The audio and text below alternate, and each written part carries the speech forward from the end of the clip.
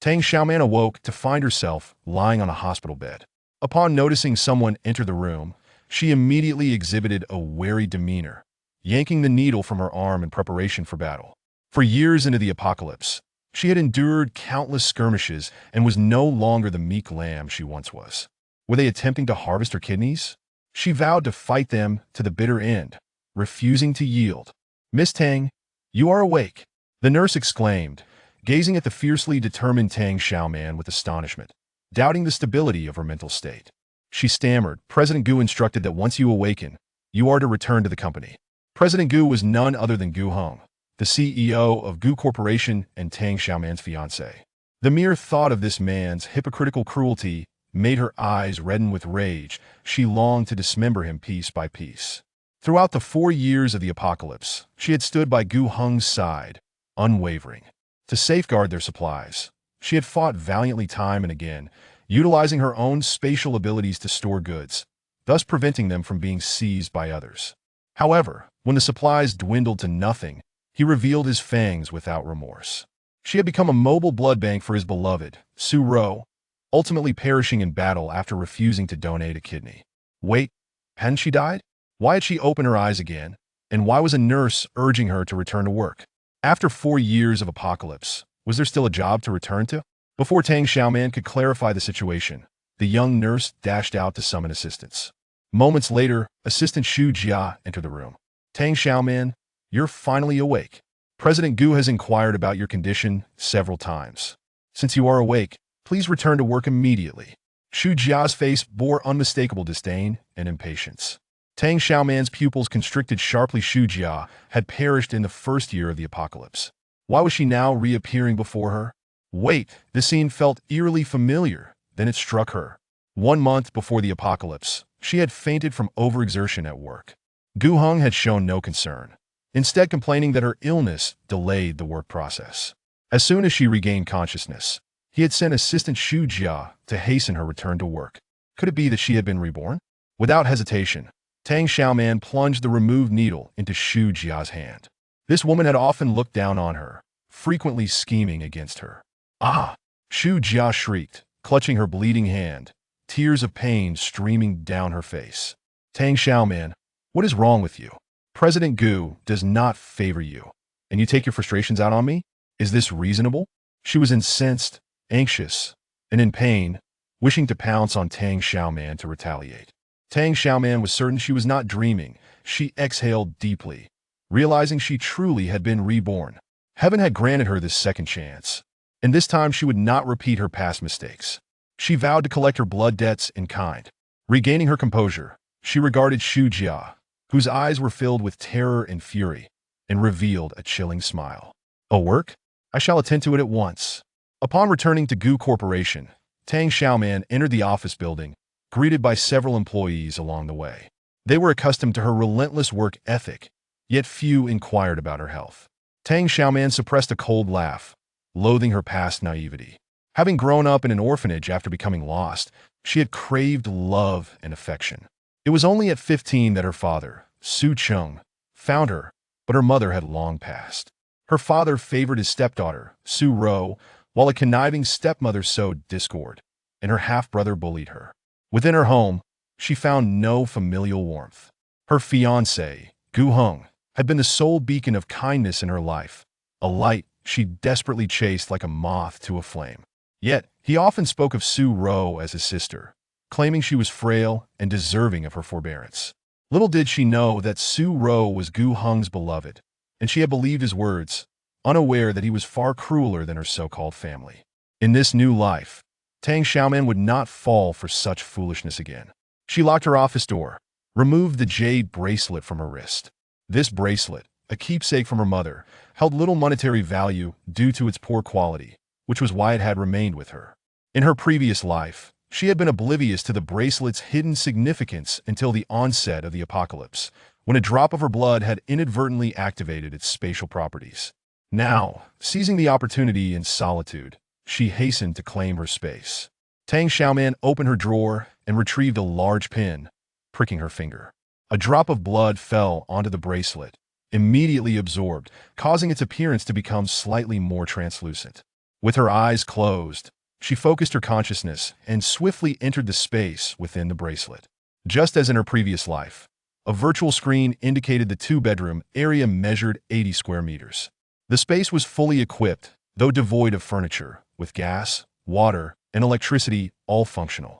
A calendar and clock hung on the wall, perfectly synchronized with the real world.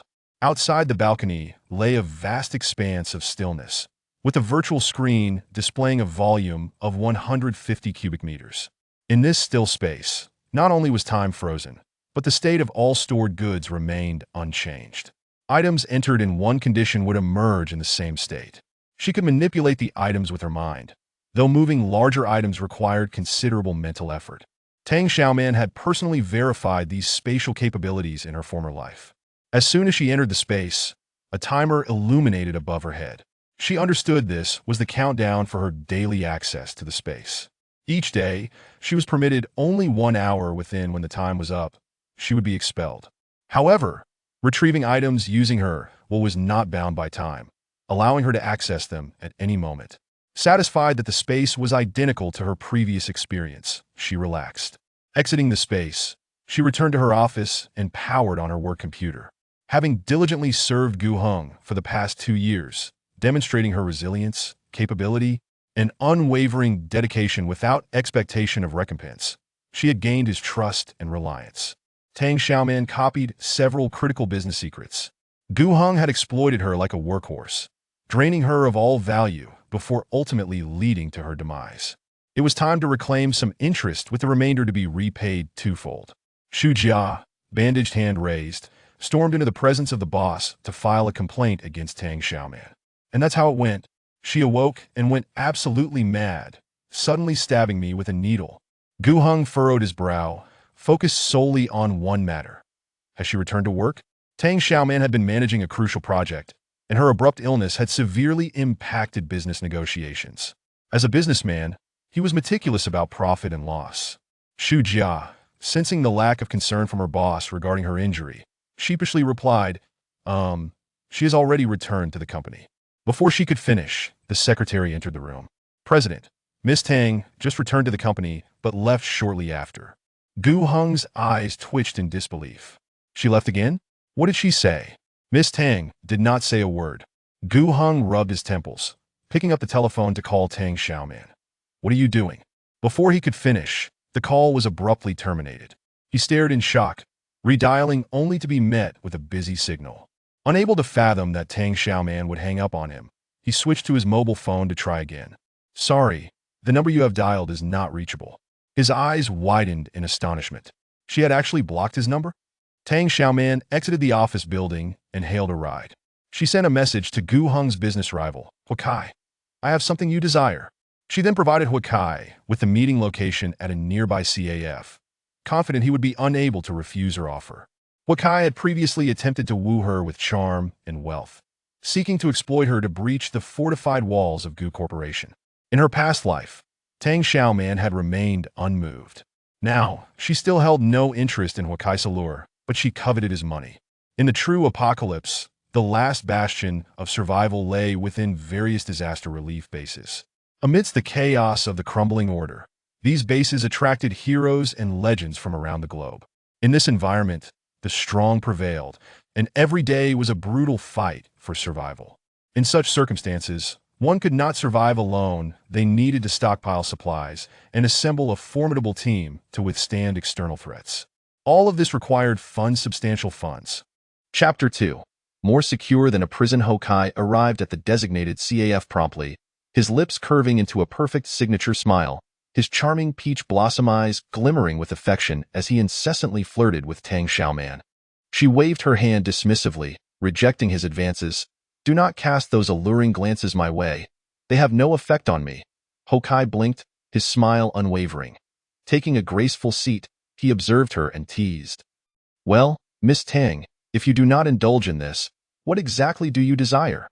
Tang Xiaoman did not engage in riddles but responded candidly. 100 million. Huakai's smile faded, his expression taking on a rare seriousness. You certainly have a lofty appetite. However, I must first ascertain whether what you present is worth that sum. Without hesitation, Tang Xiaoman sent a confidential business document to his email. Hokai opened his inbox and accessed the secret file, skimming through it with a flicker of his eyes. How can I be certain that the information you provided is genuine? Advance payment of 10 million, he proposed. If the project's data checks out, you may purchase the remainder separately. Tang Xiaoman raised an eyebrow, a smile playing on her lips. But if you choose to buy it separately, not only will the price be steep, but it may also cost you precious time. After all, for someone of your stature, Mr. Hokai, time is far more valuable than money. Hokai's gaze shifted, not taking her bait, but instead pivoting the conversation. I thought you were utterly devoted to Gu Hong. What prompted this sudden change of heart? Without a flicker of hesitation, Tang Xiaoman replied, no matter how devoted I was, all I received in return was betrayal.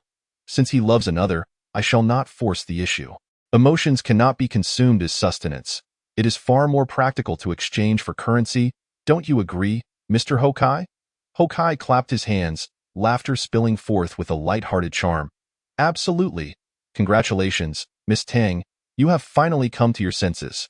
Upon receiving a notification of 100 million deposited into her account, Tang Xiaoman promptly sent the remaining confidential project information to Hokai's email. A pleasant collaboration. Hokai rose, extending a courteous hand to her. Tang Xiaoman stood, slipping her hands into the pockets of her denim shorts, smiling politely yet distantly. I hope our next cooperation is even more enjoyable, with the assurance of a future partnership. She felt no anxiety that Hokai would betray her. Moreover, she indeed harbored thoughts of continuing to extract Gu Heng's business secrets to sell to Hokai. The collapse of order and the monetary system in the apocalypse was not an instantaneous event.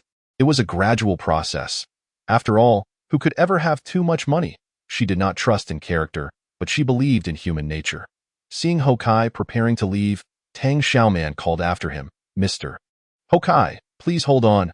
I have a small favor to ask of you. Hokai's expression soured. You want me to help you buy a house and also front the loan? He scrutinized Tang Xiaoman, clearly dissatisfied. Your approach to soliciting assistance is rather presumptuous. She would not even extend a hand for a shake. He had no interest in pressing his warm face against her cold shoulder. Tang Xiaoman smiled confidently. Let us not forget that we are long-term partners in mutual benefit.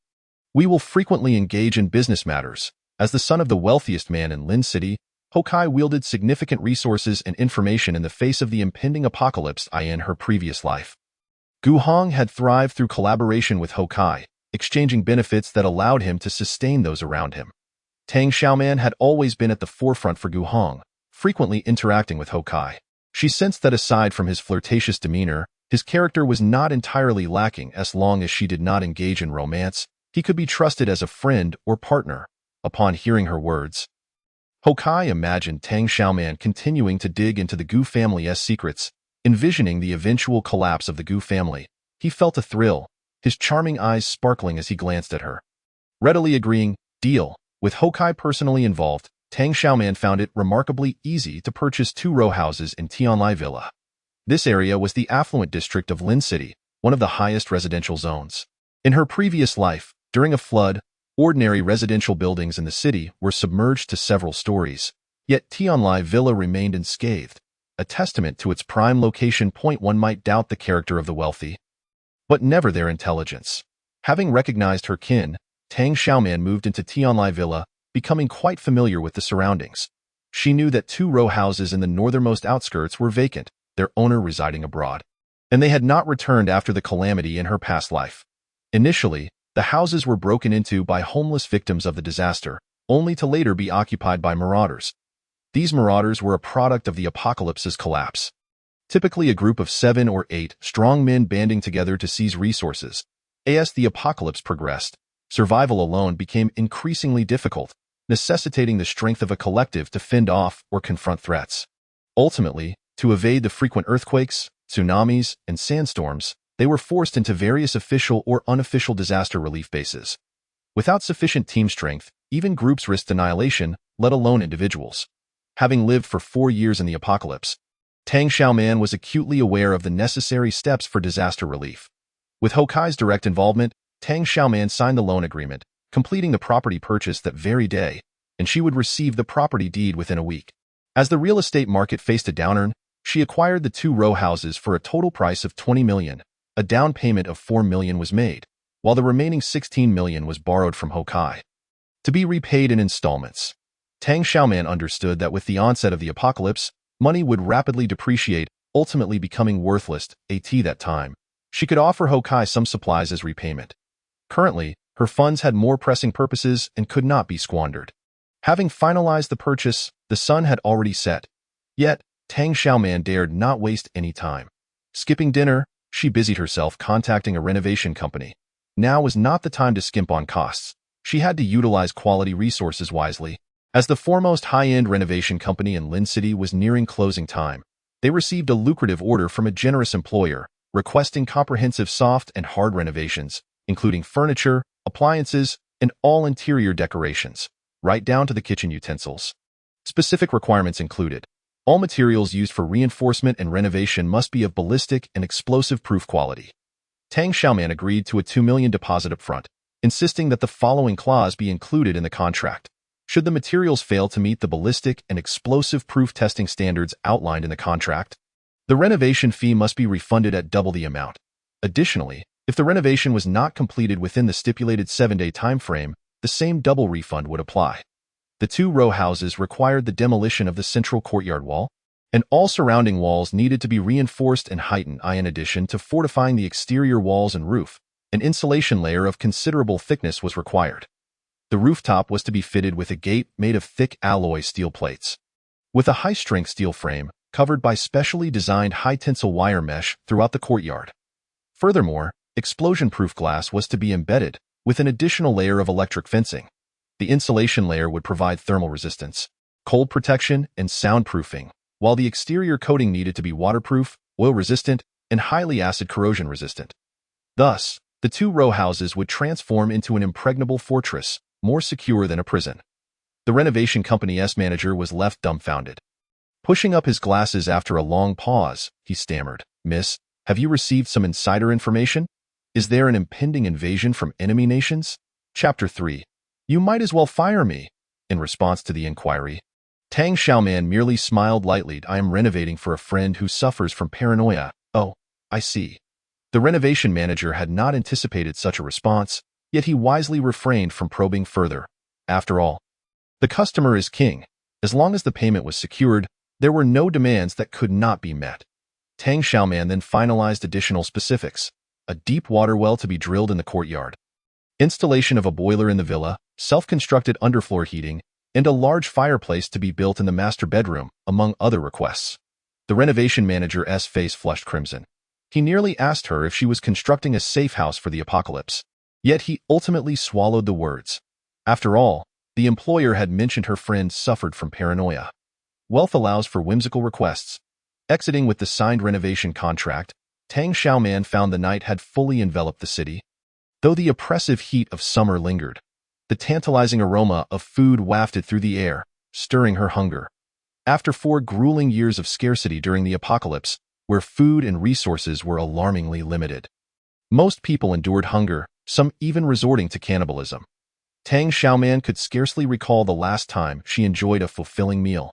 Swallowing hard, she entered the nearest restaurant and ordered over a dozen of her favorite dishes in one go: oil-braised prawns, chopped chili fish head, steamed hairy crab, dompa pork, braised pork knuckle, and red braised pig trotters. And 2 cans of ice-cold cola, which she had long craved during the apocalypse. The server stared at her in shock, inquiring, "Miss, how many people are dining with you?" "I have friends joining me.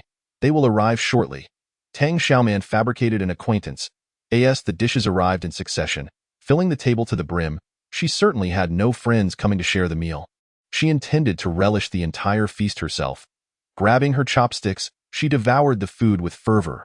The long-lost flavors tantalized her taste buds, leading her to a state of blissful intoxication. Tears mingled with saliva as she cried out of joy. In this second chance at life, she vowed to live beautifully and comfortably, ensuring that none of those who had plotted against her in her previous life would escape unscathed. Ultimately, when she could eat no more, Tang Xiaoman finished the remainder of her cola to cleanse her palate. "Server, please pack it up." Returning to her rented apartment near the Gu Group, she felt a sense of satisfaction. She deliberately rented an apartment near the company solely for the convenience of working overtime. Looking back now, It seems almost laughable in her previous life, she devoted herself wholeheartedly to a man unworthy of her affection, only to meet a tragic end in this life. She is determined to make him repay her. With interest, she stored the leftovers from last night into her space and switched on the air conditioning. The refreshing breeze dispelled the oppressive heat and humidity, bringing her considerable comfort. Tang Xiaoman opened her mobile app to order a glass of lemonade, and the delivery arrived promptly at her door. How delightful it was to live in a world so beautiful before the apocalypse. Anything one desired could be delivered swiftly upon placing an order. A true blessing. Alas, such a blissful existence would soon vanish entirely. After sipping half of her lemonade, she contemplated going out for shopping, but her body felt somewhat weak, reminded of how she had worked tirelessly for Gu Cheng, a voracious wolf who devoured everything in his path. To the point of exhausting herself, she felt an urge to slap herself. She resolved to treat herself better, deciding to take a nap before attending to other matters. Perhaps due to the fatigue of a long day, Tang Xiaoman slept soundly on her first night after being reborn, without a single nightmare. Upon waking, she felt rejuvenated. After freshening up, she retrieved the dishes she had packed from the space. Since they had cooled down while packed, she placed them in the microwave to heat them up. The aroma of the food wafted through the air, making her mouth water. Having endured 4 years of hunger during the apocalypse, she now possessed a morbid appreciation for food, ensuring that not a single grain of rice would be wasted. After breakfast, she let out a satisfied burp and picked up her phone, just in time to receive a call. "Hello, Tang Xiaoman." The voice of Xu Jia came through, laced with a threatening tone. "President Gu asked me to convey a message. If you do not return to the company today, you will be fired." Tang Xiaoman chuckled in disbelief. "Oh, fired? How amusing." President Gu is clearly anxious. He has always been decisive. "If you wish to avoid termination, you must arrive at the office punctually this morning, 9 o'clock. President Gu will personally preside over an important meeting, and your presence is mandatory. No chance." Tang Xiaoman replied leisurely. "What? If so, perhaps you should have Gu Cheng fire me." After finishing her sentence, she hung up and promptly blocked the number. In the private hospital's intensive care unit, Gu Cheng's expression darkened upon learning that Tang Xiaoman continued her absence from work and had blocked Xu Jia's numbered Su row, lying in the hospital bed. Felt a twinge of anxiety and asked, "Why has my sister suddenly adopted such an attitude toward you? Does she know something?" Gu Cheng felt somewhat troubled but gently reassured her, "Even if Tang Xiaoman knows something, it cannot alter the outcome. Your father has already expelled her. She has nowhere else to go but the Gu Corporation." Although Tang Xiaoman bore her mother's surname, the family business had long since been renamed Su, leaving her without inheritance rights or a single penny. After all, her biological mother had passed away long ago. Her father, Su Cheng, had cleverly charmed his wife into transferring the shares to him. Now, the woman carrying her mother's surname, Tang Xiaoman, had become an outsider, unceremoniously cast out by Su Cheng. Yu Cheng believed that since he had taken Tang Xiaoman in, she should be grateful to him. Cheng, I know you are a man of your word. Since you have an engagement with her, you should treat her kindly and placate her, Su Ro said understandingly. Yu Cheng remained unmoved. "Rower, we have grown up together. You should understand my feelings. I keep Tang Xiaoman close solely to provide you with a mobile blood bank." Su Ro, suffering from severe nephritis and in poor health, frequently required blood transfusions, and Tang Xiaoman's blood type happened to match hers. The doctor had mentioned that if her nephritis progressed to uremia, she would need a kidney transplant, which could potentially come from Tang Xiaoman. Su Ro's eyes glistened with tears upon hearing this, and she nestled into his embrace. "Cheng, I now believe that you only have me in your heart." The two shared tender moments in the hospital room. Su Ro suddenly recalled something, her expression growing anxious. "Why has my sister, who has always been devoted to you, suddenly decided to go on strike?" "She's merely throwing a tantrum to grab my attention," Gu Cheng scoffed. "Just wait and see. She will undoubtedly attend the 9 o'clock meeting." Chapter 4. The rabid dog Tang Xiaoman first went to a car rental company to rent a pickup truck before driving to Tianlai Villa. Despite the excellent reputation of the renovation company, she felt compelled to inspect the site personally for peace of mind. Upon arriving at Tianlai Villa, she navigated to the two northernmost terraced villas, where a bustling construction site was underway. Tang Xiaoman was quite satisfied with their efficiency and called the person in charge to reiterate a few points. "I am not short on money. Quality must be guaranteed. If you cut corners to meet deadlines, I will demand double compensation according to the contract. Miss Tang, rest assured, our company's reputation is impeccable. We never engage in shoddy work, the person replied. After hanging up, she was about to get back into the truck when suddenly, a Tibetan Mastiff came barking ferociously towards her. Having developed lightning-fast reflexes during the apocalypse, she swiftly opened the car door and ducked inside. Bang! The door closed just in time. The Mastiff lunged at the door, scratching and growling fiercely, sending chills down her spine. Tianlai Villa is an affluent area, and the order and safety had always been commendable before the apocalypse. How could such a rabid dog appear out of nowhere? She took a heavy wrench from the toolbox, ready to fight. Although the Mastiff was fierce, its sharp teeth and claws could not penetrate the sturdy pickup, attracting a crowd of onlookers. Whose big dog is this? It's so fierce. What if it bites someone? It already is biting someone. Thankfully, the person managed to hide in the car. It's truly frightening. Where's the security? Hurry up and subdue it. The wealthy residents, valuing their safety above all else, were filled with trepidation. Before the security could arrive, the dog's owner appeared. Tang Xiaoman peered through the car window and couldn't help but chuckle in anger. It turned out to be him. The dog's owner was her half-brother, Su Ku. Also Su Ro's biological brother and the only beloved son of her father. Su Cheng Suko had always believed that Tang Xiaoman's return threatened his sister Su Ro's position. So he constantly targeted her, often playing tricks to harass her in her previous life. Tang Xiaoman had tolerated this little tyrant in a bid to integrate into the family, only to face escalating torment.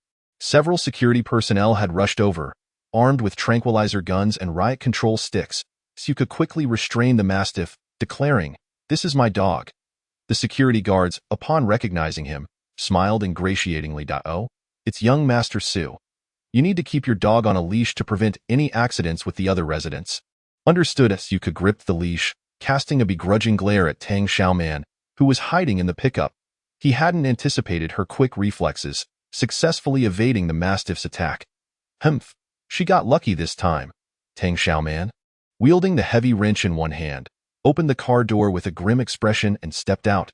The Mastiff, previously subdued, instantly bared its teeth again, showing clear signs of aggression towards her.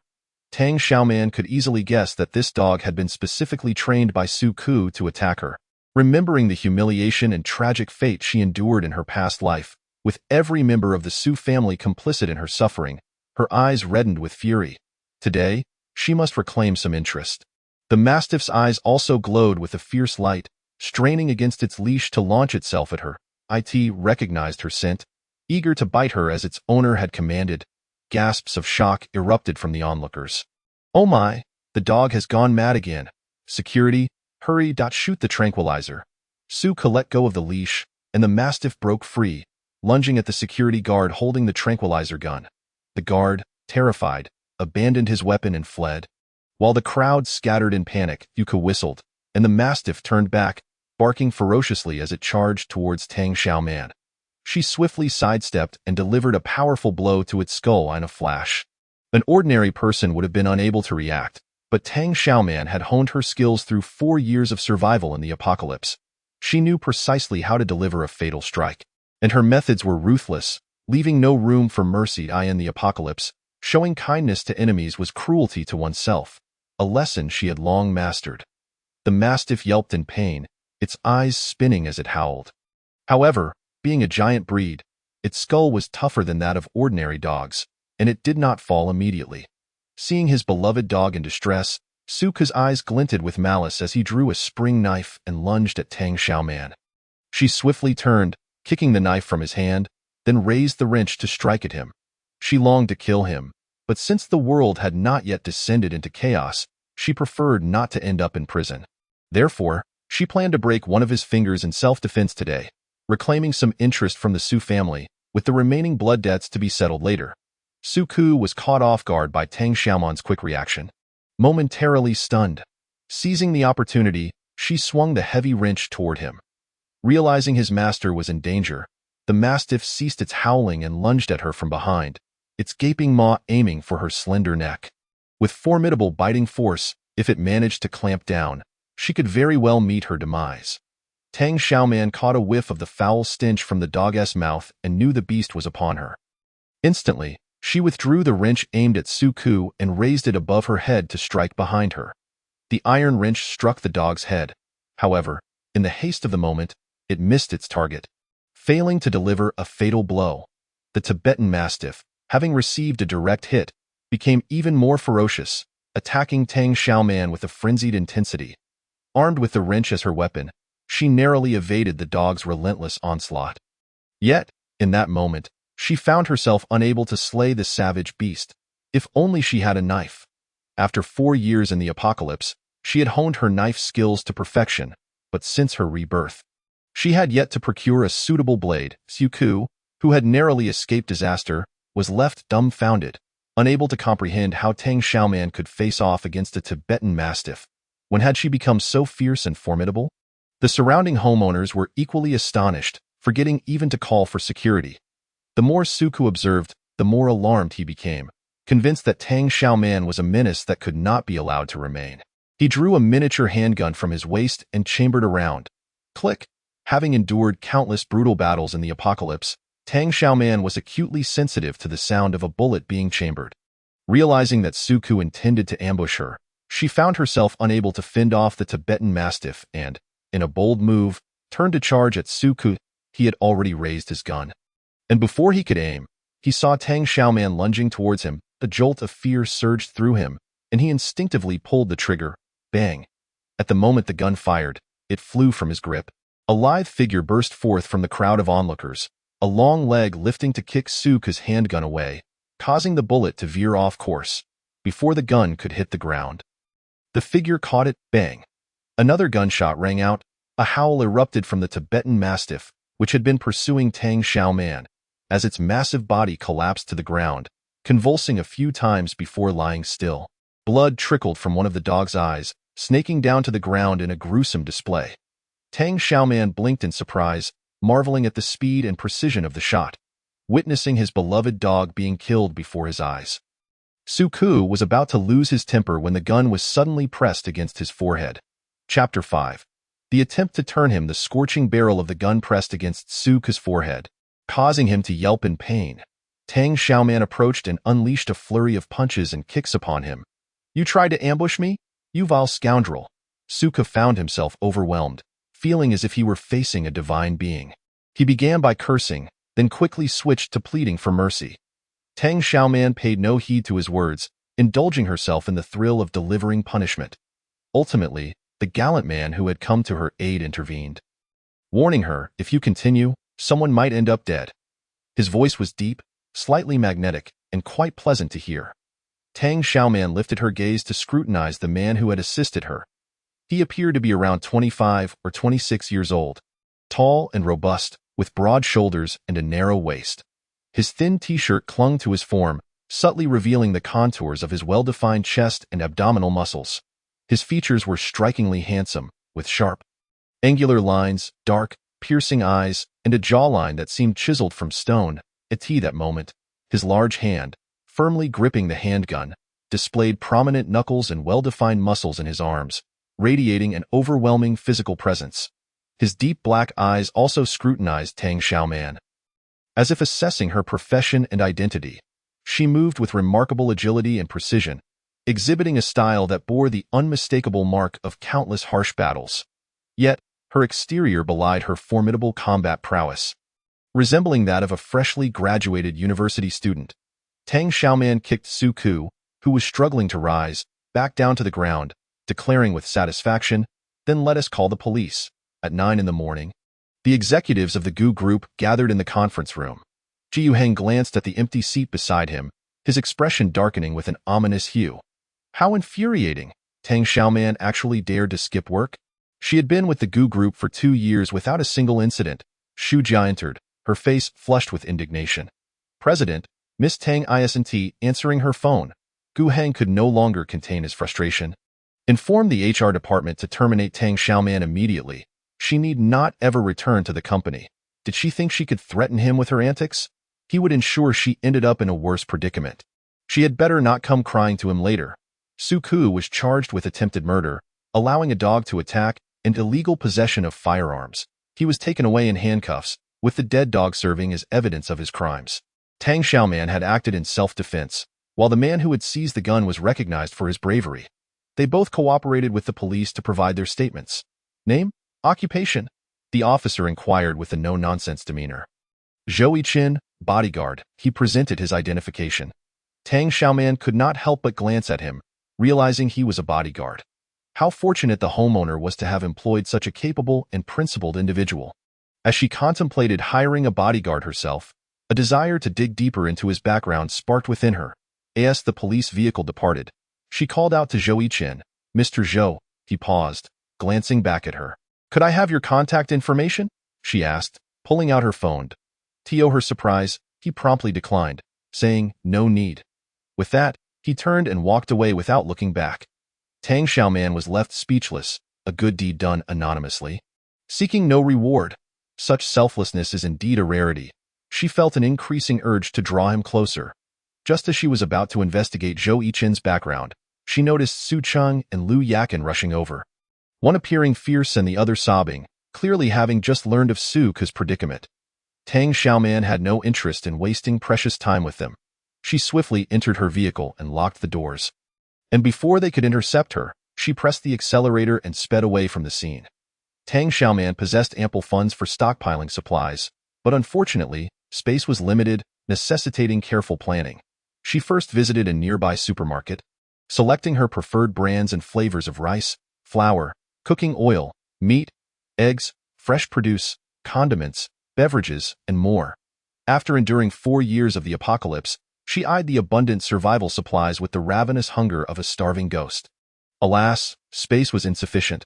Otherwise, she would have loved to stockpile her remaining 9 million. After filling 8 shopping carts, Tang Xiaoman enlisted several employees to assist her in pushing them to the checkout. The cashier, astonished by the sight of the overflowing carts, inquired, Miss, are you really taking all of this by yourself? Tang Xiaoman nodded and requested, please have a few staff members help load these into my vehicle. The food from the 8 shopping carts filled more than half of the bed of her pickup truck. Having rented a temporary garage, she drove in and closed the door, transferring all the supplies into her storage space. The space had a preservation function, ensuring the food would not spoil. Tang Xiaoman noted with some dismay that her remaining storage capacity was 148 cubic meters. She had already consumed 2 cubic meters with just 8 shopping carts of food. It seemed imperative to plan the remaining space meticulously, leaving no room for waste. Once again behind the wheel, she drove to the market. The produce there was even fresher than that in the supermarket.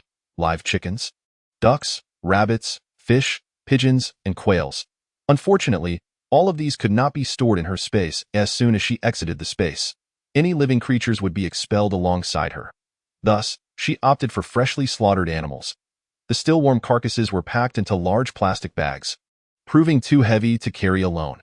After tipping the vendor, she requested assistance in transporting the load to the outdoor parking lot. 100 chickens, 100 ducks, 100 rabbits, 100 carp, 100 grass carp, 100 crucian carp, 100 pounds of shrimp, 100 pigeons, and 100 quails, all freshly slaughtered and steaming hot, were loaded into her vehicle.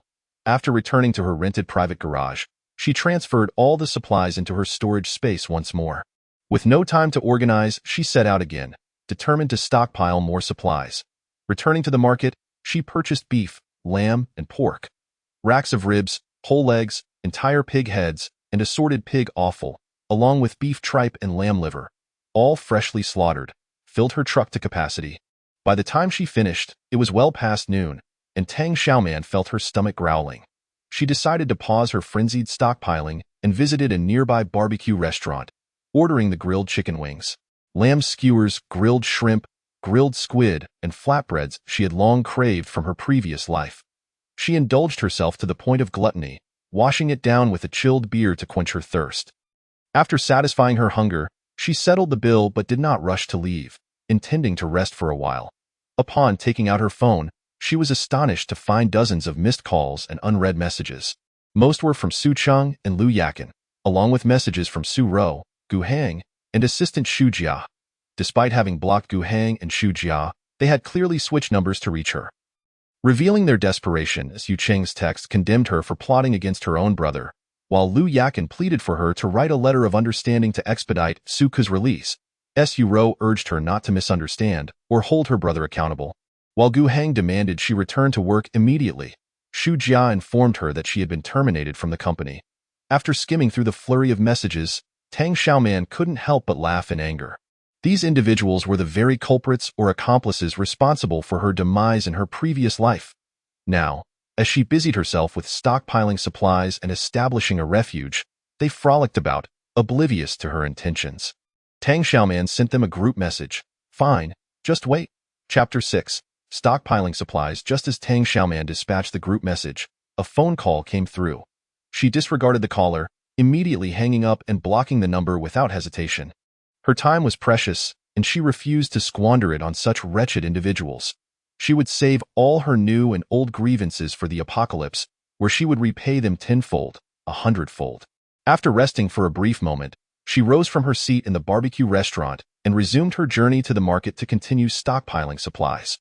This time, she made a beeline for the grain and oil shop, purchasing 10 bags of high-gluten flour, 10 bags of all-purpose flour, 10 bags of cake flour, 10 bags of whole wheat flour, and 10 bags of rice flour. Additionally, she acquired 10 bags of long-grain rice, 10 bags of brown rice, 10 bags of organic rice, and 10 bags of glutinous rice. Alongside these, she procured 10 bags each of various grains and legumes, all of which she requested the shopkeeper to assist in loading onto the bed of her pickup truck. Tang Xiaoman returned to the garage, storing the provisions in her space, and upon glancing at the virtual display screen that indicated the remaining cubic space, she felt a pang of anxiety. Out of a total of 100 cubic meters, she had already utilized a third. Without delay, she drove to the vegetable market, this time to purchase an array of fresh vegetables and fruits, totaling 200 to 300 pounds, enlisting help to load them onto her truck. After securing the produce in her space, she proceeded to the pharmacy. In this apocalyptic era, aside from food, medicine had become the most precious resource. While food could sustain life, medicine had the power to save it. Drawing from her past survival experiences, Tang Xiaoman compiled a lengthy list of the most commonly used medications: saline, glucose, white gauze, iodine, various cold medicines, antiviral herbal remedies, cough syrups, anti-inflammatory drugs, antipyretics, antibiotics, vitamins, and various types of masks to avoid drawing attention. She purchased 10 of each item from every pharmacy, sweeping through over a dozen pharmacies in the span of an afternoon. As for prescription medications, those would require a visit to a hospital to obtain a doctor's signature. Tang Xiaoman resolved to find a reliable physician to stockpile essential prescription drugs and medical equipment. Once her food and medicine supplies were secured, she ventured to a specialized outdoor water sports store. The first calamities to befall the world would be floods and typhoons. For an extended period, water transport would replace land transport, making kayaks and inflatable boats as indispensable as cars in the city. Without hesitation, she bought 200 kayaks, 100 inflatable boats, 50 waterproof mining lamps, 20 inflators, 50 diesel generators, and 50 solar generators. After storing the supplies in her space, she realized that only a few cubic meters remained. Although the inflatable boats and kayaks could be deflated for storage, they still occupied a considerable amount of space. Consequently, Tang Xiaoman decided to move all non-perishable supplies into her 80-square-meter living area. The space was designated solely for food and medicine, as these items required proper preservation. Fortunately, relocating items within the space did not require physical exertion. After spending over half an hour organizing and categorizing, she managed to free up several cubic meters of space. Tang Xiaoman drove out once more, this time heading straight to a military supplies store. She acquired 100 pairs of military gloves, 20 military water bottles, 10 boxes of military rations, and 20 combat knives. She also selected 20 pairs of military boots in 3 common sizes, as well as 20 sets of camouflage uniforms in 3 sizes and 3 colors, plus 20 sets of black combat uniforms. Specifically, she chose camouflage attire and military combat boots in her size, in addition to purchasing 20 rolls of camouflage fabric in various colors and materials. She also acquired 10 portable electric sewing machines, 20 pairs of scissors in different models, 100 spools of thread in various colors, and other cutting supplies such as soft and hard measuring tapes. It was not that she favored military attire over feminine clothing. Rather, she understood that with the onset of the apocalypse, her life would largely revolve around combat. Military uniforms would become her primary wardrobe, necessitating ample stock not only for herself but also for her teammates. Having been given a second chance at life, she had no intention of going it alone. Collaborating with others was essential for survival against external threats. She also procured 20 military helmets, 20 night vision goggles, 20 binoculars, 100 black masks, and various colored camouflage masks, alongside 50 pairs of ballistic goggles, 50 leg holsters for handguns, and 50 multifunctional tactical belts. With a truckload of military supplies, Tang Xiaoman returned to the garage and stored everything in her space. By the time she arrived at the outdoor supplies store, night had fallen, exhausted to the point of near collapse. She dared not pause. The time granted to her in this new life was limited, and every moment was precious. She purchased 20 tents, 50 thermal sleeping bags, 20 portable outdoor stoves, and 100 gas canisters.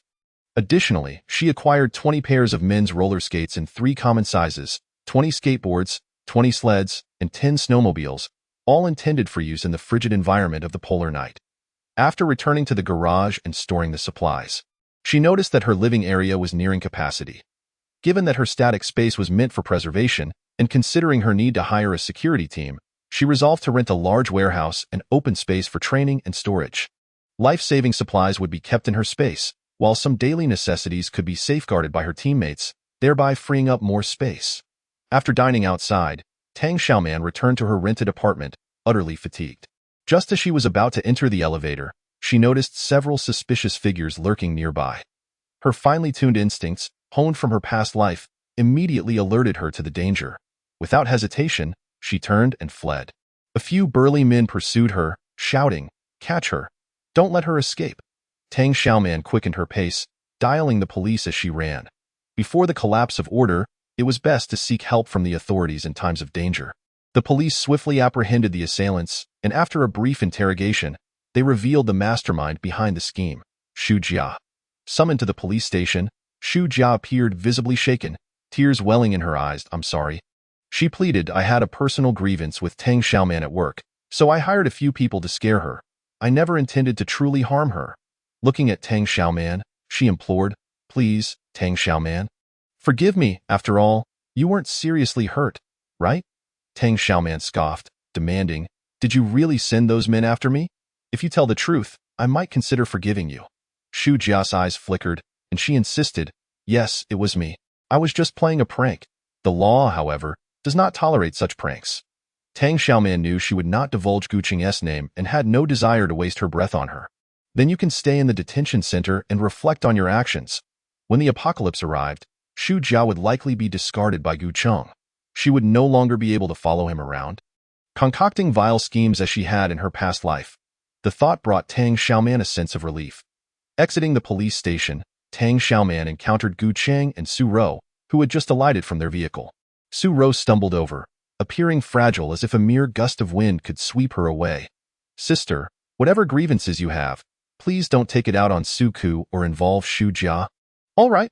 Upon seeing Su Rou, memories of her past life as a mobile blood bank and spare organ repository surged forth, igniting a fierce loathing within her. Yet, her greater resentment was directed at Gu Cheng. In this new life, she hadn't even had the chance to deal with the sordid couple before they approached her seeking trouble. Chapter 7. Do you find it pleasurable when I hit you? Gu Cheng quickly stepped forward to steady the swaying Su Rou, furrowing his brow as he cast an irritated glance at Tang Xiaoman. Under the illumination, Tang Xiaoman's exquisite features appeared almost encased in frost, especially her almond-shaped eyes, which glimmered with a sharp brilliance. She was indeed as striking as a blossoming peach, yet as frigid as icy. Yu Cheng sensed a change in her demeanor, but could not pinpoint what was different. Ignoring his unease, he addressed her in a cold, reprimanding tone. "Regardless of your dissatisfaction or grievances, you should not bring them into the workplace. It is one thing to absent yourself from company meetings without reason, but to take it out on Su Rou, your sister, knowing her health is poor, is unacceptable. Shouldn't you be more accommodating towards her?" Once again, Tang Xiaoman couldn't help but laugh in exasperation upon hearing those words. Su Rou's tear-filled eyes brimmed with sorrow as she implored, "Sister, please spare Su Ku and Xu Jia. If you could just let this go, even if it means hitting or scolding me, I would accept it." As she spoke, she lunged forward, grasping Tang Xiaoman's hand as if to strike herself. Slap! Tang Xiaoman seized the opportunity to deliver a resounding slap across her face.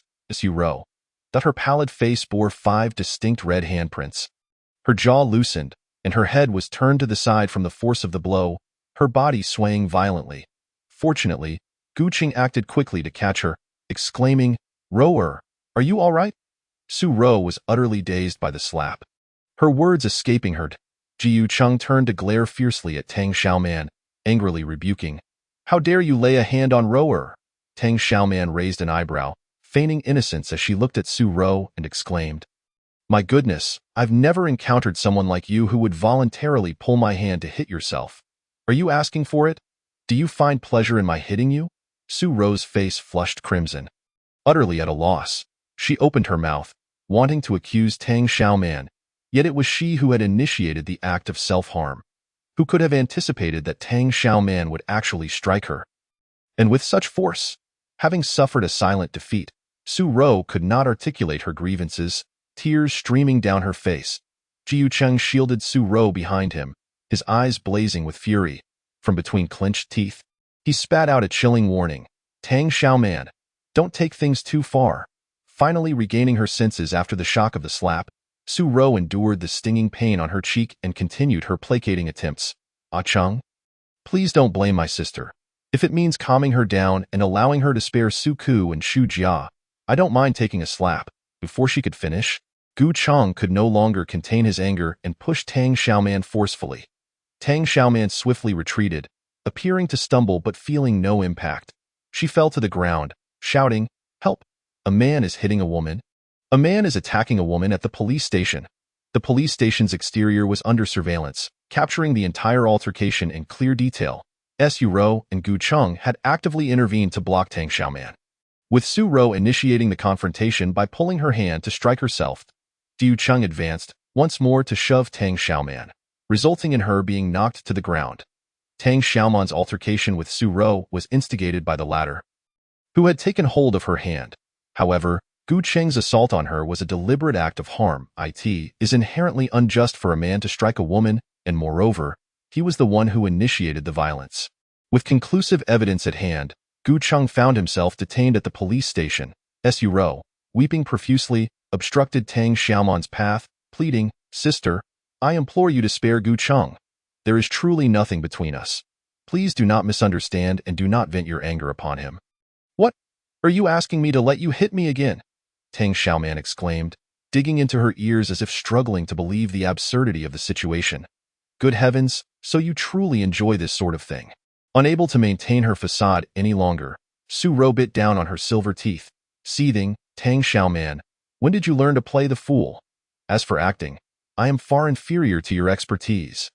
Tang Xiaoman flashed a smile that was infuriatingly carefree. "Farewell then," and turned to leave. Su Ro, unwilling to let her escape, hurriedly pursued her. Having honed her skills over 4 years in the apocalypse, Tang Xiaoman was hardly someone to be caught. With a thud, Su Ro fell to the ground, while Tang Xiaoman did not look back. After all, she had no part in Su Ro's misfortune. It served her right to face the consequences. The events of that evening served as a lesson for Tang Xiaoman. She could no longer return to her previous apartment. She sought out a hotel to check in and arranged for the hiring of bodyguards to be expedited for the following day. The Su family and Gu Cheng would only grow more deranged, and she needed to ensure her personal safety first and foremost. Exhausted from a day filled with fruitful endeavors, she not only amassed a significant stockpile of supplies, but also managed to send Su Ku, Shu Jia, and Gu Cheng into police custody. It was likely that in the near future, these three would be preoccupied with bail and exoneration, making it increasingly difficult for them to trouble her. After a warm bath, Tang Xiaoman settled into bed, the night deepening around her. Though she intended to organize her schedule for the following day, fatigue overwhelmed her, and she fell into slumber as soon as her head hit the pillow. The next day, rejuvenated and ready to embark on a new journey, Tang Xiaoman drove to the largest bodyguard company in Lin City, Flame Shield, and generously tipped a hefty sum of 100,000.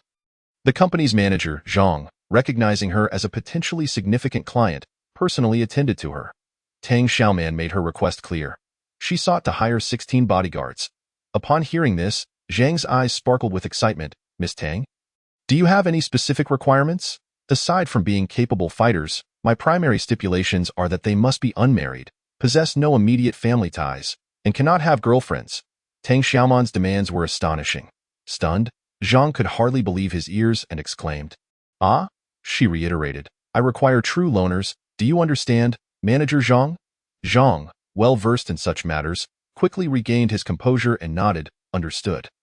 Many affluent individuals consider the potential for enemies to coerce bodyguards through their family members, thus making loaners more reliable and secure. Tang Xiaoman wasted no time in laying out her terms.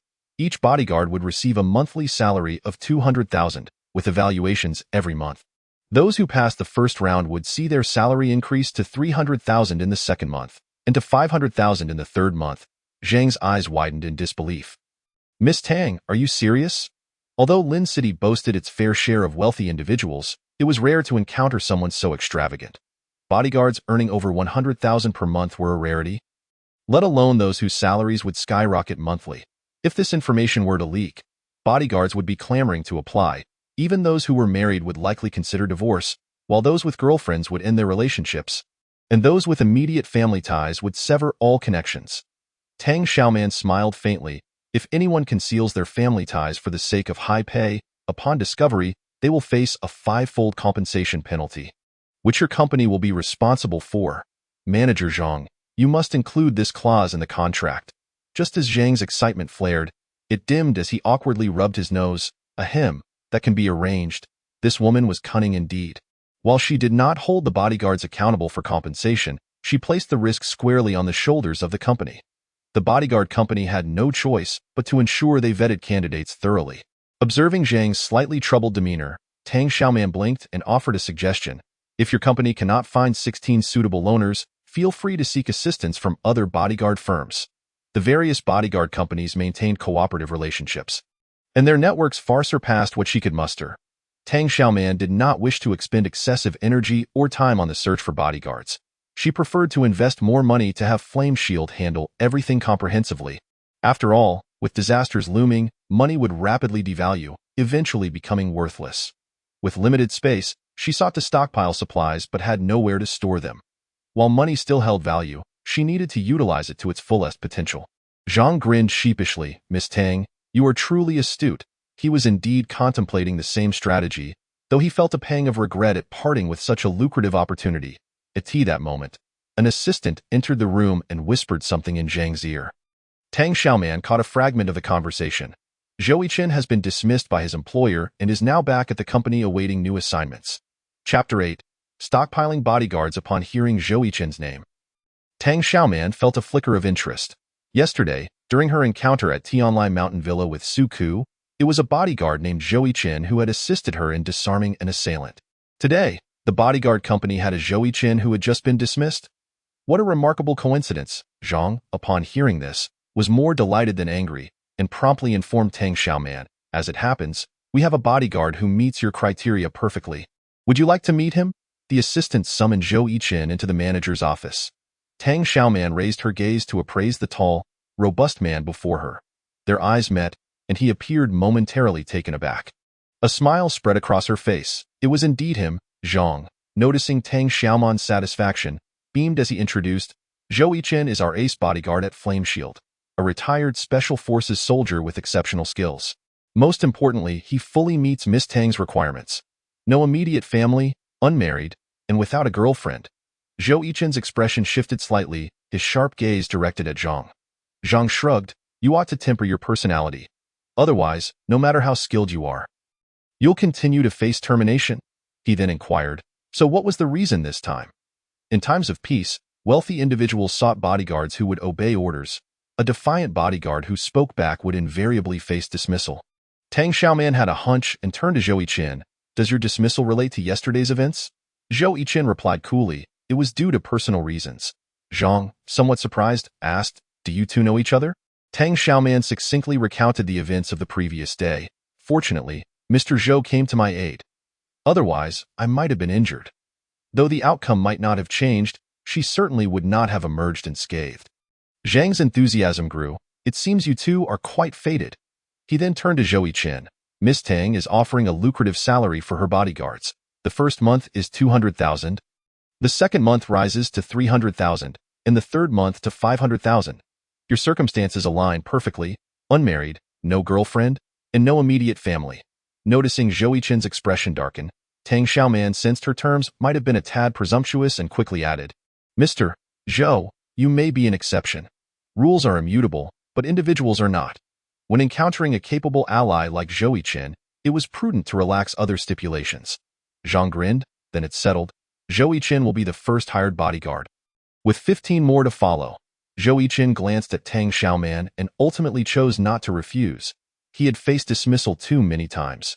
If he let this opportunity slip, he might find himself unemployed. Tang Xiaoman paid a deposit of 1 million, and Zhang personally set about recruiting the remaining 15 bodyguards. Zhou Yiqin, already hired, remained by Tang Xiaoman's side, ready to protect her at a moment's notice. She invited him to sit and stated, Your dismissal is related to me. It was a certainty. Zhou Yiqin did not shy away from the truth, responding coolly, My previous employer felt I was meddling, complained that I had offended the Su family, and indirectly incurred the wrath of the Gu family. He asked me to apologize to the Su family, which I refused. Tang Xiaoman regarded him with deeper admiration. Her hands rubbing together in excitement, There are far too few upright and principled bodyguards like you. Your former employer's loss is certainly his own. Had it not been for that short-sighted employer, she would not have so easily stumbled upon a valuable opportunity, saving her the effort and time of seeking alternatives. Zhou Yiqin observed her eager demeanor, feeling a flicker of unease. Her gaze resembled that of a predator assessing its prey. Time was of the essence for Tang Xiaoman, and she would not sit idly by. Having come specifically to recruit Zhou Yiqin, she was thoroughly satisfied with both his skills and character, and promptly led him out of the manager's office. Miss Tang, I have found 5 more candidates who meet your criteria. Please take a look. Zhang reappeared, urgency in his step, eager to ensure she did not leave empty-handed. Tang Xiaoman halted, turning her attention to the 5 bodyguards he brought forth. Each was burly and strong, with sharp gazes and clean, cropped hair, appearing quite promising. After appraising each of them, she nodded slightly. Seizing the opportunity, Zhang pressed, You might as well take them with you. I will expedite the search for the remaining candidates. Given that successfully hiring even one bodyguard would yield a daily wage nearing 7,000, with the company taking a 30% cut and the business manager half of that, the financial incentives were clear. Especially with future salary increments looming large. Manager Zhang felt a surge of excitement at the thought of commissions, lamenting the inability to gather a sufficient number of elite personnel at that moment. Tang Xiaoman made a demand of the 5 bodyguards. In addition to daytime training, surveillance cameras must also be installed in their sleeping quarters at night. Are you able to accept this? The 5 bodyguards, upon hearing this, changed countenance. What? Surveillance in our sleeping quarters at night? This is utterly excessive. Such an action infringes upon our privacy. Are bodyguards not human? Do we not possess dignity or a private space of our own? Not only were they outraged, but Zhou Yiqin also displayed a change in expression. He was the first to clearly refuse. I do not agree. Except for you. Tang Xiaoman promptly interrupted him, winking. You are the captain? And have a separate room, so monitoring is unnecessary for you, Zhou Yiqin. But the other 5 bodyguards were even more indignant. Why the double standard? Are we not human? He had already passed the assessment and was officially employed. Tang Xiaoman raised her chin slightly, arching an eyebrow. You have not yet passed the assessment and could be eliminated at any moment. Upon hearing the possibility of elimination, they fell silent. The first month's salary was 200,000. The second month 300,000, the third month 500,000. Previously, they would have considered a salary of over 10,000 as elite, with 2 or 3,000 being exceptional. The offer from Miss Tang was far too generous for them to refuse. If surveillance is to be installed in the sleeping quarters, so be it. Sacrificing dignity and privacy for high pay was not an insurmountable hurdle. Tang Xiaoman successfully acquired 6 bodyguards from the agency, one of whom was Zhou Yiqin, whom she had taken a liking to the previous day. An impressive haul indeed. They exchanged contact information, and she produced a bank card, assigning him tasks. The card contained 1 million. Please assist me in renting a venue for half a month. Ideally, it should be a warehouse or factory in close proximity to Tianlai Mountain Villa, with enough space to accommodate the daily training and lodging of 16 bodyguards. In addition to ample storage for supplies.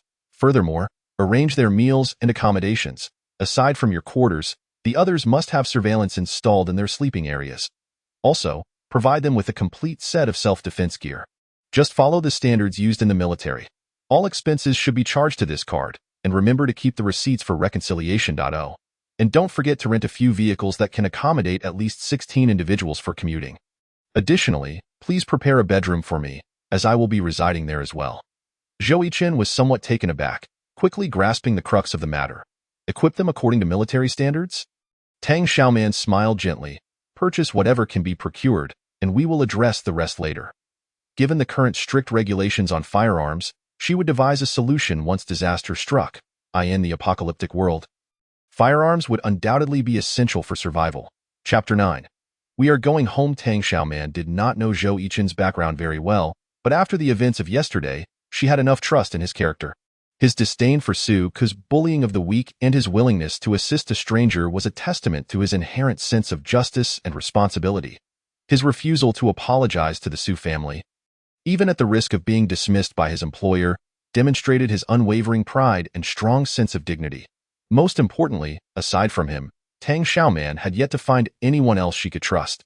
Thus, she handed him a card worth 1 million and entrusted the 5 bodyguards to him, before turning her attention back to stockpiling supplies. Tang Xiaoman's storage space was limited, filled exclusively with her own life-saving provisions. In addition, she needed to set aside a separate stockpile of communal supplies for team expenses. She planned to hire 16 bodyguards, but anticipated that the final number would be between 8 and 10, allowing for a nearly 50% elimination rate. The apocalypse would be brutal, and she had to be stringent in her selection of teammates. Those who did not meet her criteria would be filtered out, and time was of the essence. This time, Tang Xiaoman headed straight for a liquor store, purchasing various brands of white liquor, red wine, fruit wine, rice wine, and champagne from Wolyangya, Maodai, Funjuda vodka, whiskey, and Martel. She bought them all. Then she turned to various brands of cigarettes, especially the soft and hard packs of Huazi, acquiring every last one. The store owner was left agape, and once he regained his composure, he eagerly assisted in loading the goods into her pickup truck. Tang Xiaoman blinked not once as she swiped her card for over 3 million, leaving the shop owner overwhelmed with tears of joy, internally exclaiming that the god of wealth had arrived. When she departed, the owner respectfully handed her his business card. You are welcome to visit us often in the future.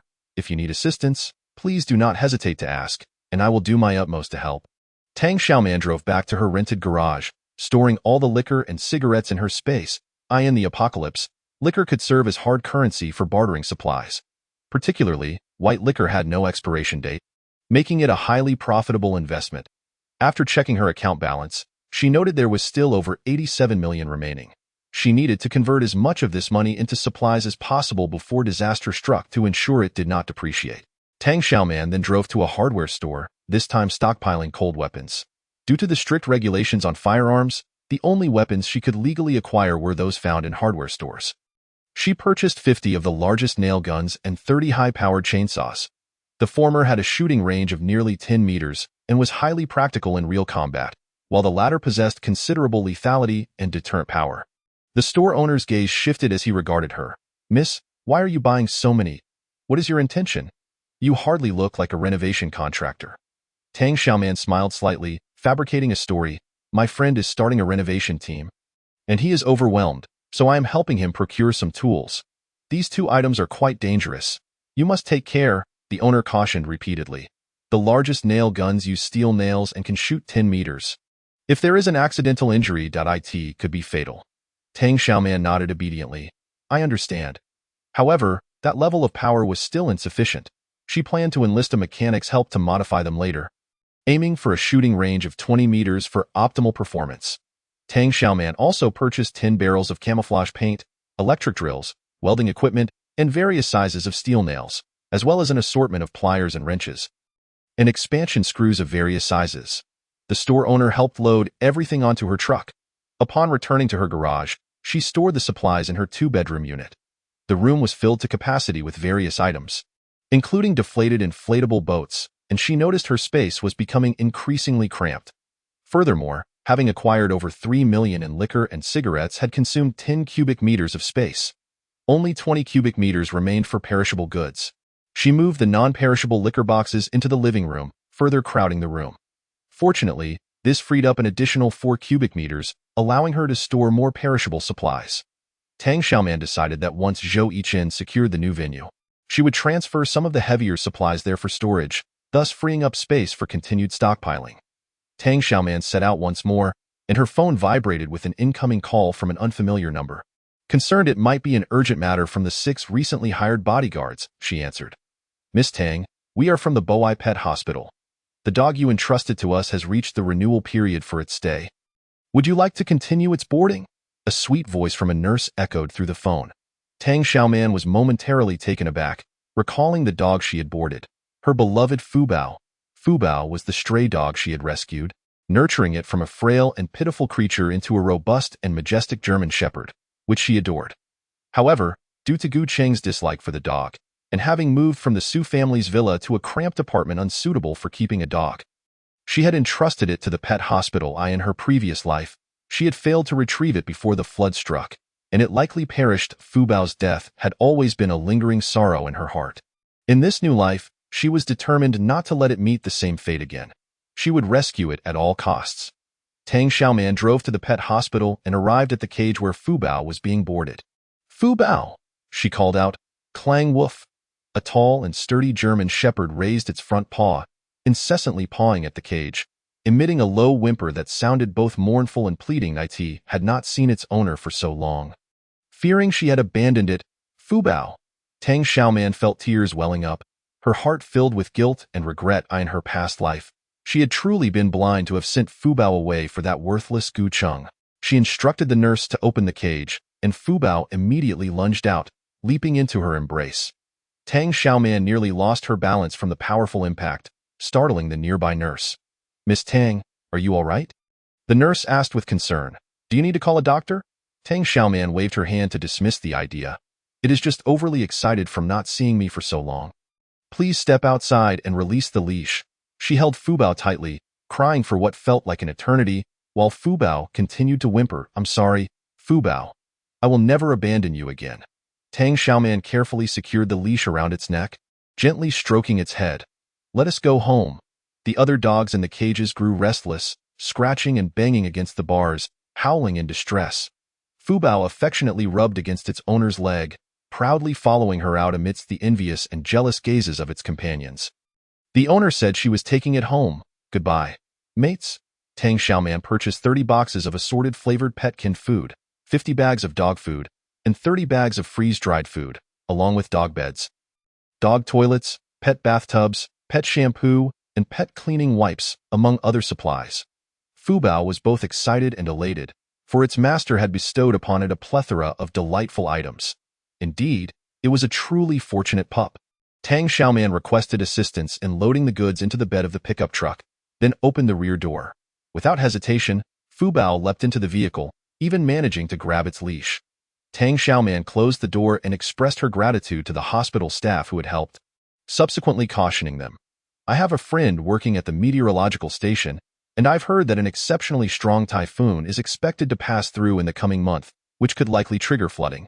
Given that your hospital is situated in a relatively low-lying area, it would be prudent to relocate your pets to higher ground as a precaution.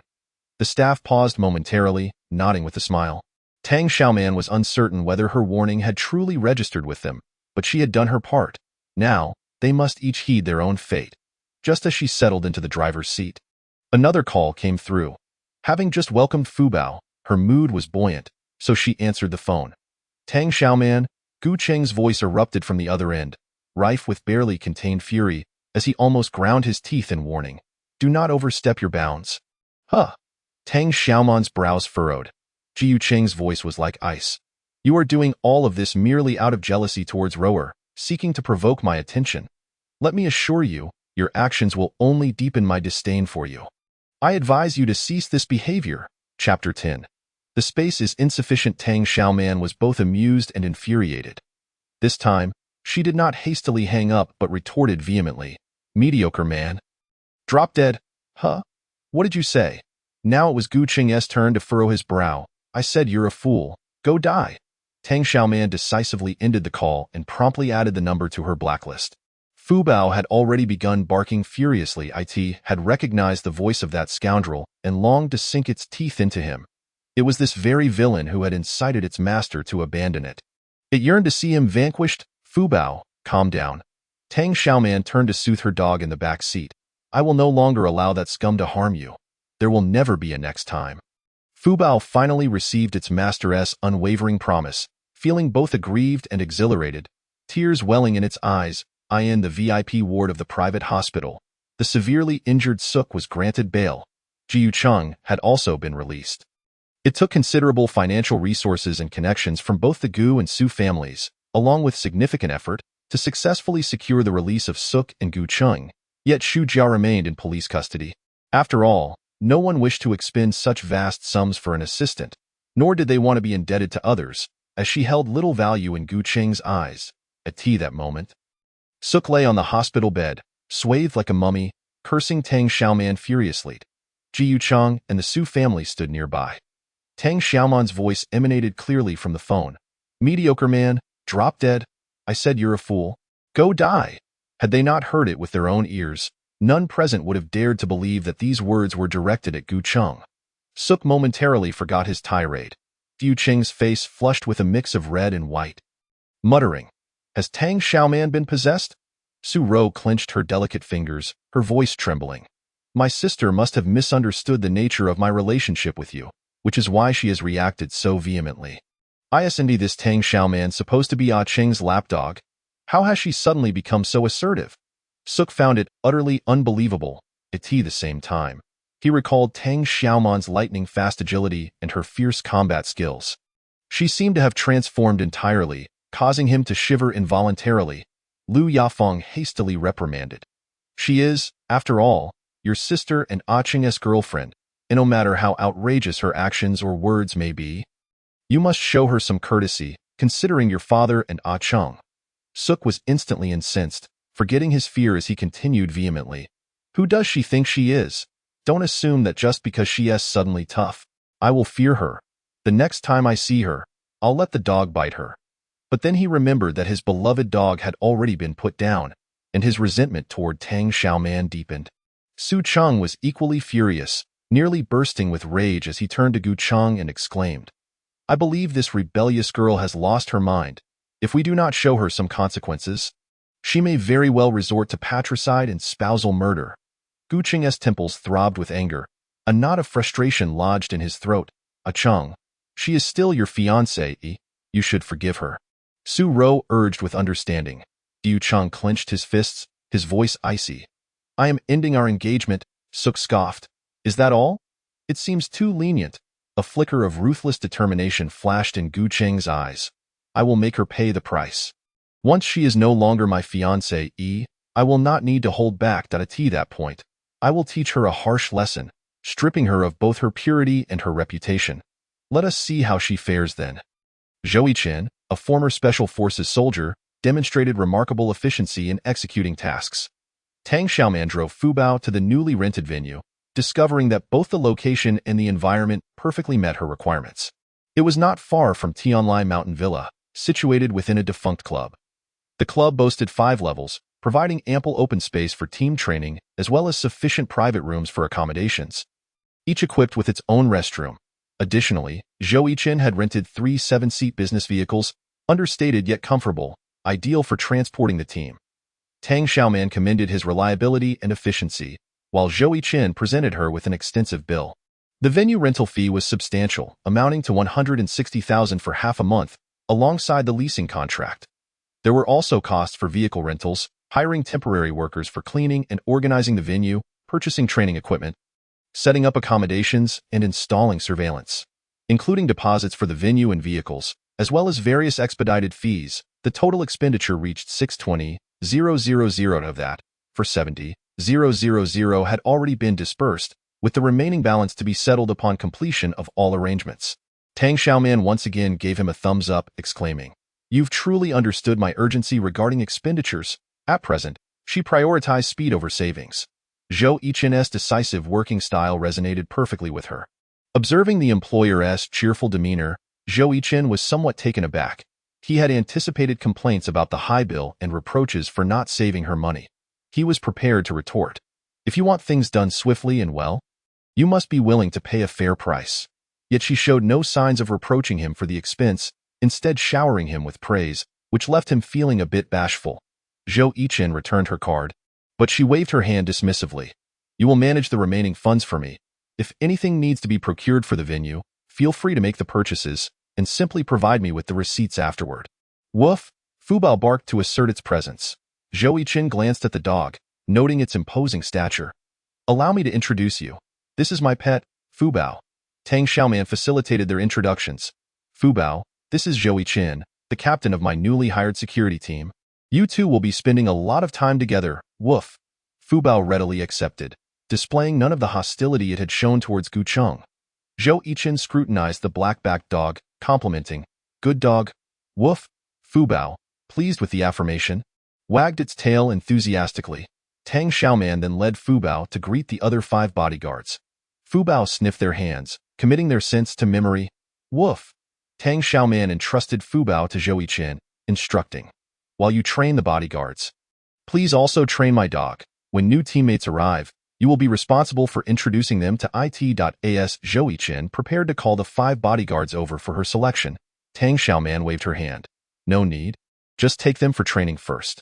Once Manager Zhang has gathered the remaining bodyguards, have someone bring them over. You will coordinate all subsequent arrangements.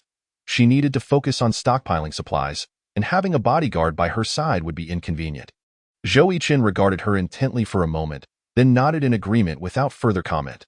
Tang Xiaoman made another trip to an outdoor equipment specialty store. This time, she stocked 10 boxes of water purification tablets, 20 water purifiers, and 500 various filters. Additionally, she procured 10 outdoor diesel generators and 23 prong daggers, along with 20 sets of climbing boots, windbreakers, and portable outdoor backpacks. After loading the items into the truck bed, she visited a water sports specialty store. Some items had been temporarily out of stock the previous day, but the shopkeeper had assured her they would be sourced from other channels upon her arrival. Aside from the escape pods she desired, everything else was ready. 10 small boats with cabins, 10 high-powered drones, 10 small drones, 20 diving suits, and 50 oxygen tanks were prepared. Furthermore, there were 50 bulletproof vests and 50 high-powered walkie-talkies. Tang Xiaoman was satisfied with the purchase, uninterested in haggling. The shopkeeper was exhilarated. She was a genuine windfall. Except for the 10 small boats requiring delivery, he assisted in loading the remaining items into the truck bed and handed her a business card. The escape pods, crafted from specialized aerospace materials, were scarce and required a minimum of 2 weeks for advance reservations. I will find a way to expedite your order. Please return in 5 days to retrieve your items. Furthermore, should you require any additional goods, please do not hesitate to contact me. I shall certainly be able to assist you in procuring them. Tang Xiaoman drove back to the garage and stored all the supplies into her space. The 2-bedroom apartment within her space was brimming to the ceiling, with even the bathroom and kitchen nearly filled to capacity. The 10 small motorboats that had been delivered could not be accommodated any longer. Tang Xiaoman realized that she must offload a portion of her supplies at the rented venue to create room for new stock. Chapter 11. I shall not shortchange you. The diesel generators and chainsaws Tang Xiaoman had hoarded in her space required substantial amounts of diesel for their operation. She drove to the gas station and, after inquiring, learned that individuals were limited to purchasing a maximum of 1 ton of diesel at a time. After some negotiation, Tang Xiaoman reached an agreement with the station manager to procure diesel at an additional cost of 15,000 per ton. The gas station provided specialized explosion-proof metal fuel barrels, complete with designated outlets and equipped with fuel pumps, making the process remarkably convenient. Despite the exorbitant price, the gas station felt it was a lucrative deal and thus offered excellent service, including the provision of their own barrels and a full set of fueling equipment, even delivering to her location. Once the gas station staff departed, Tang Xiaoman felt a twinge of worry. Her space had less than 20 cubic meters left, and the 2-bedroom apartment was already overflowing. Adding the heavy 1-ton fuel barrels left her with no space whatsoever. The 10 small motorboats delivered by the specialty store could only be temporarily stored in the garage. Tang Xiaoman reorganized her space, managing to create just enough room for the large barrels. After securing the barrels in her space, she drove back to the club. Zhou Yiqin was in an expansive area, vigorously training with 5 bodyguards and a German shepherd. Tang Xiaoman refrained from interrupting them. Woof!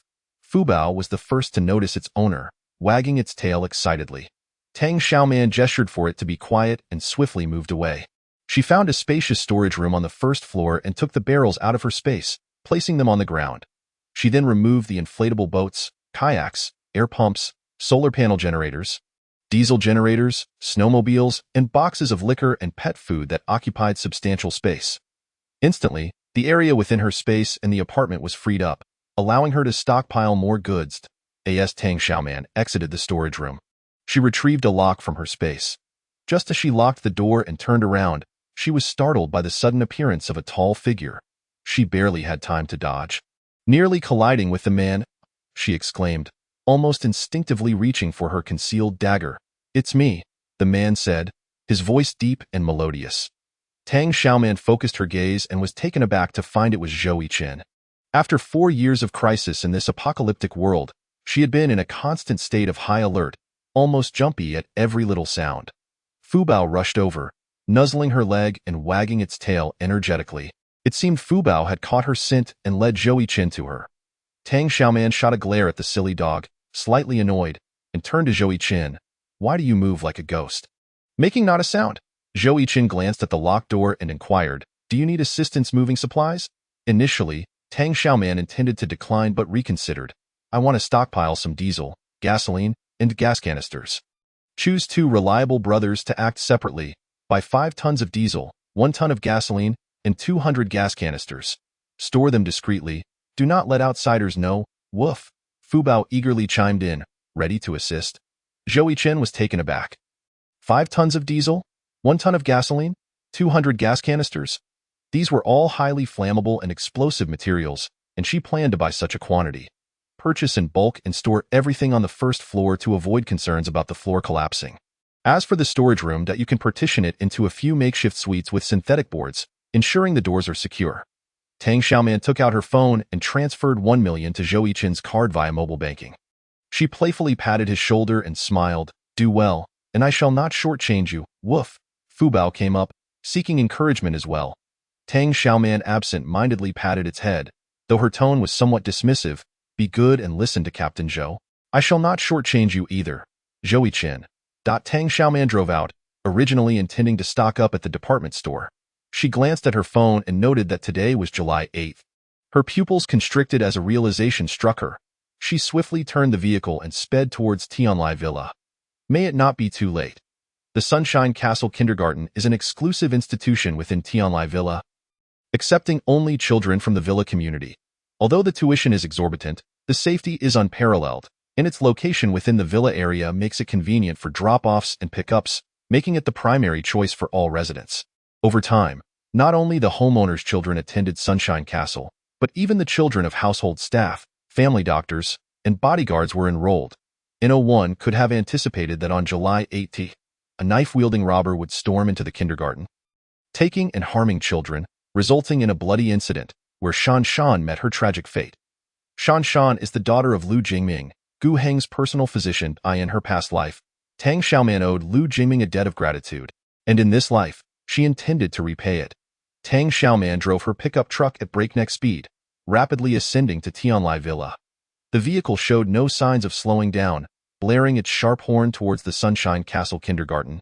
A masked robber brandishing a knife was preparing to escape with several children. On the ground lay a teacher, blood pooling beneath her, a horrifying sight. "Whoever is tired of living, step forward. I'll make sure to send you off with a flourish." The robber brazenly waved his knife. The kindergarten erupted into chaos. Children's cries filled the air, teachers appeared pale with fright, and security guards cowered in their booth, paralyzed with fear. Several robbers attempted to force the captured children into a vehicle when suddenly, a little girl bit down hard on the hand gripping her. "Oh my!" The robber had not anticipated the child's fierce bite, yelping in pain as he flung her away. The little girl fell heavily to the ground but bravely refrained from crying, scrambling to get up and run. "You little brat, I'll slaughter you." The bitten robber, enraged, pursued her with his knife drawn. In her past life, it was at this moment that Shan Shan was fatally stabbed by the robbers. "Stop!" Tang Xiaoman slammed on the brakes, rolled down the window, and retrieved a nail gun from her space. The robber glanced up at the sound, only to suddenly feel a searing pain in his eye before collapsing with a scream. Tang Xiaoman leaped from the vehicle, hastening towards the fallen Shan Shan. Shan Shan lifted her little head, her eyes wide. "Sister Xiaoman." Before Tang Xiaoman could scoop up Shan Shan, 2 more robbers lunged at her. They were muscular and fierce, brandishing their knives, ready to turn this unexpected woman into a sieve. Tang Xiaoman raised her hand and fired the nail gun repeatedly.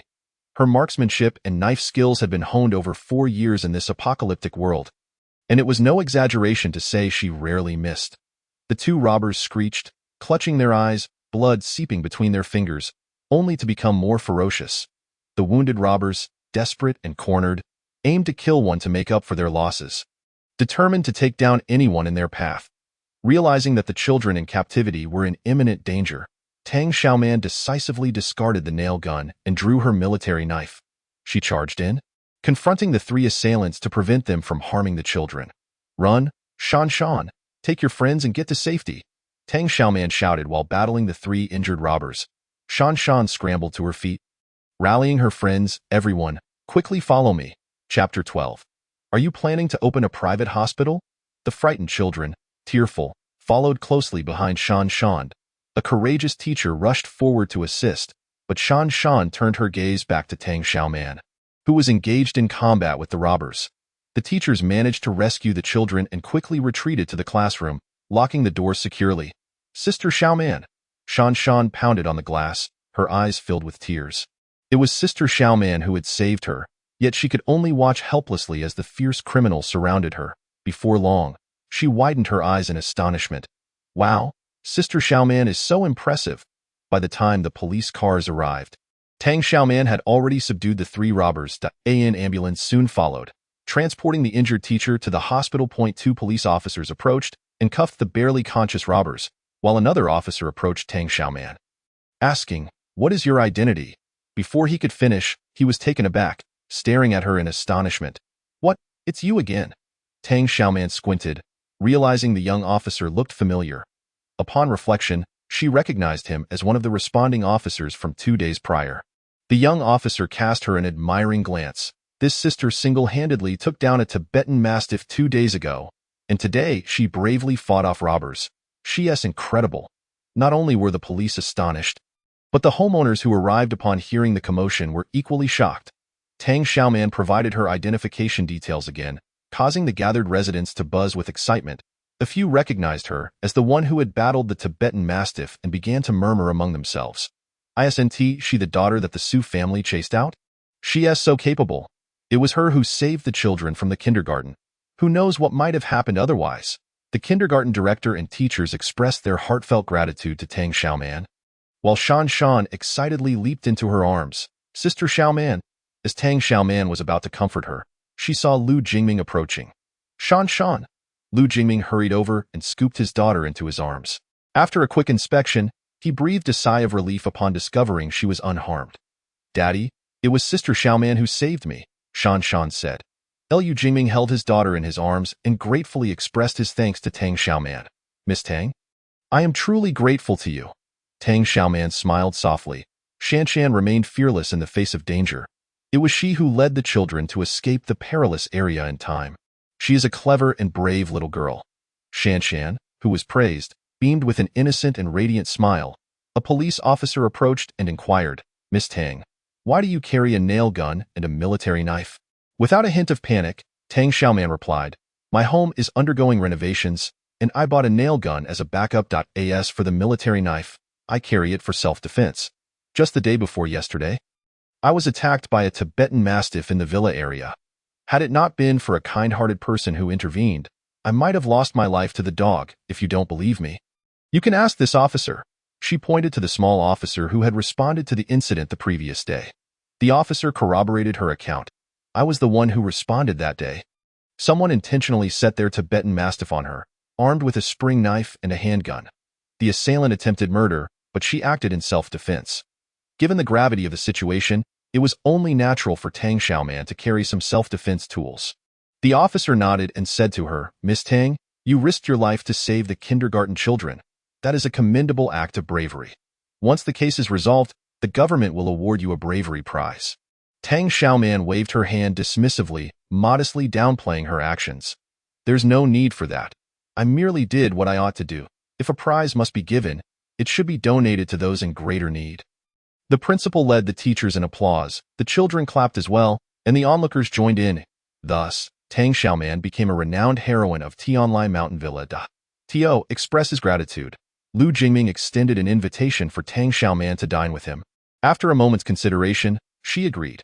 The trio went to a high-end Western restaurant, where Lu Jingming allowed Tang Xiaoman to order. She chose a charcoal-grilled steak, cheese omelet, shrimp toast rolls, a side of mixed vegetables, and a cup of Blue Mountain coffee. Despite her desire to appear restrained, her experiences during the apocalypse had left her unable to resist the allure of delicious food. Lu Jingming and Shanshan also placed their orders. He chose a latte while ordering fresh orange juice for his daughter. Miss Tang, I cannot thank you enough for saving Shanshan.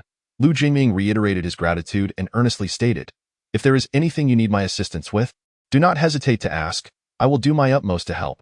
Tang Xiaoman smiled gently and replied, coincidentally, I do have a favor to ask of Dr. Lu. Taken aback for a moment, Lu Jingming replied candidly, of course, please go ahead, Miss Tang. You have been in the medical field for many years, so you must know numerous pharmaceutical agents. Could you help me procure a batch of medicine?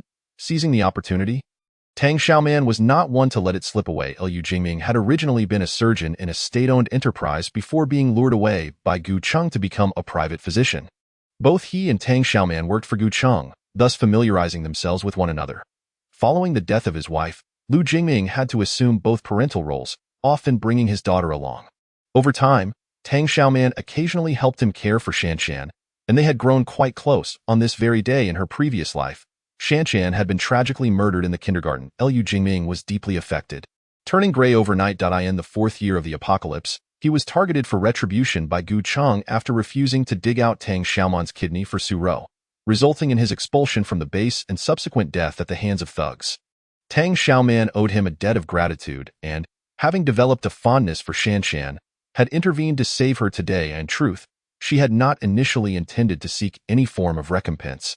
But considering Lu Jingming's connections, she figured it would be beneficial. She planned to share some of the medical supplies she had stockpiled with him, knowing that as a doctor, he would undoubtedly need such life-saving resources in the apocalypse. Lu Jingming nodded in agreement. No problem. Tang Xiaoman promptly retrieved a thick notebook from her bag and handed it to him. This is the list of medical equipment and medications I need. Please prepare them according to the quantities indicated. Lu Jingming took the list and flipped through a few pages, astonished by the extensive array of medical instruments and various medications and vaccines. Not only did it include a complete set of surgical tools, but it even featured an oxygen machine, shadowless lamp, stethoscope, blood pressure monitor, and blood glucose meter, along with an assortment of disposable medical supplies and instruments for routine examinations and treatments. The sheer variety of medications and vaccines was staggering, particularly the 20 boxes of assorted condoms. He looked up at Tang Xiaoman, his gaze transformed. Are you planning to open a private hospital? Chapter 13. Annulment of engagement. Tang Xiaoman smiled calmly and nonchalantly fabricated a story. I have a friend who intends to open a private clinic and asked me to help him procure a batch of routine medical equipment, medications, and vaccines. After a brief pause, she added, there are no contraband items on this list, are there? Lu Jingming composed himself, reviewed the list, and replied, none at all. Will you help me, Dr. Lu? Tang Xiaoman pressed her advantage. Upon receiving his affirmative response, she immediately transferred 5 million as a deposit to his account, promising to settle the balance once he confirmed the prices of all the medications. Her friend was pressing her for urgency, and she earnestly requested Lu Jingming to expedite the process. After lunch, the trio bid farewell at the restaurant entrance. Goodbye, Sister Xiaoman. Shanshan waved sweetly at Tang Xiaoman. Tang Xiaoman affectionately patted her little head, whispering, sweetheart, live well. Lu Jingming sensed something unusual about her demeanor, yet he felt indebted to her for saving his beloved daughter. He sincerely expressed, thank you. I will complete the task you entrusted to me as soon as possible. Tang Xiaoman waved goodbye to the father and daughter, got into her car, and started the engine, this time heading straight for the electronics mall. Tang Xiaoman entered the electronics mall and commenced a frenzied shopping spree. 10 large storage freezers, 5 battery-powered medicine refrigeration units, and 10 car refrigerators, 20 small solar heaters, and 20 air conditioning fans, the latter 2 appliances intended to combat the extreme cold of polar nights and the scorching heat of polar days. She ordered 20 business laptops of various brands, 50 high-capacity mobile phones, 20 tablets, 20 miniature voice recorders, 10 high-capacity hard drives, and 50 USB drives. With the onset of the apocalypse, each year had become increasingly perilous and arduous, and the industrial system had nearly collapsed. Even if a few businesses remained operational, their product prices were exorbitantly high. These electronic products would soon become nearly irreplaceable resources. Tang Xiaoman provided her address and requested the sales staff to deliver the large freezers, battery-powered refrigeration units, car refrigerators, small solar heaters, and air conditioning fans to the club. The remaining electronic products were loaded into her vehicle. After securing the privacy glass, she waved her hand, and all the electronic products in the trunk were absorbed into her spatial storage. Tang Xiaoman then drove to a department store to replenish her supplies of daily necessities and clothing. She purchased seasonal women's clothing, skirts, shoes, hats, scarves, and bags. Being a girl, she naturally had an inclination towards beauty. Even though she knew the chances of wearing these beautiful garments during the apocalypse were slim, she couldn't resist stocking up a few for herself. Life should hold some hope and aspirations. Otherwise, what is the point of living? After tipping the staff, she had them assist in loading the various boxes and bags into her vehicle. Once again, she secured the privacy glass and stored all the items in her spatial storage. Tang Xiaoman exited her car and took the elevator directly to the down jacket specialty section. She bought 10 down jackets of various styles, 10 pairs of down pants, and 10 down vests.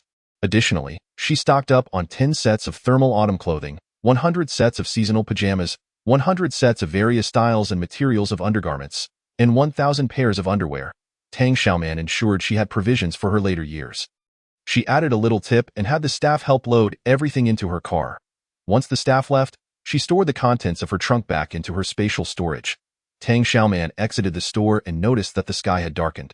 The aroma of food wafted through the air, stirring her appetite. After 4 years of the apocalypse, her obsession with food had grown immensely. She decided to pause her shopping spree and prioritize satisfying her hunger. Tang Xiaoman arrived at a roast duck specialty shop and ordered a freshly roasted duck to enjoy. She savored every bite, her lips coated in grease, utterly content. "Boss, bring me another 100 freshly roasted ducks." Tang Xiaoman called out. The owner, taken aback, asked, 100? Glancing at the oven, she quickly revised her request. "Just give me as many as you can." After finishing her meal, the owner packaged 30 roasted ducks for her. Due to the high customer traffic at this hour, he didn't have enough time to roast more. "If you want them, you'll need to place an advance order," he said, handing her a business card. Tang Xiaoman accepted the card and added the owner on WeChat. "I'll reserve 100 for tomorrow noon. I'll come to pick them up." The owner had his staff assist in loading the 30 packaged ducks into Tang Xiaoman's vehicle. After closing her windows, she followed her usual routine of storing all the ducks in her spatial storage. Not only did her space preserve freshness, but it also maintained warmth. Regardless of how long it had been, the food retained the same temperature as when it was stored. Tang Xiaoman loved roast duck, so she prepared to stock up on more. Having filled her belly, she was ready to continue her shopping spree when she received a text from an unfamiliar number. Upon glancing at her phone, she couldn't help but feel both amused and exasperated. "Tang Xiaoman, I wish to annul our engagement." It was a message from Gu Cheng. It seemed he was furious and ashamed. Tang Xiaoman recalled how, in her previous life, Gu Cheng had consistently manipulated their engagement to PUA her, painting grand visions and exploiting her to the fullest, ultimately leading to her demise in this life.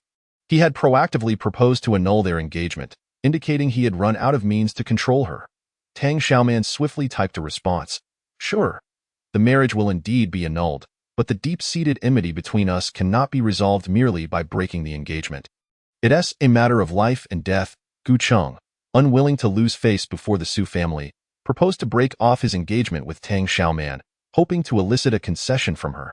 He remained steadfast in his belief that Tang Xiaoman's actions were merely a ploy to garner his attention, essentially a rivalry with Su Rou over his affections. She was utterly unworthy of competing with Rou. However, he did not anticipate that upon his suggestion to dissolve the engagement, Tang Xiaoman would promptly respond with 2 simple words. "All right." Gu Cheng's expression darkened instantly. Su Rou, still languishing in bed, anxiously inquired, "Is your sister still sulking?" Gu Cheng concealed his phone and nonchalantly replied, "I have already dispatched a private investigator to ascertain her whereabouts. Once I have news, I will send a few people to capture her. From then on, she shall serve as your personal blood bank and spare organ supply." Su Rou's eyes sparkled with intrigue as she feigned innocence. "Isn't that a bit cruel towards your sister?" "Well, since I have already called off the engagement, that is her only utility." Gu Cheng gritted his teeth in frustration. Sitting nearby, Su Ku, wrapped like a dumpling on the sofa, could no longer contain himself. Tang Xiaoman is quite formidable. She can take on a Tibetan Mastiff single-handedly. Chung. You must send more capable bodyguards to subdue her. Ji Yucheng, however, remained unimpressed. Last time, it was due to Shu Jia's incompetence that she escaped. This time, I shall not afford her the chance to flee or call for help. Let us see what tricks she has left. At that moment, the private investigator called. Ji Yucheng, brimming with pride, announced, "We have news." He deliberately switched to speakerphone. "Mr. Gu, we have located Tang Xiaoman. This morning, she single-handedly fought off 3 intruders at Tianlai Tianzhuang, injuring them. The police even commended her. Among the children she saved was the daughter of your family doctor, Lu Jingming, and the father and daughter treated her to lunch." Yu Cheng was taken aback. Single-handedly fought off 3. Su Ke couldn't help but mutter, "I told you she was formidable. You wouldn't believe me."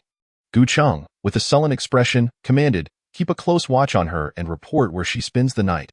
Su Ro's eyes darted as she remarked, "Lu Jingming is your family doctor, and Tang Xiaoman saved his daughter. Is she trying to win him over?" Chapter 14. Close the door and beat the dog. Prompted by Su Ro's observation, Gu Cheng grew wary. After some contemplation, he decided, let Lu Jingming take a few days off. Once my men have secured Tang Xiaoman, I will determine whether to dismiss him. After satisfying her hunger, Tang Xiaoman returned to the department store to continue her shopping spree. This time, she purchased an array of skincare products. Shampoos, body washes, handmade soaps, facial cleansers, detergents, toothpaste, toothbrushes, various brands and types of sanitary napkins, along with an assortment of serums, creams, night creams, hand creams, and luxurious facial masks. Having bought excessively, she, as per custom, tipped the sales clerk to assist in loading her car. Tang Xiaoman secured the car windows and prepared to stow her belongings away. Habitually vigilant, she glanced at the rearview mirror and caught a fleeting shadow, having previously experienced being stalked and ambushed. She quickly considered the implications. It seemed Gu Cheng was relentless, unwilling to relent even after involving Shu Jia. Tang Xiaoman scoffed, driving out of the underground parking lot. Behind her, a van indeed followed closely. She pretended not to notice and drove straight to the club. Upon parking, she called Joey Chen. "I am being followed by assailants with ill intentions. Prepare the brothers. We must close the door and deal with them." Entering the shuttered club, the sneaky individuals trailed her inside, only to be met with silence and desolation before they attempted to seize her. However, as they reached to cover her mouth, a dozen people surged from all directions, pinning them to the ground and giving them a thorough beating. The newly hired bodyguards, eager to prove themselves, were particularly ruthless. The assailants were left battered and cried out for mercy.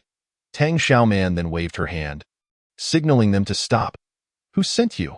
she inquired. The assailants, disoriented from the beating, were reluctant to divulge, but a dog suddenly darted out, sending them into a panic. The fierce dog, baring its teeth under the light, seemed poised to devour a piece of them. They quickly caved. "It was Mr.Gu who sent us." The police arrived and coincidentally, it was the same young officer accompanying them. His eyes widened in surprise. "How come it's you again?" Tang Xiaoman smiled cheerfully. "It appears our fates are intertwined." The young officer. Tang Xiaoman noted his badge number, 653973. Indeed, 3 consecutive encounters were a sign of fate. Zhou Yichen provided the surveillance footage, confirming that these individuals had stalked and attempted to kidnap Tang Xiaoman. However, the officer in charge appeared somewhat skeptical, glancing at the 10 or so bodyguards, both male and female, and asked, "Who are you people? And what are you doing here?" Tang Xiaoman stepped forward to explain. "Because Gu Cheng constantly hires thugs to kidnap me, and Su Ku even unleashed dogs to attack me, wielding guns and knives with the intent to kill. I hired additional bodyguards for my protection." Her reasoning was ample and sound. She further queried, "Su Ku and Gu Cheng are still detained, right? Why is Gu Cheng still causing trouble?" The officer, somewhat embarrassed, replied, I must check the results before I can tell you." In fact, he was well aware that Su Ku had secured medical parole, and Gu Cheng had been bailed out.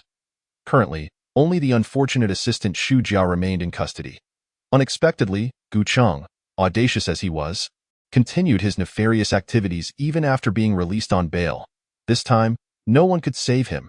As the officer hastily turned to leave, Tang Xiaoman pressed on, "Officer, may I inquire about the status of those who harmed me?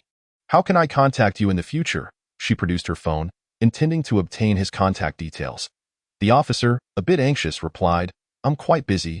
You can ask someone else." Tang Xiaoman pointed to the young officer, asking, "Can I reach out to 653,973 for information?" "Of course." The officer patted the young officer's shoulder and then instructed the officers to escort the assailants into the police vehicle. "Young officer, could you leave your contact details?" Tang Xiaoman stopped the young officer. Seeing that the officer and his colleagues had left, he reluctantly provided his phone number to escape. "Your bravery award is under review. You should have results within a week," the young officer informed her as he got into the car. Tang Xiaoman was not so easily dismissed. "Please ensure you inquire about Gu Cheng, Su Ku, and Xu Jia, the three who conspired against me, and their outcomes." The police car sped away. Tang Xiaoman was certain that Gu Cheng was in real trouble this time. He had underestimated the situation twice. He deserved to stumble. Having successfully protected their employer, Tang Xiaoman praised each bodyguard after reviewing the surveillance footage. "Woof!" Fu Bao insisted on sharing the credit. Tang Xiaoman patted its head and produced a steaming roasted duck leg as a reward, counting the bodyguards. She was somewhat surprised. "Have we already gathered 10? Zhou Chen replied. Manager Zhang sent 4 more bodyguards, promising the remaining 3 will be provided within 3 days.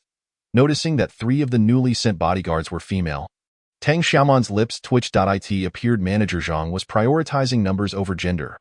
"Very well, female bodyguards it is. Although their combat effectiveness may be somewhat lacking, and they might have a few uncomfortable days each month, as long as they possess sufficient strength, they can stay. Besides, for certain tasks, having female bodyguards might even be more convenient." Tang Xiaoman's dormitory was on the 3rd floor, furnished simply, yet the bedding was all pure cotton, and the bathroom was equipped with brand new towels, bath towels, and bathrobes.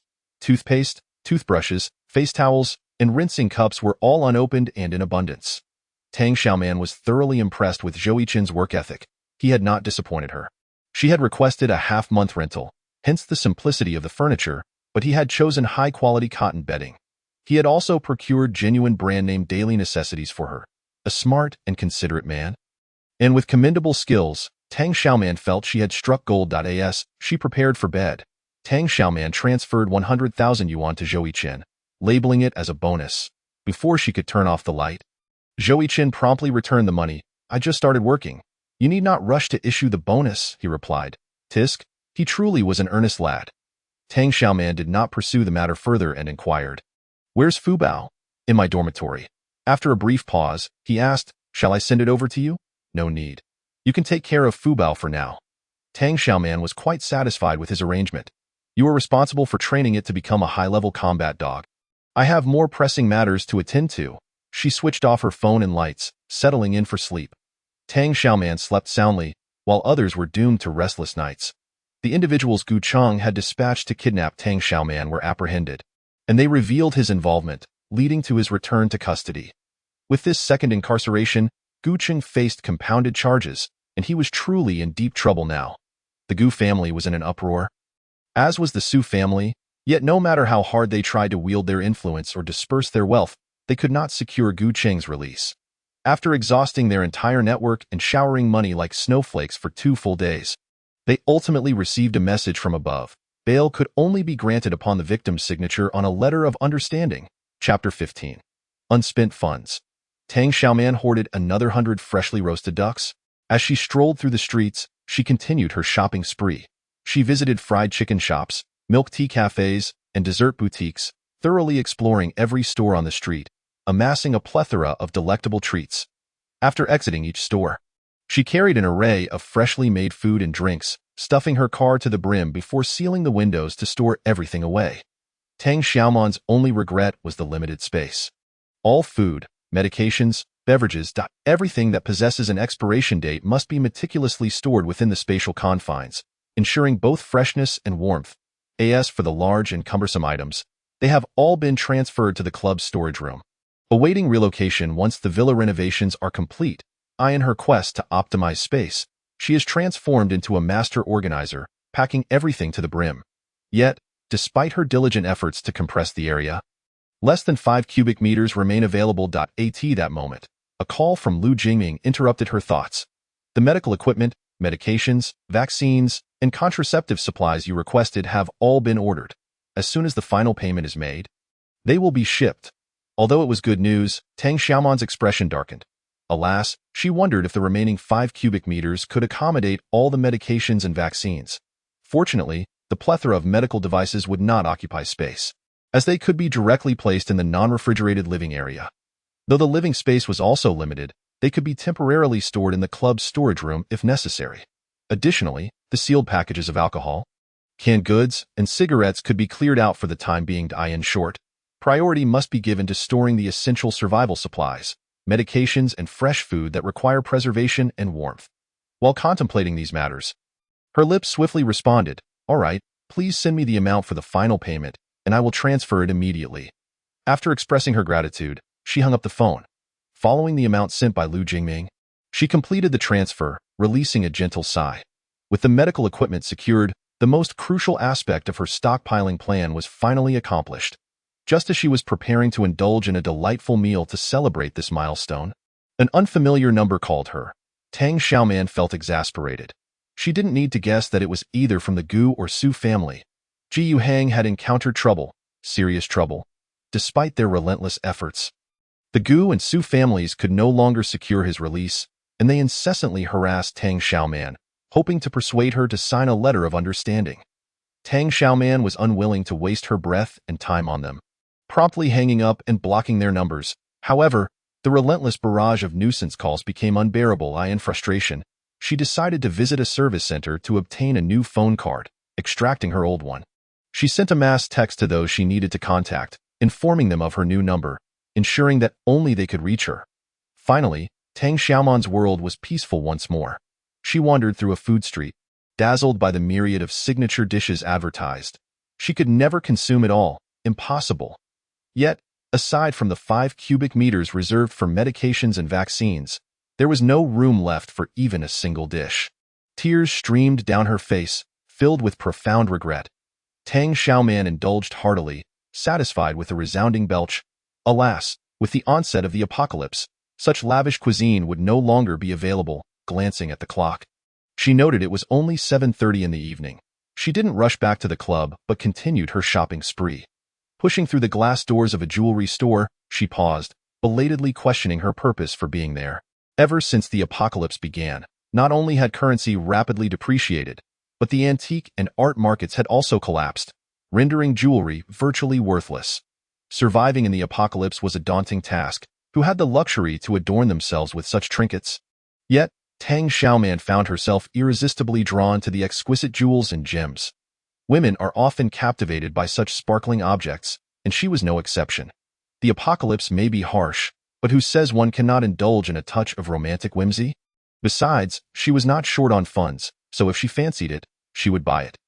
Tang Xiaoman flitted through various jewelry stores, spending 5 to 6 million in one go. Fearing theft, she would retreat to her car after each store visit, stashing her purchases within the spatial confines. Amidst her bustling shopping spree, she failed to notice that the jade bracelet on her wrist had become increasingly translucent and lustrous. After acquiring nearly 10 million worth of gold, silver, and jewelry, she finally felt a sense of satisfaction. Checking her card balance, she saw over 60 million remaining. The final payment for the T-Online Mountain Villa's renovation was approximately 500,000. While the 4 premium safety vaults and 20 oxygen packs she had reserved required over 200,000. As for the bodyguard salaries, she would first distribute a portion to those dismissed and then pay the first month's wages. Once the apocalypse commenced, they would no longer need currency but rather various survival supplies. Most of the stockpiled items were for her own use. As for her team members' supplies, she would leave that to Zhou Yicheng to arrange. As long as the funds arrived, Zhou Yicheng would likely handle everything with finesse. Tang Xiaoman glanced at the remaining substantial balance, feeling a twinge of frustration at her lack of opportunities to utilize it. Upon returning to the club, she found Zhou Yicheng had successfully led the team in repelling yet another wave of attacks.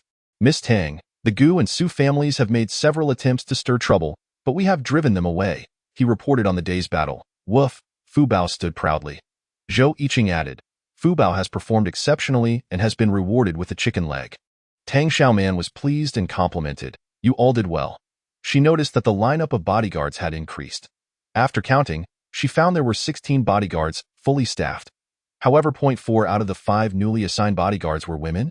It appeared Manager Zhang had tentatively placed 3 female bodyguards, and upon seeing Tang Xiaoman's lack of objection, he sent over another 4. Employers generally preferred male bodyguards, as female bodyguards typically earn less. The reasoning was simple. Female bodyguards often had lower physical strength and combat abilities compared to their male counterparts. Tang Xiaoman treated salaries equally, so Manager Zhang had certainly gained an advantage by employing 7 female bodyguards. The contract merely stipulated that they needed to be capable individuals, with no specifications regarding gender. This was primarily due to the challenge of finding solitary male bodyguards, so Manager Zhang resorted to hiring the overlooked female bodyguards to fill the ranks. Tang Xiaoman expressed no dissatisfaction. She promptly assigned numbers to the bodyguards. Apart from Zhou Yiqing, the 15 bodyguards were numbered based on their weight, from 01 to 15. Those at the front were undoubtedly muscular men, while the female bodyguards occupied the rear. For today, they would be numbered by weight, but in 5 days, they would undergo evaluations and be renumbered according to their true abilities, with the bottom 5 being eliminated. Tang Xiaoman scrutinized the 15 bodyguards, her gaze lingering on 01. Feeling her scrutiny, 01 awkwardly inquired, "Miss Tang, is there something wrong?" Tang Xiaoman was taken aback, exclaiming, "Oh, your chest is larger than all the female bodyguards." Chapter 16. Expansion of Space. Tang Xiaoman swore she meant no offense. Whether male or female, those with ample chests tend to attract attention. She was merely expressing her appreciation and admiration. The muscular 01 instantly flushed crimson. Momentarily at a loss for words, the other astute bodyguards quickly grasped the situation. So the boss favored well-endowed bodyguards. 02, unwilling to be outdone, swiftly removed his shirt, boldly showcasing his well-defined muscles. "Miss Tang? My chest muscles are quite impressive too." He performed several classic bodybuilding poses, displaying his developed physique from various angles, clearly confident in his appearance. This incited a flurry of competition among the bodyguards, several of whom struck poses while casting flirtatious glances at Tang Xiaoman. The female bodyguards, unable to remove their shirts, grew anxious. After all, the first month's salary was a hefty 200,000. Each month promised a substantial income, and they could not afford to be outshined, as that would mean elimination. "Miss Tang, take a closer look. I have a rather full figure too." One female bodyguard blushed as she puffed out her chest. Tang Xiaoman was taken aback, utterly flustered. "Oh dear, is there some misunderstanding here?" Instinctively, she glanced at Zhou Yiqing for his reaction. Zhou Yiqing's lips twitched slightly, his expression a mixture of speechlessness as he glanced at Tang Xiaoman. Tang Xiaoman thought, forget it. No need for explanations. The apocalypse is fast approaching. Who cares about reputation? It won't fill one's belly. Tang Xiaoman retreated to her dormitory for rest, only to be called back by Zhou Yiqing. "Miss Tang, the diesel, gasoline, and gas canisters I was instructed to stockpile have all been secured." Tang Xiaoman's eyes lit up, immensely satisfied with his efficient performance. "I trust you to handle things." He was indeed quite capable. Zhou Yiqing, however, couldn't resist adding, "Stockpiling such large quantities of fuel is dangerous and does not comply with safety regulations. Safety regulations are only useful when the premise of safety is assured." Tang Xiaoman shrugged in resignation. Lowering her voice half in jest, "I have someone influential backing me. I've heard the world will soon become unsafe. Stockpiling diesel has its advantages." Zhou Yiqing. Tang Xiaoman could sense the unspoken words in his gaze, but he never hesitated to execute her commands. "Oh well, he's not a robot. Everyone has their emotions. Let him question if he wishes. After all, I am his boss, and he must obey." After returning to her dormitory, Tang Xiaoman took a hot shower. Wrapped in a towel, she emerged to dry her hair. Feeling slightly parched, she retrieved a glass of lemon water from her spatial confines and enjoyed half of it. Having a spatial area was indeed convenient. The only regret was its limited capacity. Tang Xiaoman tried to maintain a balanced mindset regarding this limitation. One person cannot monopolize all the benefits. She should be content. Having just showered and feeling somewhat restless, she began searching through her spatial living area for the gold, silver, and jewelry she had purchased for millions, intending to try on a few pieces. However, no matter how thoroughly she searched the entire living area and every corner of her space, there was no sign of the jewelry. How could this be? Tang Xiaoman was certain she had stored all the jewelry in the space without error. She entered the space again and searched multiple times, yet still found nothing. She was left utterly dumbfounded. Had the space swallowed her jewelry? Tang Xiaoman stood frozen for several minutes, finally realizing something was amiss. The countdown within the space has transformed into an hour and a half, signifying that she will now spend an additional half-hour in the space each day. The virtual display indicates that the area of her dwelling has increased to 84 square meters, surpassing the previous measurement by 4 square meters. Furthermore, the volume of the space has expanded by 30 cubic meters. Tang Xiaoman's eyes widened in astonishment, quickly followed by elation. The space has grown? It was only after the space devoured the gold, silver, and precious jewels she had purchased that its area and volume increased, indicating that as long as she fed it such treasures, it would continue to expand. Tang Xiaoman finally realized how to utilize the balance in her account. Previously lamenting the limitations of her space, she had now discovered the means to address it. It was at this moment that she noticed the jade bracelet on her wrist had become more translucent, its quality seemingly enhanced. Overcome with excitement, her drowsiness vanished, and she felt an overwhelming urge to rush to the jewelry store and purchase everything inside. However, at this hour, the jewelry stores had already closed, and if she were to pound on their doors, she might be mistaken for a robber. Taking a few deep breaths to quell her excitement, she found herself unable to sleep in the dead of night. Tang Xiaoman knocked on Zhou Yichen's dormitory door. Zhou Yichen had likely already retired for the night. Upon hearing the knock, he inquired, "Who is it?" "It's me," Tang Xiaoman replied. Moments later, Zhou Yichen, fully dressed and with his collar buttoned up tightly, opened the door. Tang Xiaoman felt an odd sense of being treated as if she were a potential thief. "Miss Tang, do you require something?" Zhou Yichen's deep gaze held a hint of wariness. Maintaining a respectful distance from her, Tang Xiaoman pouted, huffing, "Come a little closer. I want tea bite." It seems he regards her as a seductress. Zhou Yichen, neither overly humble nor arrogant, responded in a formal tone. "Miss Tang, please feel free to instruct me. I am listening." After a pause, he added, "I understand lip reading." Tang Xiaoman was at a loss for words. She shot him a glare and unceremoniously commanded, "Tonight, you're working overtime." Zhou Yichen accompanied his boss to the temporary storage room for diesel.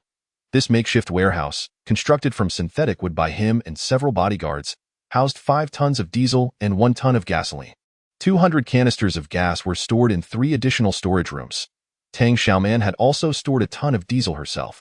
Since the onset of the apocalypse, the scarcity of electricity had become a long-term challenge.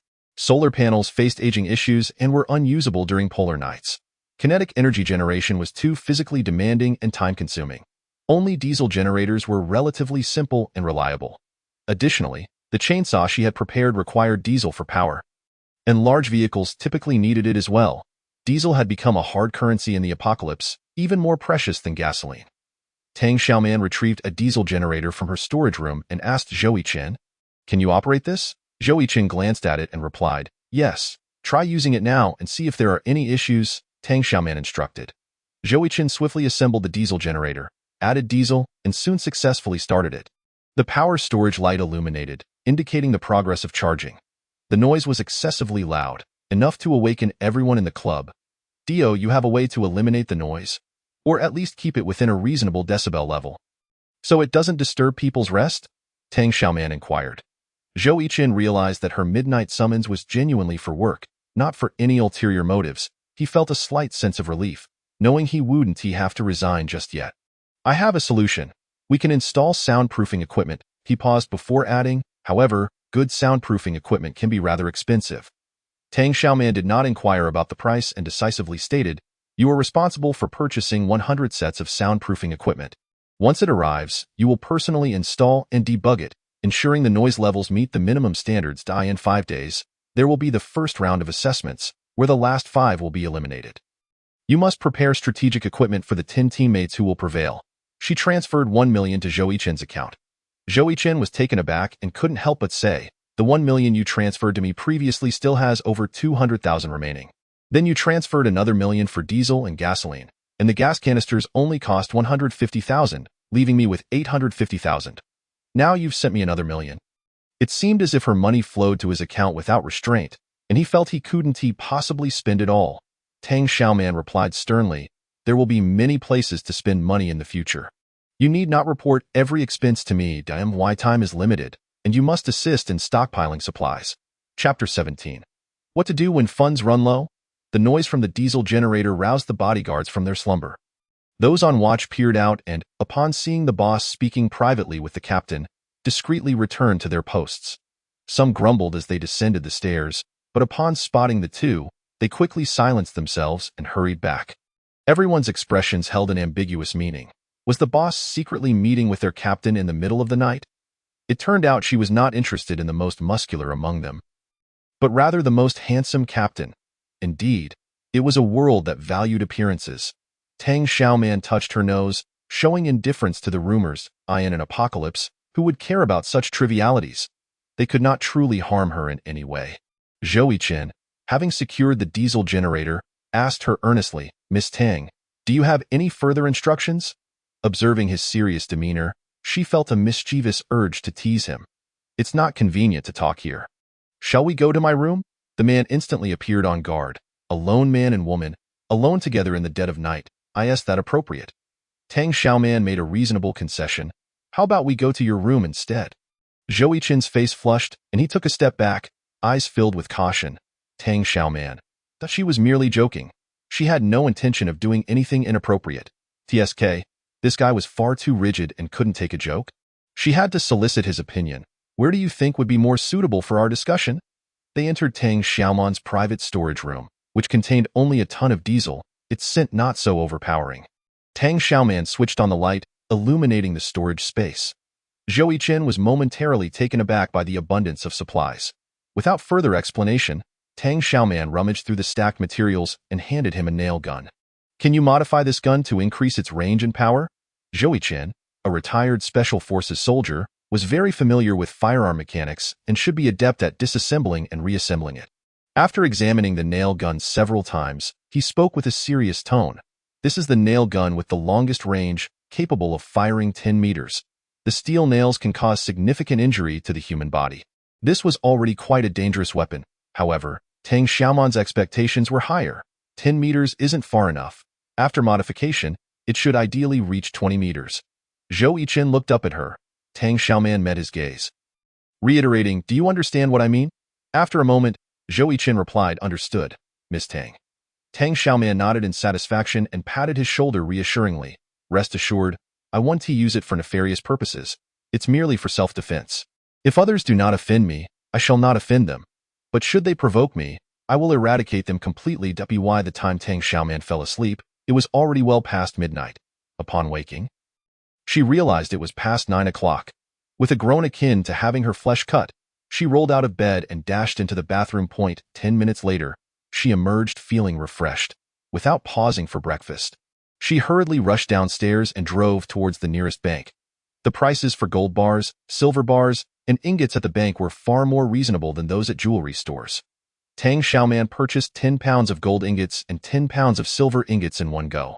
She intended to test how much the space expanded after consuming these precious metals. If the space bought with 10 pounds of gold ingots was the same as that bought with 10 pounds of silver ingots, then clearly, silver ingots were the more economical choice. Back in her car, she first stored the gold ingots in the space. Using her consciousness to check the space, she confirmed that the gold ingots had indeed been consumed.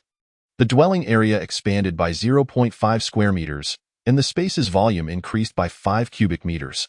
Quickly, she tossed the 10 pounds of silver ingots into the space, and once they were consumed, the virtual display indicated that the dwelling area expanded by 0.005 square meters, and the volume increased by 0.05 cubic meters. This result was anticipated by Tang Xiaoman. It was evident that the space was quite discerning. It would not be fooled by cheap goods. Tang Xiaoman then visited jewelry stores and jade shops, purchasing various gemstones, diamonds, jade artifacts, and ornaments.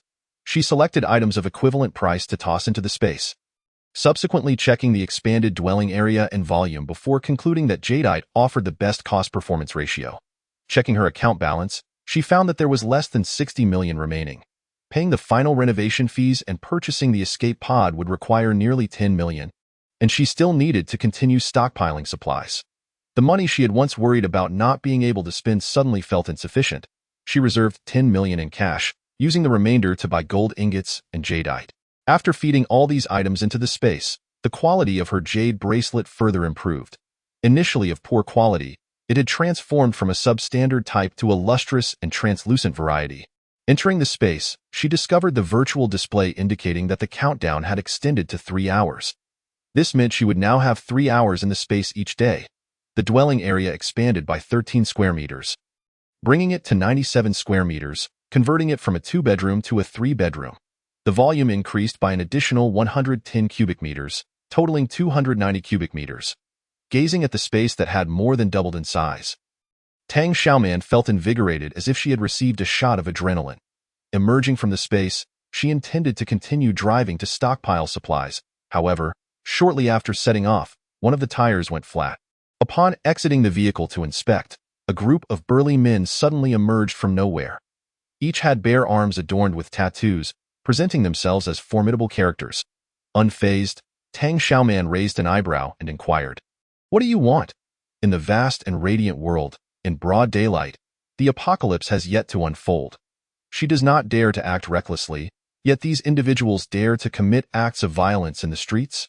"Ha! Little girls, who invited you to provoke those you ought not to? Someone is going to teach you a lesson." The leading man, bearing a sinister scar across his face, grins menacingly. The men following him clutch baseball bats, waiting for their leader's command to strike en masse. Although the girl before them is strikingly beautiful, they salivate at the thought of her misfortune. But who can blame them? She has offended the wrong person. Driven by greed, they are compelled to carry out their orders, to shatter her limbs and deliver a harsh lesson. Tang Xiaoman lets out a cold snort, slowly stating, "Please, wait a moment." The crowd falls silent. She opens the car door, using the motion to conceal her actions, and draws out a chainsaw from her spatial pocket. The chainsaw roars to life, emitting a terrifying sound, a recognized deterrent against criminals. The dozen or so men turn pale with fright, none daring to advance. Seizing the opportunity, Tang Xiaoman launches the rapidly spinning chainsaw towards the scarred face. He, not daring to confront her, turns and flees. With their leader gone, the remaining men scatter like frightened birds. Can't they come up with something more original? How utterly disappointing. Tang Xiaoman contemptuously gives a thumbs up to the fleeing ruffians. She retracts the chainsaw, retrieves a jack from the trunk, and proceeds to change the spare tire herself. After 4 years of survival training, there is little she cannot manage on her own. Just as she settles into the car, Tang Xiaoman receives a call from the owner of an outdoor water sports supply store. The 4 escape pods and 10 oxygen packs she ordered have arrived. Without hesitation, she provides her rented garage address to the owner, instructing him to send someone over. The 2 team-sized escape pods fill the garage to capacity, while the remaining 2 family-sized pods and 10 oxygen packs must be left outside. After settling the final payment with the owner, she inquires if he could procure 50 gas masks and 20 sets of biohazard suits for her. He readily agrees. "I can ask a friend for help. They will be here shortly." The quality is guaranteed, though the price may be slightly higher. Money is no object. Tang Xiaoman blinks not an eye, promptly paying the deposit. The owner leaves with a satisfied smile. Tang Xiaoman enters the garage, waving her hand to store the 2 team-sized escape pods into her spatial pocket. She reorganizes the supplies in her living quarters, stacking everything she can reach up to the ceiling. The restroom and toilet areas have also been expanded, with scattered supplies consolidated. She clears the living room to specifically accommodate the 2 largest team-sized escape pods. After exiting her spatial pocket, she retrieves the 2 family-sized escape pods and 10 oxygen packs from the garage, storing them as well into her living space. With the most crucial escape supplies secured, her heart feels a little steadier. Tang Xiaoman eagerly inspects the newly acquired 130 cubic meters of space, feeling the weight of responsibility upon her shoulders. She must continue to stockpile supplies. But what if funds run low? Chapter 18. Desire to claim him as her own emerging from her spatial pocket, Tang Xiaoman exits the garage and, upon settling into her car, receives a phone call. "I finally reached you. I see you've changed your number to IT. Is that little policeman?" Tang Xiaoman inquires slowly, "Are you about to inform me that those who harmed me have faced consequences?" Not exactly." The little policeman quickly denies, perhaps realizing he was too hasty in his rejection. Embarrassed, he continues, "Your bravery award has been approved. The government is awarding you 30,000, and Sunshine Castle Kindergarten is granting you 100,000. Totaling 130,000, you can come by to sign, and the funds will be transferred to your account." Tang Xiaoman is in need of money, but this sum will not resolve her major issues. She presses further, what about the 3 individuals involved? What is their current situation? Can you give me some insight? After a moment's hesitation, the little policeman responds truthfully, Xu Jia's case has been resolved. She will be detained for 30 days and fined 50,000. Su Ku, injured, has been released on bail for medical treatment, and there is currently no resolution for him. Gu Hong is facing additional charges. His case is more complex and may require at least 2 weeks of investigation before a result is announced. Pleased with this information, Tang Xiaoman blinks and replies, that sounds quite good. Xu Jia will be detained for 30 days, surely continuing to be held during the apocalypse. Gu Hong is facing additional charges. And regardless of his attempts to evade justice, he will not be released from detention in the near future. As long as he remains confined when the apocalypse arrives, he will be unable to command his subordinates to combat the flood, thus unable to organize a private team as he did in his past life. Most importantly, the detention center is not as secure as Tianlai Mountain Villa. There is a real possibility of drowning there. As for Su Ku, that scoundrel, he has temporarily escaped punishment, but I will settle the score when the opportunity arises. I shall not spare anyone who has wronged me in this life or the last. With this reliable insider information, Tang Xiaoman feels more assured. In return, she generously declares, I will allocate the entire 30,000 awarded by the government to purchase life jackets, and the 100,000 from Sunshine Castle Kindergarten will be used to acquire speedboats and kayaks. All donated to the police station under my personal name. In her previous life, the floods arrived unexpectedly, resulting in immense casualties among the populace, and the authorities suffered losses as well. The floods ravaged homes and submerged skyscrapers, and the police station was not spared. Many rescue supplies were lost to the floods, leading to numerous sacrifices. Having been given a second chance, Tang Xiaoman cannot alter the disaster itself, but she wishes to alert the authorities as much as possible. Even if they might not believe her, the little policeman, puzzled, asks, why are you suddenly donating these supplies to the police station? I have a friend at the Meteorological Bureau who predicts a severe flood in 20 days. I want the donated flood relief supplies stored at the highest point of the police station headquarters to prevent them from being submerged, Tang Xiaoman earnestly suggests. The little policeman cannot help but laugh. If the Meteorological Bureau truly had such a forecast, we would have received notification long ago. Despite his skepticism, he agrees to report the donation and request to his superiors. Before ending the call, Tang Xiaoman adds, please set aside 5 life jackets and a speedboat, along with a kayak for yourself. Keep them at home as a backup. Having formed a connection with this little policeman, she wishes to help where she can, thus fostering a bond of goodwill. The little policeman repeatedly declines but ultimately accepts her gesture, although he believes storing such items at home would be of little use. Just as Tang Xiaoman completes the donation paperwork, she receives a call from Lu Jingming. The medical equipment, medications, and vaccines you requested have all arrived. Tang Xiaoman's eyes brighten. Please send them to my garage. Lu Jingming personally supervises the movers as they unload a truck filled to the brim with medical supplies, nearly filling the garage. Tang Xiaoman expresses her gratitude. Thank you for taking the day off to help me with this delivery. Lu Jingming hesitates, but ultimately swallows his words, smiling casually. It's just a small matter. As he prepares to leave, Tang Xiaoman calls out to him, you know Gu Hong has been arrested, right? Lu Jingming is taken aback, exclaiming, when did this happen? Tang Xiaoman raises an eyebrow. You are his personal physician and you didn't know about this? Lu Jingming explains, Mr. Gu suddenly granted me a leave of absence without providing a reason or a timeline for my return. Tang Xiaoman realizes, it's because I saved Shan Shan. He fears you might side with me. Hence the sudden leave. Truly a petty man. Noticing Lu Jingming's curiosity about the details, she recounts the several schemes Gu Hong and the Su family devised to harm her. Lu Jingming listens, wide-eyed, several times attempting to interject, but seeing her indignant expression, he refrains from interrupting. Upon finishing her account, Tang Xiaoman, still fuming, asks Lu Jingming, what do you think of your boss? Lu Jingming replies, to be honest, today his family sent over a dozen people, threatening to break my arms and legs in the street. Though they failed, I hold an irreconcilable grudge against Gu Hong. Tang Xiaoman crosses her arms, eyeing him closely. Lu Jingming maintains his composure, stating, if Mr. Gu truly intends to do such a thing, he is utterly beyond reason. Yet, you still work for him? Tang Xiaoman questions. With the apocalypse looming, individual survival without the protection of a team will be exceedingly difficult. If Lu Jingming is abandoned by the Gu and Su families, he and Shan Shan will face a dire fate, likely unable to endure for long. Having altered many trajectories in her second life, Tang Xiaoman does not wish for the Lu father and daughter to become victims of the butterfly effect in her previous life. Lu Jingming was expelled from the team for refusing to allow his organs to be harvested for Su Rou, ultimately leading to his untimely death. Tang Xiaoman owes him a debt of gratitude and admires his integrity, wishing to claim him as her own. After a moment of contemplation, Lu Jingming responds, "I will investigate this further.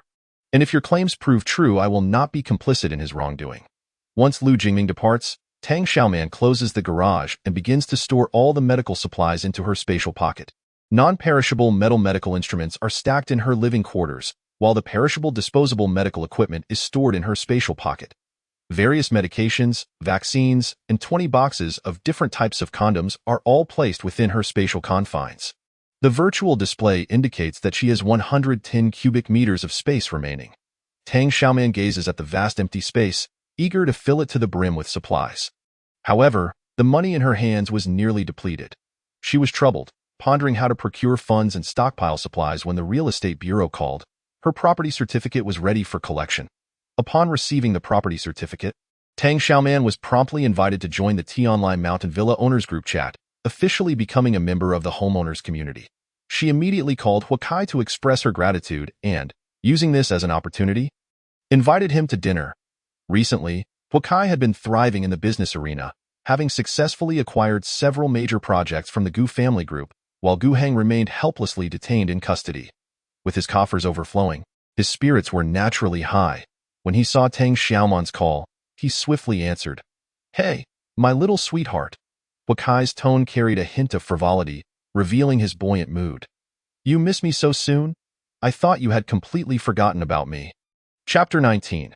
This time, you come in person. Upon hearing Huakai's teasing tone, Tang Xiaoman understood that he had been enjoying considerable advantages in the business world. This was not only due to the crucial commercial intelligence she had provided to the Hua family, but also because Gu Heng's repeated detentions had directly affected the strategic adjustments within the Gu family's upper management. Currently, the Hua family group seemed to be on the verge of completely overshadowing the Gu family. Tang Xiaoman wasted no time and directly presented her bait. "I have obtained the property certificate, and I'm now your neighbor. Allow me to treat young Master Hua to a meal. Sure, you can decide the time and place. After all, I enjoyed quite a sweet benefit last time." Huakai readily agreed. Upon their next meeting, Huakai regarded Tang Xiaoman with newfound admiration, offering her a few compliments. "I heard you bravely faced 3 assailants and became a celebrated heroine at T-Online Mountain Villa. I never imagined you possessed such remarkable skills." Tang Xiaoman humbly replied, "Oh, it was merely a coincidence." Huakai dismissed her modesty, believing the rumors to be exaggerated or perhaps shrouded in ulterior motives. What truly piqued his interest was one matter. "What good news do you bring this time?" Tang Xiaoman revealed a mysterious smile. "I have a lucrative business opportunity that guarantees profit. Young Master Hua, would you be interested in investing?" Huakai's eyes lit up, indicating his keen interest. "I'm all ears. It's a secret for now." Tang Xiaoman winked. Huakai, seeing that she had successfully piqued his curiosity, she finally laid out her proposition. "If you invest 100 million with me, I will return double the principal in 3 months. How does that sound?" Huakai's eyelid twitched. The instincts of a businessman warned him of potential deceit. Is there really such a guaranteed investment? And to double the principal in just 3 months? Could this be a Ponzi scheme? Pray tell, young Master Hua, was your last investment of 100 million worthwhile? Tang Xiaoman deftly inquired. Upon mentioning this matter, Huakai's expression brightened. "It was indeed worth every penny." Tang Xiaoman pressed on. "Are you willing to invest again?" "Absolutely." After their meal, as Huakai left the restaurant and got into his car, something felt amiss. Although he had profited greatly from the commercial intelligence purchased with his last 100 million, he was now parting with another 100 million without having seen any tangible returns. Wasn't that a bit foolish? He rubbed his nose, feeling a hint of being taken advantage of. However, given that he had earned enough previously, even if he were to give Tang Xiaoman another 100 million, it was not a significant loss. Huakai generously decided not to hold it against her, driving away. Tang Xiaoman's account was now bolstered by another 100 million, and her impression of Huakai elevated several notches. He was indeed a shrewd businessman.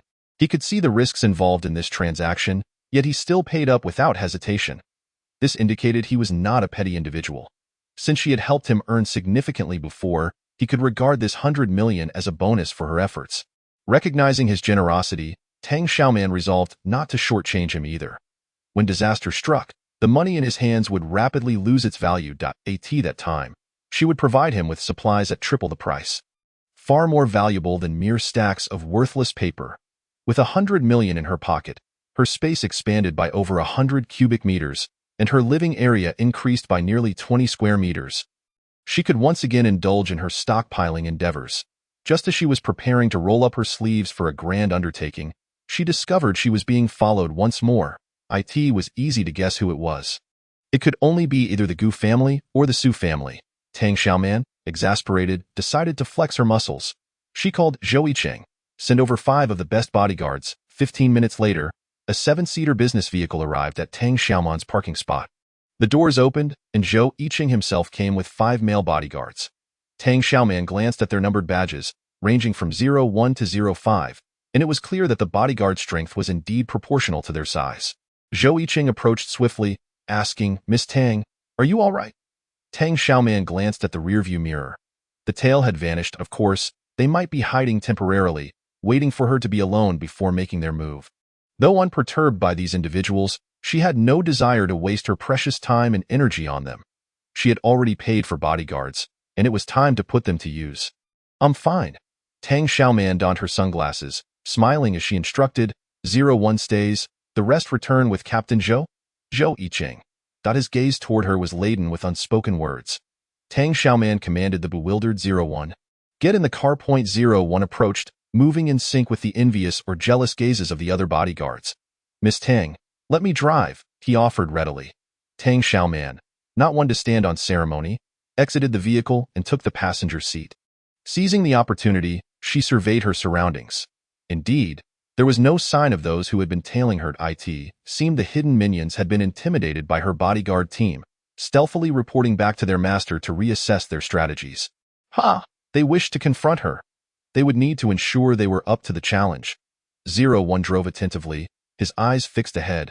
However, his cheeks remained flushed and his heart raced. Now he was certain his employer had taken a liking to him, especially since he had been chosen publicly, even causing Captain Zhou to fall short. While feeling a tinge of pride, he also harbored a subtle worry. Would his newfound prominence incite jealousy? That was not the primary concern.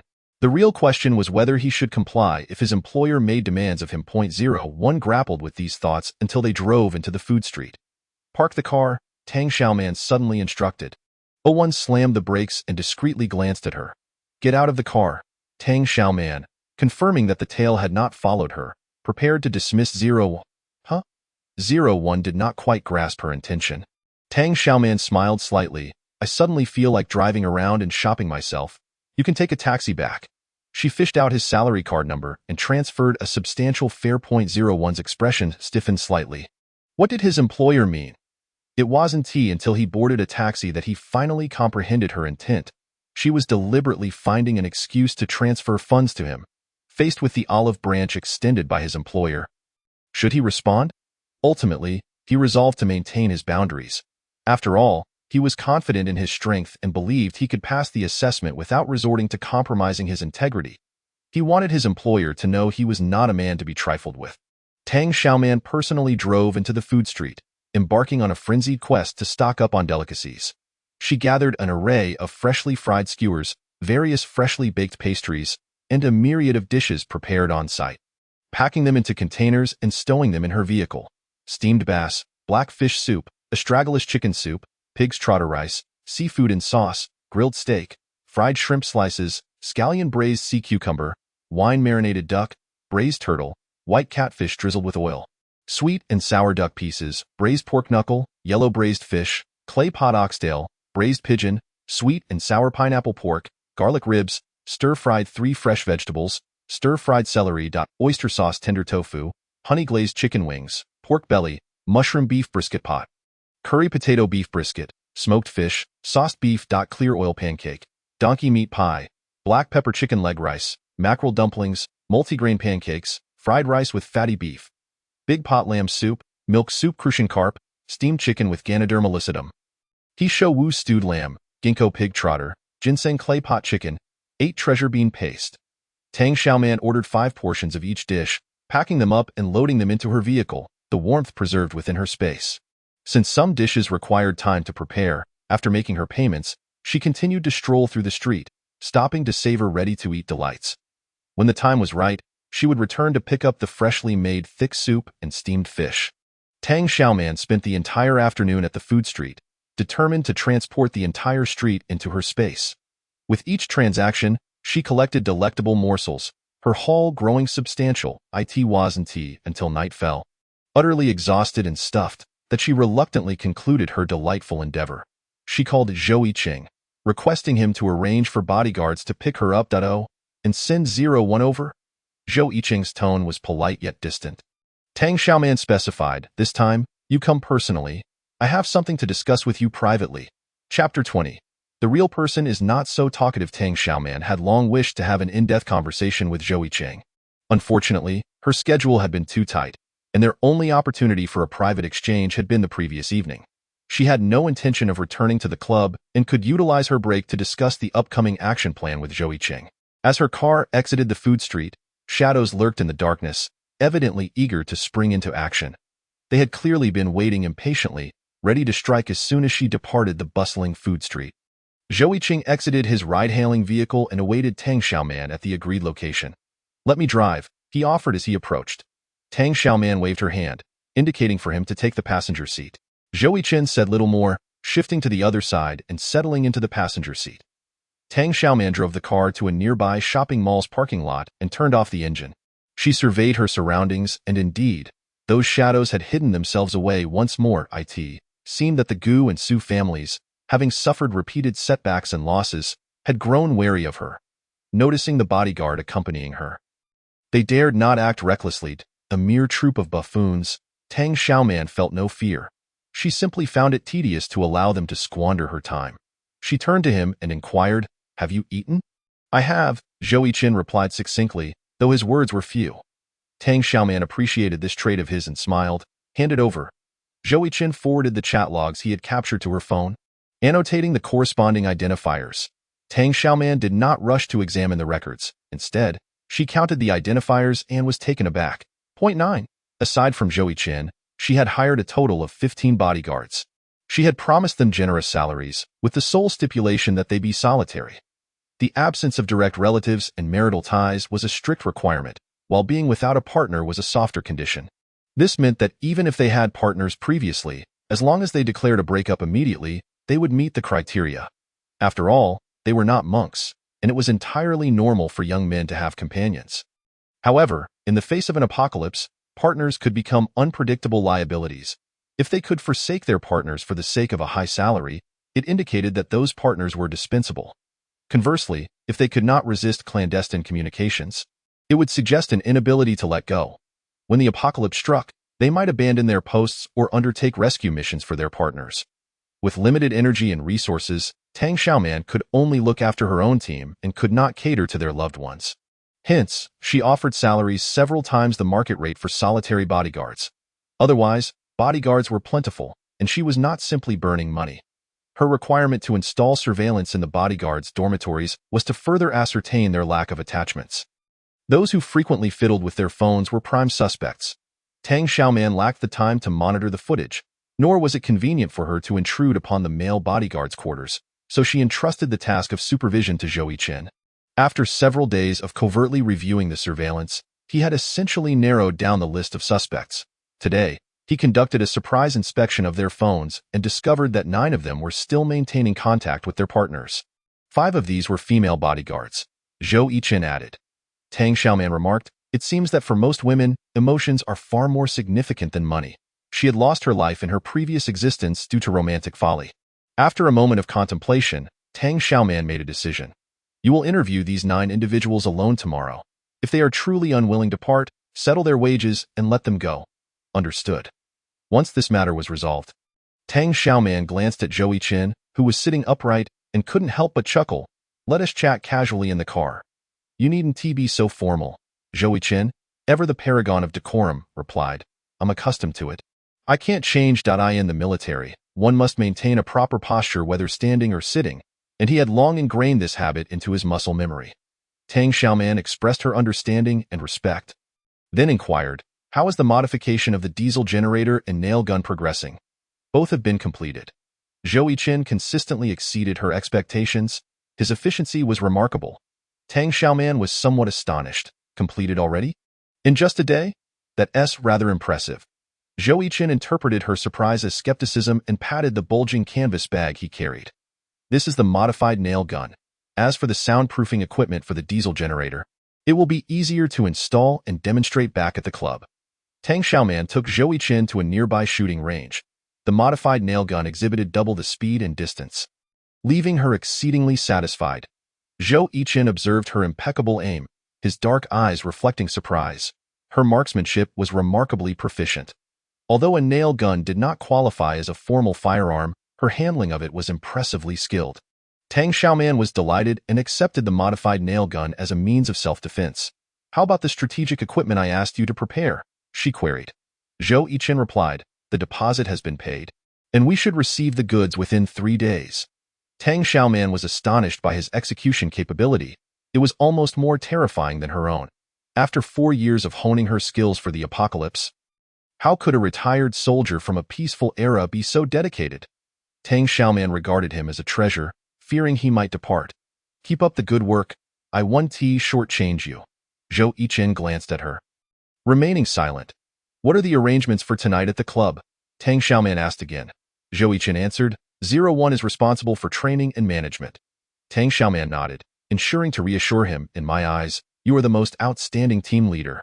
No one can compare to you, not even 01. She needed him to understand that he was her favored one. Zhou's lips twitched, but he remained silent. Tang Xiaoman had grown accustomed to his reticence and did not mind his seemingly distant demeanor. Her principle in employing others was based on their utility rather than their sweet words.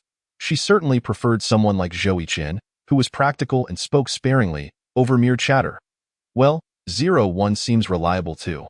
He appears quite grounded. After you finish interviewing those 9 tomorrow, you will take full responsibility for the assessments. Just inform me of the results." She had too many matters to attend to and delegated the selection task to him. Zhou Yiqin pressed his lips together and lowered his gaze. "Understood." Tang Xiaoman and Zhou Yiqin strolled through the market, purchasing numerous complete sets of tableware, tea sets, and wine utensils. From blue and white porcelain to crystal glass, they acquired a variety of materials. After the calamity of the apocalypse, merely filling one's stomach had become an unattainable goal, let alone these ostentatious porcelain wares, which were akin to luxury items. Nevertheless, she decided to stockpile some, indulging her bourgeois whims on occasion. Zhou Yiqin assisted in carrying the goods as she enthusiastically shopped.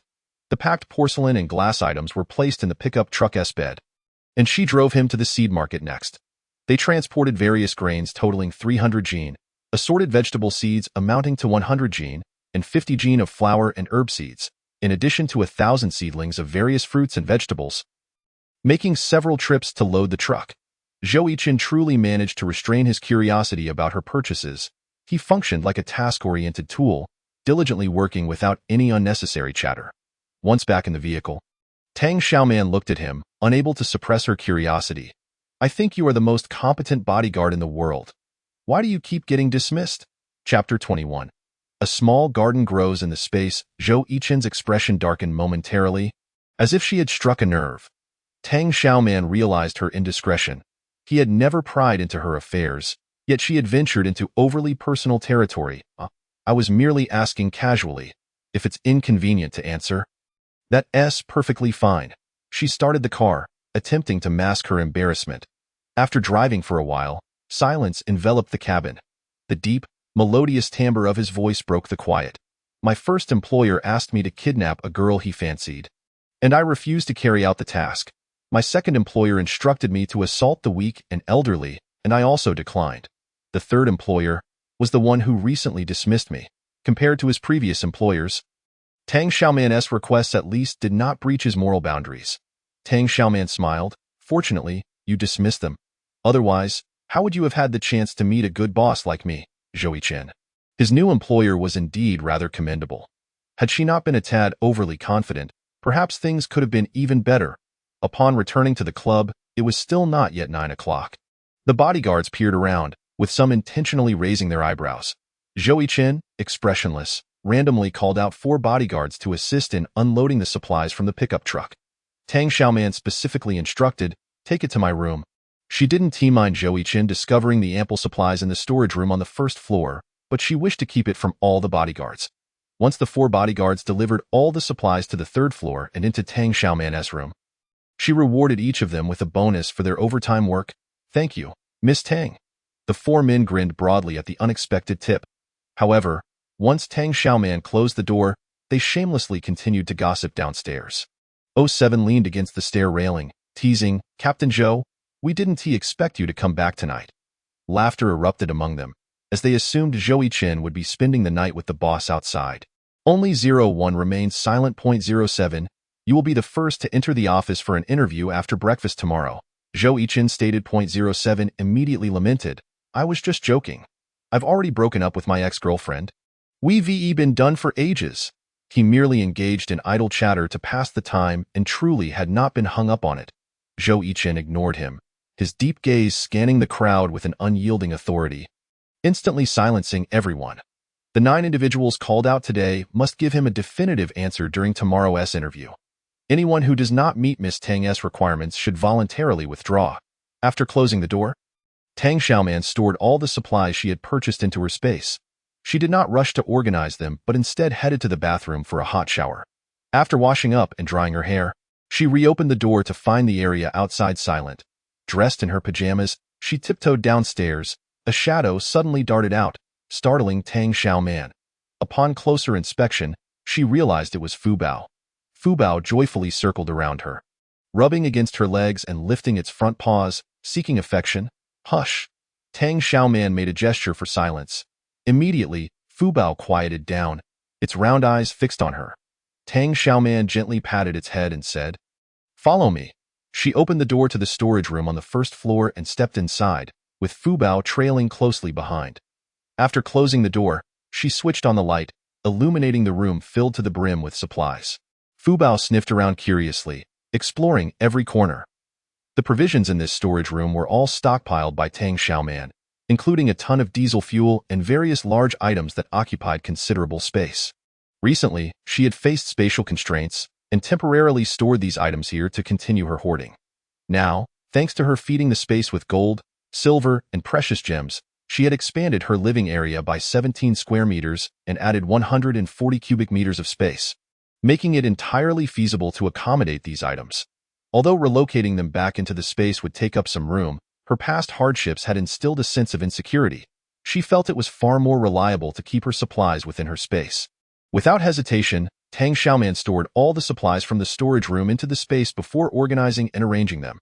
Since her 80 square meter 2-bedroom had expanded into a 97 square meter 3-bedroom, the height of the house had also increased by half a meter. This undoubtedly added nearly 50 cubic meters of volume to the space, much to Tang Xiaoman's delight. The large appliances she had previously purchased, such as 10 large freezers, 5 refrigerated medicine cabinets, 10 car refrigerators, 20 small solar heaters, and 20 air conditioning fans, were packaged by the store and directly delivered to the club, where Zhou Yiqin received and arranged them on her behalf. This saved considerable space for placing various appliances. And with the additional width and height in the residence, Tang Xiaoman finally succeeded in stacking all her non-perishable supplies within the 3-bedroom, no longer occupying precious static space. Tang Xiaoman then re-entered the static space to organize her items. And gazing at the more than 100 cubic meters of supplies, which included an abundance of medical supplies and medications, her heart swelled with joy. The ample provisions indeed provided her with a significant sense of security, soothing her mood considerably. However, with over 100 cubic meters of space freed up, her urge to hoard surged once more, and she felt an intense desire to fill every inch of space with supplies. Just as Tang Xiaoman contemplated exiting the space, she inadvertently discovered a small garden had appeared. Outside the balcony of the residence, there was a 10 square meter garden. It felt like a secluded paradise, with stars and moons seemingly embedded in the sky. Yet the height was identical to that of the residence's ceiling. Nevertheless, this was an extraordinary new addition. Tang Xiaoman's heart raced with excitement, her palms sweaty. She hurriedly rummaged through the space for the fruits, vegetables, and seedlings she had purchased that evening, planting 3 chili plants, 3 cucumbers, 3 garlic bulbs, and 3 tomatoes. If these were to thrive, it would signify that even in the face of an apocalyptic world, she would possess a sanctuary to cultivate fresh produce, alleviating her concerns about running out of food. The land she owned for planting represented a continual source of hope. Caught up in her excitement, Tang Xiaoman lost track of time.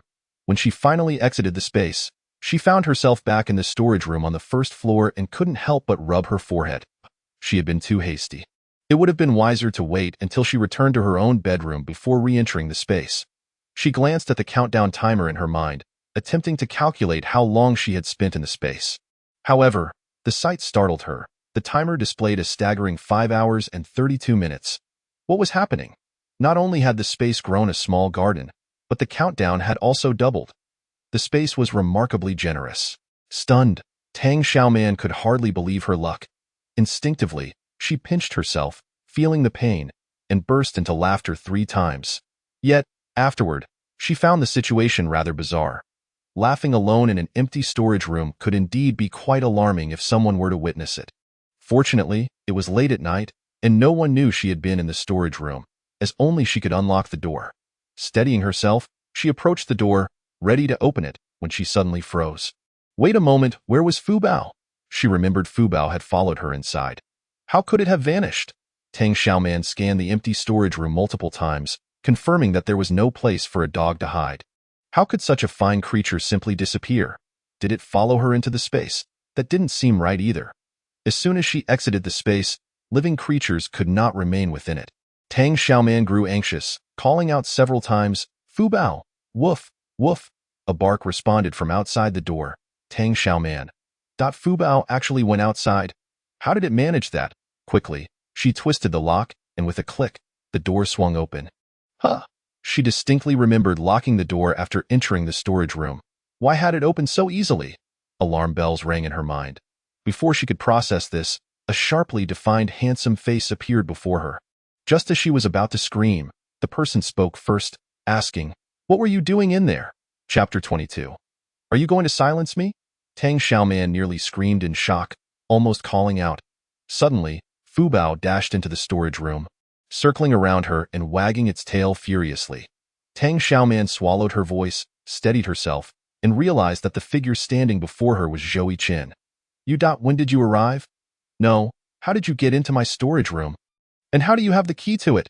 She questioned warily. Zhou Chen looked at her with an enigmatic expression. I heard Fu Bao barking, so I came to check.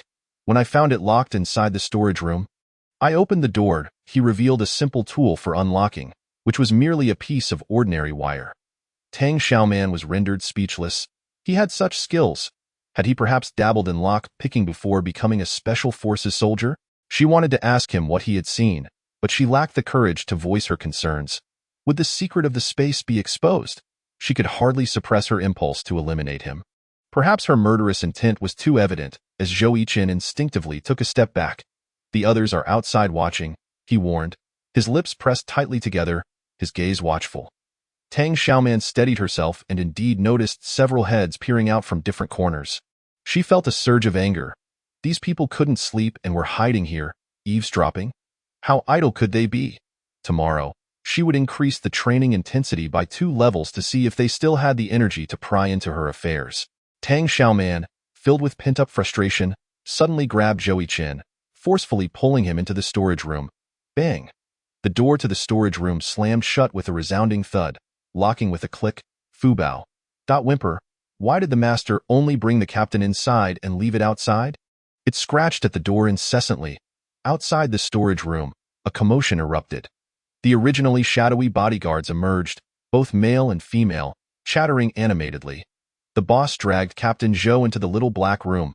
Oh my, will Captain Zhou be forced? Well, that seems unlikely. Captain Zhou is quite capable. Is it possible that Captain Zhou doesn't want to resist? A female bodyguard covered her face, saying, Miss Tang came down in her pajamas with her hair down. She seems to have just bathed. This is a sure thing. Another female bodyguard raised a question. Why not let Captain Zhou go to her room? Why choose the storage room? The surrounding fell silent for a moment. And then 09 spoke up with a startling remark. Perhaps it's for a more thrilling experience. This statement ignited a wave of speculation, and just as everyone prepared to discuss the stimulating events inside in detail, O1 emerged with an expressionless face and O loitering. Disperse immediately and return to your duties. 01's tone was icy and his gaze fierce. When Zhou Yiqin was absent, he was responsible for managing the group, and his authority was not to be underestimated. Observing 01's stern demeanor, the others exchanged glances, seemingly understanding something. They discreetly acknowledged the situation without voicing it, mainly out of fear of being reprimanded, some making faces, others sticking out their tongues, and others gesturing. Before dispersing in a hurry, only Fu Bao stubbornly remained at the door. 01 cast a disdainful glance at the tightly shut storage room door and scoffed coldly to it. Seemed Captain Zhou had succumbed to Miss Tang's charms. Humph! The seemingly principled Captain Zhou was nothing more than this. It appeared not every man could maintain their integrity as he did, refusing to be swayed by wealth or power. He felt no envy toward Zhou Yiqin's captaincy. He did not wish to use his body as a bargaining chip. As the door to the storage room closed, Tang Xiaoman pressed Zhou Yiqin firmly against the door panel. "Why were you following me?" she demanded, her gaze filled with murderous intent, accompanied by an ominous grinding of her teeth. Zhou Yiqin calmly surveyed the empty room, maintaining a composed tone. "I saw you head downstairs and followed to check the soundproofing of the diesel generator." The diesel generator? Tang Xiaoman suddenly recalled the task she had assigned him, and remembered that he had completed every task she had given him exceptionally well, including the modification of the nail gun. She relaxed her grip on his neck slightly but remained vigilant. "What exactly did you discover?" "I heard Fu Bao barking in the storage room, so I knocked on the door. When there was no response from you, and Fu Bao kept barking, I became concerned and pried open the lock," Zhou Yiqin explained. Tang Xiaoman's pupils constricted, like two blades piercing towards him. "What did you see?" Zhou Yiqin met her gaze without flinching. "You have abilities, Tang Xiaoman." Such directness has left her utterly flustered. The storeroom is filled with countless supplies, including over a ton of diesel barrels and 200 gas canisters. It is implausible for anyone to have emptied it without a trace. When I opened the door, I only saw Fu Bao, and you were nowhere to be found. At this point, Zhou Yiqin paused, his voice heavy. "Do you possess another realm?" "This is the only reasonable explanation." Tang Xiaoman's gaze darkened. "This is a secret that belongs solely to me, one I wish to keep from anyone's knowledge. I have not disclosed it to others." Zhou Yiqin paused again, fixing his gaze on her eyes, and asked, "Are you contemplating silencing me?" Tang Xiaoman. She had never engaged Zhou Yiqin in combat, but she had witnessed his prowess. His skills were exceptional, and his marksmanship was remarkably swift, if confronted alone. She lacked the assurance of victory. After a moment's contemplation, she threatened, "Unless you vow to never reveal my secret, I possess means to ensure your silence forever." Without hesitation, Zhou Yiqin promised, "I swear I shall not disclose your secret to anyone." "Unless you wish to silence me," he turned the tables, threatening, "If you aim to silence me, I will ensure that your secret is shouted to the world before my demise." Ha! What a shrewd individual. Yet, Tang Xiaoman believed his threat was not unfounded. He had the capability to carry it out. She released her grip on his neck, gently patted his shoulder, and forced a smile. "As long as you do not betray me, I shall ensure you are well taken care of and continue to employ you extensively. To be frank, the apocalypse is approaching, Zhou Yiqin." She is not only enigmatic, but also rather cryptic. Tang Xiaoman spoke a series of heart-winning words, then earnestly promised, "As long as you follow me loyally, I guarantee you will have meat to eat, wine to drink, and beautiful women to pursue in the apocalypse." Zhou Yiqin, unable to contain himself, interjected, "Could you let go of me first?" It was only then that Tang Xiaoman realized she was half leaning on him, her anxiety having made her forget about it, due to her earlier vigorous movements. A few buttons of her nightgown had come undone, revealing a considerable amount of springtime allure. At this moment, in the height of summer, she could distinctly feel the warmth of his body through the thin fabric and catch his scent. Reflecting on the fact that she had been threatening him in such a position while maintaining a serious conversation, she could not help but feel flustered. Hastily, Tang Xiaoman stepped back, fumbling to fasten her buttons. Zhou Yiqin turned his face away but revealed a faint blush on his ears. Once Tang Xiaoman had arranged her attire, she fixed her piercing gaze on the anxious man and warned, "Mind your words, What transpired tonight must remain a secret. I swear I will not tell anyone, unless you wish to silence me. Zhou Yiqin maintained his boundaries. Tang Xiaoman believed he was a person of principles. I will not kill you. The apocalypse is imminent, and I need capable hands like yours. How could I ever bear to eliminate you, Zhou Yiqin? Here we go again. Chapter 23 Captain Zhou, surely there is overtime pay for last night? Zhou Yiqin was the first to exit the storeroom, followed closely by Tang Xiaoman. Fu Bao immediately rushed over, sniffing around its owner, relieved only after confirming she was unscathed. Tang Xiaoman's keen eyes caught sight of a figure swiftly hiding away, prompting her to call out, "Who goes there? Come out." 01 emerged from around the staircase corner. Tang Xiaoman scrutinized him, asking, "What brings you here?" 01 pondered for a moment, glancing at the two of them before replying, "I would like to discuss tomorrow's training plan with Captain Zhou. He still had unfinished business." Tang Xiaoman declined on Zhou Yiqin's behalf, saying, "You should rest. We can discuss things tomorrow." With that, she gestured to Zhou Yiqin.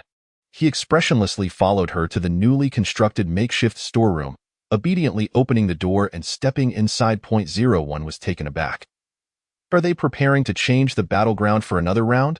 Ignoring 01's incredulous gaze, the two entered the storeroom and closed the door behind them. Fu Bao, equally left outside, lamented, "Whimper, why is the owner not bringing me along again?" The makeshift storeroom, constructed at Zhou Yiqin's behest, was filled with diesel barrels, gasoline barrels, and gas canisters, as well as strategic supplies he had been ordered to stockpile. Tang Xiaoman was captivated by a camouflage helmet, bending down to pick it up and unwrapping the packaging, exclaiming in wonder, "Wow, this helmet is equipped with a 4-eye night vision device. How did you manage to acquire this? And it comes with Bluetooth headphones and a walkie-talkie. This is incredibly advanced." She had purchased some night vision devices herself, but had not managed to procure the latest 4-eye model, as the shopkeeper informed her that such cutting-edge military supplies were not available in civilian military supply stores. Having the headphones and walkie-talkie directly installed on the helmet was indeed much more convenient than handheld devices. In response to Tang Xiaoman's astonishment, Zhou Yiqin remained nonchalant. "I got it through a connection with a comrade." Tang Xiaoman beamed with satisfaction. "You have never dropped the ball at critical moments. You truly are reliable. From now on, you will handle the procurement of strategic equipment and supplies for the team. As long as the quality is up to standard, the price is inconsequential." His only flaw was his unwavering adherence to duty, which inadvertently exposed her secret. Reflecting on the exposed space, Tang Xiaoman's smile faded somewhat. Zhou Yiqin, without further ado, demonstrated the soundproofing effect of the diesel generator on site. Once the accompanying soundproofing equipment was installed, the overwhelming noise vanished instantly. Although some sound remained, it was within tolerable limits. As long as it wasn't placed in the dormitory, it would not disrupt normal rest. Having completed all tasks, Zhou Yiqin glanced at his wristwatch, signaling that it was time to take a break. "Does Miss Tang have any further instructions?" Tang Xiaoman regarded him, feeling somewhat unsettled. "Don't you have any questions for me?" "None." Zhou Yiqin was succinct. Tang Xiaoman considered this and found it in line with his character.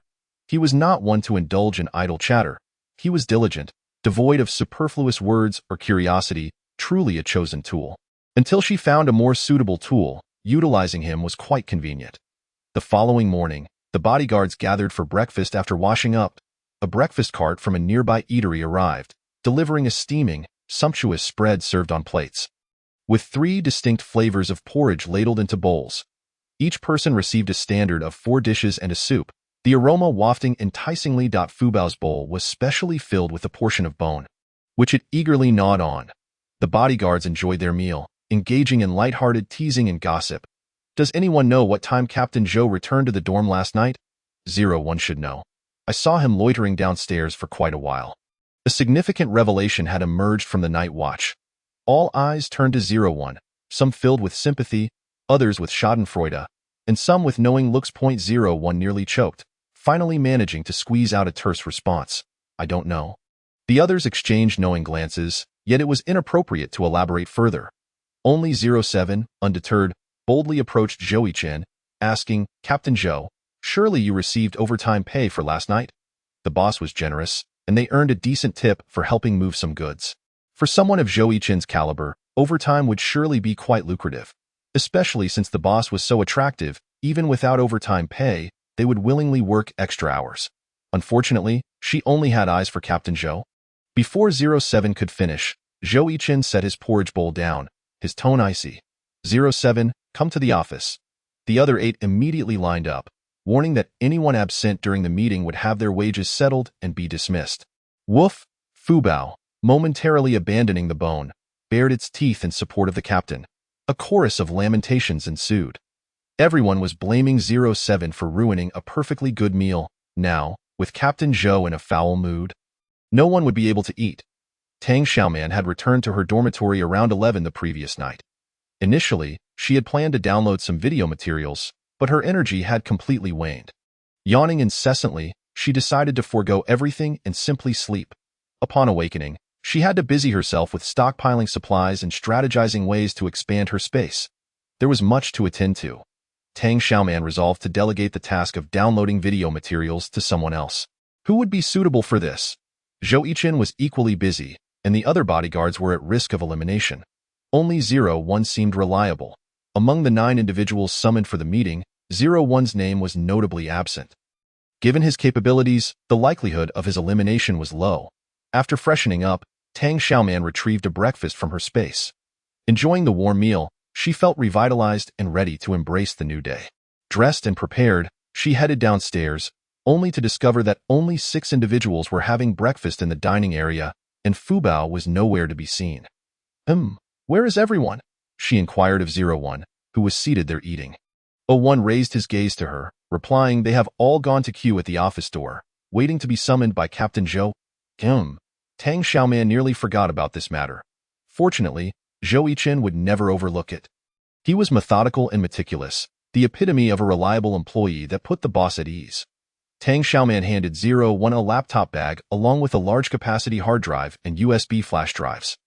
Instructing, please download various videos, encyclopedic materials, and ebooks for me. Anything that can be found online is required. 01 set down his chopsticks, his gaze deepening as he asked, what specific types do you require? All types are necessary. I also need you to create a summary directory.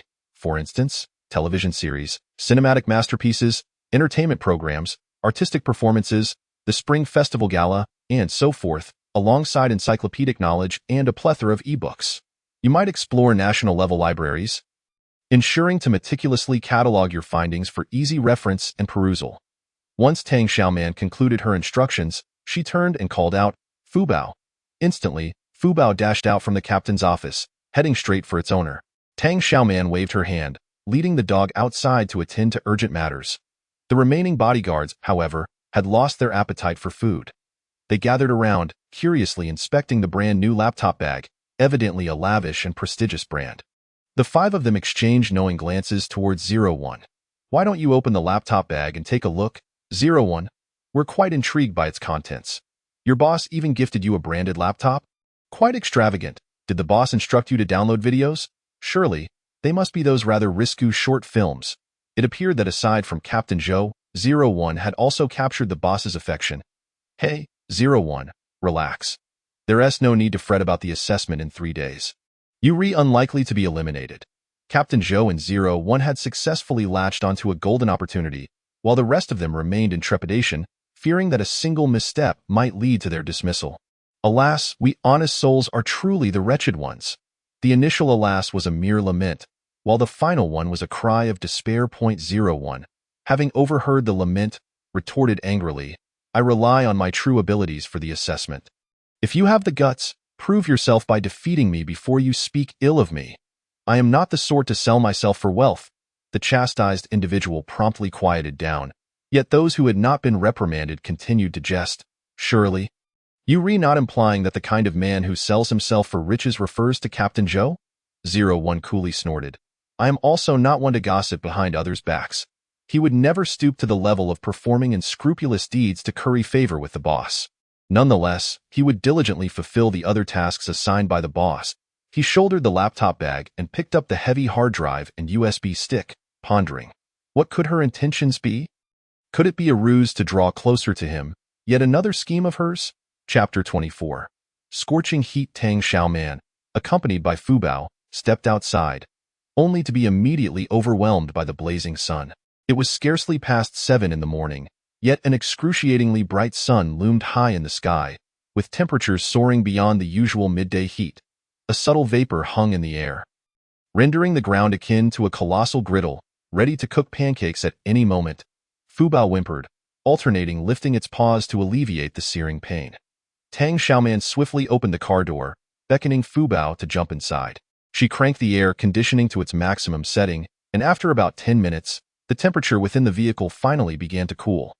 The morning rush hour was in full swing, and the sudden heat startled the throngs of people venturing outside, provoking a chorus of complaints. How bizarre! It was just fine when I was eating breakfast at home, yet stepping outside feels like the heavens have unleashed fire.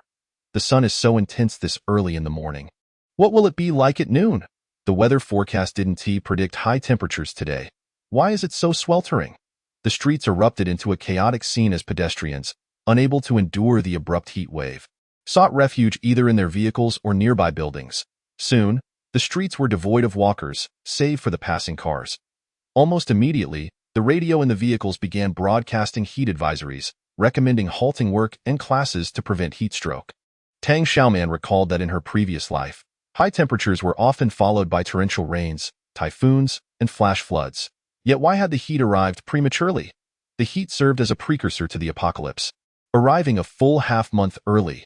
Despite the frigid air conditioning in the car, beads of sweat still formed on her palms. Her heart raced, and her eyelids twitched with her memories from a past life. She sensed something amiss. Did the early onset of heat foreshadow that the storms, typhoons, and floods would also arrive sooner? Biting her lip, Tang Xiaoman resolved to hasten her pace to race against time. She picked up her phone and dialed the renovation company manager. I am the owner of number 98 Tianlai Villa. May I inquire if the renovations have been completed? The renovation manager sounded slightly taken aback. According to the contract, we are set to finish tomorrow. Can you complete it today? If you can finish ahead of schedule without compromising quality, I am willing to pay extra. Tang Xiaoman unleashed her financial prowess. The manager's tone instantly shifted to one of politeness. Well, that might be a bit challenging, but we can certainly work something out. I will dispatch additional personnel to ensure completion before lunch. After hanging up, Tang Xiaoman wasted no time contacting several quality inspection agencies for renovation materials, as well as professional institutions for assessing the grade of explosion-proof glass and the defensive levels of construction materials, including water quality testing centers. Typically, these inspection agencies require prior appointments, but with Tang Xiaoman offering an additional 100,000 for each request, they all bent their rules and agreed to meet at the designated location for inspections by 1:30 p.m. With this matter settled, she drove straight to the electronics mall. This time, she intended to stock up on home appliances for future use. The unexpected heat wave disrupted the lives and works of many, and worse still for those deprived of freedom, such as Gu Cheng, Jiu Cheng, confined in a detention center, felt as though he were on the verge of fainting from the heat. He requested a transfer to a room with stronger air conditioning, only to be met with refusal, prompting him to unleash a torrent of curses. The guards, already irritated with him, further agitated by the heat, switched off the surveillance and casually turned off the air conditioning. Jiu Cheng, already suffering from the heat, could scarcely endure the absence of air conditioning, quickly gasping for breath like a fish out of water. His head throbbed painfully, and in desperation, he leaned over the sink, turning on the tap to cool down. However, the water that flowed from the tap was scalding hot, and he felt the world spin around him before collapsing in the sweltering restroom. Tang Xiaoman parked her car in the underground garage of the mall, alighting without turning off the engine. The heat was unbearable. The air conditioning in the car could not be switched off. The underground parking area was somewhat cooler than outside, yet it still left one drenched in sweat. Fortunately, once inside the elevator, the air conditioning provided a reprieve from the sweltering heat. Arriving at the home appliance store, Tang Xiaoman purchased 10 large freezers, 5 battery-powered medical refrigerators, 20 car refrigerators, and 20 air conditioning fans. She left the address of number 98 Tianlai Villa and returned to the car with Fubao. After departing the mall, she proceeded to an outdoor water sports equipment store. The scorching sun beat down, causing the pavement to shimmer. Fearing Fubao might burn its paws, she retrieved a large backpack from her space. Fubao nestled inside, and she carried it into the store. The owner presented 20 newly arrived gas masks and 20 sets of biohazard suits. Tang Xiaoman paid for the items and took them away. from her rearview mirror. She caught sight of several furtive shadows lurking nearby, and she couldn't help but smirk. Even in this heat, they hadn't forgotten to follow her. Truly dedicated, with Fubao safeguarding her, she had little interest in these petty nuisances and continued with her business. Heading to the bank to purchase gold bricks, at the hospital, in the ICU ward. After 4 grueling hours of emergency care, Gu Cheng, suffering from heat stroke, had narrowly retained his life. Grandmother Gu wept profusely, embracing her grandson. Her heart-rending cries echoing, "My poor grandson, you have suffered so. It's all that Tang Xiaoman's fault. She has truly wronged you." Su Ro stood beside, tearfully lamenting, "Sister has gone far beyond what is acceptable. First, she targeted me, then Su Ku, and imprisoned Xu Jia, yet I never imagined she would cruelly seek to take Cheng's life." Grandmother Gu suddenly froze, ceasing her cries. Wiping her tears, she seemed to have grasped something. Could it be that Tang Xiaoman bribed the officers, intending to put Cheng to death? How diabolical! Su Cheng and Lu Yakin, standing nearby, were both agitated and distressed. This wretched girl dares to attempt murder against Cheng. She truly must be dealt with. Su Cheng wished he had never fathered Tang Xiaoman. Lu Yakin couldn't help but sigh. "I never expected Xiaoman to be so cruel. It's truly shocking. First, she targeted Aku, then Aro. And now she is directly aiming for her fiancé's life. She is becoming increasingly radical." Su Cheng made a direct declaration to Gu Cheng, who lay weak on the hospital bed. "This wicked girl is beyond redemption. She must not be allowed to live. Whatever you decide, I will unconditionally assist." Jiu Cheng, having narrowly escaped death, felt utterly drained. He had never anticipated that Tang Xiaoman would nearly cost him his life. Initially, when she began her rebellion, he thought she was merely acting out to capture his attention. It was his own negligence that had led him into such a precarious situation. Upon realizing that Tang Xiaoman had undergone a complete transformation, becoming entirely unmanageable, he resolved to teach her a harsh lesson, one that would leave her regretting her actions. His plan was to first annul their engagement, then have her kidnapped and violated, subsequently confining her secretly, using her as a backup blood supply and organ donor for Su Ro. Yet, before her demise, he would ensure they were legally wed, for only by being recognized as husband and wife could the Su family claim all inheritance rights from the Tang group. The inheritance should rightfully belong to Su Ro. Tang Xiaoman was unworthy, however. He had not anticipated Tang Xiaoman's resilience. His 2 attempts to dispatch individuals had failed, and he himself had been apprehended. Today's heat wave had nearly cost him his life. Had it not been for the Gu family's extensive connections, he would have succumbed to heat stroke by now. Upon reflecting on this, Gu Cheng found himself gripped by a lingering sense of trepidation. He no longer dared to underestimate Tang Xiaoman in the slightest. "Please provide me with Tang Xiaoman's new mobile number.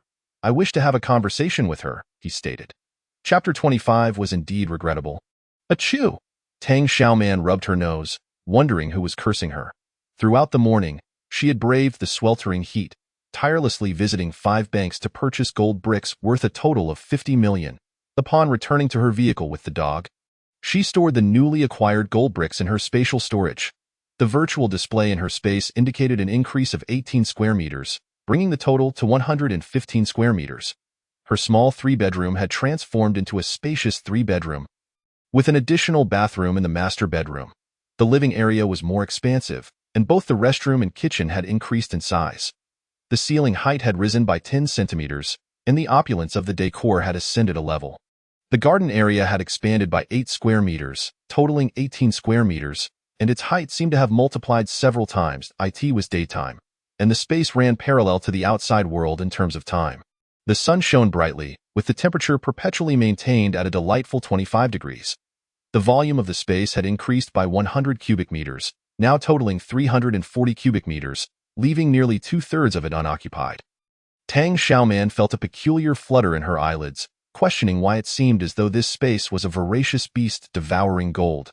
After tossing in 50 million, the space grew larger yet remained empty. She found herself wanting to fill it with even more riches. Once filled, she yearned to acquire more gold, silver, and jewels to sustain it, allowing for further expansion. Tang Xiaoman's emotions were a whirlwind of excitement and complexity as she inspected the seedlings planted in her garden. Noting their impressive growth, clearly, The soil was fertile, enabling plants to flourish at a rate several times faster than ordinary earth. She then glanced at the countdown timer in her space. Could it be? Rubbing her eyes, she checked again, confirming she was not imagining things. The space had gained an additional 3 hours, with the countdown now at 8 hours and 32 minutes. Could it be that the space grows 3 hours of time each day? She mused that if this continued, would she not be able to reside in the space indefinitely? Just as this thought crossed her mind, she sensed something amiss. After careful contemplation, she finally understood. It was not that the space gained 3 hours each day, but rather that it could accumulate 3 hours worth of time daily if she refrained from lingering within it. Initially, upon opening the space, she had only 1 hour of stay time per day. This later increased to 2 hours due to her feeding it with gold, silver, and jewelry, and eventually grew to 3 hours as she provided more gold bricks. Moreover, any unused time could be accumulated. Although not as astonishing as she had imagined, the outcome was still beyond Tang Xiaoman's expectations. Having settled matters concerning the space, she noted that it was now past noon. The heat was unbearable, and she had no desire to exit her vehicle. Instead, she retrieved a serving of seafood and sauce with black pepper chicken rice from the space, along with a portion of rib rice for her dog. The two enjoyed their meal inside the car. After lunch, Tang Xiaoman took her time, savoring a vanilla-flavored ice cream while contemplating her schedule for the afternoon. Just then, a phone call interrupted her thoughts. Considering the numerous business matters she needed to address, she answered the call eagerly. Tang Xiaoman. Gu Cheng's weak voice emerged from the phone's receiver. Upon hearing him, Tang Xiaoman frowned, alarm bells ringing in her mind. Aren't you supposed to be confined in a detention center? How are you able to call me? Was the detention center unable to contain him? Or had he once again leveraged connections to secure his release? I suffered from heat stroke and nearly lost my life. Are you satisfied now? Gu Cheng's feeble voice was tinged with a hint of bitterness. Tang Xiaoman sighed in response. You didn't die? How truly unfortunate. Tang Xiaoman, you don't love me at all. Have you been feigning your affections all along? Gu Cheng persisted. Tang Xiaoman's smile faded, her tone laced with sarcasm. Ha? Do you possess even a shred of genuine feeling for me? What you lack? How dare you demand from me? Gu Cheng attempted to retort but found himself at a loss for words. The phone then transmitted Su Ro's delicate voice. Sister, have you misunderstood me? I assure you, my relationship with Ah Cheng is entirely innocent. It is not as you think. I wish you both eternal confinement. Far removed from my life. Tang Xiaoman interrupted. Su Ro's voice grew more plaintive. Sister, I beg you not to hold a grudge. Today, Ah Cheng nearly lost his life. Could you kindly show him mercy? If you would just sign a letter of understanding, I refuse to sign. Tang Xiaoman's tone was resolute as she arched an eyebrow. Why not call the police to arrest me? What? Fool. She hung up the phone and blocked the number, completing the action in one swift motion. Glancing at the time, she noted it was nearly 1 o'clock, and she had many pressing matters to attend to. It felt like a sin to waste even a second on such trivialities. In the intensive care unit of the hospital, Su Ro wept bitterly. Lu Yakin consoled her distraught daughter while also calming her enraged husband. With a sense of helplessness, she sighed. This time, Tang Xiaoman has truly gone too far. I hardly know what to say. Su Cheng fumed. I disown this daughter. From now on, our father-daughter relationship is severed. Her demise outside holds no concern for me. With tear-filled eyes, Su Ro gazed at Gu Cheng. Choking back her emotion, grandmother personally came to plead with her to sign the letter of understanding, yet she had the bodyguards block her, not even allowing her to enter. A glimmer of ruthlessness flashed across Gu Cheng's weak visage. His original plan had been to break off the engagement with Tang Xiaoman before abducting her, allowing thugs to violate her to vent his pent-up resentment. He intended to imprison her, utilizing her as a backup blood and organ source for Su Ro. All because she dared to openly oppose him. However, he would find a way to obtain a marriage certificate before her demise, ensuring Su Cheng would inherit the entire Tang family fortune. In his view, the inheritance should rightfully belong to Su Ro. To assist her in indirectly acquiring shares in the Tang family, he had lowered himself to enter into an engagement with Tang Xiaoman. Yet her audacious words and actions had thoroughly infuriated him. He could no longer concern himself with inheritance matters, focused solely on wanting her dead. Gritting his teeth, he instructed his new assistant, hire bounty hunters from the world's elite assassin rankings. I will offer 10 million for Tang Xiaoman's life. Tang Xiaoman drove to Tianlai Mountain Villa, only to find representatives from several quality inspection agencies already present. It seemed that as long as the price was right, not even the scorching heat could deter workers from their quest for earnings. The 2 rows of townhouses had transformed into a fortress, with 3-meter-high walls and thick iron gates so robust that even cannon fire would struggle to breach them. The heavy iron gate slowly opened, allowing Tang Xiaoman's pickup truck to enter. The 2 vehicles from the quality inspection agencies, however, remained outside, their staff disembarking in the sweltering heat and hastily making their way through the villa's entrance. The manager from the renovation company had arrived, and upon seeing the primary client, greeted her with a beaming smile and a handshake. Yet, he froze in place, startled by the imposing black dog that trailed behind her. Tang Xiaoman waved her hand dismissively, declining pleasantries, and got straight to business. "Is everything completed?" The manager, upon seeing that she had brought quality monitoring personnel, could only offer a rueful smile. "Our workers just finished the construction during their lunch break. Miss Tang, your efficiency is remarkable. Collaboration saves time," she replied, knowing how precious time was to her. She quickly surveyed the courtyard, noting that everything was laid out according to her specifications, including the newly dug well. "Let us begin," she commanded several groups of inspection staff. "Take your positions." The Renovation Materials Quality Inspection Agency would check for harmful substances in both the courtyard and indoor renovations. The professionals assessing the explosion-proof glass and building materials would need to work outdoors. The Water Quality Testing Center personnel opened the well to collect water samples. The 2 connected villas had established a powerful new ventilation system and central air conditioning system. This system could not only adjust the temperature and humidity indoors, but also in the courtyard. The sole drawback was its staggering energy consumption, requiring 3 main electrical circuits to power the entire building's ventilation and air conditioning systems. Typically, such a powerful temperature control and ventilation system was utilized in large office buildings, making its application in an ordinary villa somewhat extravagant. Aside from its energy consumption, the system had no other faults. For instance, today, the outside heat was unbearable. However, within the villa, it was refreshingly cool, simply delightful. Those inside found it hard to leave. Chapter 26. Our new home. As the staff from various quality inspection agencies busily took their positions, the renovation manager handed Tang Xiaoman a lengthy list. A multitude of electrical appliances had been delivered from the market, all stacked neatly in the warehouse as per the list. Additionally, there were spare explosion-proof glass, waterproof electrical networks, solar panels, and corrosion-resistant latex paints, all stored in the warehouse. Tang Xiaoman took the list and quickly scanned it, confirming it contained the large freezer and other appliances she had purchased earlier, along with a substantial quantity of spare renovation materials, all included within the renovation fees. At this moment, the water quality inspector had collected the water sample, but it needed to be taken to the testing station for analysis with specialized equipment, with results expected tomorrow. After sending off the water quality inspector, preliminary results for the indoor air quality inspection had also come through. The initial air quality test showed compliance, though specific value analysis would be available the following day. The staff reported back to her. After bidding farewell to this group of inspectors, the explosion-proof glass results also came in. Predictably, they were satisfactory. Next came the testing of the exterior wall's insulation, thickness, and explosion resistance, all of which passed the examination.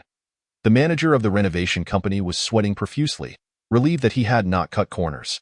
This employer was indeed not easily fooled.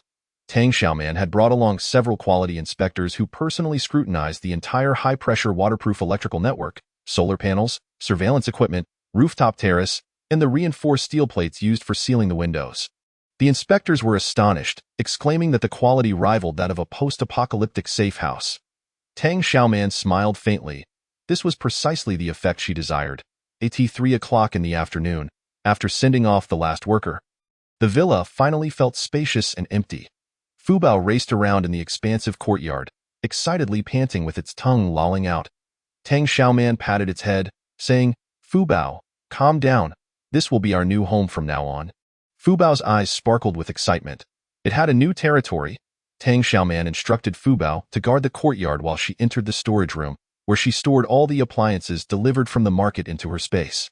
After all, the first floor of the club still housed backup appliances, which were more than sufficient. She then toured the villa's interior, which was designed and arranged according to the contractual blueprints. The furnishings and appliances were all in place, leaving her with no grievances. The two adjoining villas comprised 3 stories, with over 20 rooms on the second and third floors, while the first floor had been entirely converted into storage space. On the west side of the courtyard, 5 large warehouses had been constructed, providing ample storage area. This was intended for heavy supplies such as diesel, gasoline, gas cylinders, and 20 large freezers filled with food. Additionally, most of the large items needed would be stored on the first floor to mitigate concerns about potential overload. Tang Xiaoman's space was limited, so she only stored her own backup supplies. While her teammates would need to manage their own reserves, she entered the main master bedroom on the second floor, a luxurious space of over 40 square meters, complete with a dedicated bathroom and a grand European-style fireplace. The furnishings and appliances had all been procured according to her specified brands. Although the entire villa was equipped with a comprehensive self-built underfloor heating system, she had opted to construct an additional large fireplace. As she was particularly sensitive to the cold, during the polar nights, which could last for 6 months without sunlight, the thought of the bone-chilling dampness made her instinctively shiver. No, she needed a dedicated fireplace. The second floor contained a total of 7 rooms, of which she claimed the largest for herself, while a slightly smaller room was allocated for Zhou Yichen as his personal sleeping quarters. The remaining 5 rooms were assigned to her 10 bodyguard teammates, with Fu Bao sleeping on the first floor. Besides Zhou Yichen, she planned to retain a maximum of 10 individuals.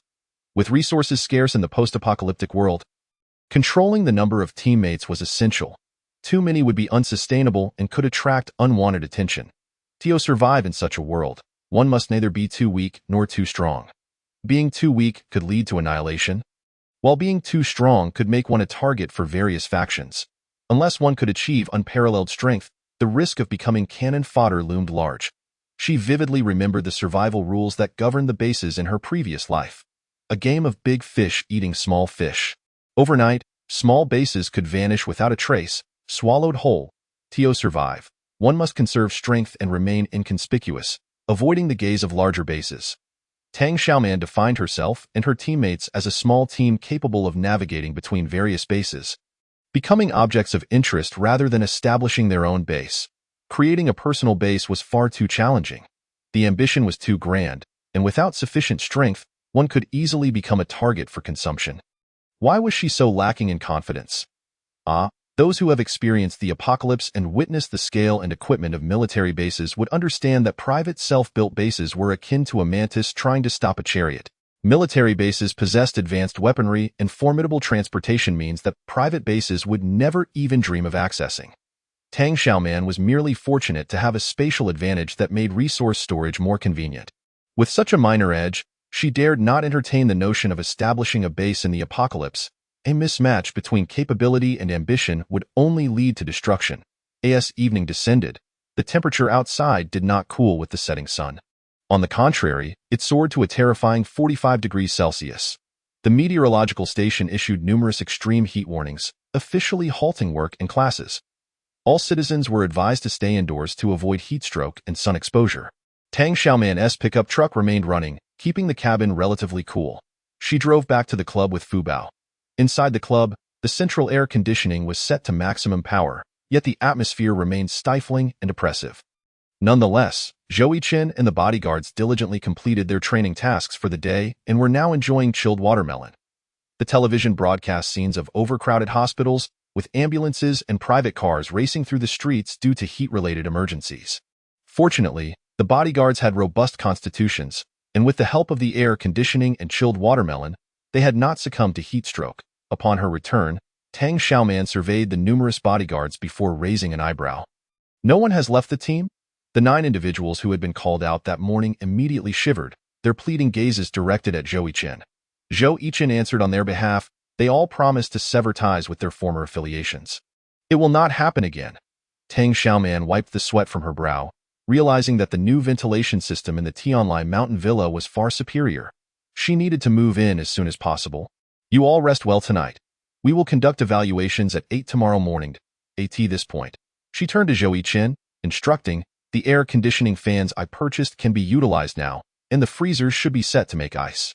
Zhou Yichen immediately sent 2 individuals to the storage room to retrieve 2 large freezers, unbox them, and plug them in to start making ice. All 20 air conditioning fans were activated, yet the air blowing from them remained warm. It wasn't until ice from the freezers was added to the fans that a refreshing coolness finally permeated the air. Everyone sighed in relief, praising, "Miss Tang truly has foresight." Previously, they had not understood why their boss had suddenly purchased so many freezers and air conditioning fans. But now it became clear. Their boss had connections and was aware of the recent heat wave. They regarded her with increased respect. A wealthy boss with influential ties, they needed to cling tightly to this golden opportunity. Tang Xiaoman had 2 air conditioning fans moved into the team leader's office, supplemented with ample ice. Everyone assumed she would engage in a discussion with Captain Zhou, but unexpectedly, she waved at 01, saying, "01, please come in with me." Chapter 27. There would be no opportunity for regret. 01 thought he had misheard and pointed to himself. "Yes, you." Tang Xiaoman confirmed. The bodyguards exchanged knowing glances, while Zhou Yiqin remained composed. 01, bring the materials that Miss Tang requested for download, Zhou Yiqin reminded. Only then did 01 realize that the boss needed him to check on the tasks assigned to him that morning. He glanced at Zhou Yiqin and noticed that the latter appeared unperturbed, seemingly unaffected. As long as the other party was not displeased, he was relieved. In truth, he did not wish to create any discord with the captain over jealousy. They were not in the same league. In the office, the air conditioning was set to its highest setting, and the 2 fans were stocked with enough ice. Gradually, the oppressive heat dissipated, and the temperature dropped. Tang Xiaoman reviewed the videos and ebooks downloaded by 01. The quantity was satisfactory, but the organization of the catalog was somewhat chaotic. Please reorganize the catalog by category and focus on downloading medical and agricultural instructional videos and electronic resources. Ideally, recompile everything from the National Electronic Library as well. 01 nodded in response. There is a lot of content, and it will take approximately 2 days. There's no rush. Prioritize quality, Tang Xiaoman replied, appreciating 01's meticulousness and calm demeanor. Besides Zhou Yiqin, he appeared to be the most reliable. All right, 01 affirmed. You can tidy up and get back to work. Remember to put in some overtime tonight. Tang Xiaoman casually transferred a bonus to him. Thank you for your hard work. 01 looked at the considerable sum that had just been credited. The boss always found various excuses and reasons to transfer money to him. He had no choice but to accept silently. If this continued, he wouldn't know how to refuse any unreasonable demands from the boss. When you go out, remember to call Captain Zhou in, Tang Xiaoman declared, moving on to the next matter. As 01 exited, laden with a heavy stack of hard drives, he ignored the prying eyes of the others and simply told Zhou Yiqin, "Miss Tang wants you to go in." Once Zhou Yiqin entered the office and closed the door, the bodyguards gathered around 01. "Wow, that was quick." The boss called Captain Zhou in next. "It seems she wasn't too pleased with you." 01 grabbed the mouthy individual and clenched his fist. "Try saying that again." "Relax, I was just joking." The others laughed and bantered, but the office door swung open again, revealing Zhou Yiqin accompanying Tang Xiaoman out. "Everyone disperse. Aside from the watch duty, return to your posts," Zhou Yiqin commanded. "Rest tonight. Anyone who fails the evaluation tomorrow will be eliminated." At the mention of tomorrow's evaluation, some bodyguards who were aware of their own limitations lost their sense of humor. Woof! Fubao bared its teeth, ushering the group upstairs.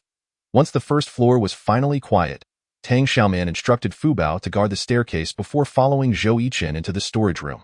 "The supplies you requested are mostly in place, and the temporary storage is full.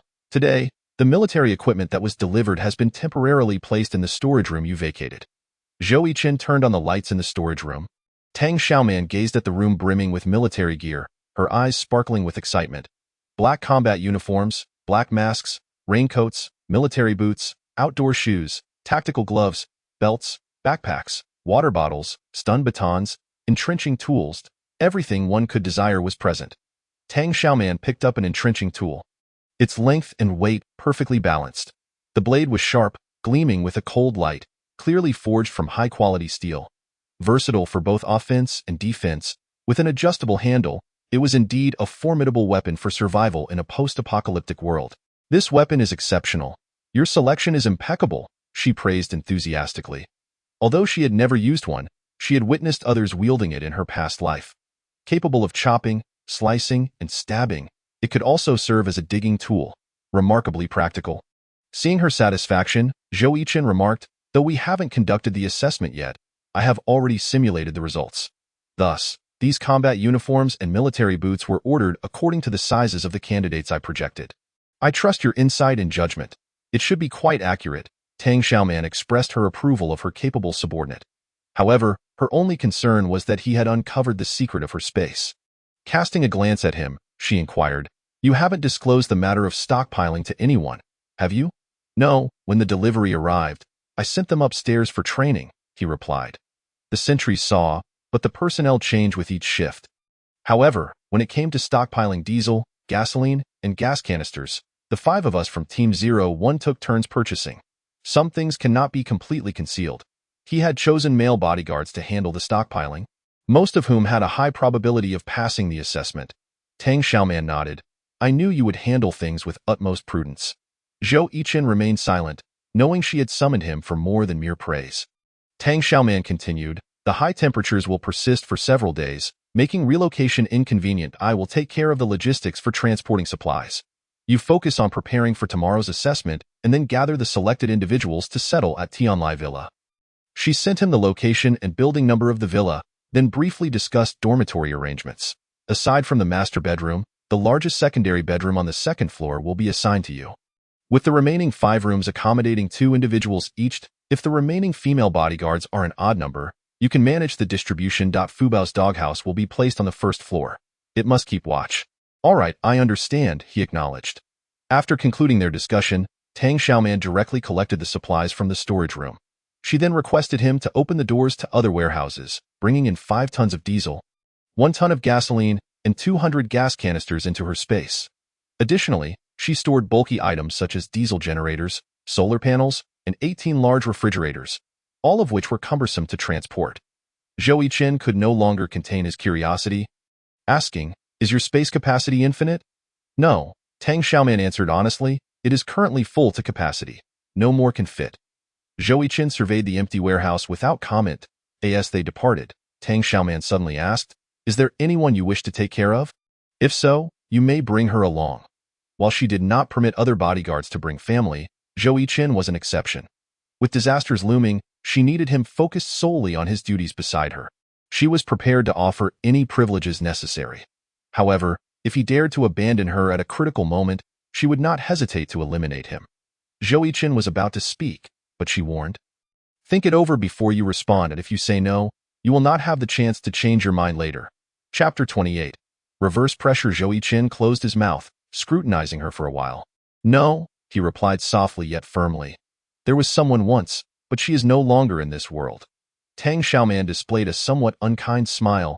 That was for the best. She rubbed her hands together before patting his shoulder. "As long as you sincerely follow me, I guarantee you will enjoy a life of abundance. Bread, milk, and lovely companions will all be yours." Zhou Yichen. Here we go again. Each day, a grand illusion. Whether one has an appetite or not, one must partake. Tang Xiaoman was not merely weaving dreams to stave off hunger.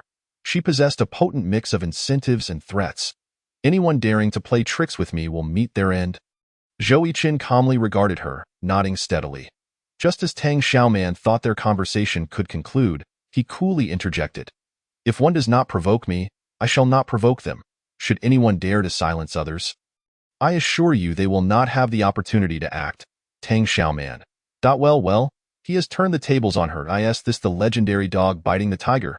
She was wary of him revealing secrets, while he was equally cautious of her silencing anyone. The next day, outdoor temperatures soared to 50 degrees. Government broadcasts announced a continuation of work and school suspensions, advising residents to stay indoors to avoid heat stroke and heat exhaustion. After waiting for the air conditioning in her pickup truck to cool down, Tang Xiaoman took Fubao and embarked on her journey to Tianlai Villa. After a 20-minute drive, the vehicle entered the villa grounds, passing by the Sun Castle Kindergarten.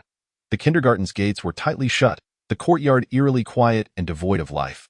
Due to the extreme heat, all schools and kindergartens had suspended classes. Tang Xiaoman thought of Shanshan, her brow furrowing.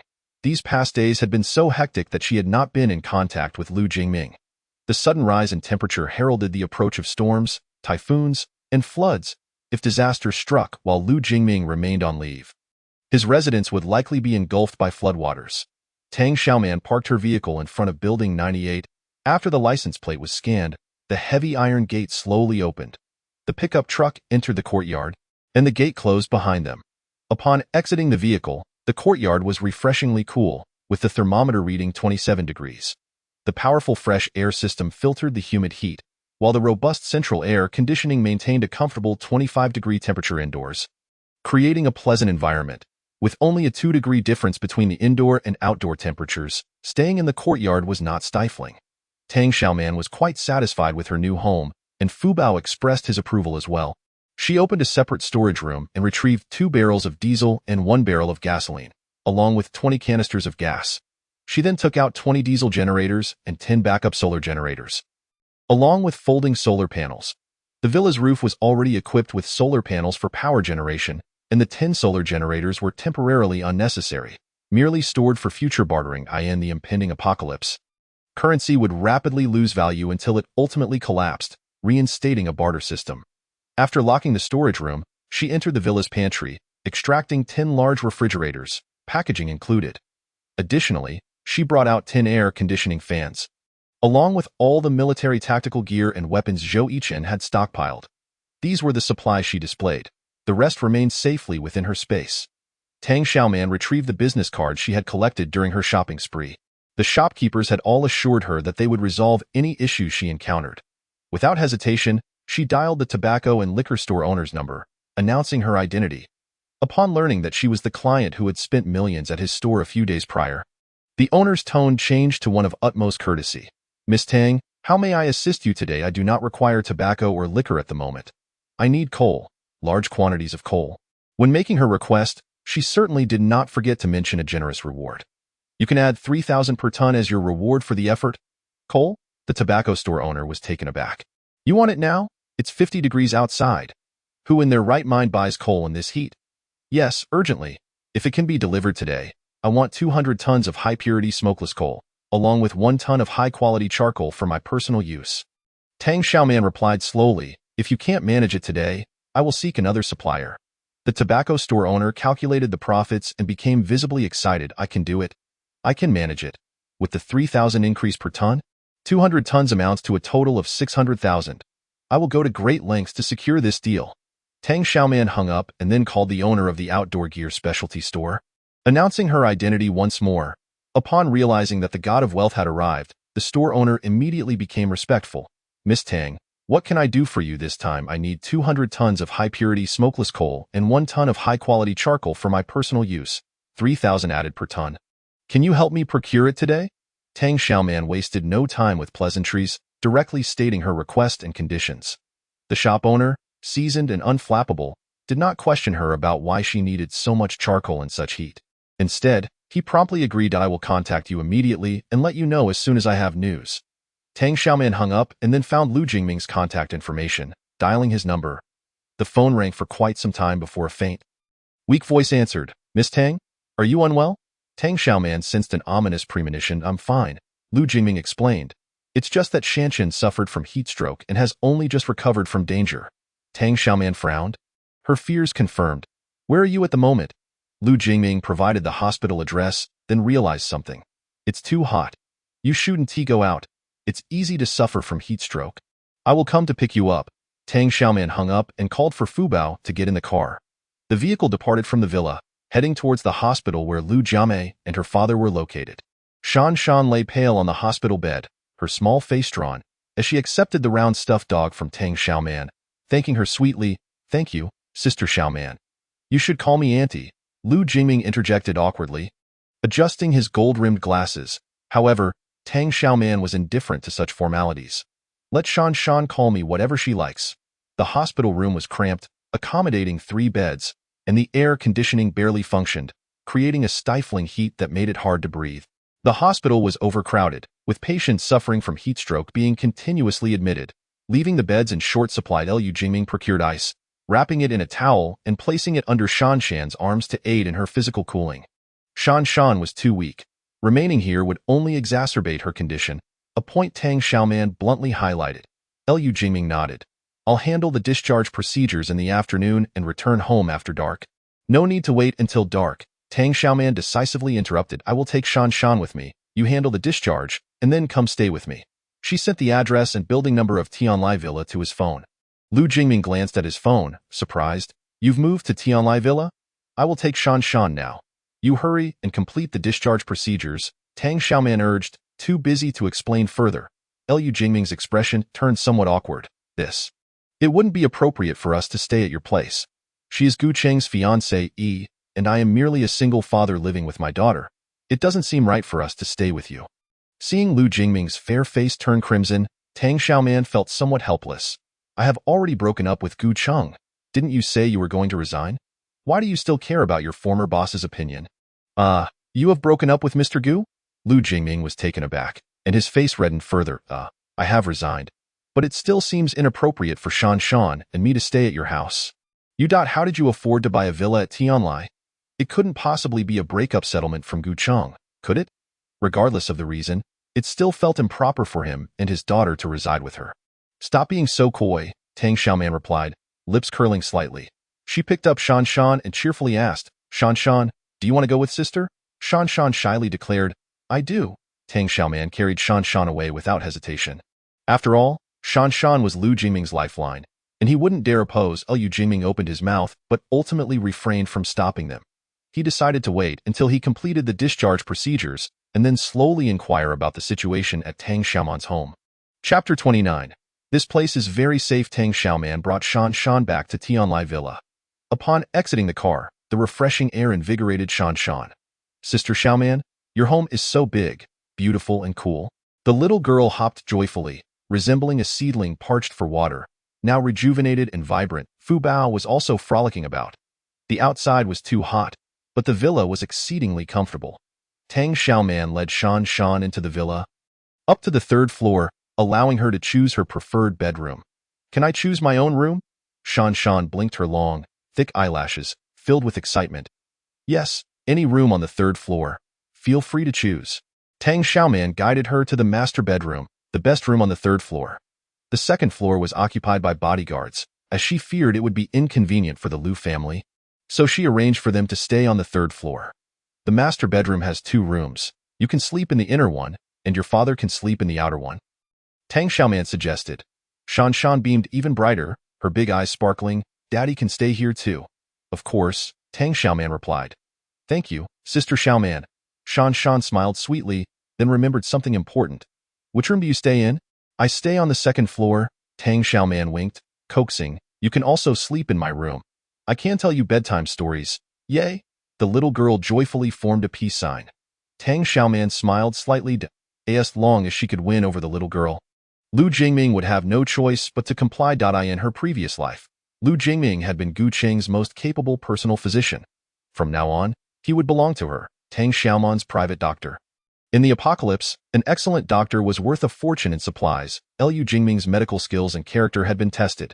She must ensure he stayed. After completing the discharge procedures, Lu Jingming hurriedly drove to the address Tang Xiaoman had provided. Tang Xiaoman had already input his license plate number into the electronic scanning recognition system, allowing his vehicle to enter and exit the villa freely. It's so cool in here. Lu Jingming was taken aback as he stepped out of the car. The contrast with the sweltering heat outside was like entering another world. Tang Xiaoman smiled brightly. Shan Shan loves it here. For her health, we should temporarily stay here. Temporarily, indeed. Once his home was flooded, he would have no choice but to stay here indefinitely. Thinking of his daughter's pitiful state after suffering from heat stroke, he refrained from making a fuss. All right then, I hope I'm not causing you too much trouble. He rubbed his handsome hands nervously and tentatively asked. Is it just the 3 of us? Woof, Fu Bao barked to assert his presence. Tang Xiaoman replied honestly, there are also 11 bodyguards here. It is very safe. 11 bodyguards? Lu Jingming was astonished again. Why did you hire so many bodyguards? Tang Xiaoman didn't elaborate, immediately assigning him tasks. I need to step out for a bit and am unsure when I'll return. Please help me watch the house if any coal deliveries arrive. Assist in receiving the goods. There were 2 coal suppliers, each delivering 200 tons of smokeless coal and 1 ton of premium charcoal, to be unloaded into 2 warehouses. Your license plate is registered in the villa system, so you can come and go freely. Here are the keys and the remote for the main gate. Tang Xiaoman handed him the keys and remote. Lu Jingming swallowed his multitude of questions and silently accepted the items. She seemed quite busy, and perhaps his presence could be of assistance to her. Tang Xiaoman contacted Huakai once more. He answered promptly but with a hint of wariness in his tone. Need to borrow money again? No misunderstandings. I'm not borrowing money this time. Tang Xiaoman soothed him before continuing. Could you help me find a reliable jade merchant? I want to buy some jadeite. The prices at the jewelry store were exorbitant, and to acquire high-quality jade at the lowest price, she needed to find a professional middleman who dealt in jade. The jade market was fraught with peril. An outsider unaware of the market could easily be taken advantage of. If Huakai personally intervened, the seller would likely not dare to overreach. Huakai was somewhat surprised. What suddenly piqued your interest in jadeite? I just like it, Tang Xiaoman said, stroking the jade bracelet on her wrist, feeling its luster become more transparent, nearly akin to ice grate. Although Huakai couldn't discern her intentions, he found the request reasonable and not costly, thus he readily agreed. Soon, he provided Tang Xiaoman with the contact of a jade merchant known by the online alias Jadeite Merchant. When Tang Xiaoman added him as a friend, she specified that she was referred by Hua Xiao. The merchant promptly accepted her friend request and eagerly initiated the conversation. Hi, beautiful, what do you need? Tang Xiaoman replied, I want to buy some quality jadeite, in bulk and at a reasonable price. The jadeite merchant fell silent for a few moments before responding, in bulk and at a low price. It might be hard to find quality jade. His honesty was refreshing. Tang Xiaoman continued, what good items do you have? Approximately what prices? The jadeite merchant sent over some images of jade. Some were cut open, revealing their interiors, while others had only a window polished, exposing the jade quality within. Fully open jade was priced according to market value, while those with just a window were cheaper but carried more risk. Tang Xiaoman had some understanding of this realm and inquired, those with just a window are called gambling stones, right? You're quite perceptive. Indeed, they are gambling stones. Not sure if you're interested? It wasn't a matter of interest. She was entirely unfamiliar with the concept. Yet she couldn't show her lack of knowledge and pretended to be knowledgeable. I'm not short on cash, but it must be quality goods. Hua Xiao is my friend. You mustn't disappoint me. Rest assured, beautiful. I conduct business with utmost integrity. Mr. Hua knows me best. Moreover, since you are a friend of his, I won't profit off you. Choose any piece you like. I'll treat it as a favor to you, considering I owe Mr. Hua a debt of gratitude. His words were quite convincing, yet Tang Xiaoman remained half convinced. Time was of the essence, with calamities looming. She had no time to dally. Select the best jadeite totaling 10 million and deliver it to me. If I find your business trustworthy, I will need more supplies. The jadeite merchant, accustomed to significant transactions, was not taken aback by her figure and readily replied, Thank you for your trust, beautiful. Just provide the time and place, and I will personally deliver the goods to you. Tang Xiaoman then shared the jade merchant's contact information with Lu Jingming before returning to the club with Fu Bao. Zhou Yiqin had concluded his assessment tasks and officially recruited 10 bodyguards. All 8 male bodyguards remained, while 5 of the 7 female bodyguards were eliminated, leaving only 2. The 10 bodyguards who passed the assessment were renumbered according to their performance. Tang Xiaoman scanned the list. 01 remained the same, but the previous 02 had changed to 04.1 female bodyguard surprisingly ranked 05, which intrigued her. She couldn't help but take another look at the bodyguard ranked 05. Indeed, those with ample assets often had potential. Zhou Yiqin continued to report. The 5 individuals who were eliminated have already received their wages, and Manager Zhang has sent a vehicle to bring them back to the Flame Shield. Tang Xiaoman wiped the sweat from her brow and remarked, Well done. You've worked hard, it's only right. Zhou Yiqin replied, glancing at her as he casually handed her a bottle of water. Tang Xiaoman twisted off the cap and gulped down more than half in one go. She set the bottle down, surveyed the crowd, and commanded, Now, pack your things immediately. We are moving. Chapter 30. No idle people here with many hands making light work. The club's belongings were swiftly cleared out and loaded into 3 7-seater vans, heading towards Tianlai Mountain Villa. Outside, the heat was oppressive, as if the very air were ablaze, and the streets were nearly devoid of pedestrians, with vehicles being a rare sight. However, Tianlai Mountain Villa was bustling with activity, more lively than usual. First came the coal trucks, which made 4 trips to unload an entire shipment of coal. The owner of the smoke shop and the proprietor of the outdoor goods store eagerly presented their accomplishments to the god of wealth. In addition to 200 tons of premium smokeless coal, we have also prepared a ton of oak charcoal and hickory charcoal specifically for Miss Tang, known for their high heat and enduring burn, as well as their delightful aroma. Besides the 200 tons of top-notch smokeless coal, I have also set aside a ton of old apple tree charcoal and coconut shell charcoal for Miss Tang, which not only burns exceptionally well for heating, but also imparts a unique fragrance when used for barbecuing. Tang Xiaoman organized the coal from the two suppliers separately, indicating that if the quality met her standards, further cooperation could be anticipated. The two shop owners, elated with their substantial profits, beamed with joy. Feeling their efforts in the sweltering heat were well worth it. After enjoying the coolness of the villa for some time and praising the robust new ventilation system, they reluctantly departed when Fubao barked with a toothy grin. Lu Jingming approached and inquired, "Should we register the license plates for the 3 vans brought by the bodyguards?"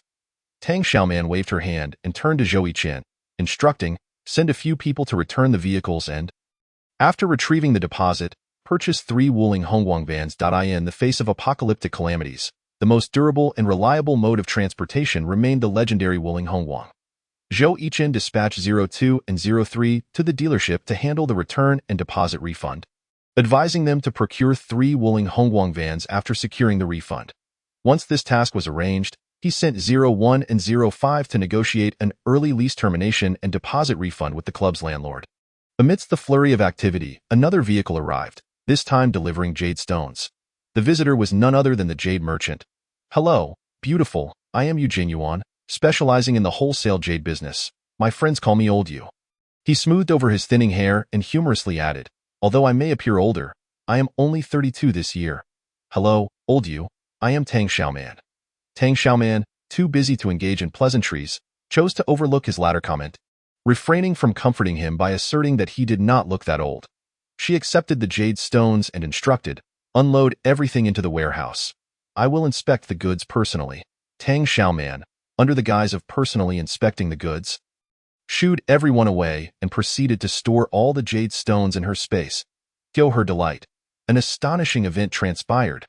The jade stones, valued at 10 million, were wholly absorbed by her space, equating to 50 million in gold bricks.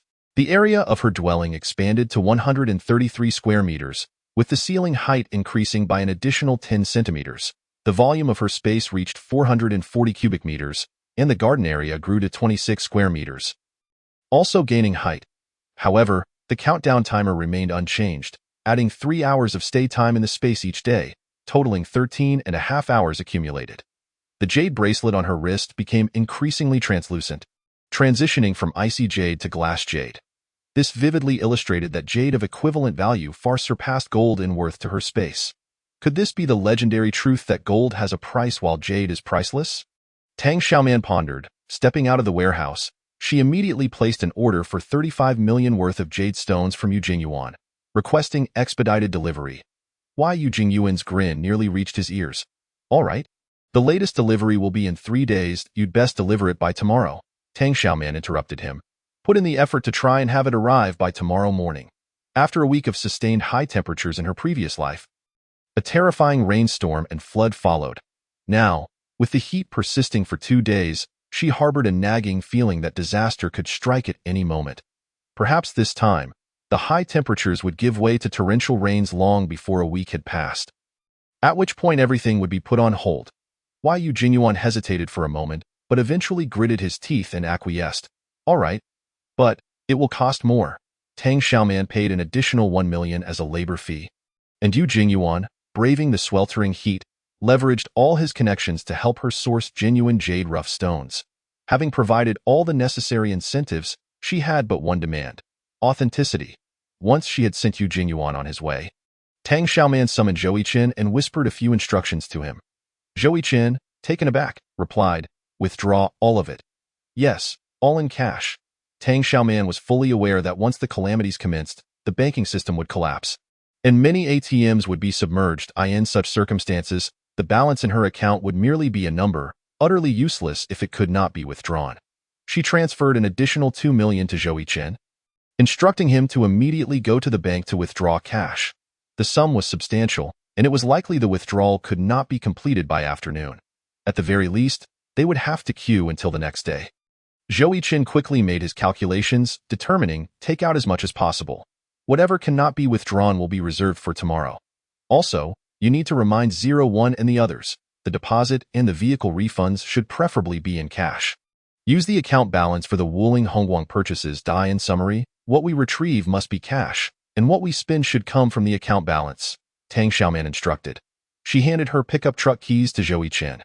Zhou Yichen promptly called over 04, 06, and 07, instructing the four of them to gear up and drive to the bank. The remaining 08, 09, and 10 were busy organizing the dormitory, installing air conditioning units and surveillance systems. Lu Jingming approached and inquired, "What can I do to help?"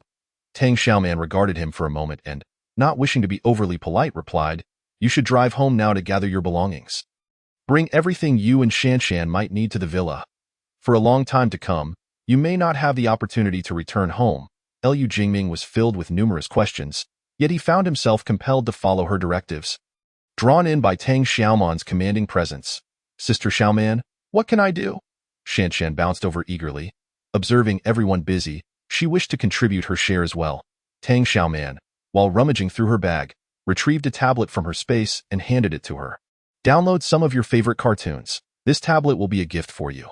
With everyone assigned their tasks and Fu Bao left to guard the home, Tang Xiaoman drove to the grain and oil station. She purchased 5,000 pounds of rice, 5,000 pounds of flour, 100 pounds of noodles, and 100 barrels of peanut oil, all delivered to her rented private garage. Once the delivery truck departed, she stored all the supplies in her space. Next, she proceeded to the poultry hatchery, acquiring 1,000 fertilized chicken eggs, 1,000 fertilized duck eggs, 1,000 fertilized goose eggs, and 5,000 fertilized quail eggs. Since Tang Xiaoman drove the load herself, she received a complimentary small incubator from the hatchery. After securing the fertilized eggs in her rented garage and shutting the door, she also stored the incubator in her space. Now, with ample space at her disposal, her only concern was the tight timeline. Disasters could strike at any moment, and she needed to race against time. Upon returning to the villa, it was already dinner time. As she stepped out of the car, Shanshan bounced over, exclaiming, "Sister Xiaoman, dinner is ready." Tang Xiaoman took Shanshan's small hand, and together they entered the grand dining hall on the first floor. After the adjoining villas were connected, each floor now boasted an area of over 500 to 600 square meters. The first floor featured not only a massive kitchen, but also a spacious dining hall capable of accommodating at least 20 people, along with separate restrooms for men and women. Additionally, the remaining area had been converted into storage rooms. Zhou Yichen had ordered dinner from a nearby restaurant, and the delivery vehicle rolled directly into the villa's dining area. The bodyguards feasted in the expansive hall, while the Lu father and daughter enjoyed their share of 4 dishes and a soup. Shanshan selflessly transferred her food onto Tang Xiaoman's plate. Zhou Yichen raised his gaze, mentioning that he had saved dinner for her. Tang Xiaoman took her meal, found a spot to sit, and began eating while surveying the dozen or so individuals in the dining hall, feeling an immense pressure. How much wealth would she need to support all these people? Having moved into a new home, the collective stockpiling and preparation for battle must commence tonight. Good teammates should be self-sufficient. She would not entertain idle individuals here. Chapter 31. Spend it all after dinner. The delivery personnel collected the dishes and the serving cart, while also assisting with the cleanup. The bodyguards had grown accustomed to this lifestyle. At mealtime, they were treated to a sumptuous feast, able to indulge without concern for cleaning up afterward. Tang Xiaoman was acutely aware that such good times were about to come to an end. Once the delivery vehicle had departed, she began inquiring about the progress of the afternoon's tasks. Lu Jingming spoke first, stating that he had brought over everything he could from home. He sensed that Tang Xiaoman intended to recruit him as her personal doctor.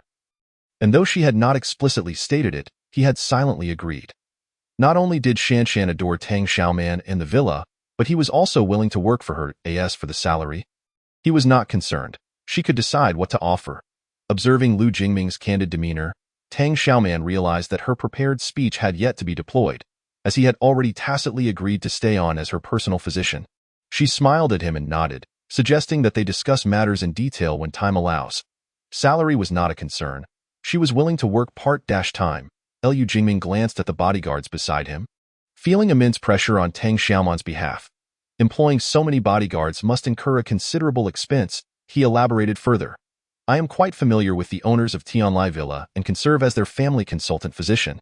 Additionally, I can also act as the regular health doctor for Sunshine Castle Kindergarten. In summary, he could be self-sufficient and would not require Tang Xiaoman's salary. She only needed to cover his and his daughter's living expenses. Tang Xiaoman felt quite touched. Whether in this life or the last, Lu Jingming had always been considerate towards her. Rest assured, I shall not treat you poorly, she softly reassured Lu Jingming, then turned her gaze towards Zhou Chen. Zhou Chen reported the specific amounts regarding the return of the car, the refund of the deposit, as well as the rental and security deposit, and also mentioned the procurement of 3 Wuling Hongguang vehicles. The bodyguards were somewhat puzzled by this matter. Why would such a lavish boss return high-end 7-seater business vehicles in exchange for 3 Wuling divine cars? The boss's intentions were inscrutable to all. Zhou Chen also sent the amount of cash he withdrew from the bank to Tang Xiaoman's phone, stating, I have stored the cash in the safe.as for the safe's location. That would be disclosed privately.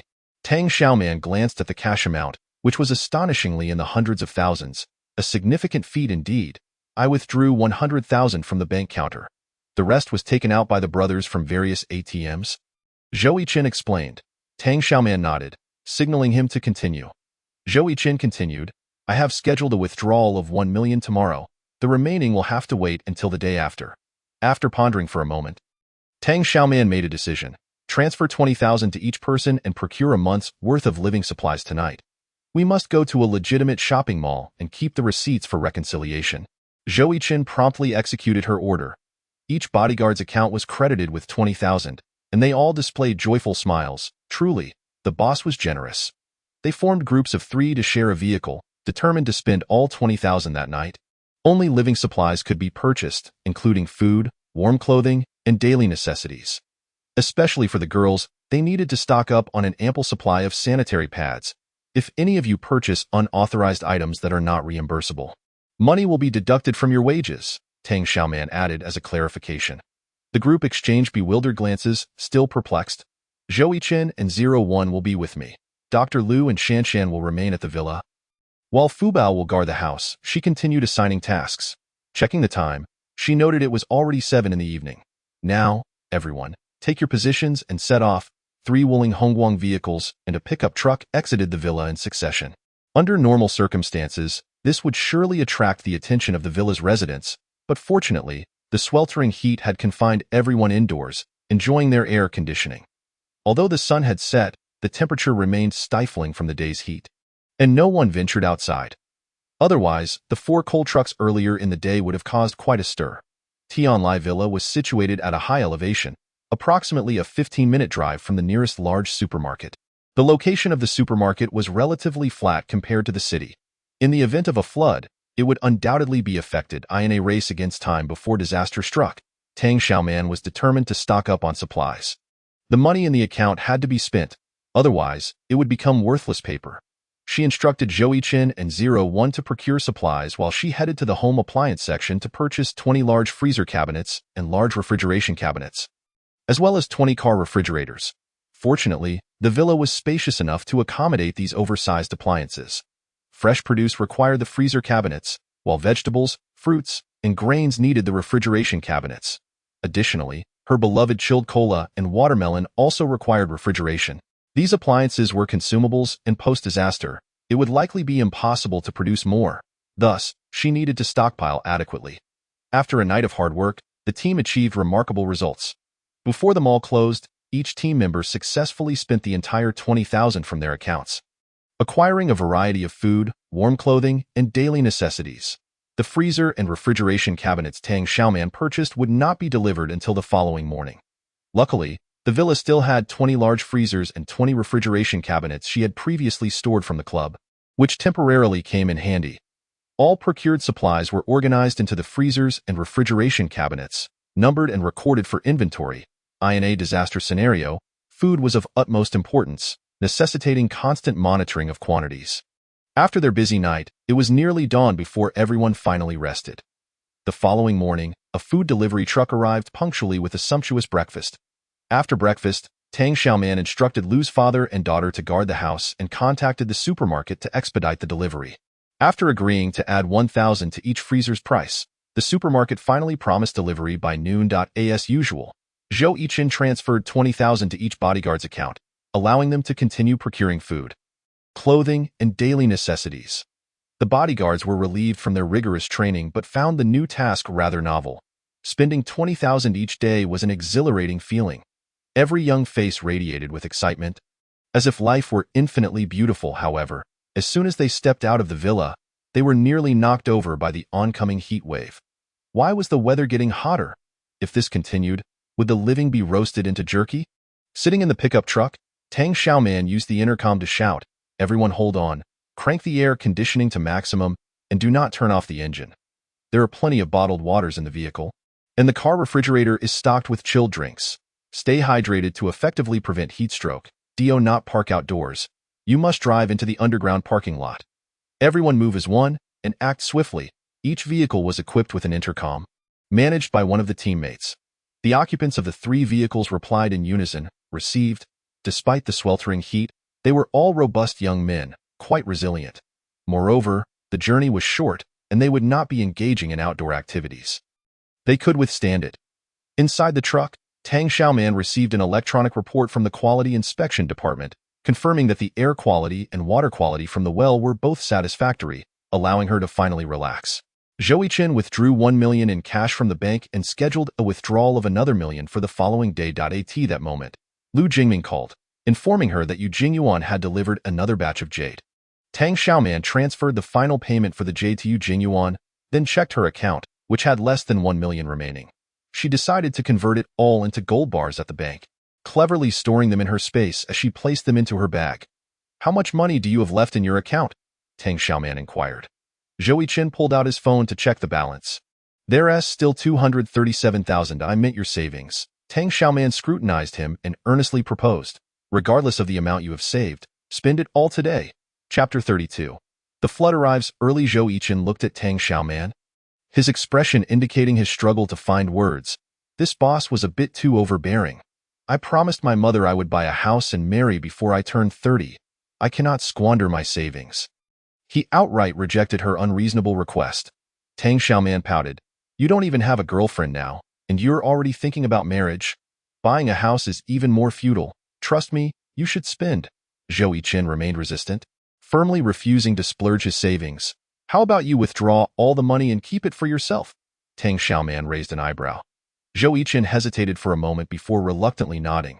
He was not a man of many words and turned directly to withdraw money from the bank.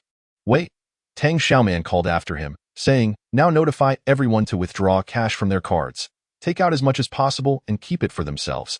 Zhou Yichen and 01 each withdrew a hefty bundle of cash, evidently a substantial amount. Tang Xiaoman nodded approvingly at them, recognizing them as diligent individuals. Exiting the bank, a refreshing breeze greeted them. Someone shouted, "The wind is rising. It's cooling down." The scorching sun had finally hidden behind the clouds, and a whirlwind began to stir. Raindrops began to fall sporadically from the sky, signaling an impending rain. "It's raining. The heavens have opened their eyes. It's finally going to rain." This was exhilarating news. As long as it rained, the suffocating heat would come to an end. People who had been cooped up for 2 to 3 days began to pour out of buildings, joyfully welcoming the timely rain. Large raindrops fell, scattering the crowd, yet they giggled and gathered at the entrance, refusing to seek shelter indoors. After 3 days of scorching heat, they were tired of staying in air-conditioned rooms and were finally able to enjoy some fresh air. Everyone was beaming with joy, but Tang Xiaoman's expression darkened, mirroring the increasingly gloomy sky. She vividly remembered the terrifying storms that followed the heat wave in her previous life.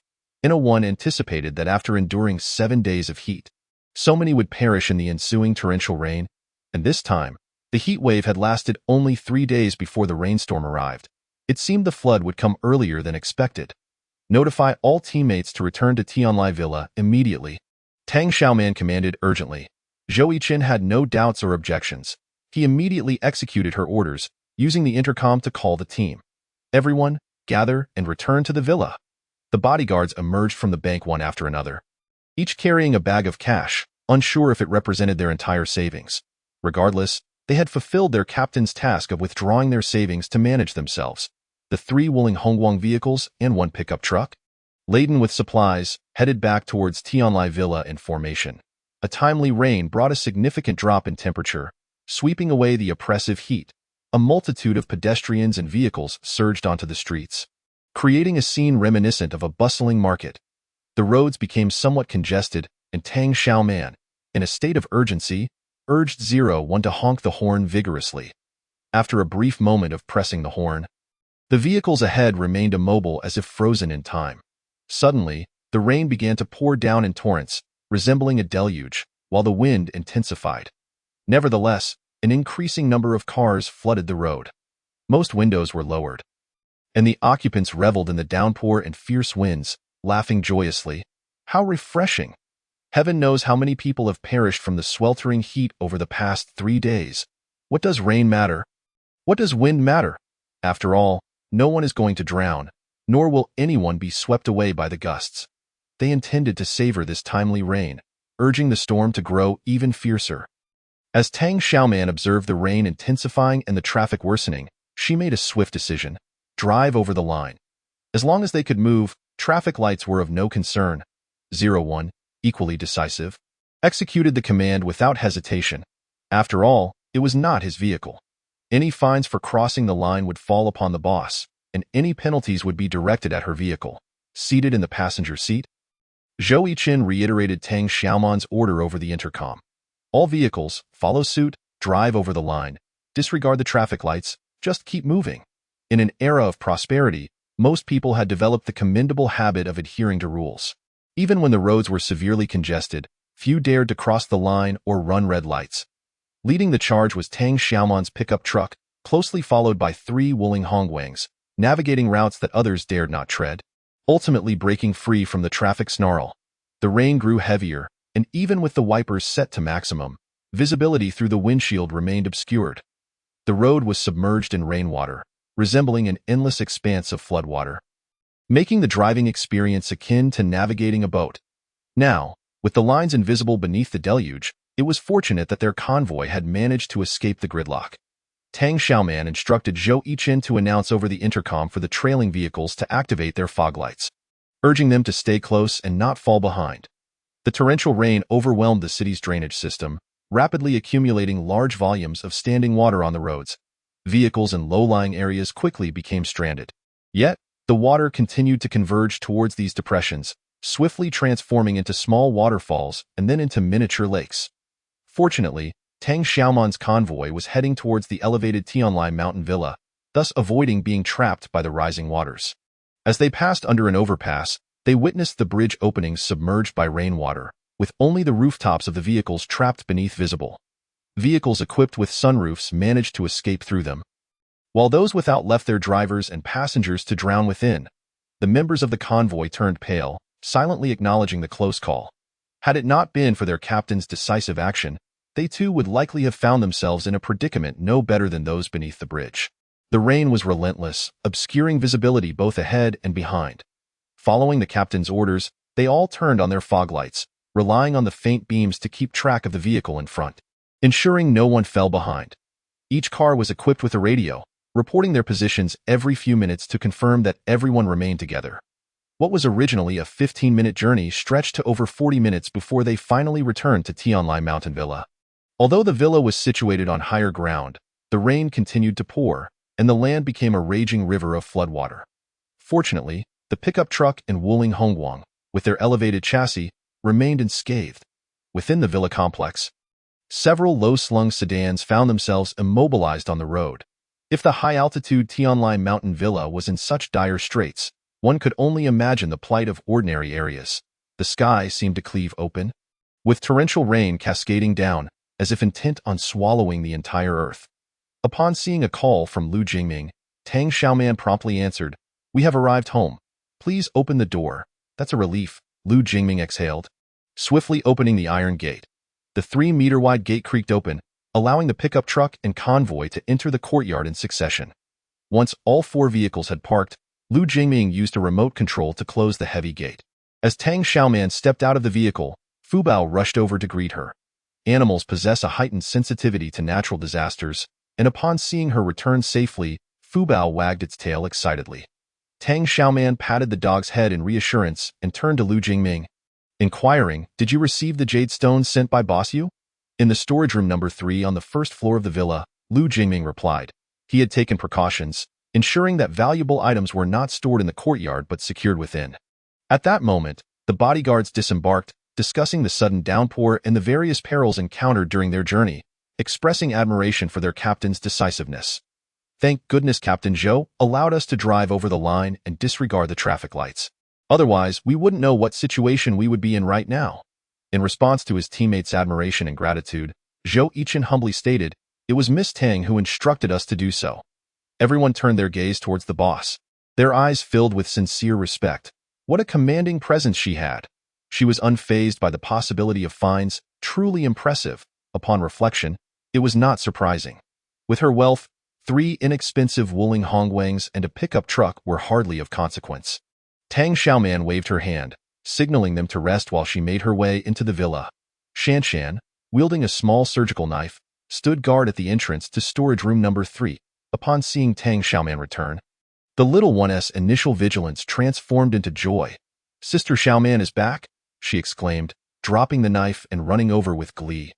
Tang Xiaoman couldn't help but smile as she asked, "Did your father only assign you to guard here? Isn't this little sentinel a bit too diminutive?" Shanshan responded. "Fu Bao was also standing guard with me, but it ran off when it heard your voice." Seizing the opportunity, Shanshan reported Fu Bao's behavior. Woof, Fu Bao soon followed.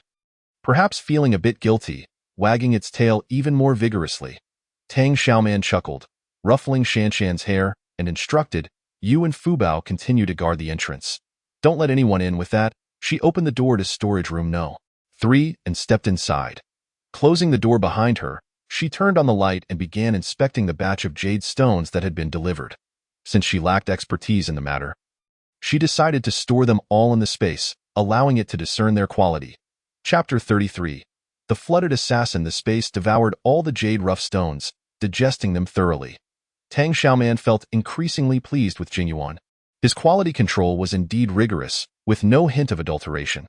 Having invested in jade rough stones worth 35 million, coupled with the $1 million gold bricks purchased at the bank earlier in the day, the space was poised for yet another significant upgrade.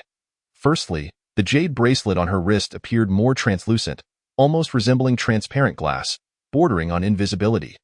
The spacious 3-bedroom unit transformed into a 2-story villa, totaling 210 square meters, with an upgrade in luxurious decor. The second-floor bathroom featured a large bathtub, and the first-floor kitchen boasted an additional storage room. Besides 2 large living rooms and 2 dining areas, there was now an additional reception room. Each floor soared to a height of 3 meters, replacing the original minimalist ceiling lights with opulent crystal chandeliers. The house's area nearly tripled, while the height increased by 1/3. The previously cramped supplies appeared almost meager, scarcely enough to fill the gaps. The garden expanded to 40 square meters, transforming from ordinary yellow soil into more fertile red earth. The trial-planted vegetables and fruit seedlings thrived, climbing vines, sprouting leaves, and even blooming. More remarkably, a small pond appeared at the front of the garden, its water crystal clear, teeming with vibrant green aquatic plants, brimming with life. With the pond now available, there was no need to venture inside the villa to fetch water for the vegetable garden. The area of the static space expanded to 700 cubic meters, potentially accommodating 30 large trucks. The modest supplies Tang Xiaoman had hoarded suddenly seemed rather paltry. While the dramatic expansion of the space was a cause for celebration, she gazed at the vast expanse of idle area with a pang of regret. She could not allow such a significant space to go to waste. She was determined to continue stockpiling, filling it to capacity. The torrential rain intensified, showing no signs of abating even as darkness fell. The city's traffic ground to a complete halt, with low-lying areas submerged. Small cars floated everywhere, and even cargo trucks. Sprinklers and fire trucks were swept away. In some places, the first floors of buildings were entirely inundated, forcing people to climb to higher floors to escape the rising waters. All those who had ventured out to enjoy the rain and wind found themselves trapped, with the unfortunate ones stranded right in the middle of the road. Emergency calls poured in, overwhelming the police station, but with limited manpower and paralyzed traffic, rescue efforts relied solely on watercraft. The city, situated in a hilly inland region, had never encountered such a deluge turning into a flood, and the resources for flood control were woefully inadequate. Fortunately, someone recalled that a kind-hearted citizen had donated a batch of inflatable boats, kayaks, and life jackets a few days prior, which could now be put to use. The police station's head was elated, urgently instructing personnel to locate these supplies, only to receive the disheartening news that they had already been submerged. The storage location was too low, making it the first target for the torrential rain. With no other options, the police station had to dispatch professionals to dive into the flooded warehouse to salvage what they could. While the police were preoccupied with retrieving supplies, the disaster escalated further. The rain poured down relentlessly, compounded by a powerful level 10 typhoon, plunging the city into darkness, resembling an apocalyptic scene. Residents peered out their windows to behold a vast ocean. Waves whipped up by the howling wind. Skyscrapers swayed like fragile saplings in the storm, on the brink of breaking. Those who had initially taken to the water on boats for escape found themselves capsized by the typhoon. Swallowed by the tumultuous waves, fortunately, the flood prevention materials had been submerged, and the police station's focus on retrieval had inadvertently spared them from the full brunt of the super typhoon. Had they set out on their rescue mission with the inflatable boats, they would likely have been overturned, resulting in even greater casualties. The typhoon wreaked havoc, tearing off rooftops and collapsing buildings in the urban villages, while those that remained standing were engulfed by the floodwaters. People clutched their vegetable and wash basins, swimming for survival. Yet the typhoon's ferocity proved overwhelming, dragging them against roadside trees, electric poles, and even walls. In the face of such a brutal natural disaster, humanity appeared as fragile as ants. The night was shrouded in darkness, with howling winds and torrential rain transforming the world into a hellish inferno. Tang Xiaoman emerged from the storeroom and saw Shanshan steadfastly holding a small surgical knife at the door. With Fu Bao by her side, "Shanshan, we are going to eat now," she said, taking the child's small hand. Shanshan shook her little head and earnestly replied, "There are many valuable jade stones in this room. Until Daddy returns, Fu Bao and I must guard it here, right? Fu Bao." "Woof." Fu Bao affirmed his commitment to stay vigilant. "I've already taken everything away," Tang Xiaoman whispered in her ear. Shanshan widened her big, round eyes, scrutinizing her, unable to discern any signs of her pocketing items. "I hid them in a place where no one can find them. They are quite safe," Tang Xiaoman assured. Only then did Shanshan feel at ease and happily follow her to dinner. Although she was unaware of where Sister Xiaoman had hidden the items, she believed in her assurance of safety. The torrential rains and typhoon swept through, swiftly inundating the entire city. Transportation ground to a halt. No matter how high a price Tang Xiaoman offered, not a single food delivery service could brave the elements. Fortunately, her teammates had just returned with 4 full trucks of supplies: beer, fried chicken, instant noodles, marinated goods, fried buns, and steamed buns. An eclectic assortment. A simple heating of the food in the microwave, coupled with beer and beverages, created a sumptuous dinner. The large screen television mounted on the restaurant wall displayed local news, with harrowing footage of the flood's devastation. It was then that everyone grasped the gravity of the situation. Far more terrifying than they had imagined, a once-in-a-millennium super rainstorm and an unprecedented 10-level typhoon. Our city faced severe disaster, completely submerged in floodwaters. Distress signals had been dispatched, yet rain poured down across the nation and even the world. The reasons remaining unclear. Residents were urged to refrain from venturing outdoors, to closely monitor water levels in lower floors, and to seek refuge in higher buildings. All residents of urban villages and suburbs were instructed to evacuate their homes immediately and find ways to ascend to higher ground. The police had deployed dozens of speedboats and over 100 kayaks throughout the city for rescue efforts. Residents in need of refuge were advised to heed the flashing police lights and call for help. The footage showcased police officers clad in life jackets, navigating speedboats and kayaks to conduct rescues. The typhoon had slightly abated, yet the rain showed no signs of relenting. Water levels continued to rise, inundating low-lying areas up to the second floor. Except for houses built on hills, nearly all shantytowns had succumbed to a vast swamp. Eyes widened in horror.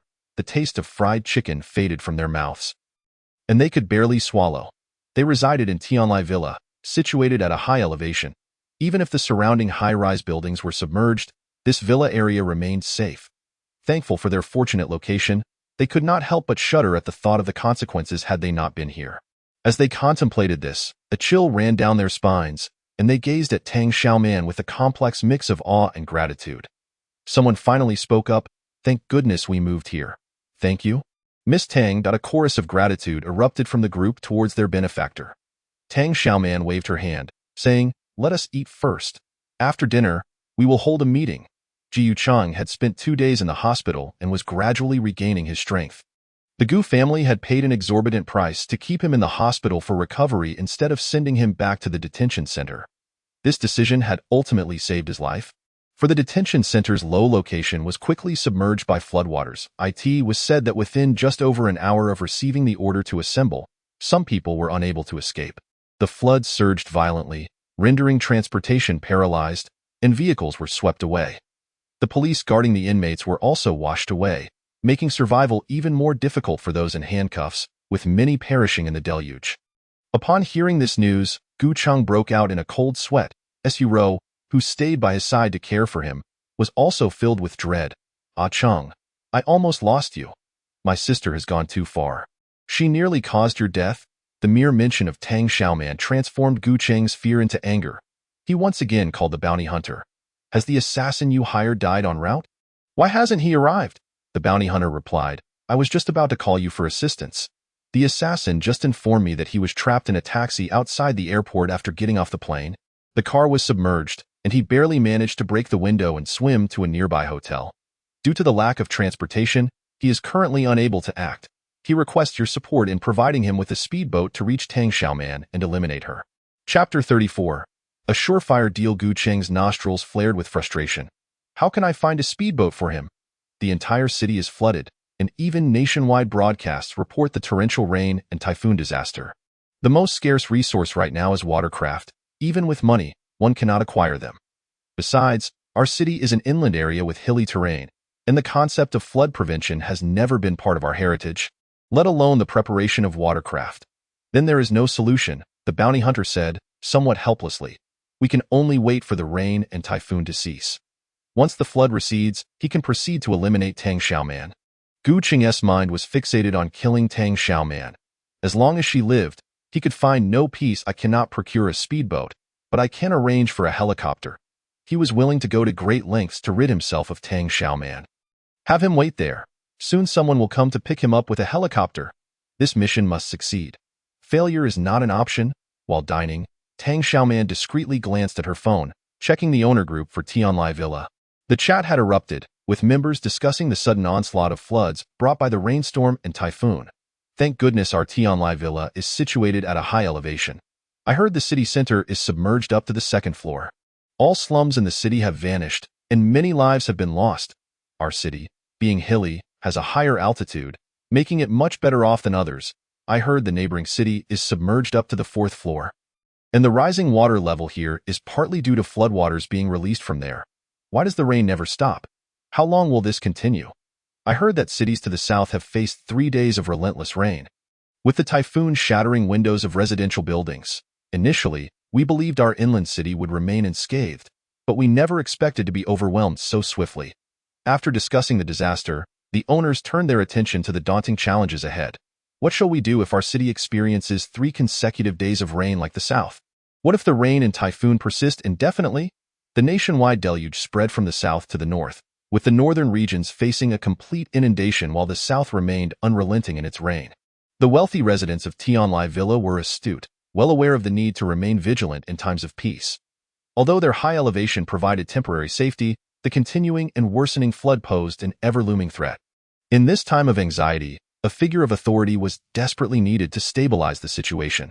Suddenly, the owner of Villa Number 6 spoke up. If you all are willing to trust me, I promise to do everything in my power to help our neighbors weather this storm. Tang Xiaoman's pupils constricted. She recognized this as Gu Cheng in her previous life. It was Gu Cheng who first stepped forward to assume leadership, promising to guide the owners of Tianlai Villa through the crisis, thus securing his position of power and influence. Under the guise of altruism, he amassed a considerable stockpile of supplies. When the floods escalated, compounded by the fierce typhoon, governmental rescue efforts became mired in stalemate. Leaving citizens to fend for themselves, starving victims from all directions surged towards Tianlai Villa, looting the wealthy residents. While many affluent inhabitants were robbed, Gu Cheng, who had hoarded the most supplies, remained untouched. Tio protect his stockpile. Tang Xiaoman stood at the forefront, confronting the rioting victims. She was injured, blood dripping onto her jade bracelet, inadvertently activating her spatial abilities. Using her space, she helped Gu Cheng amass supplies, thereby sparing him from ruin. For 4 years, Gu Cheng relied on her spatial resources to survive the calamity, But once his supplies dwindled, she became expendable, and he abandoned her, akin to the fate of a hunted rabbit or a discarded bough. In this life, Gu Chang had been imprisoned in the detention center. How was he still able to emerge as the first to assert himself? Tang Xiaoman quickly realized. He had been hospitalized due to heat stroke, and he was still recuperating. The extreme heat had, ironically, saved his life. Tang Xiaoman sensed that some events and characters were still unfolding along the lines of her past life's narrative, but this time, she would not allow Gu Chang to gain the leadership of the Tianlai Villa owners. She would not permit him the opportunity to exploit the situation for personal gain. Without her spatial advantages, he would be unable to hoard supplies for protection. When the rioting victims stormed the villa area, she would not be there to shield him. She was curious to see if he could still thrive as he had in his previous life. If he could continue to indulge Su Ro. Tang Xiaoman ascended the stairs to call Hua Kai. The call connected, and Hua Kai's languid voice came through the phone. "Miss Tang, interrupting someone's good fortune is rather inconsiderate." Nearby, a woman's sultry voice could be heard playfully chiding him for answering the call, questioning which woman was on the line. Tang Xiaoman. So this rascal is thoroughly engrossed in his blissful reverie. No wonder that in a previous life, Gu Hong was so lively in the owner-s group while Hua Kai remained utterly silent. This flamboyant character, relying on his family wealth and capabilities, sometimes exhibits a tendency towards capriciousness and arrogance. "Do you have something to say? I cannot keep the beauty waiting for too long. You had best be succinct," he remarked. Hua Kai is a pragmatic man. He understands that he cannot win over Tang Xiaoman and thus chooses not to squander time on her. If there is business to be had, he will collaborate. Otherwise, he has no interest in idle chatter. Tang Xiaoman does not indulge in frivolity herself and directly states, "You are not at Tianlai Mountain Villa at this moment." It is a definitive assertion. "Why should that concern you?" Hua Kai's languid tone carried a hint of sharpness. Akin to a needle hidden within cotton, he was subtly reminding her that she had overstepped her boundaries. However, Tang Xiaoman was not one to be intimidated by his aristocratic temperament. She immediately unveiled her trump card. "There is a guaranteed profitable venture. Will you participate?" Businessmen prioritize profit, and Hua Kai's demeanor instantly became more animated. What venture? It was evident that he had discovered the connection between Gu Heng's second entrance into the palace and Tang Xiaoman. And he was eager to see her continue to inflict wounds on Gu Hong. "I recall that Jinzhou in Wanxiang City and Liakai Natural Organic Farm both have shares belonging to the Hua family group. You must be the largest shareholder." She paused before continuing. "As long as you temporarily transfer the distribution rights to me, I can ensure that these two enterprises appreciate in value by at least 1,000-fold within a month." "What?" Hua Kai was momentarily taken aback. "Young Master Hua, the outside world has changed dramatically. If you do not wake up soon, your gentle haven will turn into a graveyard for your dreams," Tang Xiaoman said with exasperation. "Someone is already eyeing these two enterprises. You must intervene swiftly." Chapter 35. If he dares to utter a single negative word, Jinzhou in Wanxiang City is a comprehensive shopping and entertainment center, hosting boutiques of various luxury brands from around the globe. Additionally, this mall boasts high-end cinemas, amusement parks, and a gourmet food court, as well as a department store, albeit at exorbitant prices. The clientele primarily consists of the owners of Tianlai Mountain Villa. Therefore, when Tang Xiaoman stockpiled goods, she deliberately avoided this large mall due to its steep prices. Liakai Natural Organic Farm raises livestock and poultry primarily for self-sufficient meat, eggs, and milk, supplying the residents of Tianlai Mountain Villa. Both enterprises are situated within the confines of Tianlai Mountain Villa and thus remained unscathed by the flooding as natural disasters unfolded. These two establishments provided the essential survival supplies that the villa's residents required. In Tianlai Mountain Villa, it is customary for nearly every household to employ servants, bodyguards, and even family doctors and tutors, necessitating a substantial daily consumption of food and resources. Adhering to the principle of keeping resources within their own circle, the owners invested in these two enterprises in varying proportions. They are both operators and consumers, enjoying the convenience of shopping and entertainment while also capitalizing on the luxury brand's offerings. Liakai Natural Organic Farm achieved self-sufficiency in meat, eggs, and milk, eliminating middlemen and ensuring an environmentally friendly and sanitary process, maximizing the affluent individual's exquisite selfishness. Such a lucrative situation could not be monopolized. Thus, most owners of Tianlai Mountain Villa held controlling stakes in both enterprises, with the Hua and Gu families holding the largest shares. As the downpour commenced, people harbored hopes for the future. They planned to first allocate the resources of these two enterprises, intending to resume operations once the rain ceased and the waters receded. However, they were unaware that calamities would follow in quick succession, and they might never witness that day of cessation. The stakes in Jianzhou and Wanxiang City and Liakai Natural Organic Farm were trivial for the owners of Tianlai Mountain Villa, merely serving to satisfy their luxurious desires and appetites. Yet under the current circumstances, they had become targets of interest. The Hua family, however, seemingly regarded the matter with indifference and did not express any formal stance. Gu Hong proactively sought support from the owners, swiftly gaining their backing and declaring that he would send people to work overtime that evening to inventory supplies, aiming to announce the accounts to the owners by the next day. The two enterprises suspended their previous monetary transaction methods, opting instead to distribute supplies daily based on the number of individuals in each owner's household.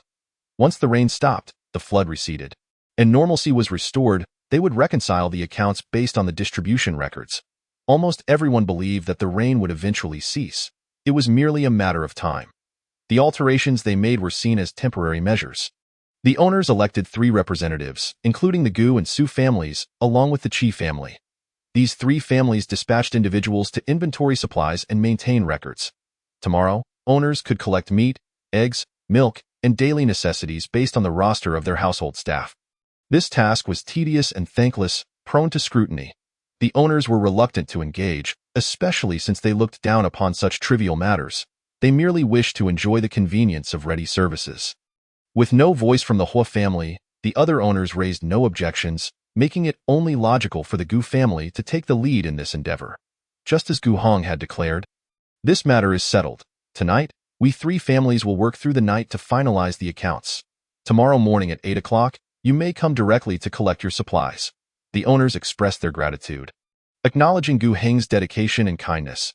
However, Wakai from Villa No. 1 interjected, "Has anyone consulted me about this matter? Did I agree to this? Does young Master Hua truly covet such trifling gains?" Gu Hong feigned surprise. "Why should I not?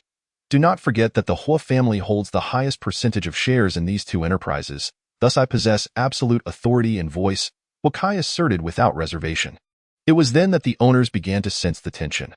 Both the Hua and Gu families were vying for control over these 2 enterprises, suggesting that there was significant profit to be had. It became clear why Gu Hong exhibited such enthusiasm. It was not out of altruism, but rather profit-driven motives. The owners' goodwill towards Gu Hong swiftly morphed into skepticism. After Huakai rejected Gu Heng's claim to representation and management, he did not pursue owner elections, but instead demanded a reallocation of management rights based on shareholding proportions, insisting that each household must send at least 2 individuals to assist in organizing the accounts and distributing supplies. This demand was deemed fair, and no one opposed it. Thus, Huakai reclaimed absolute control and authority over the 2 enterprises. As for Tang Xiaoman, he waived her 3 months' mortgage payments as compensation. After all, she did not possess any controlling stake in these enterprises, and it would be unreasonable to allow her a share of the spoils. In truth, Tang Xiaoman had no desire to intrude for a share. She merely sought to remind Huakai to reclaim control over the enterprises, preventing Gu Hong from exploiting the opportunity for personal gain. Huakai's gesture of waiving her mortgage was accepted with gratitude, and once this matter was resolved, Tang Xiaoman descended the stairs. Zhou Yichen, accompanied by 10 bodyguards, the Liu family duo, and Fu Bao, awaited her in the dining room. They passed the time watching television, and upon seeing Tang Xiaoman descend, they all rose in unison. Zhou Yichen turned off the television, and everyone silently turned their attention to Tang Xiaoman, awaiting her address. Tang Xiaoman approached, slowly surveying the gathered individuals before speaking in a solemn tone. "I have just received reliable intelligence from above. This flood disaster is unprecedented. For perhaps the next 6 months, the entire city, or even the entire nation and world, may be submerged in unending rain and flooding." The crowd fell silent, quickly engaging in hushed discussions. They were aware that their boss had connections, but they had not anticipated such shocking and terrifying news. In a wonder she had abruptly gone upstairs. It was to receive such a critical call. "If you have any loved ones or matters you cannot let go of, you may resign. I will settle all wages and provide each of you with a kayak to leave this place," Tang Xiaoman declared. "You have until tonight to consider. I expect your response by tomorrow morning at the latest." The discussions grew louder, with some faces revealing panic and confusion. They had heard that the headquarters of Lian Shinden had also been flooded. Relocating to the 5th floor and suspending all business operations. There's been a whisper of the latest news, one remarked. She was one of the 2 female bodyguards retained after the assessment. Actually, it's quite good working for Miss Tang. She treats us generously. The villa is situated high enough to avoid flooding. We are truly fortunate. Staying here is ideal. Only a fool would choose to leave, another declared, and the first to formally express his stance was no. Oh 9. Miss Tang, I am truly unattached. I have no entanglements or concerns. I will stay. With number 09's declaration, the rest hurriedly followed suit, fearing that a delay might lead to elimination. After all, outside, the torrential rain continued, occasionally bolstered by fierce winds, akin to a hellish inferno. If they left, even with kayaks, they risked being overturned by the tempest, who would willingly seek their own demise. All present immediately declared their willingness to remain. Tang Xiaoman tilted her head in surprise. You truly do not wish to consider overnight and decide tomorrow morning? No need. They chimed in unison. In such times, they believed it essential to demonstrate their steadfastness and loyalty to their boss, showing not an ounce of hesitation. Otherwise, if she misjudged their commitment and dismissed them the next morning, what would become of them? Tang Xiaoman turned to Zhou Yichen and Lu Jingming, asking, what about the 2 of you? Lu Jingming spoke softly yet firmly. I have nowhere else to go. Even if I did, I would not leave. His home was on the 4th floor, and should the rain continue as it was, it would soon be inundated. Thankfully, Tang Xiaoman had brought him and his daughter over. Otherwise, he dared not imagine the outcome. And you? Tang Xiaoman finally asked Zhou Yichen. Her eyes, sparkling with a hint of frost, held a chilling glimmer. Should he dare utter a word of dissent? Others may possess the right to refuse, but this individual was one she could never allow to leave. Chapter 36. Taking matters into one's own hands. Zhou Yicheng exchanged a glance with Tang Xiaoman, their deep, dark eyes betraying no emotional turbulence. I will stay, he declared, his voice low yet resonant enough for all present to hear. Tang Xiaoman breathed a sigh of relief, nodding in satisfaction. Since everyone had decided to remain, it was imperative to establish new rules. From this moment forth, we shall no longer be merely in a master-servant relationship, but rather comrades bound by life and death. Zhou Yicheng will continue as your captain, and 01 will serve as vice-captain. All must heed commands and unite to navigate the trials ahead. The supplies everyone has stockpiled over the past 2 days will belong to the team collectively. To be managed together, we will need to continue venturing out in search of provisions, developing our capacity for self-sufficiency. The floods will not abate in the near future, and we shall not have delivery trucks bringing meals.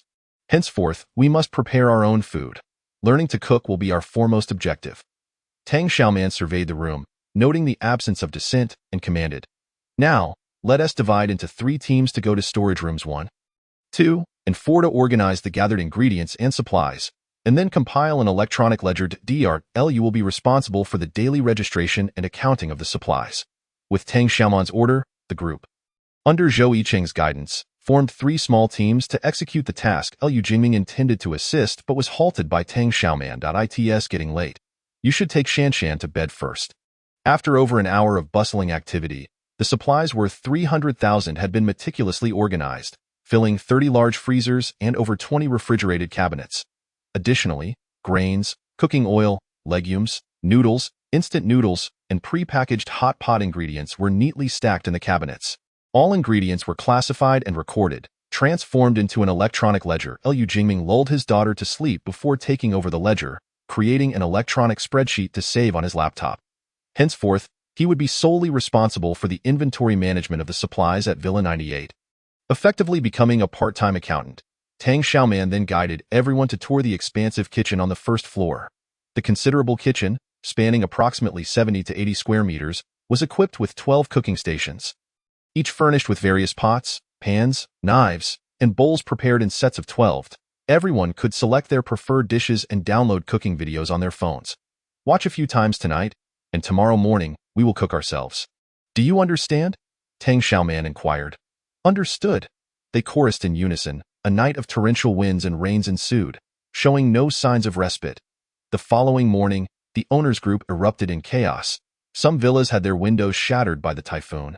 The news broadcast depicted worsening flood conditions, with many residential buildings suffering shattered glass and swept away furniture and supplies, leaving them destitute.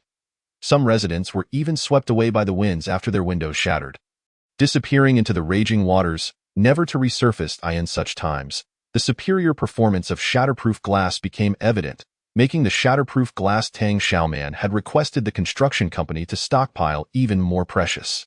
However, when the owners whose windows had shattered sought to purchase shatterproof glass at inflated prices, Tang Xiaoman remained silent. She did not wish to reveal the extent of her resources. Moreover, as the natural disaster had only just begun, the value of the shatterproof glass would only increase with time. These owners, either wealthy or affluent, would surely find a way to procure glass, albeit with extra time and expense. Wakai messaged Tang Xiaoman privately. The villa area has started distributing supplies. You should come by, I'll save a portion for you. He had evidently grasped the significance of her reminder from the previous night, thus offering a bit more in return. No need, she politely declined. She did not hold shares in two companies and had no desire to take advantage of the situation. Wakai had already exempted her from 3 months of mortgage payments, and her intention in warning him had merely been to thwart Gu Cheng's schemes. Ah, truly a stubborn and principled little one, the domineering Xiao initiated his oily flirtation. Tang Xiaoman shivered, sending a meme of a dog with its mouth shut, thereafter ignoring him. Jiu Chang had failed to acquire the management and control of the two companies, leaving him to send people to follow behind the Hua family, with no opportunity for personal gain. His frustration mounted. What troubled him further was that the assassin, after great difficulty, searched the club's 5 floors yet found no trace of anyone. On his way back, he was capsized by the typhoon, nearly losing his life. Surfacing, he called for help, and the helicopter we dispatched almost succumbed to the storm. After a tumultuous night, we finally managed to bring the assassin to Tianlai Villa for shelter. The private detective agency had just reported that Tang Xiaoman, accompanied by over a dozen bodyguards, had relocated to Villa 98 2 days prior. As dawn approached, the assassin made another attempt at Villa 98, but the fortified walls, coupled with shatterproof glass and high-voltage electric fences, rendered him unable to locate an entrance. Exhausted after a night of fruitless endeavors, the assassin needed a day to recuperate before resuming his mission at night. Gu Cheng seethed upon hearing this nonsense, infuriated that he had toiled through the night for nothing. Was this the top-notch assassin he had invested 10 million to hire? What a waste! Su Rou gently reassured him. Ah Chung, don't be angry, there's no need to rush to eliminate sister. She still holds some value. I no longer wish to obtain a marriage certificate with her. I simply want her dead. Gu Cheng clenched his fists, gritting his teeth. Su Rou blinked her watery eyes, reminding him, but if sister dies just like that, my father won't secure the final share of equity, which will affect our inheritance rights. Gu Cheng paused for a moment before asking, what do you propose we do? We should adhere to our original plan and imprison her, rather than eliminate her outright, Su Rou replied softly, her eyes glimmering. Now that we know she resides in Tianlai Villa, we can simply lie in wait. Tang Xiaoman remained oblivious to the fact that a world-class assassin had been tirelessly laboring on her behalf throughout the night. Nor was she aware of Gu Cheng and Su Rou's scheming. After her morning routine, she descended the stairs to find everyone bringing breakfast from the kitchen to the dining area. The breakfast spread was diverse, showcasing varying levels of culinary skill, yet the aromas were enticing. Miss Tang, I prepared your breakfast, Lu Jingming offered, presenting a plate of sandwiches, milk, and a fresh fruit and vegetable salad. Tang Xiaoman expressed her gratitude, accepting the dish, and then addressed the others, please share a bit of your breakfast with me. I wish to sample your culinary creations. Zhou Yiqing offered her half of his steak, while others contributed portions from their plates as well. Tang Xiaoman tasted each dish in turn. However, before she could finish sampling, someone exclaimed, oh no, I mistook salt for sugar. One individual bore a bitter expression, draining the contents of their glass. A plate of sweet and sour ribs had been wasted. No, it was salt and vinegar ribs. Others had mistakenly used balsamic vinegar instead of soy sauce, resulting in dishes with an unpalatable taste. Some had added too much salt, rendering their dishes inedible. Others had skimped on salt, leaving them bland. Some were undercooked, while others were burnt to a crisp, difficult to swallow. Tang Xiaoman sampled each dish, giving high praise to the breakfast prepared by Lu Jingming, Zhou Yiqing, 01, and 05, while the remainder received either poor or dire reviews. The group gazed at her with pitiful expressions, tentatively asking, "Can we make it again?" "Yes," Tang Xiaoman replied, not allowing their smiles to fully form, quickly adding, "However, the ingredients for the redo will need to be purchased." Having instructed them to withdraw cash yesterday, it was time for that to come into play. Chapter 37. The Private Treasury. The torrential rains and typhoons heralded the onset of a calamity, and in the days ahead, food would only become more precious and scarce. Tang Xiaoman was determined to prevent her teammates from developing a habit of wasting food. If they ruined their meals, they would need to pay out of pocket to procure new ingredients. Only by bearing the financial burden would they feel the pinch and learn their lesson. The bodyguards produced cash, while others requested bank transfers, all seeking to purchase fresh ingredients from Lu Jingming. Tang Xiaoman smiled slightly, turning to Lu Jingming to instruct, "Only cash." The bodyguards were taken aback. "I recall there are a few ATMs at Tianlai Villa. Withdrawing from a different bank incurs only a small fee." Tang Xiaoman continued, "Those with money in their accounts should convert as much as possible to cash. I only accept cash here." The bodyguards nodded, albeit with a hint of confusion. After a series of convoluted breakfast endeavors, the howling winds and torrential rains persisted outside. The enormous screen television mounted on the wall displayed disaster relief experts instructing residents on self-rescue during floods, urging everyone to assist one another in overcoming the challenges. Gazing at the screen, depicting the relentless floods, the heartbreaking ruins, and the desperate pleas for help from victims, the bodyguards felt as if they were in an entirely different world. Within this fortified sanctuary, they felt no trace of the ravaging floodwaters, nor the despair of disaster. The only inconvenience was the lack of delivery services. They would have to prepare their own meals. The person providing them with this refuge was their employer, Tang Xiaoman. They gazed at her with respect and even admiration, each remaining silent, awaiting her next command. Tang Xiaoman scanned the group and instructed Zhou Yiqing, "The torrential rains and typhoons will not cease anytime soon. We will not venture out today. Everyone should remain in the villa to train." Zhou Yiqing promptly led 10 bodyguards away from the first-floor dining area, proceeding to the spacious courtyard to commence their training in formation. The courtyard, a generous expanse of approximately 500 to 600 square meters, was created by the removal of the central wall between two adjoining villas. After accounting for the space occupied by the warehouse, and parking spots, there remained ample room for a team of over 10 individuals to practice. Lu Jiaming and his daughter followed suit, intrigued and observing from a distance.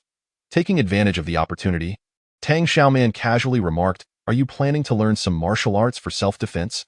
In this harsh world, where survival is exceedingly brutal, relying on others for protection is not as reliable as being strong yourself." Lu Jiaming felt a bit embarrassed. "They are all trained fighters. I have no martial arts experience. Would my presence hinder their usual training? I will have Zhou Yiqing personally teach you, and Shanshan can join as well." Tang Xiaoman replied with a smile, turning to Shanshan and asking, "Are you brave enough to learn some boxing?" To her surprise, Shanshan pulled out a small surgical knife from her waist, revealing her gleaming white teeth like a fierce little kitten. "I can box, and I can handle a knife too." Lu Jiaming chuckled awkwardly and explained, "Yesterday, I had her guard the third storage room while everyone was away, so I gave her a small surgical knife for protection." He hadn't taken it back, allowing his daughter to carry it close at hand, undoubtedly reflecting a degree of vigilance. After all, with so many strong men residing in the villa, he feared for his daughter's safety. One must always be cautious. Tang Xiaoman reached out and ruffled Shanshan's hair, encouragingly saying, "You're fantastic, Shanshan. I'll have Captain Zhou teach you a few knife techniques, and you must study diligently." "All right," Shanshan rubbed her fists together. Appearing quite enthusiastic, Tang Xiaoman called over Zhou Yiqing and said, "Could you teach Dr. and Shanshan a few boxing techniques? Shanshan wishes to learn about knife techniques." Zhou Yiqing glanced at the Lu family and nodded. "Certainly." After Tang Xiaoman arranged for her teammates' training, she returned to the second floor of the villa, not out of laziness, but because she had more pressing matters to attend to. She opened her phone and navigated to the workgroup chat of the Gu Corporation. Although she had not returned to the company, she had not exited the group chat either. With Gu Cheng's second imprisonment and Shu Jia's detention, no one noticed that Tang Xiaoman remained in the workgroup. At this moment, the chat was abuzz with messages. Apart from pleas for help, there were complaints about the so-called expert advice. "My home is about to be submerged. Who can save me?" These so-called experts only know how to theorize. They talk about mutual aid during floods but never mention when relief supplies will be distributed. "We never cook at home, usually relying on takeout. and now there's only bottled water left in the fridge. Does the company have any boats? Even a speedboat or inflatable raft would do.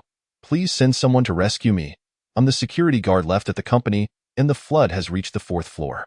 There are no boats, no speedboats or rafts. The warehouse yielded only a handful of expired life jackets. God help us.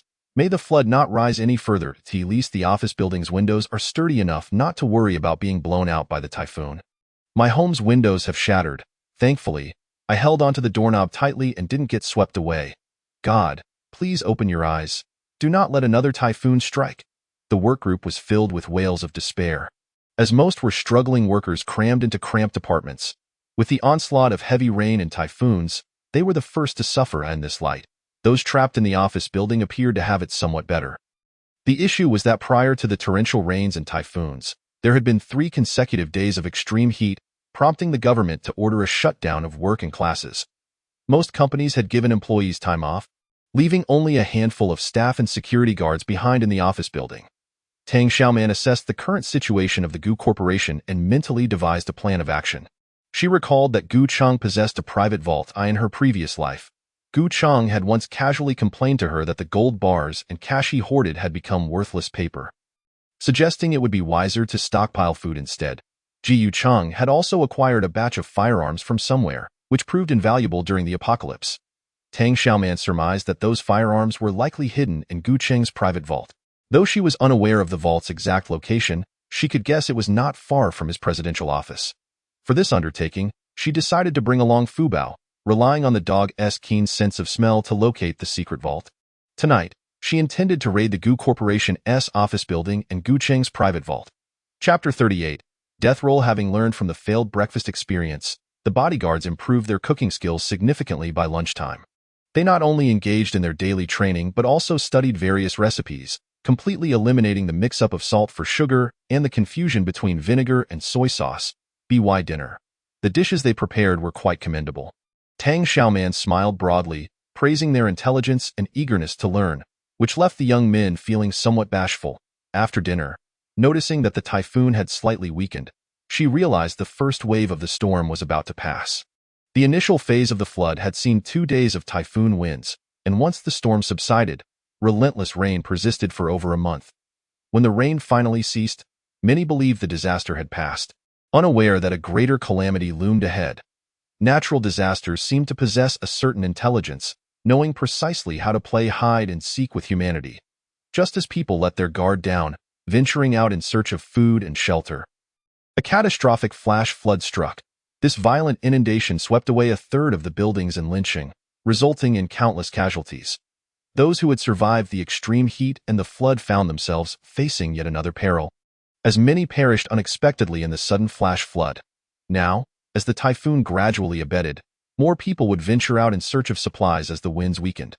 Tang Xiaoman needed to act swiftly to acquire what she desired before the majority stepped outside. She exchanged a glance with Zhou Chen, who nodded slowly.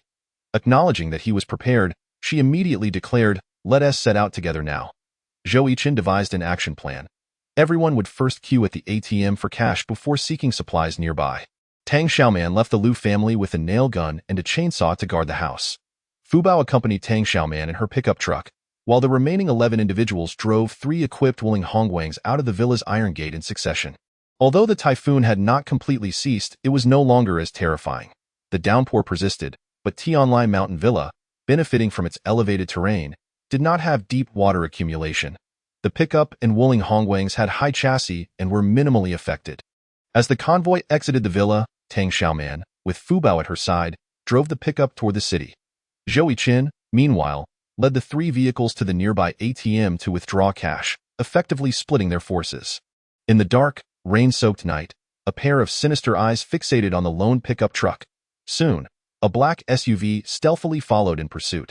Although the typhoon had diminished, the rain remained heavy. Tang Xiaoman set the windshield wipers to maximum speed. Barely able to discern the road ahead, as she neared the exit of the villa area, she noticed a moving object in the rearview mirror, seemingly a shadow trailing her. Slowing down, she observed carefully for a moment, ultimately confirming it was an SUV. The black SUV had its headlights off, blending almost seamlessly into the night, and with the heavy rain as cover, it moved like a ghost, silent and elusive. Yet, during her 4 years in the apocalypse, Tang Xiaoman had developed keen hawk-like vision, and no anomaly escaped her notice. Although she recognized the vehicle following her, she had no idea who it was. Maintaining her composure, Tang Xiaoman continued at a steady pace, observing the roadside surveillance cameras, only to find that all infrared devices had been turned off. Someone had deliberately sabotaged the monitoring to facilitate their attack on her. Tang Xiaoman smirked, seizing the opportunity as she made a sharp turn, leading herself, the vehicle, and Fu Bao into the hidden space. Once inside the stillness of the space, the vehicle came to a halt. Tang Xiaoman turned off the engine and stepped out, with Fu Bao following closely behind. She donned a raincoat, retrieved a chainsaw, and swiftly exited the space with Fu Bao. The black SUV drove forward a short distance before halting. Clearly the driver had lost their target. They could not fathom how the pickup truck had vanished into thin air after making a turn. Tang Xiaoman concealed herself behind a robust phoenix tree, scrutinizing the driver. Although she could not discern their features, she sensed that she did not recognize them. The assailant constantly glanced around, even rolling down the window to peer out into the storm. Yet, no matter how intently the killer searched, they could not locate the suddenly vanished pickup truck. Realizing something was amiss, the assailant turned the vehicle around in an attempt to escape. However, Tang Xiaoman would not grant them the opportunity. The moment the vehicle turned was when it was moving the slowest and least responsive, and Tang Xiaoman seized the moment to dash forward. Zzz! The chainsaw roared to life, slicing through a tire. The tire deflated rapidly, causing the vehicle to lean to one side. The assailant reacted swiftly, drawing their gun and firing back. Tang Xiaoman crouched low behind the rear of the car, engaging in a game of hide and seek. The assailant, gripping the gun, stealthily crawled to the back seat, peering through the rear window to gauge the opponent's position. However, no one was at the back of the vehicle. Realizing they might have fallen into a trap, the assailant quickly turned to shoot. Unfortunately, Tang Xiaoman was quicker. The nail gun fired repeatedly, sending sharp steel nails hurtling toward the assailant's face, throat, and heart. The assailant scrambled behind the seat, managing to evade the deadly projectiles. Albeit in a rather clumsy fashion, in the next moment, the car door was yanked open from the outside, nearly causing the assailant to tumble out, as they raised their gun to shoot again. A large black dog suddenly lunged forward, biting down on their wrist that held the firearm. His wrist throbbed with excruciating pain, causing the firearm in his hand to slip from his grasp. Swiftly, he drew a spare gun from his coat with his other hand.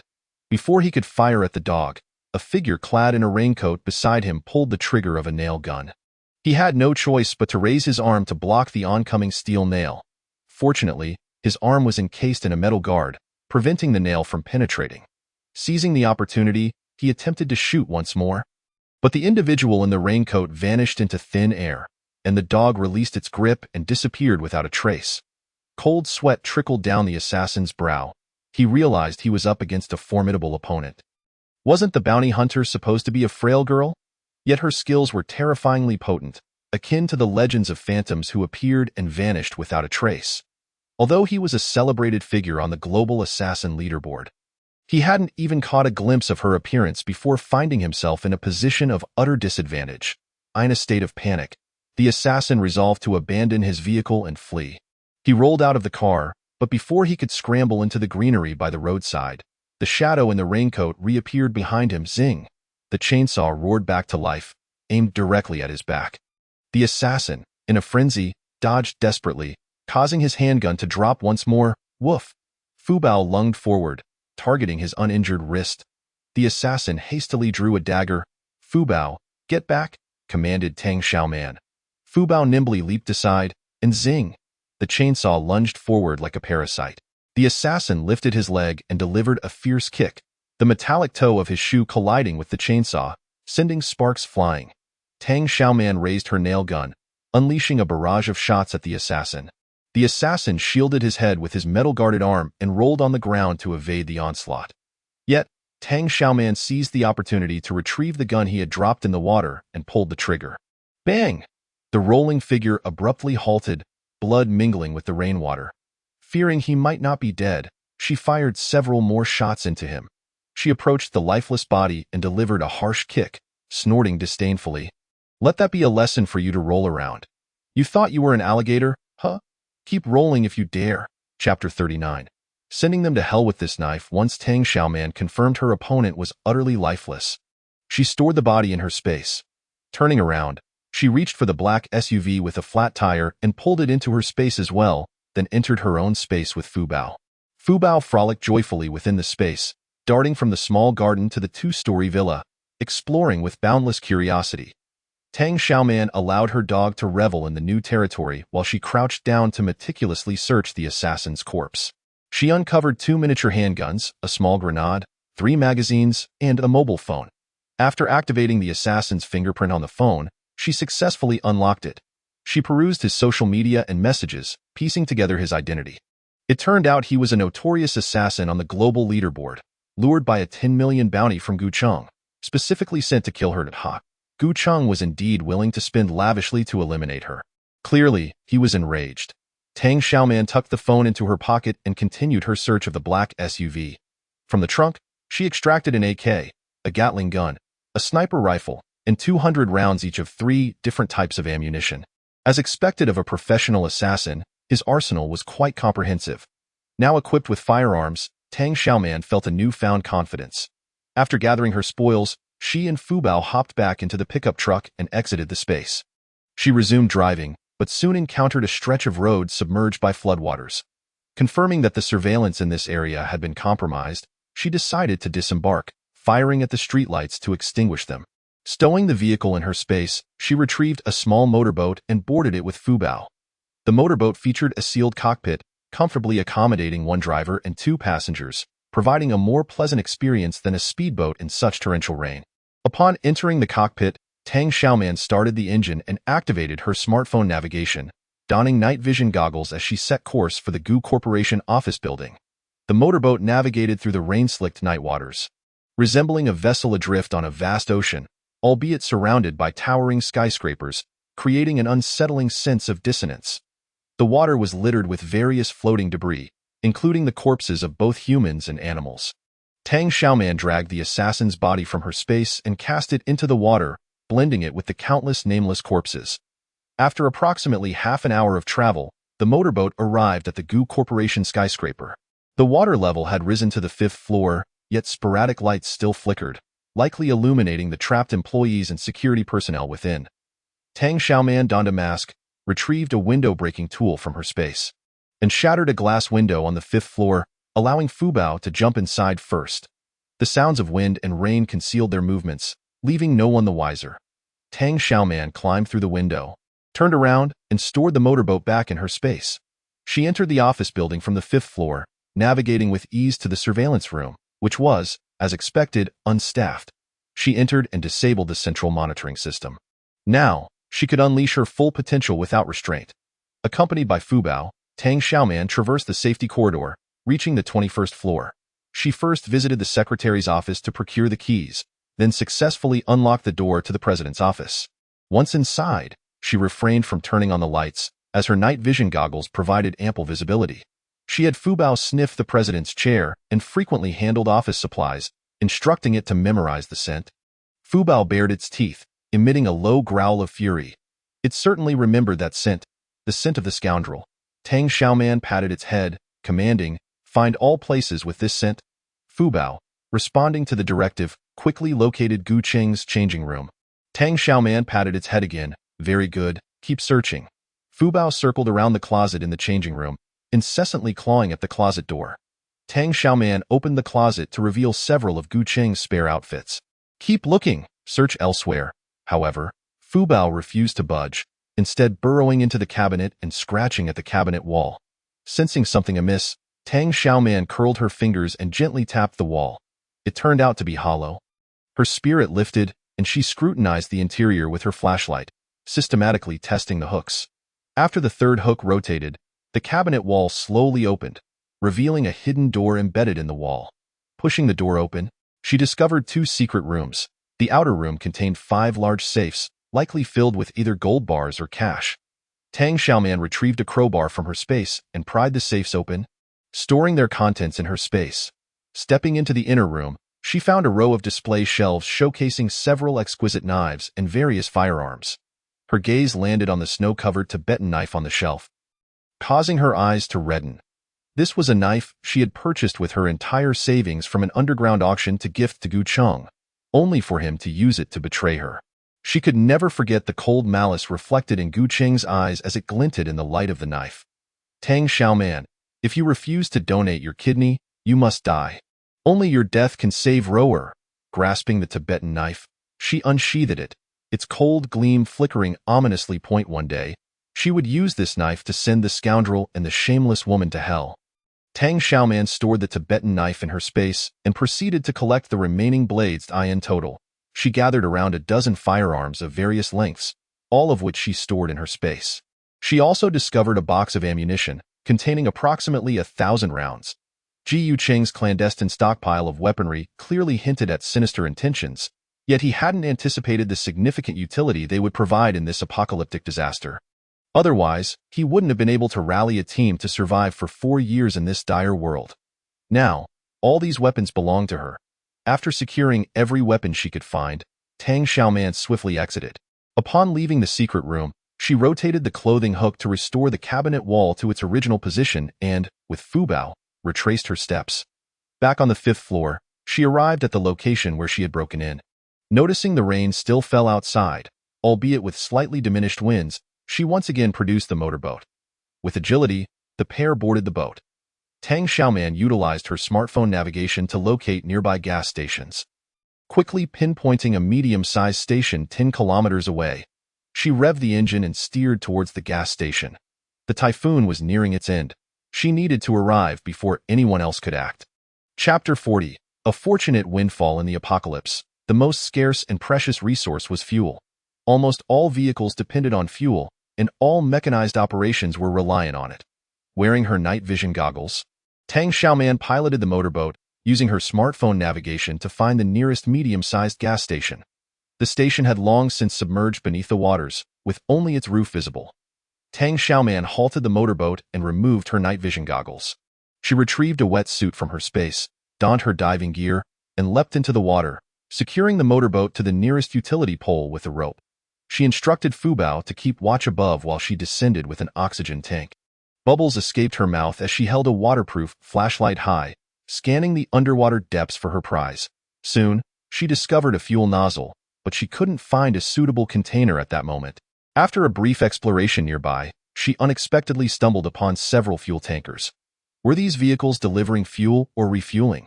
Were the tanks empty or full? Without the ability to inspect, she could only store the first tanker in her space. Almost capsizing in the water, she struggled as the sheer weight of the tanker caused her to lose her balance momentarily. The sudden negative pressure from the water's current added to her challenge, making the task arduous. Yet, rather than feeling disheartened, she felt a rush of excitement. The tanker's considerable weight likely indicated it was full. If the tanks were indeed filled to the brim, she would have struck gold. Tang Xiaoman steadied her mind and continued to collect the second fuel tanker, followed by the third in total. She gathered 5 fuel tankers into her space. A wave of dizziness washed over her. Her strength utterly depleted, compelling her to surface. Dragging her diving gear, she laboriously climbed aboard the boat.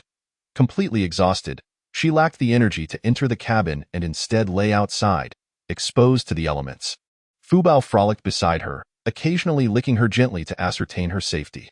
Once Tang Xiaoman regained a modicum of strength, she brought Fu Bao into her space. Although it was still night within the space, there was no wind or rain, just a perpetual temperature of 25 degrees. To replenish her energy, Tang Xiaoman savored a piece of grilled steak, followed by a cup of hot milk tea, casually tossing a chicken leg to Fu Bao. Once Fu Bao confirmed its owner was unharmed, it joyfully began to gnaw on the large chicken leg. Tang Xiaoman gazed at the 5 fuel tankers, now secured within the stillness of her space, and all her fatigue vanished. Regardless of whether these tankers contained fuel, the mere presence of such valuable resources in a post-apocalyptic world was significant. Eventually, the flood would recede, and heavy-duty trucks would be essential for transporting materials for base construction. Although submerged in water, the absence of mud and silt meant that, after repairs and wiring replacements, they could still be operational. With these 5 trucks, she could exchange them for considerable supplies in the future. A smile graced Tang Xiaoman's lips. Just as she prepared to exit the space, she noticed its dimensions had expanded. The virtual display indicated that the volume of the still space had grown to 980 cubic meters. Even after accommodating the 5 heavy trucks, it still had ample room. The garden's area had increased to 60 square meters, and the experimental vegetables and fruits were ripe for harvest. The small pond beside it had widened, its depth enhanced, and the aquatic plants flourished. The 2-story Villa-S area had expanded to 280 square meters, with a new large bathtub added to the upstairs bathroom, as well as 2 additional studies. While 3 fitness rooms had been incorporated on the ground floor, it seemed that the gold she had pried from those safes in her little treasury was quite substantial, valued at least in the hundreds of millions. Gu Qing's mother had risen to prominence as a mistress, inheriting the Gu family estate only after the original heir had perished. This individual was profoundly insecure and had a penchant for hoarding supplies. Gold, cash, and even firearms were among his considerable stockpiles. In her previous life, he had indeed benefited at her expense. However, in this life, all his amassed resources had been claimed by Tang Xiaoman. A cold smile spread across her face. What were these possessions worth? Merely a portion of her accrued interest. With both new grievances and old grudges, she would undoubtedly settle the score with him. Regaining some strength, Tang Xiaoman departed the space with Fu Bao. The inky night was filled with howling winds and torrential rain, seemingly endless in its fury. Yet, Tang Xiaoman understood that the typhoon would gradually diminish until it ceased entirely. In her previous life, a fierce typhoon had raged for an entire week. This time, signs of abatement appeared within just 3 days. She did not perceive this as a positive sign, merely indicating that nature had accelerated the pace of disaster. Restarting the engine, she utilized her phone's navigation to head toward a nearby auto repair shop. A large repair station lay 2 kilometers away, catering not only to heavy-duty trucks, but also to smaller vehicles. With the onset of natural disasters, industrial development had come to a definitive halt, rendering many industrial products scarce and non-renewable resources. Apart from fuel, various auto repair parts had also become essential commodities. Tang Xiaoman instructed Fu Bao to remain on the boat while she donned her diving gear and entered the water, tethering the boat to a nearby utility pole. Blowing bubbles, she descended further into the depths of the large auto repair station. Numerous vehicles were parked there, and she selected 4 gleaming luxury cars to add to her collection before entering the repair shop itself. Armed with a crowbar from her space, she swiftly pried open the door lock and successfully accessed the parts warehouse. Various models of Michelin tires, oil filters of diverse brands and types, and an array of auto repair components were all gathered into her space. Many parts were sealed, including brand new engines and even packaged seat cushions, all of which she stored away. After busily working for over half an hour, her oxygen supply dwindled, prompting her return to the surface. She untied the rope secured to the utility pole and climbed back onto the small boat. Fu Bao wagged its tail, eagerly licking her cold cheek. After a brief moment to recover, she and Fu Bao slipped back into the space. It was already 11 o'clock at night, and utterly exhausted, she took a shower in the bathroom and bathed Fu Bao as well. After both were dried off, she changed into fresh clothes and donned a raincoat before returning to the small boat. Fu Bao had grown accustomed to accompanying its owner in and out of the space, transitioning seamlessly without surprise. Zhou Chen called. Our team's operation tonight has concluded successfully, and we're preparing to return to Tianlai Villa. What is your status? Do you need me to pick you up? No need, I'm fine, Tang Xiaoman replied nonchalantly. I was just about to head back as well. You all go ahead and organize the supplies.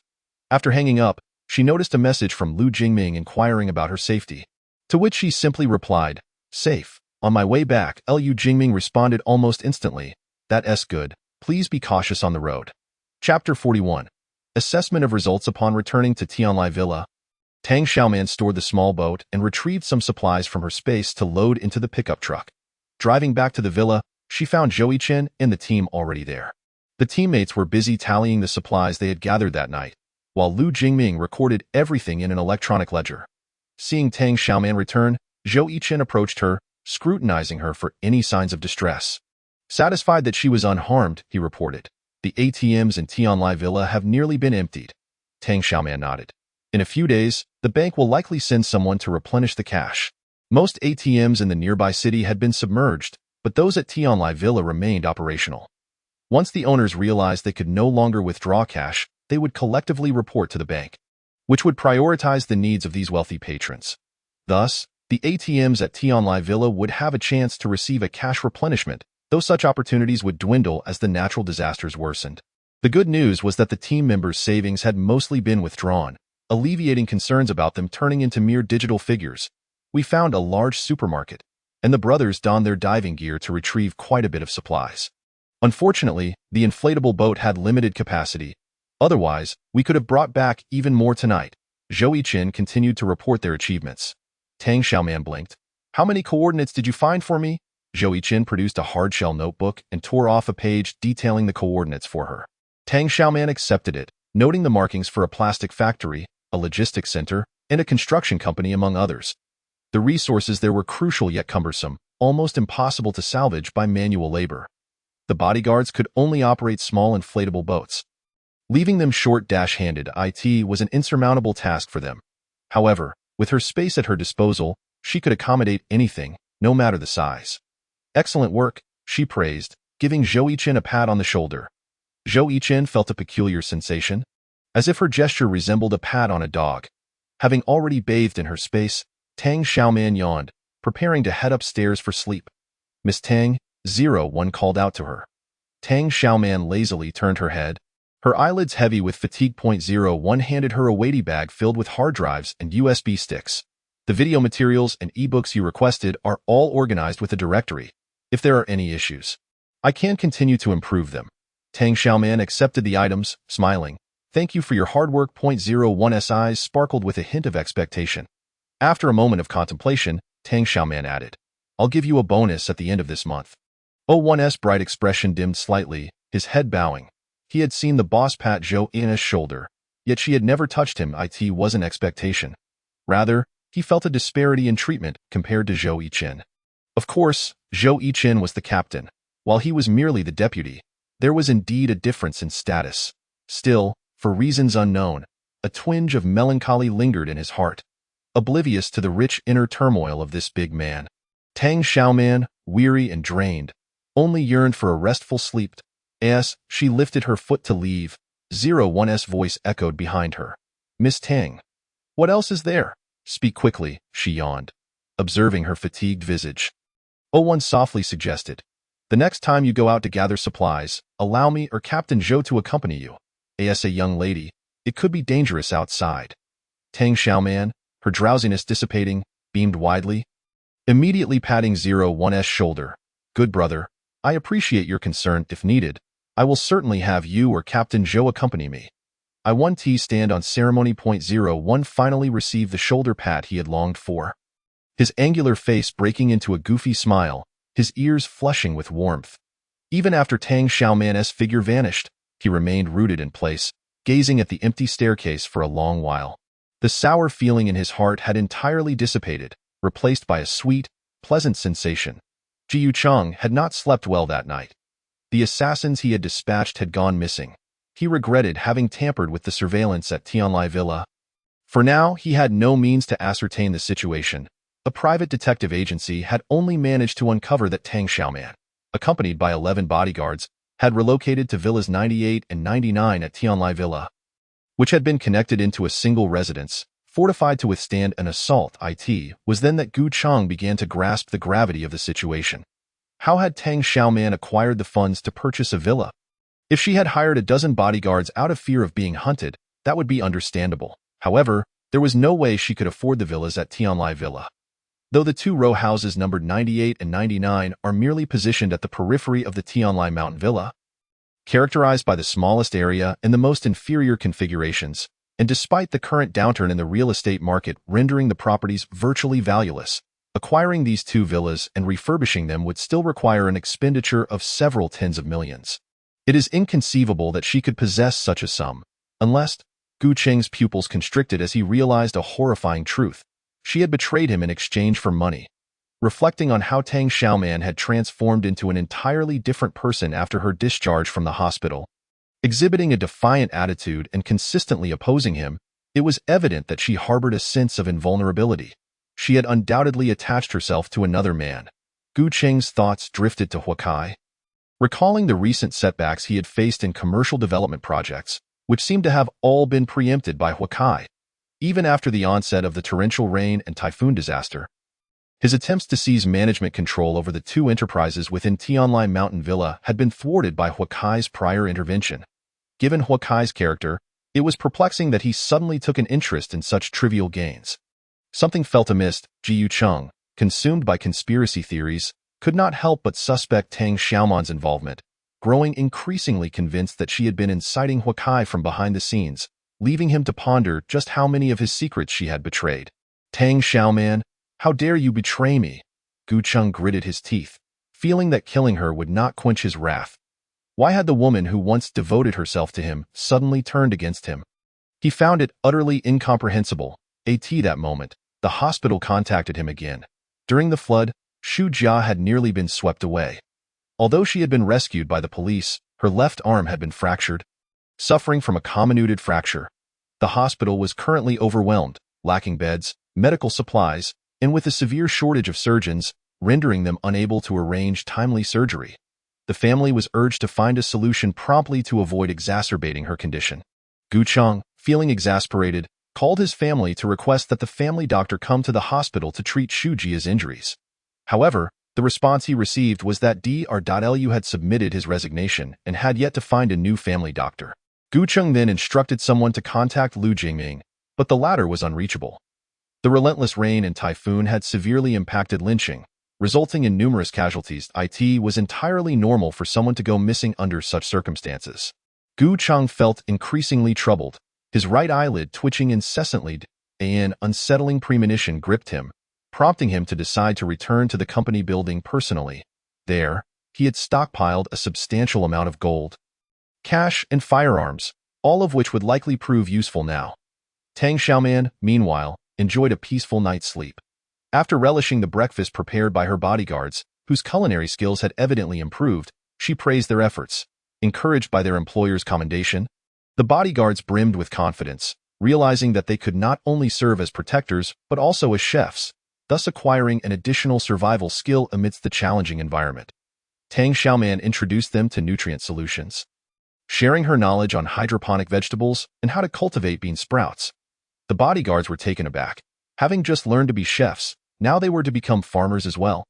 It seemed their employer was intent on cultivating their skills in multiple dimensions. A clear indication of her regard for them, compelling them to take their training seriously. While her teammates were absorbed in their tasks, Tang Xiaoman ascended the stairs. She entered her living room, secured the door, and stepped into her space. Last night's hurried efforts had prevented her from thoroughly inspecting the supplies she had gathered. It was time to assess her harvest. Chapter 42. Who pillaged his sanctuary? Tang Xiaoman began inventorying the automotive repair parts she had collected the night before, locating a Michelin tire and using a jack to replace the worn tire of a black SUV. Despite having acquired several decent cars from the repair station, those vehicles had been waterlogged and lacked keys. Only this SUV, seized from a killer, had a key. The others would require further measures to obtain keys. Over 4 years in the apocalypse had honed her survival skills, making tire changes a trivial task. After replacing the tire, Tang Xiaoman washed her hands and brewed herself a rich, aromatic latte to invigorate her. Once finished with her coffee, she inspected the 5 fuel tankers she had collected the previous night. To her delight, she discovered that 3 of the tankers were labeled as containing diesel, with one holding a capacity of 20 tons. Totaling 60 tons across the 3, the other 2 tankers were marked for gasoline, with one holding 15 tons, summing up to 30 tons. She had just secured 60 tons of diesel and 30 tons of gasoline, enough for her team of over 10 individuals to last a lifetime. Tang Xiaoman reveled in her good fortune for a while before organizing the weapons and ammunition she had seized from the small treasury. Upon seeing the 5 large safes, she retrieved a crowbar and forcefully pried them open. The safes emitted a piercing alarm, yet they could not escape the fate of being breached. To her disappointment, they were empty. It seemed the gold had been absorbed into her space. She proceeded to pry open another, only to find it empty as well. After dismantling all 5 safes, she discovered that only the last one contained bundles of cash. Each stack amounted to 10,000, totaling 1,000 stacks, equating to a full 10 million. Had this been before the apocalypse, it would have exchanged for a considerable amount of supplies, but alas, its value would soon diminish. Tang Xiaoman held little interest in the cash and instead ventured to inspect the fruits and vegetables in her garden. The 3 chili plants, 3 cucumber vines, 3 garlic heads, and 3 tomato seedlings she had planted had all borne abundant fruit in less than a week. The garden's soil seemed to possess extraordinary qualities, quite unlike that of the real world.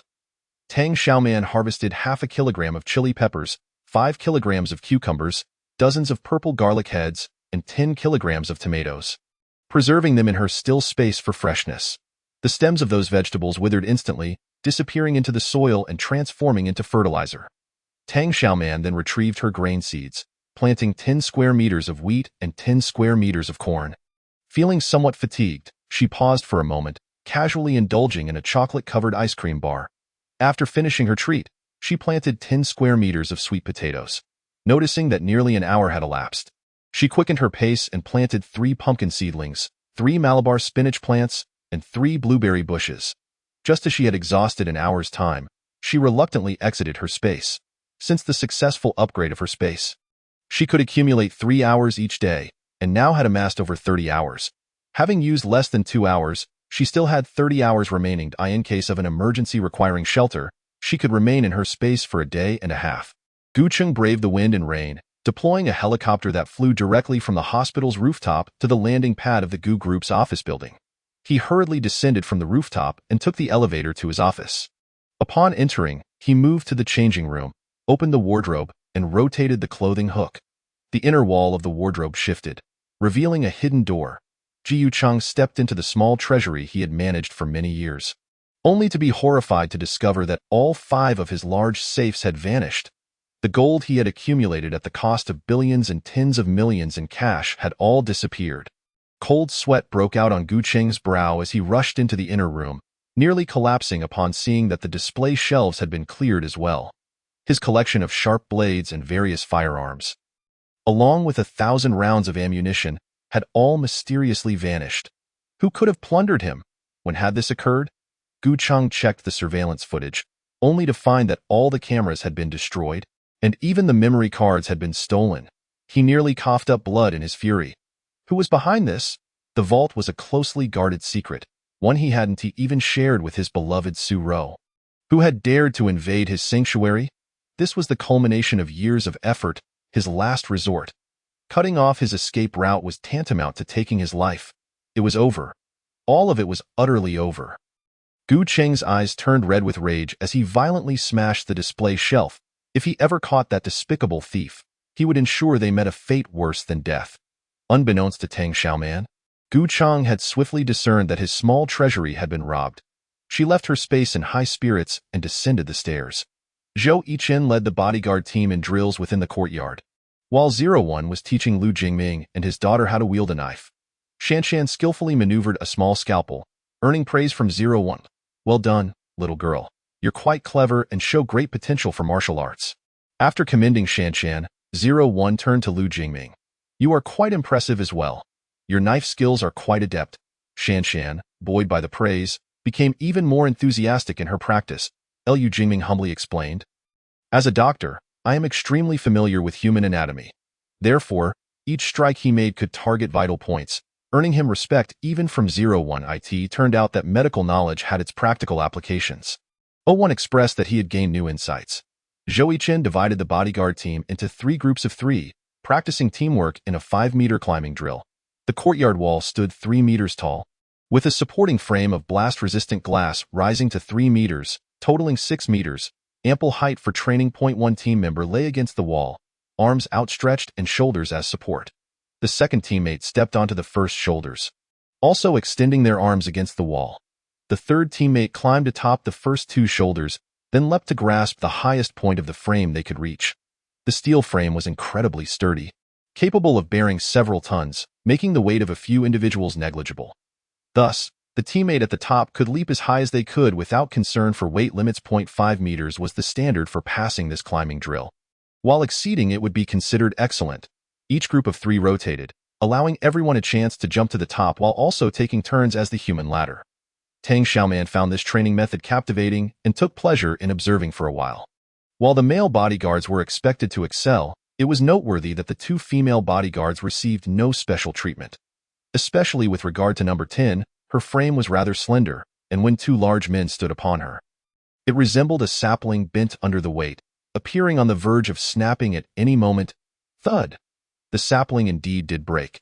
The two teammates who had been standing on Tin's shoulders tumbled down one after the other.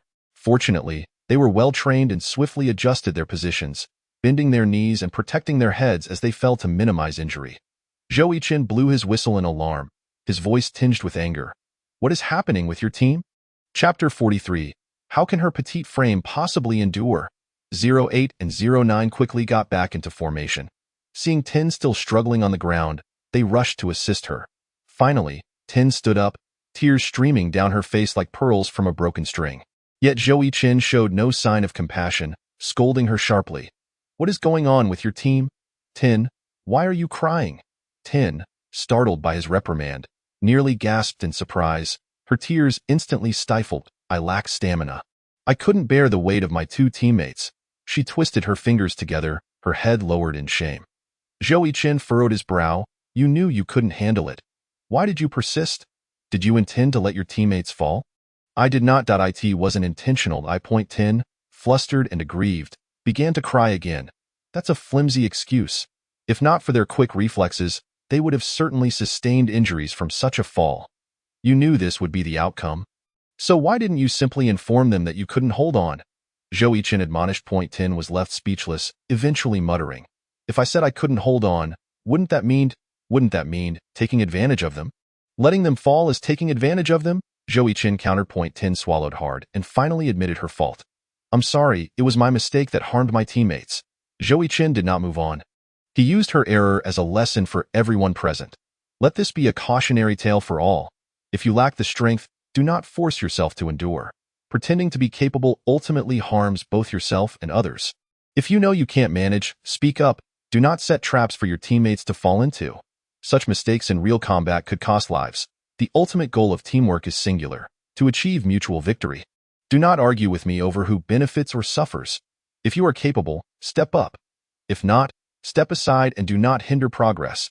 After delivering his reprimand, Zhou Yichen paid no heed to Tin's expression. His sharp gaze fixed on another female bodyguard. 05, are you capable? Speak up if you're not. 05 quickly affirmed.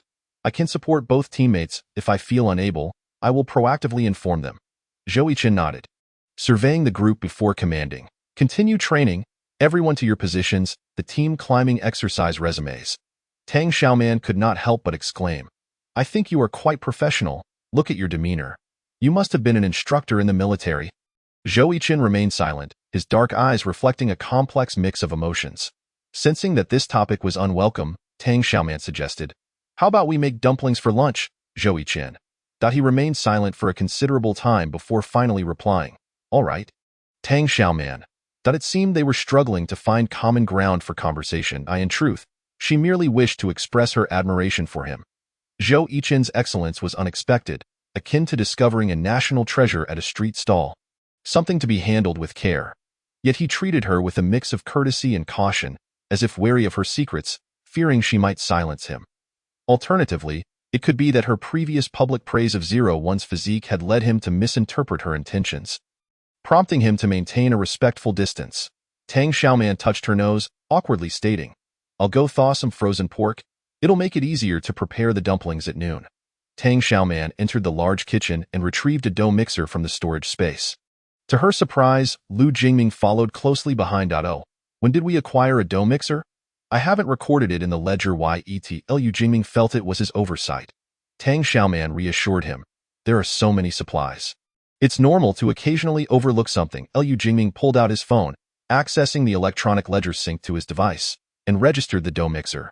Tang Xiaoman took out a frozen pork cut weighing over 40 pounds and placed it in a large sink filled with water to thaw. Lu Jingming promptly recorded its withdrawal. Tang Xiaoman. This accountant is truly diligent. Dr. Lu, could you please use the dough mixer to prepare the dough? We will be making dumplings for lunch.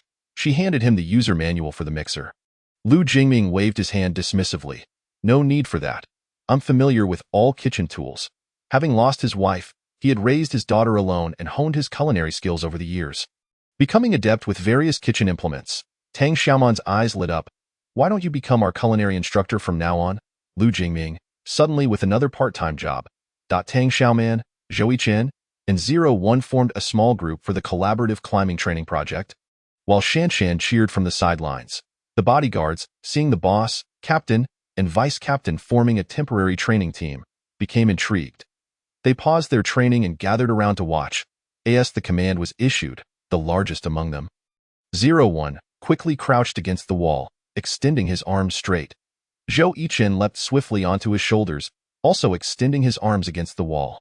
Tang Xiaoman followed suit. Her slender frame moved with the swiftness of a dragon. As she stepped onto 01 and Zhou Yichen's shoulders, rapidly climbing over 4 meters high before leaping. Her delicate, fair hands firmly grasped the rebar above, estimated to be nearly 6 meters in height. Her teammates looked on in astonishment, utterly unprepared for their boss's remarkable prowess. She appeared like a fragile, pampered beauty, yet her agility and explosive strength were astounding. She was undoubtedly the top performer in the collaborative climbing training group. Shanshan waved her colorful balloons, cheering, "Yay, Sister Xiaoman is amazing." Only then did her teammates respond, erupting in applause and cheers.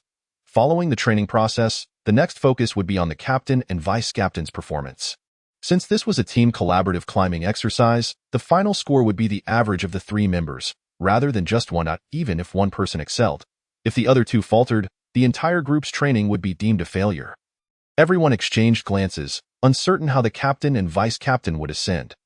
Tang Xiaoman appeared even more slender than Tin. Surely she could not serve as a human ladder for 2 large men. 01 was the most robust of all the bodyguards.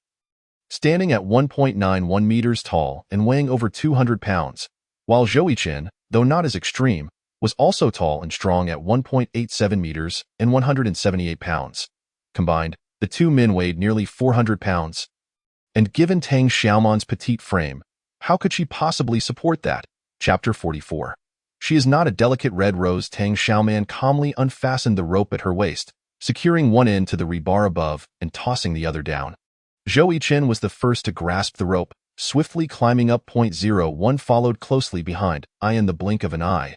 All 3 had ascended. The crowd thought this is possible?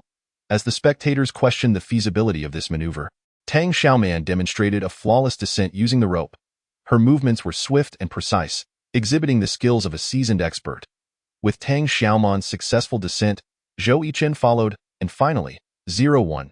The trio climbed quickly and descended even faster. With each descent averaging nearly 3 seconds, the small cheer squad once again waved their colorful balloons, shouting encouragement. "Yay, Sister Xiaoman is the best. Captain Zhou and Vice-Captain are amazing too." The stunned bodyguards finally responded, applauding and cheering. However, their gazes toward the trio were laced with complexity. This was clearly cheating, 04 muttered quietly. It wasn't stated that ropes could be used. Exactly, isn't that against the rules? 07 echoed the doubt. Many remained silent, but a sense of dissatisfaction lingered in their hearts. Zhou Yichen scanned the room, taking in everyone's reactions. He spoke. "I never stated that ropes couldn't be used, did I? In real combat, flexibility and adaptability are key. We do not cling to rigid rules." Miss Tang possesses exceptional skills and speed, which is why she took the lead. Once she ascended, her first action was to pull her teammates up. Throwing down the rope is undoubtedly one of the quickest methods. Our training's purpose is to achieve victory in practical scenarios. As long as we reach our objectives, we need not be bound by any specific format. Do you all understand? In unison, everyone responded. Understood. This was a vividly instructive training session.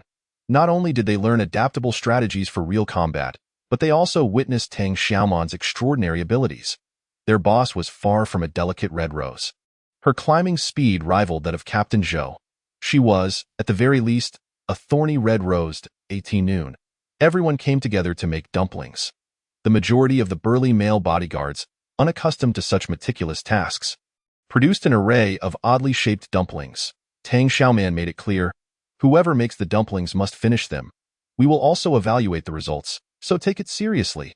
Lu Jingming navigated through the crowd, occasionally criticizing one person's dumpling pleating technique for being substandard, advising another that their dumpling wrappers were uneven, either too much filling or too little. Although they had never made dumplings before, they were all young individuals with a remarkable capacity for learning new skills. After crafting a plethora of oddly shaped dumplings, their creations gradually began to resemble the conventional form. By 1:30 in the afternoon, the dumpling-making task was temporarily concluded. Tang Xiaoman instructed them to boil the hideously shaped dumplings while placing the properly formed ones into the freezer for quick freezing. Everyone feasted on the dumplings they had made themselves, despite their lack of aesthetic appeal, and the fact that most of them had burst open. They could not bring themselves to disdain their own handiwork. After lunch, Tang Xiaoman directed them to continue their studies on hydroponic vegetables and to change the water for the bean sprouts. Once they had digested their meal, they were allowed an hour of rest. Outside, the world was turned upside down, with torrential rain and relentless winds threatening to obliterate the earth. However, within Villa 98, a serene and harmonious atmosphere prevailed, resembling a paradise untouched by external turmoil. Aside from the delivery trucks being unable to bring meals and the bodyguards needing to prepare their own food, life continued with minimal disruption. Yet, these bodyguards had colleagues and friends in the outside world, and the information relayed to them via their phones was shocking. 3 consecutive days of violent storms had wreaked havoc in Ling City. Residential buildings in the urban area were submerged up to the 6th floor, and as the floodwaters continued to rise, transportation was scarce, leading to slow government rescue efforts. Many families faced food shortages, resorting to sending distress messages in various groups. Everyone hoped for government assistance, but in the face of such widespread flooding, the government was overwhelmed and unable to dispatch sufficient rescue teams in a timely manner.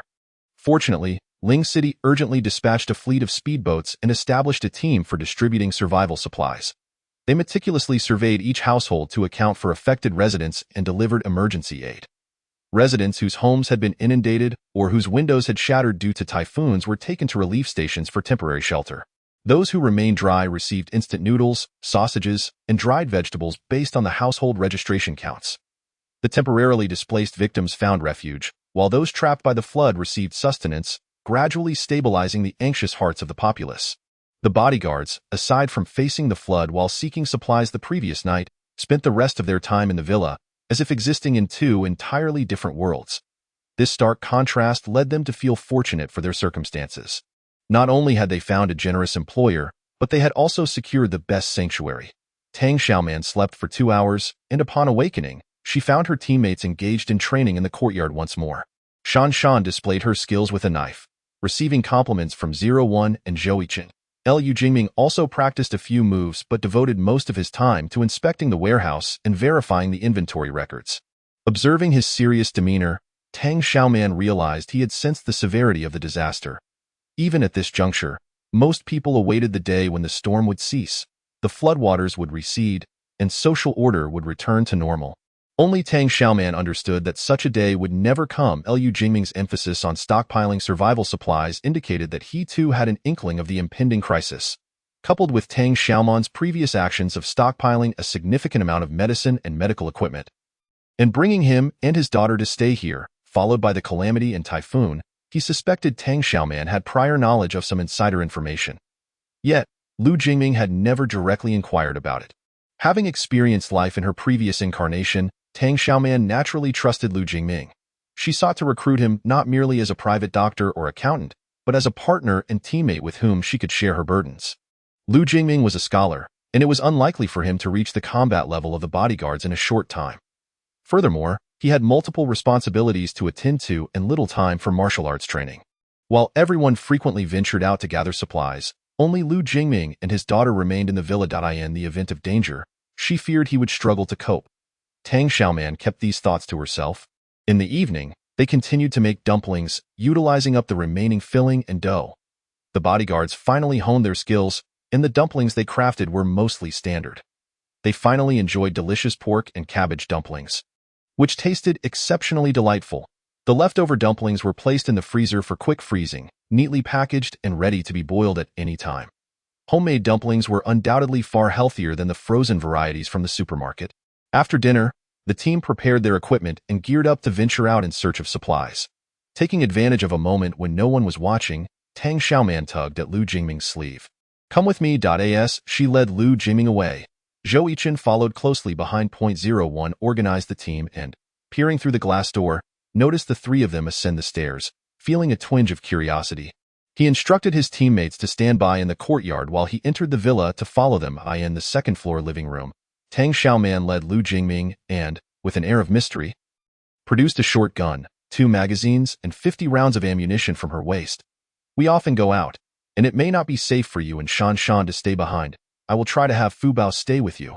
But we still need these firearms for self-defense. Liu Jingming accepted the short gun, magazines, and the heavy spare ammunition, taken aback.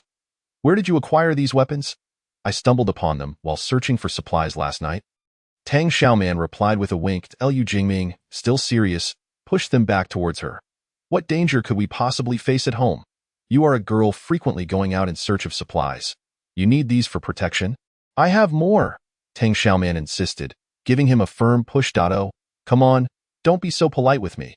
Liu Jingming scrutinized her for a moment before finally accepting the items from her. He broke into a charming smile and said, All right then. With these weapons, I will feel more secure at home. Liu Jingming departed cheerfully, only for Zhou Yiqin to enter right after him. Tang Xiaoman was taken aback. Did I summon him? You possess firearms? Zhou Yiqin remarked, observing her with an expression devoid of emotion, causing her heart to flutter inexplicably.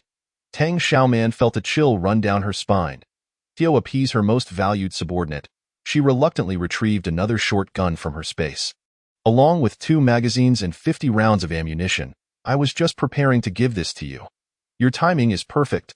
Zhou Yiqin's lips curled into a slight smile as he accepted it.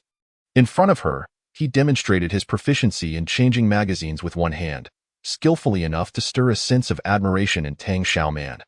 Tang Xiaoman was thoroughly impressed. You possess such skills. Zhou Yiqin disassembled the gun before her and swiftly reassembled it, his movements so quick they were nearly imperceptible. Tang Xiaoman swallowed nervously. An inexplicable sense of dread crept over her. This man had reached a level of expertise with firearms that was almost supernatural. If he were to aim at her, she truly doubted her ability to dodge. My gun will never be aimed at teammates, only at enemies, Zhou Yiqin stated, keenly observing her subtle expressions. To ensure she understood, he added, As long as you do not harbor thoughts of silencing me, we shall not be adversaries. Tang Xiaoman rubbed her hands together, chuckling softly. I have never entertained such thoughts, for I trust that you are quite discreet and would not utter a word that ought not to be spoken. Zhou Yiqin secured the weapon and glanced at her. Thank you. I will never betray your trust or the weapons you have provided. Finally rid of this troublesome individual, 01 entered the room. Tang Xiaoman sighed. When will this end? 01 stared at her intently and, after a moment, spoke with a hint of grievance. Both of them have firearms. Suppressing her urge to curse, Tang Xiaoman feigned searching her bag while discreetly retrieving a handful of items from her space. Wrong one. She inadvertently pulled out a phone seized from an assassin the previous night, tossing it onto the table before rummaging through her bag again. This time she was meticulous and, at last, retrieved a short gun, 2 magazines, and 50 rounds of ammunition. This is for you. Take it, but keep it under wraps. If word gets out, others will clamor for their share, and you might have to part with yours. Tang Xiaoman did not forget to issue a stern warning. 01 joyfully accepted the weapon and, before her eyes, expertly handled it, disassembling and reassembling it as though it were a child's toy. Tang Xiaoman was taken aback. You seem quite familiar with firearms. I once had a boss who dealt in such things. He often rewarded his subordinates with new weapons for their merits, he grinned. But I felt his business was too risky and slipped away when the opportunity arose. Indeed, a wise decision. Tang Xiaoman clapped him on the shoulder, her smile laden with meaning. Having taken my weapons, you must not entertain thoughts of running away. Otherwise, I will have to capture you and break your legs. 01's ears flushed red as he turned his head away. I never thought of running. Tang Xiaoman patted his shoulder again, this time seemingly without concern for Zhou Yiqin. Clearing her throat, she reflected that she was indeed worried he might flee. Yet she still jested about capturing him if he did. 01's ears turned even redder. Unaware of the turmoil within him, Tang Xiaoman misinterpreted his awkwardness as fear. As long as you behave, I will not treat you poorly. Stick with me, and I guarantee you will have meat to eat, wine to drink, and girls to woo. She casually painted a rosy picture for him. Unable to resist, 01 glanced at her, pondering seriously. Is she a sister or a potential love interest? Having successively dispatched 3 individuals, Tang Xiaoman presented 3 short firearms, 6 magazines, and 150 rounds of ammunition. Upon surveying the remaining arsenal within her space, she felt a twinge of anxiety regarding her dwindling firepower. Resolute, Tang Xiaoman decided to venture out once more that evening to procure additional supplies, hopeful of replenishing her empty stockpile. Her gaze fell upon a mobile phone resting on the table, and she recalled, in her haste earlier, that she had mistakenly taken it. This device had belonged to a captured assassin, and after rendering it inoperative, she had carelessly discarded it within her space. A thought crossed her mind. She wanted to gauge Gu Cheng's reaction, allowing her to prepare appropriate countermeasures, so she powered the phone back on. The bounty hunter incessantly inquired whether the assassin had completed their mission and why there had been no response. Tang Xiaoman replied, I have captured Tang Xiaoman alive. However, should you wish to claim her, an additional sum of 10 million is required. After sending the message, she returned the phone to her space. Ji Yucheng mobilized his team to urgently gather all usable resources within the company building, then hired a helicopter to transport them back to Tianlai Manor. He had a foreboding sense that this calamity might be more severe than anticipated, compounded by the interference of Huakai, which thwarted his acquisition of control over Jinzun Wanxiang City and Levi Natural Organic Farm. Even his private stash had been completely raided. This profound sense of crisis compelled him to take drastic measures to rectify the situation. Thus, he embarked on a frenzied search for supplies. Tianlai Manor, perched high amidst hilly terrain, was in a much better position compared to other inland cities across the country. He decided to consolidate resources at Tianlai Manor before formulating new plans. At that moment, a call from the bounty hunter interrupted him. There was news about the assassin. He had successfully captured Tang Xiaoman, but demanded an additional 10 million for her release in the evening. Operations continued to unfold in two separate groups. Zhou Yichen led 10 bodyguards, dividing into 3 teams to act in unison. Tang Xiaoman, on her own, chose to operate independently. She instructed Zhou Yichen to depart first while she prepared a few more items. Once everyone had vacated the villa, she turned to Lu Jingming and imparted a few words of advice. Practice your shooting at home, familiarize yourself with the feel of the gun, and don't be afraid to waste ammunition. She handed him a pistol suppressor, cautioning him to attach it to minimize noise. Shanshan skipped over curiously, inquiring, "What's that?" Lu Jingming interjected, "Children shouldn't ask too many questions." Understanding, Shanshan fell silent. Yet, Tang Xiaoman retrieved a miniature phone from her bag, also taken from that unfortunate assassin. This small firearm was suitable for Shanshan. Though still young, her training in martial arts with Zhou Yichen and 01 had limited effectiveness. If she could practice shooting, her self-defense capabilities would significantly increase. Lu Jingming hesitated, saying, "Such a valuable weapon for a child, is it not too extravagant?" "It is precisely because she is a child that she needs this gun even more." Tang Xiaoman replied, casting a serious glance at him, and urged, "Look up the steps and precautions for shooting online, and be patient in teaching her." She recognized Lu Jingming's intellect. He could learn swiftly. Even without prior exposure to firearms, he would quickly master the skills. With tears brimming in his eyes, Lu Jingming ultimately expressed, "Thank you, Tang Xiaoman." He sincerely appreciated her generous gift and trust. Tang Xiaoman smiled, reiterating, "Keep this confidential. Do not let others know." As she spoke, a chill ran down her spine. It felt as though unseen eyes were upon her. Was there someone else in the house? Lifting her gaze, she scanned her surroundings and was startled to spot a surveillance camera directly ahead. She realized she had forgotten about the several cameras installed in the yard, set up by Zhou Yichen to monitor the bodyguard's training and prevent any slacking. His mobile app connected to the surveillance, allowing real-time observation of any activity in the yard. Thus, her seemingly secret exchange with Lu Jingming had been clearly observed by Zhou Yichen. A notification pinged on her phone, and she glanced down to see a message from Zhou Yichen. "I saw everything." Tang Xiaoman chose to ignore Zhou Yichen. Whether he had seen or not was of little consequence. After all, her belongings were hers to distribute as she pleased, and if she wished to give more to someone, it was no one else's affair. He could harbor his grievances, but she intended to make him aware that her indulgence had its limits. Leaving Fubao and the Lu family to keep watch, Tang Xiaoman drove off in her pickup truck. Ji Yucheng's actions to amass supplies via helicopter attracted the attention of everyone at Tianlai Manor. Whispers circulated. Had he received some alarming news, prompting such a drastic response? Gu Cheng publicly clarified in the homeowners group, "Due to flooding at the company, I reluctantly relocated my office to my home. I apologize for any disturbance caused to my neighbors." He distributed dozens of red envelopes in the group, each averaging several thousand for the recipients. While the owners of Tianlai Manor were not financially strained, They appreciated his thoughtfulness. Jiu Xiao, you're too courteous. We are all neighbors and should support one another. The weather is dreadful. Who knows when the rain will cease? Oh dear, my company has also been flooded. Should I move my operations home as well? My warehouse has been submerged, resulting in losses of tens of millions. Dear heavens, when will the rain finally stop? As the community's focus shifted to when the rain might relent, they naturally overlooked Gu Cheng's helicopter operations. Sensing their distraction, Gu Cheng exhaled a sigh of relief. He then confided to Su Rou about capturing the assassin Tang Xiaoman, seeking her counsel. Should we eliminate her or spare her for now until the flood recedes? Then I can marry her? Once your father fulfills all conditions of the will, he can inherit everything. I have always believed you are the rightful heir to the Tang Group's shares. The decision lies with you.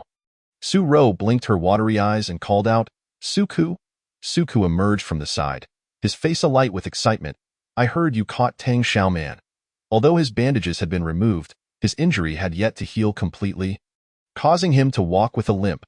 The thought that Tang Xiaoman was responsible for his plight filled him with a desire for revenge. Jiu Cheng had dispatched someone to capture her. But the assassin was now demanding an additional 10 million. Jiu Cheng was at a loss as to who to send to retrieve her. Su Rou sighed. Su Ku, eager to prove himself, immediately volunteered. I'll go. I'll bring her back. Su Rou eyed him with concern. Are you sure you can handle it? Absolutely. Su Ku twirled in place. I'm nearly healed. Yet Su Rou remained uneasy. Your temper is volatile. If you encounter her and there's a conflict, you might accidentally injure her, and Gu Cheng would be distressed. Jiu Cheng quickly reassured. How Su Ku treats her is of no consequence, as long as she is left alive. With Gu Cheng's approval, Su Ku felt emboldened, eager to capture Tang Xiaoman and exact his revenge. Su Rou cautioned, remember, Tang Xiaoman is our sister. Out of familial loyalty, you must not harm her face. Blind her eyes, break her fingers, or cripple her legs. In summary, do not inflict any form of torture. Bring her back in one piece for Gu Cheng to handle, understood? Su Ku's eyes gleamed with excitement as he rubbed his hands together. Ready for action, I promise to take very good care of her. Tang Xiaoman sneezed several times, rubbed her nose, and could guess who was whispering about her. Let them gossip. She had more pressing matters at hand. The typhoon was beginning to subside, and the rain had eased. Tang Xiaoman speculated that the following day would see many residents venturing out in search of supplies.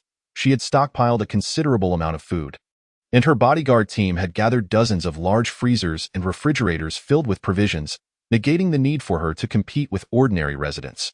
What she required now were more critical supplies.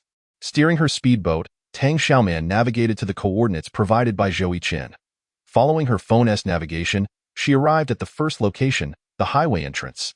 Due to the sudden downpour, the highway had been urgently closed, resulting in a lengthy traffic jam. Drivers had initially intended to wait for the rain to cease before proceeding, but that opportunity had vanished as the torrential rain forced them to abandon their vehicles in search of safety, leaving a long line of cars submerged in floodwaters. Tang Xiaoman halted the speedboat, donned her diving gear, and slung an oxygen tank over her shoulder. She secured the boat with a rope to prevent it from being swept away by the wind before plunging into the depths. The long line of vehicles was a hodgepodge of various makes, but her attention was drawn to a fuel tanker and a container truck. One particularly large container truck caught her eye first. Labeled for cold chain transportation, such large cold chain trucks were typically equipped with batteries to maintain power and ensure the quality of perishable goods. However, after being submerged for 4 days, she wondered if its battery had been depleted. Taking a deep breath, Tang Xiaoman advanced and stored the cold chain container truck into her space. As the container truck vanished, the water surged, nearly unbalancing her. Without hesitation, Tang Xiaoman stepped into her space. Bathed in sunlight, with a clear blue sky and a constant temperature of 25 degrees, she took a moment to catch her breath. Without removing her diving suit, she grabbed a crowbar and pried open the external lock of the container. As she swung open the heavy rear door, a rush of cold air greeted her. Inside lay neatly stacked insulated boxes, approximately 50 to 60 cubic meters in total. Several vents expelled cold air, and an electronic thermometer indicated a chilling -18 degrees, with the battery clearly fully charged.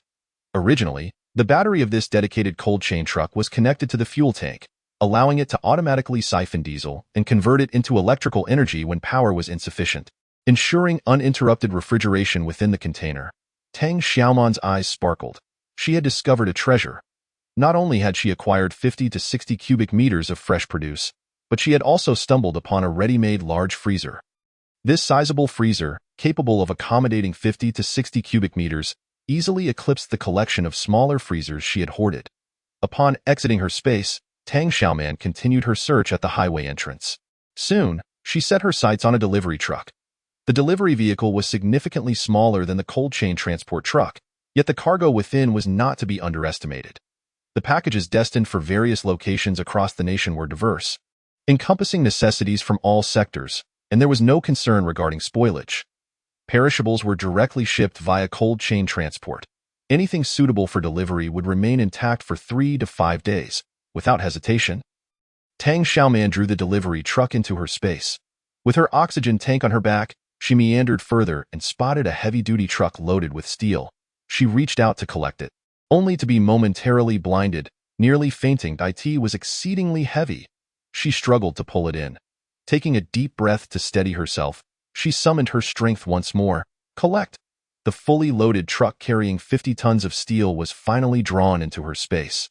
As the water surged, threatening to topple her, she deftly slipped into her space.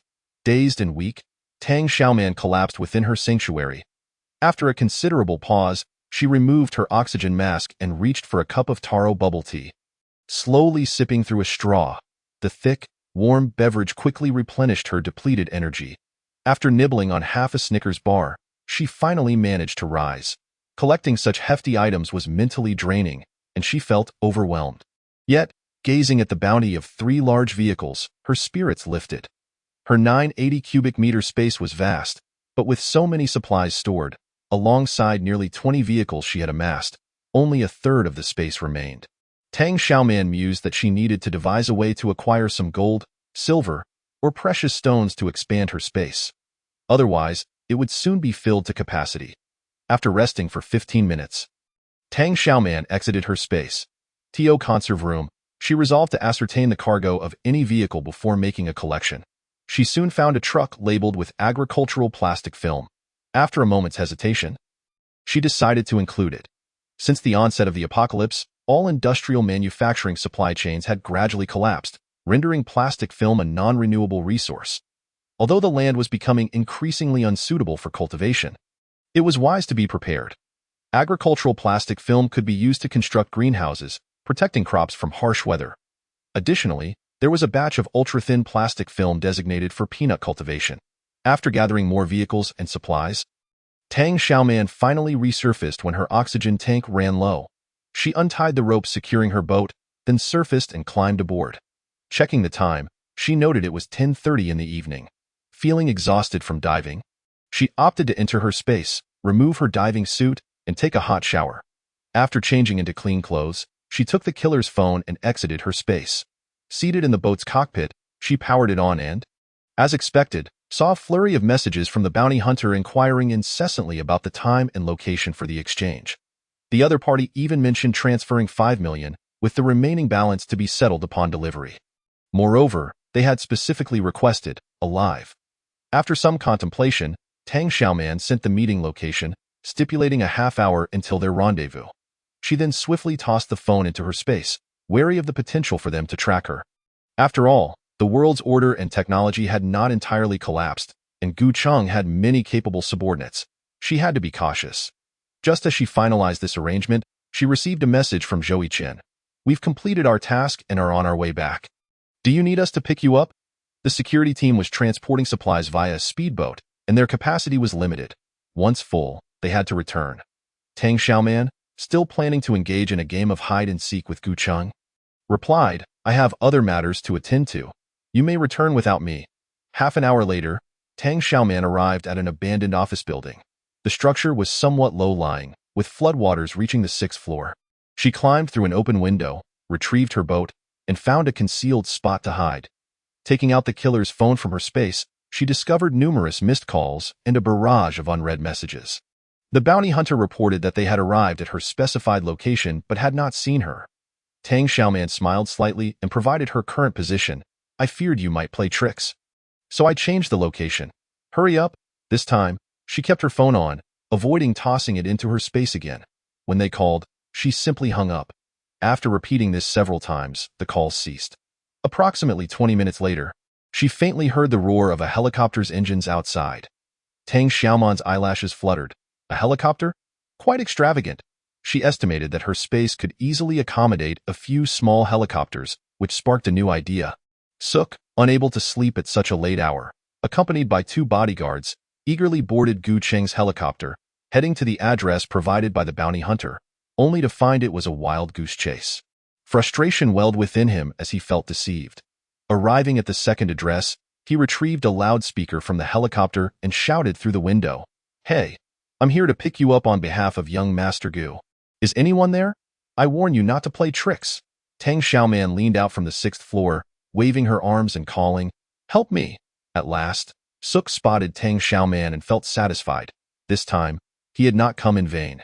The bounty hunter relayed the killer's instructions. The helicopter was to land on the rooftop. Once the final payment was received, they would immediately deliver Tang Xiaoman. After the full payment was completed, Tang Xiaoman checked the killer's account balance, which astonishingly exceeded 80 million. This sum represented the killer's accumulated fees for years, but now it all belonged to her. She transferred the entire amount into her own account, opting for fingerprint verification during the process. From her space, she retrieved the severed finger of the killer, pressing it against her phone's fingerprint scanner, which successfully authenticated her. With the 80 million transferred, she found herself in possession of nearly a small fortune.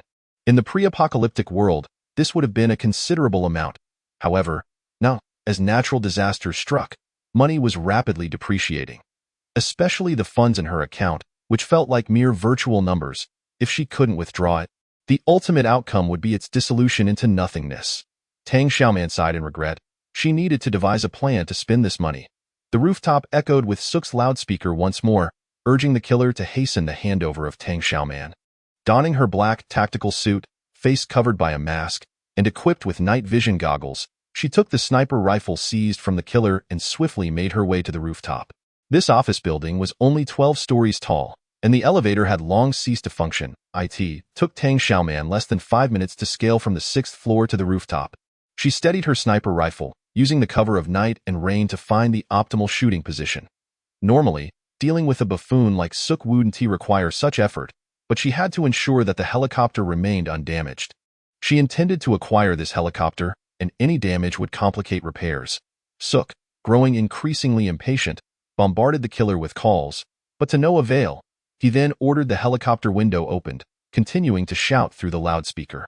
Suddenly, 2 gunshots rang out, and 2 of his bodyguards collapsed beside him. Suk, alert, glanced around and discovered that both bodyguards had slumped in the helicopter point. One had been shot in the forehead, the other in the temple. Blood oozing from the bullet wounds. "This is bad. We've been ambushed." Suk, not entirely dim-witted, shouted, "Take off." But it was already too late. A slender figure darted through the shadows of the rain, leaping through the open helicopter window. Her sniper rifle had transformed into a handgun as she pulled the trigger at the pilot. Bang! The pilot fell motionless. Suk screamed, but the next moment, his voice was muffled by a hand clamping over his throat. Slap! Slap! Slap!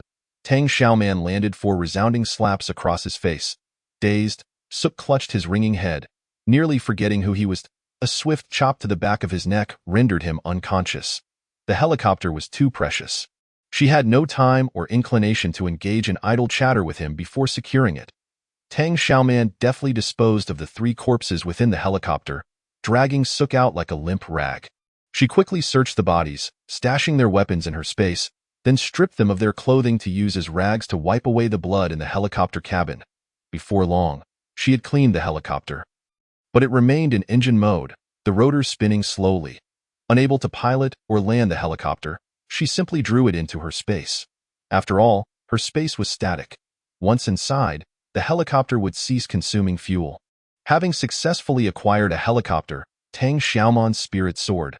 She braved the rain, discarding the 3 bodies along with the soiled clothing from the rooftop. The corpses hit the water with a splash, quickly swallowed by the flood. Leaving no trace, that moment, Suk regained consciousness and struggled to escape. Tang Xiaoman extended her hand, effortlessly seizing him. "Let go of me, Tang Xiaoman. I recognize you." Suk finally discerned that the silhouette of the dark-clad figure appeared somewhat familiar. She was slender and petite, hardly resembling a world-class assassin. Tang Xiaoman removed her night vision goggles, her clear eyes revealing a chilling intent to kill. Since you've recognized me, you certainly cannot be spared. The bounty hunter called, stating that he could not reach the assassin, nor could he establish contact with Suk or the pilot, or even the two accompanying bodyguards.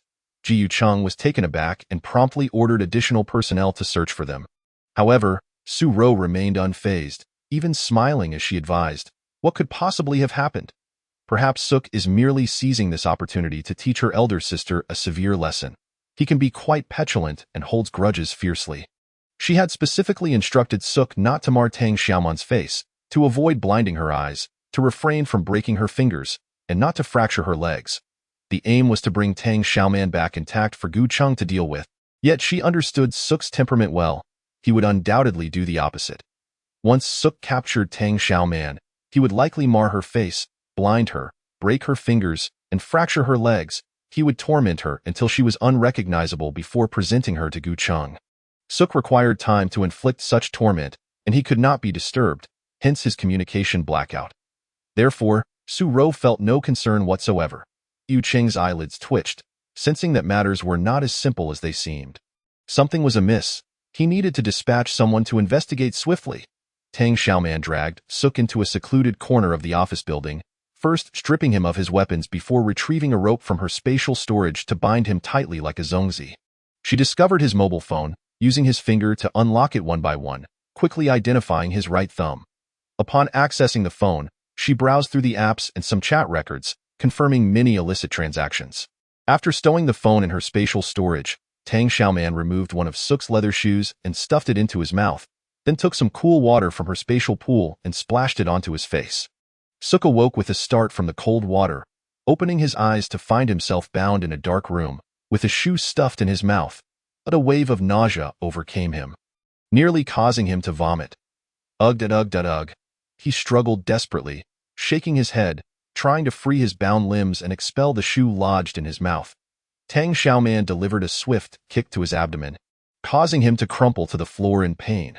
Suk felt as if his insides were being torn apart, letting out a pained whimper from deep within his throat.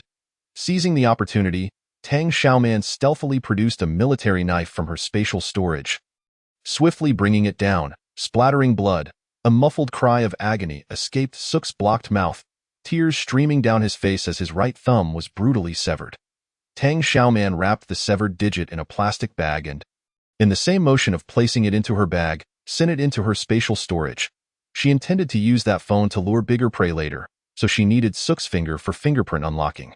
Blood gushed from Suk's severed thumb, causing him to convulse in agony. Before he could recover from the pain of his severed digit, Tang Xiaoman withdrew an electric baton from her spatial storage.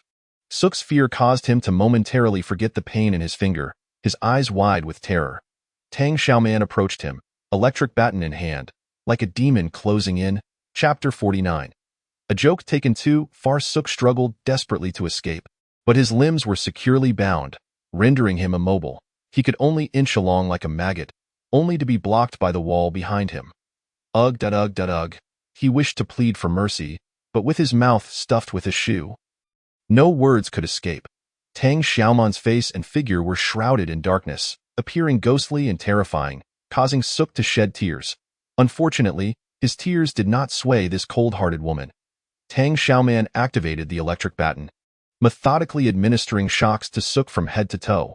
His body convulsed, retching violently, losing control of his bowels.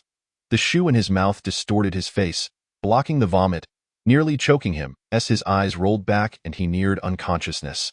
Tang Xiaoman finally showed mercy and removed the shoe from his mouth. Suk gasped and retched, collapsing amidst his own excrement, the foul stench nearly causing him to faint. Tang Xiaoman donned a medical N95 mask, barely managing to shield herself from the nauseating odor.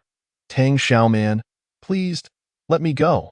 Suk initially attempted to utter harsh words to intimidate her, but after the torment she had inflicted, he had lost all his bravado. Now, he was in pain and terrified, trembling uncontrollably. Tang Xiaoman observed his cowardly demeanor and scoffed. I won't let you go. What can you do about it? Suk, trembling with fear, could no longer maintain his facade. He shifted tactics, attempting to appeal to familial ties to sway her. Tang Xiaoman, we are family. We share the same blood from our father. We are siblings. You cannot treat me this way. Tang Xiaoman found his plight amusing.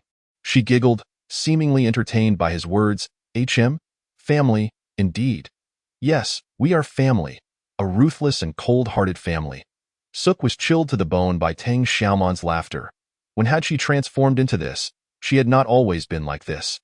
The former Tang Xiaoman would have yielded, exuding a sense of timidity. Suk had enjoyed bullying her, knowing she would always swallow her pride and minimize matters. Even when she complained, their father would never side with her. Encouraging Suk's reckless behavior. Since the incident at Tianlai Villa, where her retaliation had caught him off guard, her defiance had ignited a fierce desire for revenge within Suk. He was determined to torment her until she reverted to her former, timid self. Yet, the current Tang Xiaoman was entirely unrecognizable, as if possessed by a malevolent spirit, cruel and remorseless. You are not Tang Xiaoman. Suk realized something, panic setting in as he attempted to retreat.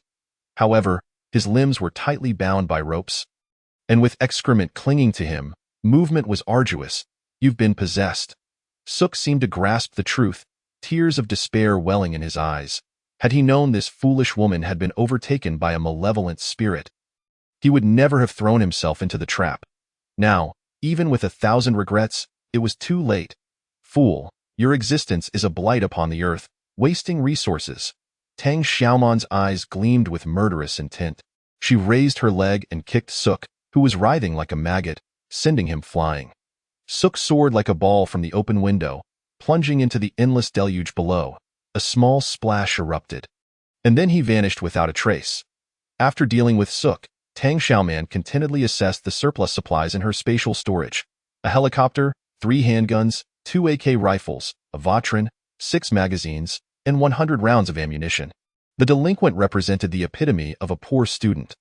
Realizing the time was late, Tang Xiaoman retrieved a speedboat from her spatial storage, starting the engine and heading towards Tianlai Villa on the way. She couldn't resist checking her phone for messages. Indeed, Lu Jingming, Zhou Chen, and even 01 had sent her several messages inquiring when she would return home. I in good spirits. Tang Xiaoman mischievously sent them a group message. On my way? Just tidying up, wait for sister to come back. At last. The world fell silent. Lu Jingming stood at the door as usual, awaiting Tang Xiaoman's return. When she exited the vehicle, she noticed his averted gaze. His fair and delicate face tinged with an unusual flush. It then dawned on her that her light-hearted jest had struck a nerve, prompting her to explain. I procured some rare supplies tonight. And in my excitement, perhaps I got a bit carried away. Please don't take it to heart. Lu Jingming released a breath he hadn't realized he was holding, hesitating to speak. Ultimately, he managed to utter a single line. It's late. You should go rest. He turned, somewhat clumsily making his way into the villa. Tang Xiaoman. It seems I may have taken the joke a bit too far. Had Lu Jingming's wife still been around? She certainly wouldn't have made such a jest. It was merely because he was single that she had playfully teased him on a whim. Yet he was a respectable gentleman, not one to easily endure her reckless banter. She needed to be more cautious in the future, refraining from such jokes with him. Tang Xiaoman knocked on Zhou Chen's bedroom door. After a significant wait, the door finally creaked open. Before Tang Xiaoman could step inside, Zhou Chen preemptively emerged.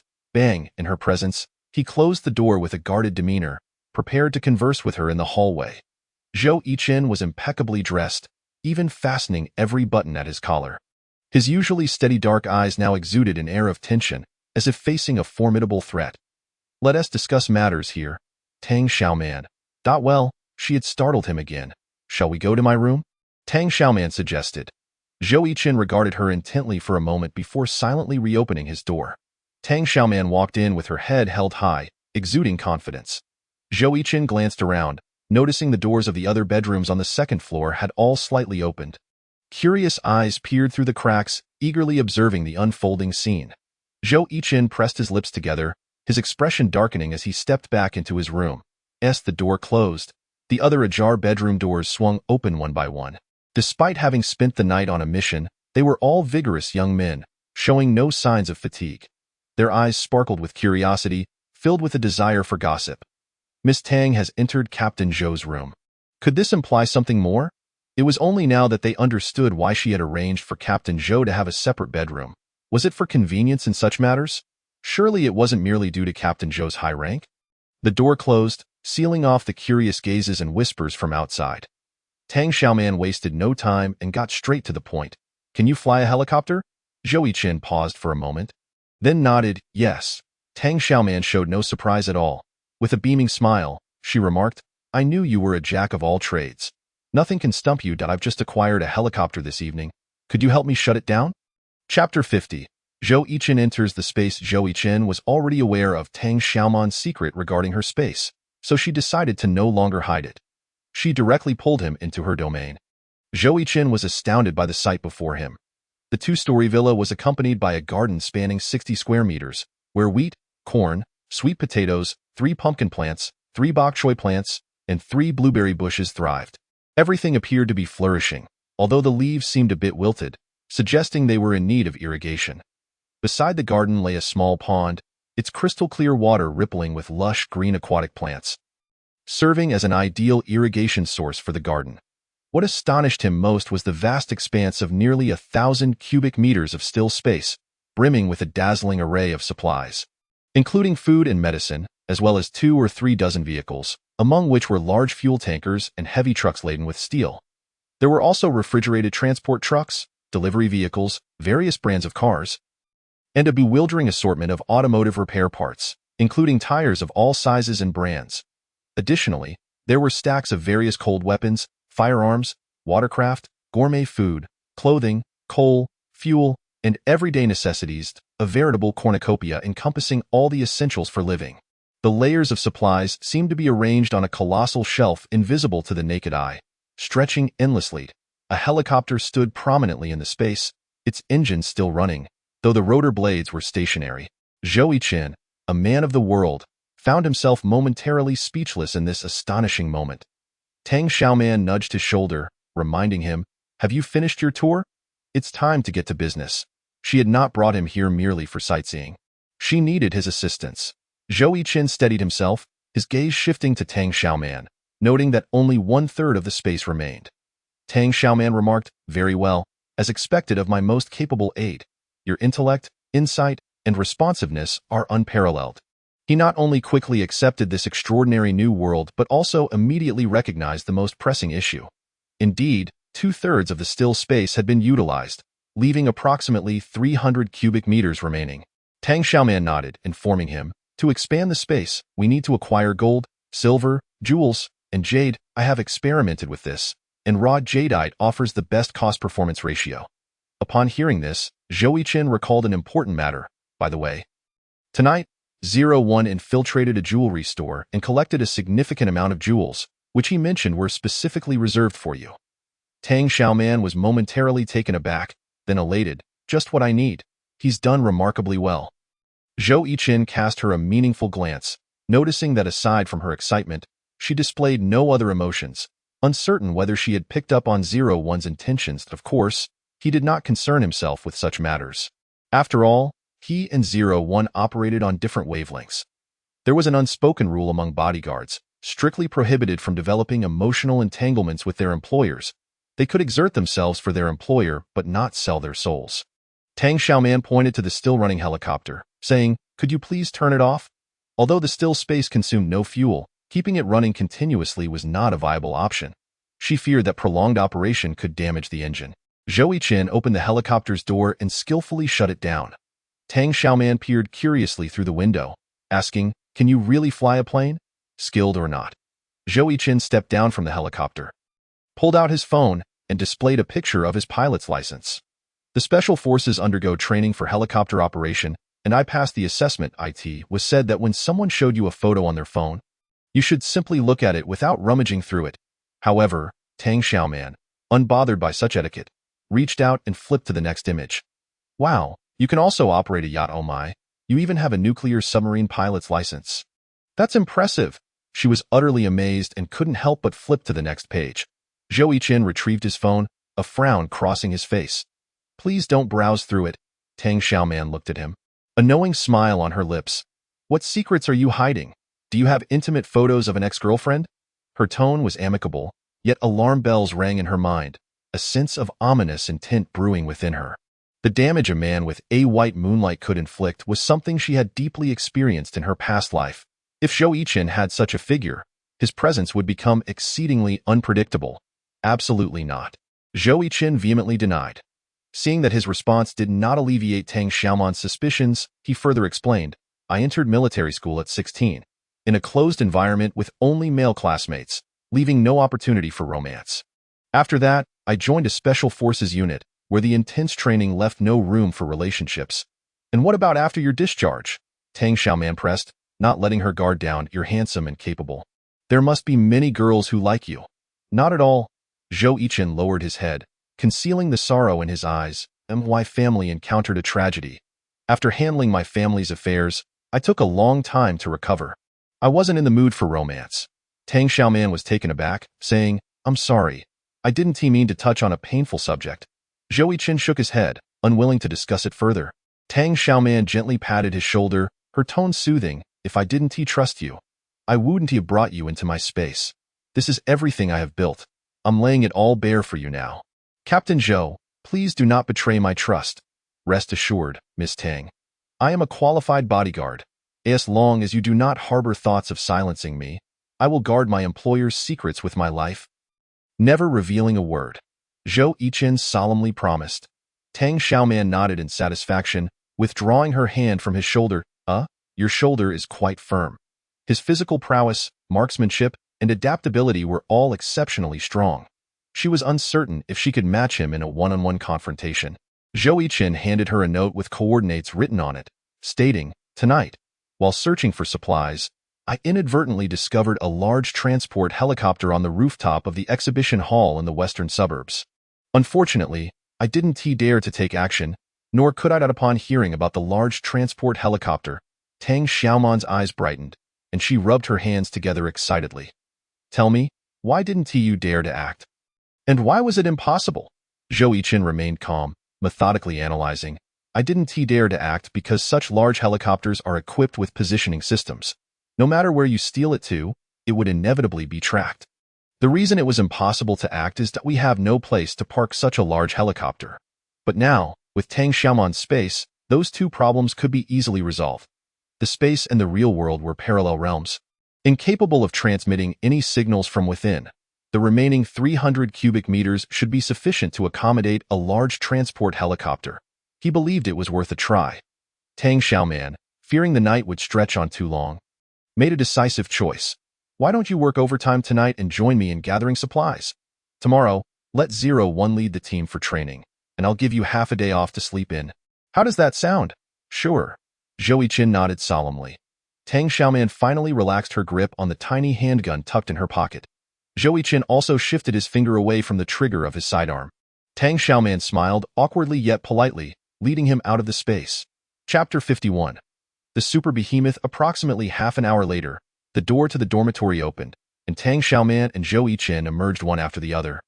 Zhou Yichen locked the door behind them, and they descended the stairs together.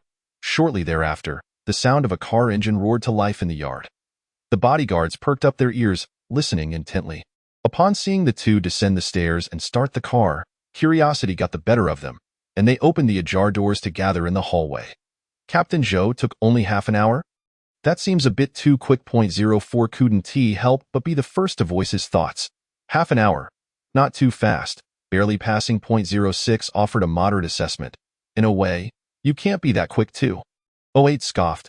Hey, the one who said Captain Zhou passed, didn't you notice he and Miss Tang only took half an hour from entering to exiting? It's not like they could have done everything in that time.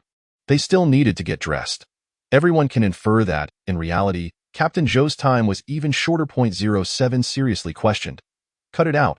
Those mocking Captain Zhou might not be better than him, 05 retorted. Don't look down on people. We can always test it out, 04 laughed, stepping closer. 07 and 08 originally intended to join in the fun, but they both refrained, knowing they couldn't take on 05 to get lost. I'll smash your eggs if you keep talking, 05 threatened, clenching her small fist. The bodyguards laughed heartily, not taking it to heart. They quickly shifted the topic back to Tang Xiaoman and Zhou Yichen. Various speculations filled the air, and the intense gossip flames could not be contained. Some leaned against the window, watching as Tang Xiaoman's pickup truck drove out of the villa. The heavy iron gates closed, concealing the vehicle from view. As the two departed the villa, the discussion among the crowd grew even more uninhibited. Except for the closed door of Zhou Yichen and Tang Xiaoman's dormitory, nearly all the other dormitory doors were wide open, yet surprisingly, 01's dormitory door remained shut. Why hasn't T01 come out yet? What is he doing with the door to his dorm closed? Someone inquired curiously while casting a glance at 02, who shared the dormitory with 01, at T present. One was inside while the other remained outside. Creating a sense of unease. 02, why is the door to your dorm shut? Where is 01? 05 also asked with intrigue. 02 wore an expression of helplessness, gesturing for silence, and in a hushed tone revealed. 01 has been acting strangely tonight. You all should avoid provoking him. The more he tried to conceal the matter, the greater everyone's curiosity grew, prompting them to press him for answers. Finally, unable to withstand the relentless questioning, 02 divulged the truth. 01 received a text from Miss Tang, and since then, he has been off. He flushed and was lost in thought for quite a while before heading to the bathroom for a shower. When he emerged, he said Miss Tang might return tonight to speak with him, and he felt it would be inconvenient for me to remain in the dorm, so he kicked me out, insisting I squeeze in with 03 and 04 tonight. However, when Miss Tang returned, she didn't seek him out. Instead, she went to Captain Zhou's room. Now she is left with him. At this point, 02 decided to stop, and everyone understood the implication, exchanging knowing glances and sighs. I have always thought that the vice captain and Miss Tang would make a better pair, Tin remarked, expressing her fondness for that couple. One towering and robust, the other petite and delicate, they embodied an endearing height difference. Yet, it seemed the boss favored Zhou Yichen more, as he not only possessed the strongest combat skills, but was also the most handsome of all the bodyguards. Someone murmured softly. 01 even went to great lengths to gather numerous pieces of jewelry for Miss Tang tonight. It appears his efforts might go to waste. The crowd shook their heads and quietly dispersed. It was already past midnight. It was time to sleep, as they would need to rise early for training the following day. When the boat arrived at the exhibition hall, the torrential rain finally ceased. Stepping out of the cockpit, Tang Xiaoman tilted her head in disbelief, truly feeling no raindrops falling. Yet, the air remained damp, like a fine mist. With the typhoon and rain subsiding, a wave of residents would soon emerge to seek supplies. However, Tang Xiaoman's mood suddenly turned heavy, as she understood that the cessation of the rain and typhoon signaled the impending catastrophe of flash floods. In her previous life, the flash floods struck 10 days after the rain and typhoon had ended, catching the wary populace off guard and resulting in countless casualties. This time, the extreme heat had arrived early and ended abruptly. The storm and typhoon had followed suit. Thus, the mountain disaster was likely to come sooner as well. Therefore, the end of the storm and rain did not bode well for Tang Xiaoman. The two donned black combat uniforms, masks, and equipped themselves with four-eyed night vision goggles, breaking through the window to enter the exhibition hall. Tang Xiaoman turned back to retrieve the boat and walked towards the safety passage with Zhou Yichen. The exhibition hall comprised 10 floors, 6 of which were already submerged, allowing them to quickly ascend to the rooftop. A colossal machine loomed on the rooftop, covering nearly half of it. Wow, this truly is a behemoth. Tang Xiaoman exclaimed in a WE.IN comparison. The small helicopter she had confiscated from Suk seemed merely a toy. This was a transport helicopter, a class above the ordinary small civilian ones. Zhou Yichen stepped forward and swiftly opened the cabin door. Tang Xiaoman gasped again. How can you open this door? Doesn't it require a key? No need. Zhou Yichen beckoned her. Hurry up and get on. Tang Xiaoman nimbly boarded from the other side, discovering indeed that the cabin door could be opened without a lock. She couldn't even find any semblance of a keyhole. Knowing little about such large machines, she was relieved to see Zhou Yichen appeared quite familiar with it. He closed the cabin and methodically flipped the power switch, causing the electrical system and instrument panel to spring to life. Next, he activated the air switch, supplying compressed air to the aircraft, which drove the turbines to turn. He then ignited the engine's mixture, unleashing a powerful thrust as the propellers began to spin. Subsequently, he adjusted the throttle switch to continue providing thrust, and after a brief forward surge, the aircraft swiftly lifted off the ground. Chapter 52. He is an excellent worker. The process of the transport helicopter taking off did not seem overly complex, yet Tang Xiaoman found herself dazzled, her palms sweating. After a moment, she regained her voice. Why doesn't it require a key? This is a large helicopter, equipped with a positioning anti-theft system, and generally, only trained personnel can operate it. Zhou Yichen circled in the air before descending back onto the rooftop. He instructed Tang Xiaoman to stow the helicopter. Continuing to explain, once the aircraft is in your space, no system can detect it.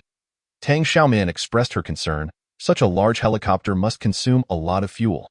I'll need to gather more aviation fuel. Also, this thing is enormous. It has taken up all the remaining space I had. You need to help me reorganize it to make room for more supplies.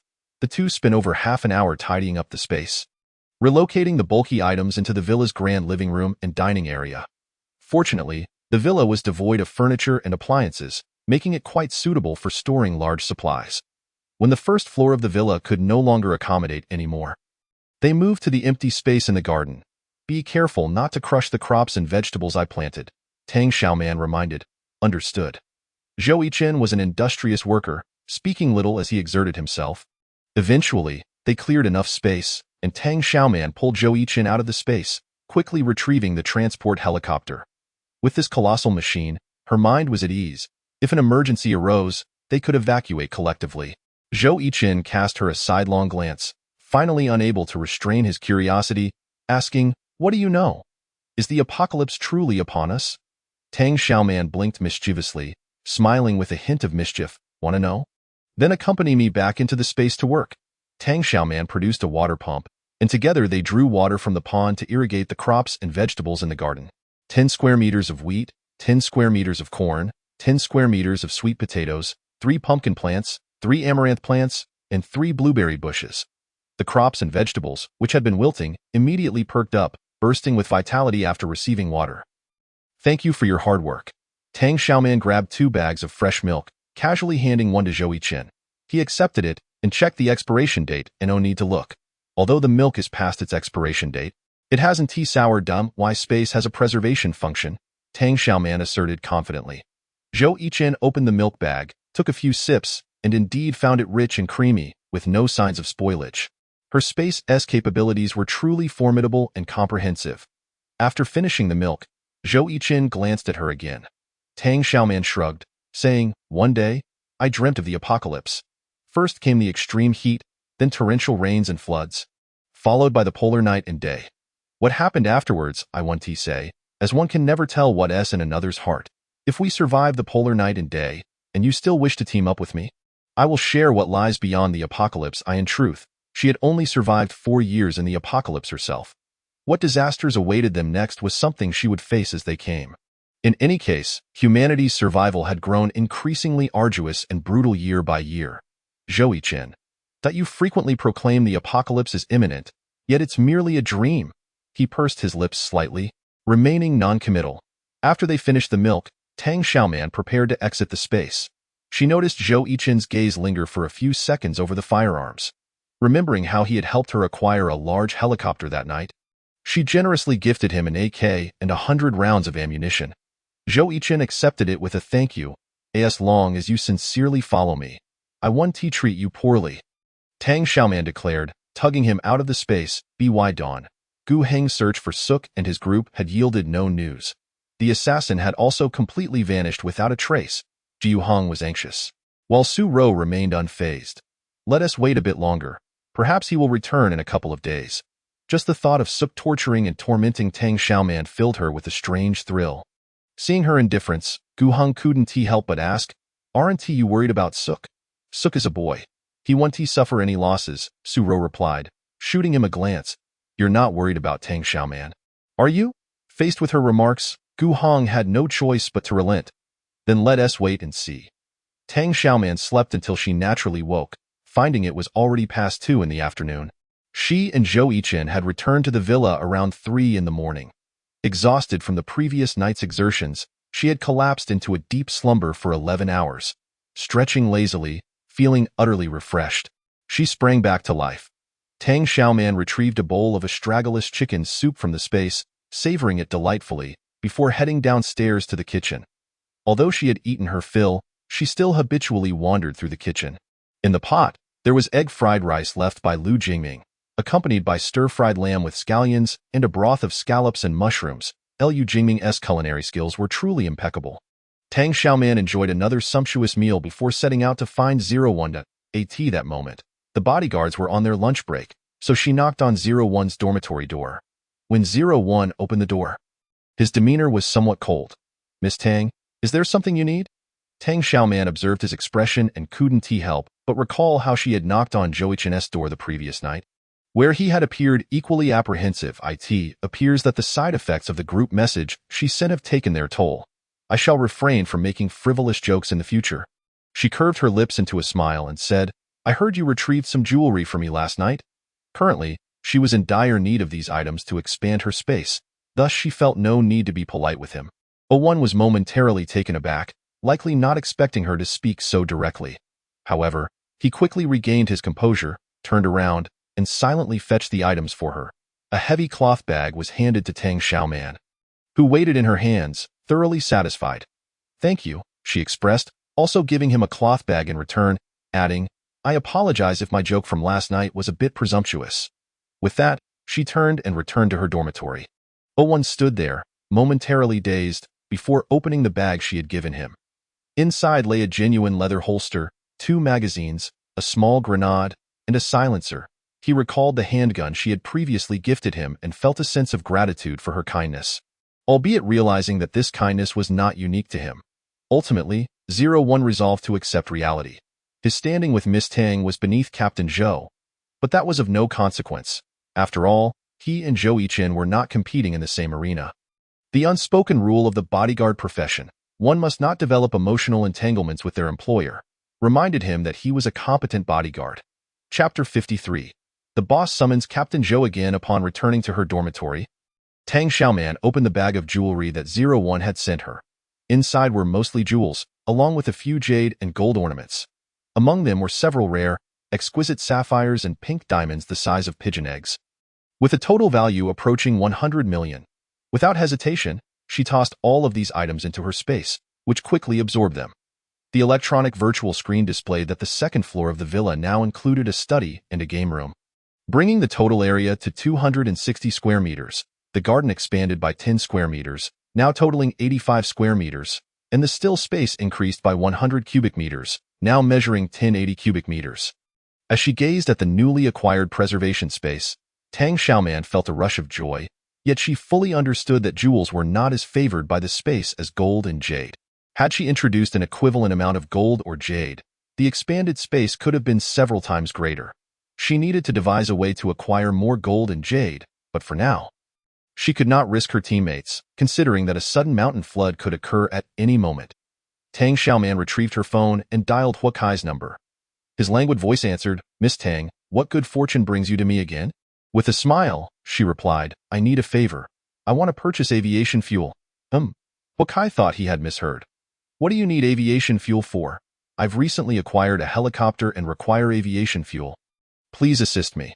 Tang Xiaoman transferred over 80 million, along with the last remaining balance in her account, to Huakai's card, urging him to procure as much as possible and to expedite the process. She knew of Huakai's extensive connections, he could obtain anything. Taking advantage of the time before the mountain flood erupted and while online payments remained viable, she had to swiftly convert her digital currency into tangible survival resources. Huakai chuckled, "Every time you call, it's either for a loan or to purchase something. Don't you have any other benefits for me? Have you forgotten that it was I who reminded you to secure the management allocation rights for Jinzhou and Wanxiang City and Greenfield Natural Organic Farm? Is that not a significant advantage?" Tang Xiaoman reminded the opportunistic fellow. Huakai laughed softly. "All right then. However, aviation fuel is currently in high demand and difficult to procure. Prices are exorbitant. I will accept any price. The key is that you help me obtain it as quickly as possible." Tang Xiaoman was indifferent to the cost. If she could not swiftly expend the funds in her accounts, they would become worthless after the flood. "All right, I'll assist you," Huakai readily agreed. After hanging up, Tang Xiaoman opened her phone to browse the messages in the group chat. The residents of Tianlai Mountain Villa remained relatively calm, as the presence of a large shopping mall and an organic farm ensured their livelihoods were not in jeopardy. However, ordinary citizens in the city were faring poorly, A week of continuous typhoons and torrential rains had submerged the water levels to the 7th and 8th floors, while the storm shattered glass, resulting in numerous casualties. Some families had long run out of food, and now the government had deployed rescue teams to assess the population and distribute supplies, or to transport those affected by the floods to temporary government shelters. Fortunately, the typhoon and rain had temporarily ceased, and the situation appeared to be improving. Yet, Tang Xiaoman was acutely aware that this brief calm would soon be shattered by an unprecedented mountain flood. As for when this flood would arrive, she had no way of knowing. Approaching the window, she observed Zhou Yiqin leading the bodyguard team in their training below, and she called him, "Captain Zhou, could you come here for a moment?" Zhou Yiqin answered the call, glanced up, and their eyes met through the glass for a few seconds. He nonchalantly turned back, instructing 01 to continue leading the training while he himself entered the villa. The bodyguards exchanged glances and whispered, "Has the boss just woken up?" She is summoning Captain Zhou again. Seems Captain Zhou has some exceptional qualities that Miss Tang favors. Could it be that she has never encountered other men? Deputy, have you ever had a chance to showcase your masculine prowess before the boss? Silence. 01 snapped, his expression darkening. Anyone caught gossiping about the boss and Captain Zhou will face 100 push-up penalties. Zhou Yiqin lightly knocked on the door, which opened to reveal Tang Xiaoman pulling him inside. "Can you make a key? The vehicles I retrieved from the water lack keys. Can they be rekeyed and restarted?" She had acquired quite a few vehicles, but unfortunately, most were without keys and had been submerged. Zhou Yiqin glanced at her and replied honestly, "Those vehicles you salvaged are submerged ones that require extensive repairs and are prone to malfunction." Yet Tang Xiaoman knew that once the flood receded, vehicles would become exceedingly scarce. If repaired, they could be exchanged for valuable resources. Well, those vehicles are fortunate to be free of mud and still relatively clean. Their condition should be somewhat better. Zhou Yiqin responded, "I can repair the vehicles, but for key-making, we need a professional. I have a comrade from the army who specializes in key-making. Is he still in the army? He has retired, but I should still be able to contact him," Zhou Yiqin said, and then, right before her eyes, he reached out to contact the comrade. Upon learning that his comrade was in the neighboring Jiaqing, which had experienced even more severe disaster, he found that he was unemployed and wished to be recalled to the army for disaster relief. However, he lacked transportation to return. Zhou Yiqin stated, "My boss has a batch of vehicles that need keys made. If you agree to help, we can come get you right away. Afterward, we'll take you back to the military base for free." The comrade was astonished. "Amidst all the flooding, how will you manage to come get me?" "By helicopter," Zhou Yiqin replied seriously. After a brief silence, the comrade agreed, "All right, I'll give you my address. Can you come quickly?" Afterward, he couldn't help but complain, "I live on the 16th floor, and I've run out of food and water. Yesterday, I risked diving to retrieve a pack of instant noodles, and I'm still hungry." "All right, we'll set off immediately to get you," Zhou Yiqin reminded. "Make sure to bring something to eat." After hanging up, he asked Tang Xiaoman, "Shall we take that small helicopter?" Tang Xiaoman, eager to act, replied, "Yes, let us take the small helicopter." Jiu Hong's bodyguard spotted the pickup truck that Tang Xiaoman was riding in.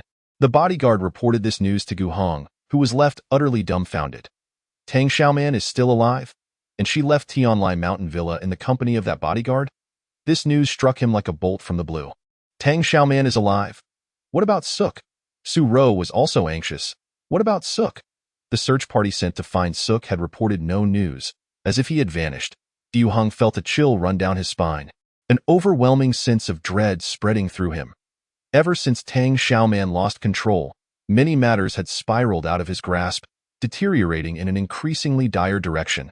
"You are to follow her immediately. Find an opportunity to capture her and extract Suk's whereabouts," Gu Hong commanded. Zhou Yiqin drove while Tang Xiaoman, seated in the passenger seat, soon noticed the tailing vehicles behind them. She brandished an AK and effortlessly shot out the tires of the pursuing car. Taking advantage of the ensuing chaos, she accelerated the pickup truck. The path ahead was blocked by floodwaters, so Tang Xiaoman halted the pickup truck and retrieved a speedboat from her space. The two of them boarded the speedboat and headed toward a nearby office building. 15 minutes later, a small helicopter took off from the rooftop, following the GPS coordinates toward neighboring Jiaqing. Chapter 54, A Meeting Gift in Jiaqing, a certain residential building. Due to its topography, Jiaqing faced even more severe flooding. Chi Yuan lived on the 16th floor. Although he had not yet been submerged, he had completely run out of food.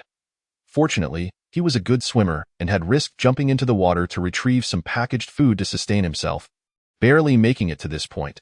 Hearing the sound of the helicopter's rotor, he immediately grabbed his heavy backpack and rushed to the window, waving a red bedsheet. The small helicopter approached, successfully hovering outside the window. And the cabin door opened. Chi Ziyuan recognized the familiar figure of his former comrade, and tears welled up in his eyes. Zhou Yichen tossed a bundle of rope into the window, and Chi Ziyuan promptly grasped the rope and skillfully climbed into the helicopter. "This feels like a dream. I can't believe you actually came," Chi Yuan exclaimed, grinning widely as he embraced Zhou Yichen. Tang Xiaoman deftly coiled the rope, while Zhou Yichen introduced the two to each other. "Ziyuan, this is my boss, Tang Xiaoman. Miss Tang, this is my former comrade, Chi Ziyuan." Tang Xiaoman graciously shook hands with Chi Ziyuan, smiling as she said, "It is a pleasure to meet you." From her backpack, she produced a fragrant, steaming crispy roast duck and handed it to the astonished Chi Ziyuan, her voice ringing like a silver bell. "This is a welcome gift for you. Please enjoy." A succulent, warm crispy roast duck was presented right before his mouth. Chi Ziyuan's eyes widened in disbelief, and drool began to flow. How could there be a warm, crispy roast duck offered to him? He must be starving to the point of hallucination. Zhou Yichen spoke leisurely. "It is a welcome gift from the boss. You should accept it." Only then did Chi Yun come to his senses, hesitantly reaching out to touch the roast duck. It was no illusion. It was indeed a warm roast duck. He grabbed it hungrily, a primal growl escaping from deep within his throat, and devoured it without restraint. It was simply divine. The roast duck was undoubtedly freshly prepared, with crispy skin and tender meat. Bursting with flavor at every bite, he gorged himself, tears of joy streaming down his cheeks. It had been days since he had enjoyed a hearty meal, let alone something as delectable as this roast duck. After consuming the entire duck with a ravenous fervor, Chi Yuan let out a satisfied belch. Tang Xiaoman then handed him a can of cola. Trembling, he accepted it, popping it open to the delightful sound of fizz. He tilted his head back and took several gulps, utterly astonished. "Cold cola?" Tang Xiaoman pointed to a small microwave and a mini fridge inside the helicopter, providing a reasonable explanation. The helicopter has a power supply. The roast duck was heated in the microwave, making it as crispy and fragrant as if freshly made. The cola has been kept in the fridge. The mini fridge was packed with food, fruits, and beverages, causing Chi Ziyuan's eyes to widen in disbelief. Tang Xiaoman's melodious voice chimed in again. "I would appreciate your assistance, and I will reward you generously. Also, the food in this fridge is actually prepared for you." Chi Ziyuan's gaze shifted from gratitude to admiration. "Oh my heavens, this little fairy must have been sent by the heavens to rescue me." The small helicopter landed in a gentle hollow halfway up the mountain.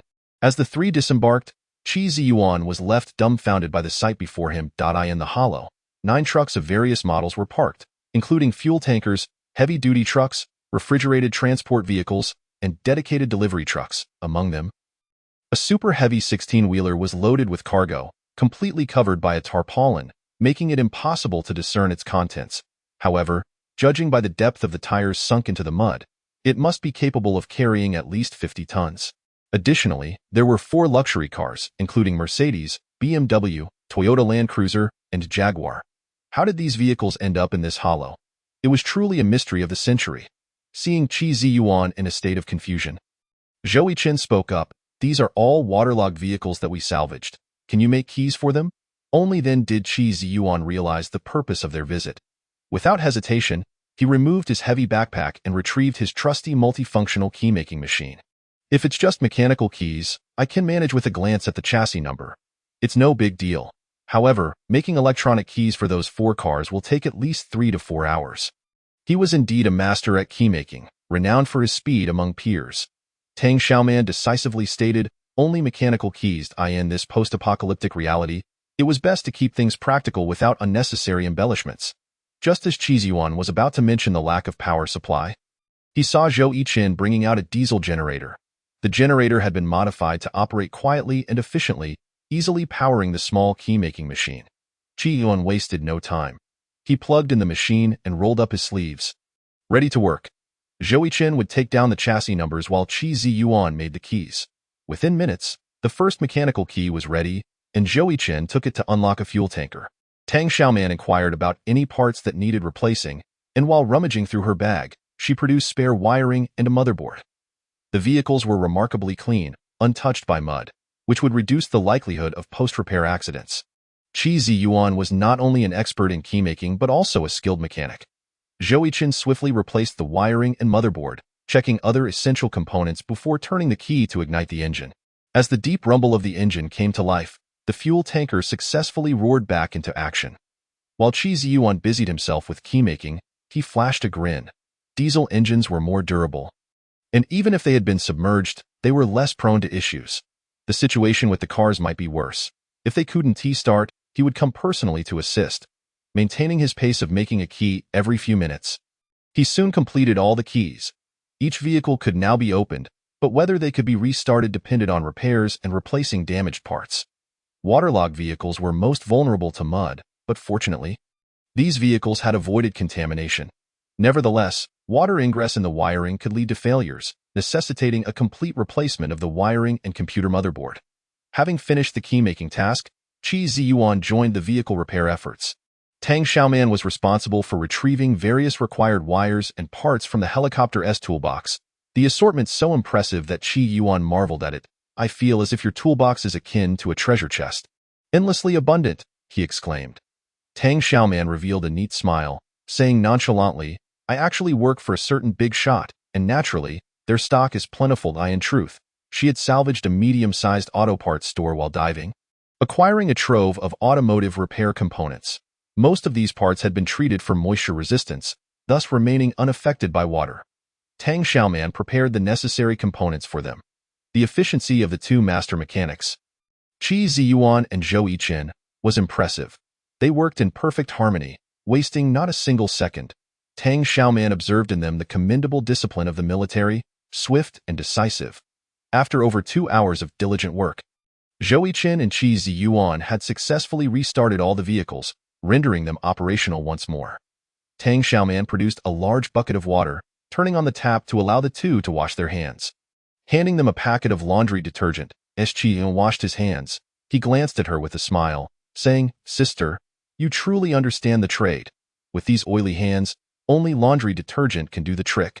Tang Xiaoman chuckled, remaining silent. Zhou Yiqin, older than Tang Xiaoman, was taken aback that he called her sister. What a lackluster display. Of course, Tang Xiaoman was knowledgeable in this regard. She had once dabbled in car repairs in her past life. Albeit only superficially, she could manage basic tasks like changing a tire, patching a flat, adding windshield washer fluid, and replacing oil and air filters. However, when it came to the intricate internals of vehicles, she was at a loss. Once their hands were clean, Tang Xiaoman handed each of them a large cup of rich, aromatic latte coffee. Qi Yuan accepted the coffee with both hands, his eyes sparkling with golden stars and pink hearts as he gazed at her, increasingly viewing her as a celestial being. After finishing the coffee, Tang Xiaoman offered chilled watermelon, giving each a generous slice. Qi Yuan was completely entranced. "What should I do? I don't want to return to the army." Zhou Yiqin, not waiting for him to finish, lightly kicked him, saying, "The country needs you." Qi Yuan took a large bite of the chilled watermelon, letting out a resigned sigh. "Well, fine then." After finishing their coffee, Zhou Yiqin locked each vehicle before the three climbed back into the helicopter. Their next destination was the nearest military outpost to Jiaqing. The torrential rains, typhoons, and floods swept across the nation and even the world, leaving chaos in their wake. Government departments were overwhelmed with self-rescue efforts while also attending to civilian needs. They were working beyond capacity. The military, in addition to self-rescue, had to engage in various disaster relief operations. Many critical supply bases, weapon depots, and chemical facilities vital to national defense and public safety required immediate military intervention. The need for troops in numerous locations was overwhelming, leading the military to urgently recall retired soldiers. As a veteran, Qi Ziyuan received the notification message. Just when he felt hopeless, this news was like a beacon of light piercing through the darkness. Unfortunately, he lacked transportation, and the military could not spare personnel to retrieve them, leaving him to find his own way. Zhou Yiqin piloted the small helicopter, directly delivering Qi Ziyuan to the nearest military outpost. Upon arrival, the helicopter circled overhead and was met with inquiries from the military. Once they learned that they were transporting recalled veterans, they were granted permission to land.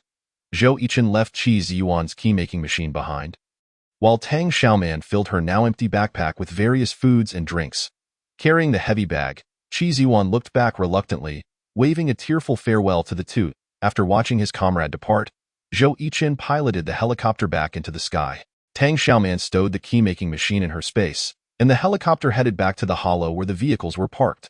Upon landing smoothly, Tang Xiaoman and Zhou Yichen exited, finding all the vehicles untouched and in their original positions.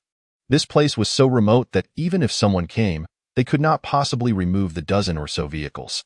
Tang Xiaoman instructed Zhou Yichen to insert the prepared keys into the corresponding vehicle locks, ensuring they could be accessed easily without having to search for keys later, thus sparing them considerable hassle. Having completed their tasks, she stored all the vehicles away in the space. Before the two could reboard the helicopter, Tang Xiaoman received a call from Huakai. His remarkable decisiveness and extensive connections proved to be impressive. He had managed to secure aviation fuel, albeit only 2 tons. However, they would need to pick it up from the fuel depot in Jiaqing. "Do you have a way to retrieve it?" he inquired. Normally, aviation fuel costs over 6,000 per ton, yet now it had skyrocketed to over 80,000, limiting them to just 2 tons, a price that was indeed exorbitant. This surge was primarily due to the widespread flooding, which had caused many regions to rely heavily on helicopters and planes for transporting supplies, thus driving fuel prices to unprecedented heights. Without hesitation, Tang Xiaoman replied, "I am currently in Jiaqing. Please send me the location." To her surprise, Huakai's efficiency was remarkable. She had anticipated a wait of at least 2 days. Once she received the location from Huakai, Tang Xiaoman promptly summoned a small helicopter, retrieving the larger aircraft from her space. They switched to the bigger plane to transport the aviation fuel. The Jiaqing fuel depot was situated halfway up a hill. Thus it had escaped the flooding. Zhou Yichen landed the transport aircraft at the depot, and upon mentioning Huakai's name and confirming payment, the staff acknowledged with understanding. As they worked, they indulged in gossip. "I heard the fuel depot in Linqing was submerged, which is why the son of the richest man bought 20 tons of aviation fuel from our Jiaqing depot." Tang Xiaoman raised her eyebrows in surprise. Did Hua Daxiao just purchase aviation fuel? 10 billion for 20 tons. Only the Hua family could be so extravagantly wealthy. She realized that Huakai had allocated 2 tons for her from the 20 he had purchased.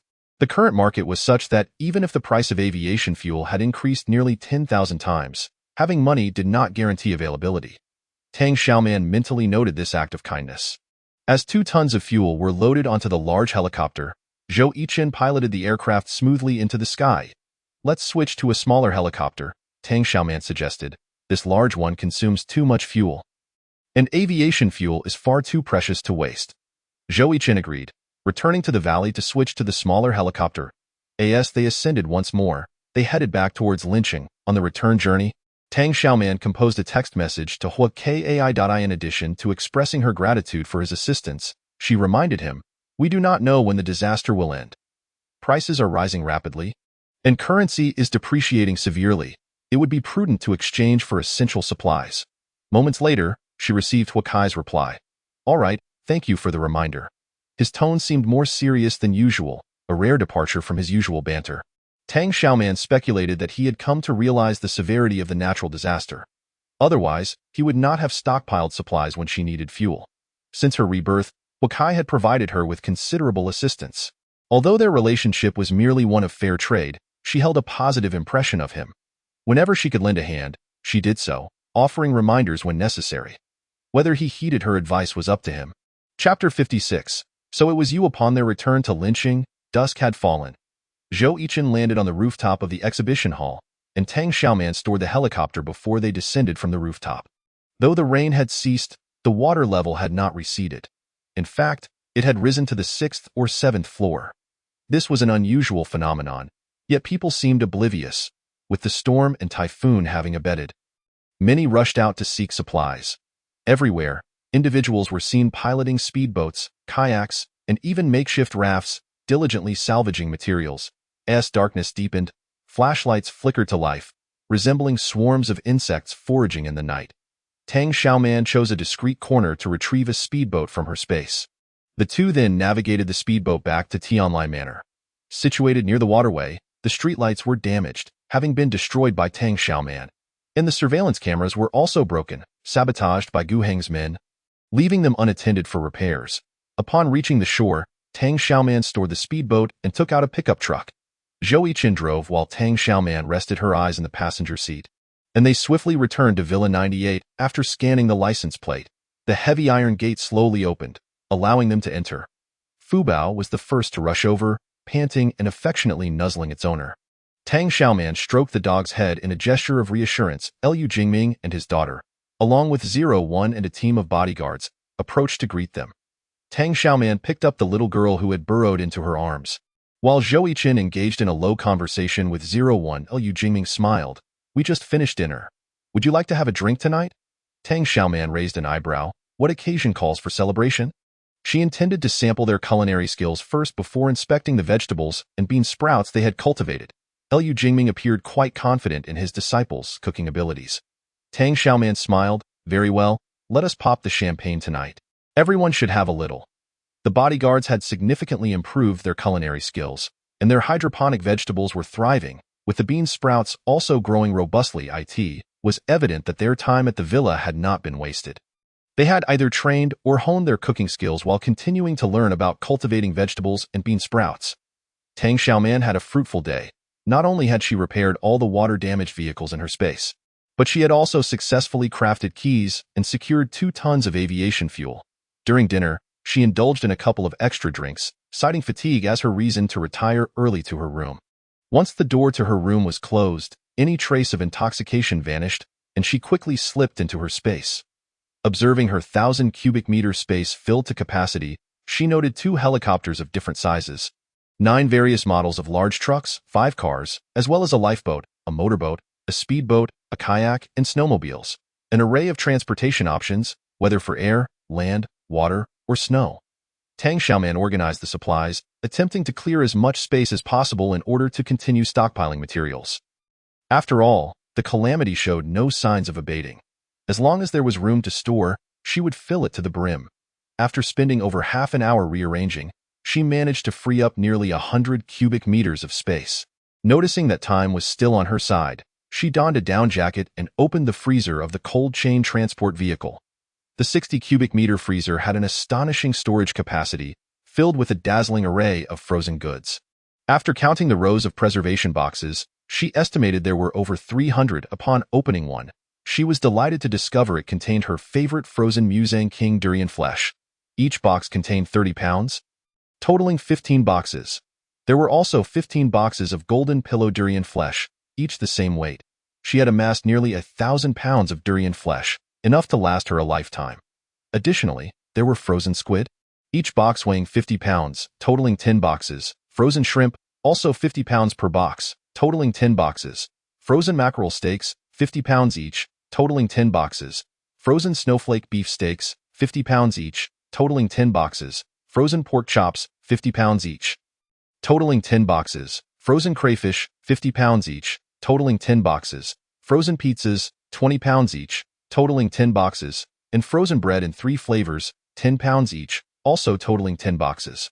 Furthermore, there were 10 boxes of desserts including cream cakes, tiramisu, mousse cakes, and sea salt explosion cakes, as well as 5 boxes of golden fried pumpkin strips that looked incredibly appetizing. Tang Xiaoman's mouth watered at the sight. She immediately took a box of durian flesh and a box of pumpkin strips to the kitchen in the space.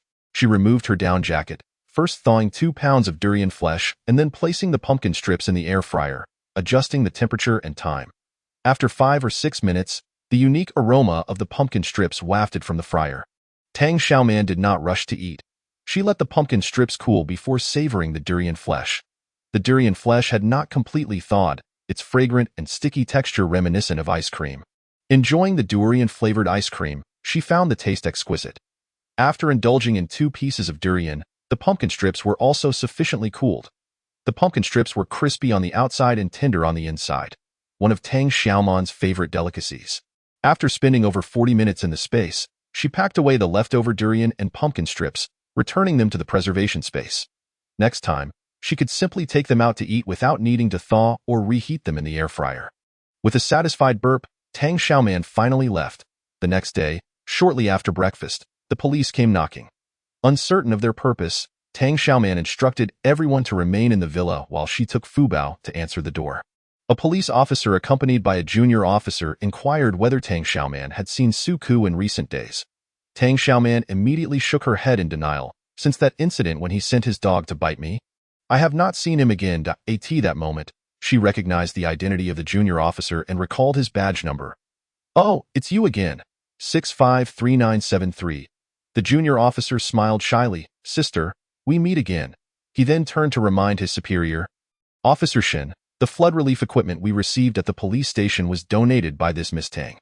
Officer Shin's expression shifted to one of realization as he looked at Tang Xiaoman. So you are the generous donor. Thank you so much. He recalled that the speedboat they had used for this official duty had also been donated by this young woman, making his attitude towards her even warmer as he politely extended his hand for a handshake. Tang Xiaoman shook his hand graciously, nodding slightly. The flood relief equipment was purchased with my bravery award to donate to the police station. I never imagined it would truly come in handy. It is my honor to contribute in this disaster. Sister, thank you for the disaster relief supplies you sent to my family last time. They were incredibly useful. The junior officer expressed his heartfelt gratitude. Originally, he believed that those items would never be of use, yet he did not anticipate that the city would be submerged by torrential rain. Apart from donating a batch of flood relief supplies to the police station, Tang Xiaoman also thoughtfully presented him with an assault boat, a kayak, and 5 life jackets. With these means of transportation, his household transformed into the most affluent in the entire building. Even those who usually drove a Rolls-Royce found their vehicles less practical compared to a kayak, let alone the invaluable assault boat. The three of them engaged in lively conversation when Officer Shin disclosed an important piece of information to Tang Xiaoman. Today, a bank employee would arrive at Tianlai Villa to replenish the cash in the ATM. They had come on the same assault boat as the bank employee. Chapter 57. The Hua family is also stockpiling supplies. Tang Xiaoman surmised that the bank would indeed replenish the cash in the ATM at Tianlai Villa, and her intuition proved correct.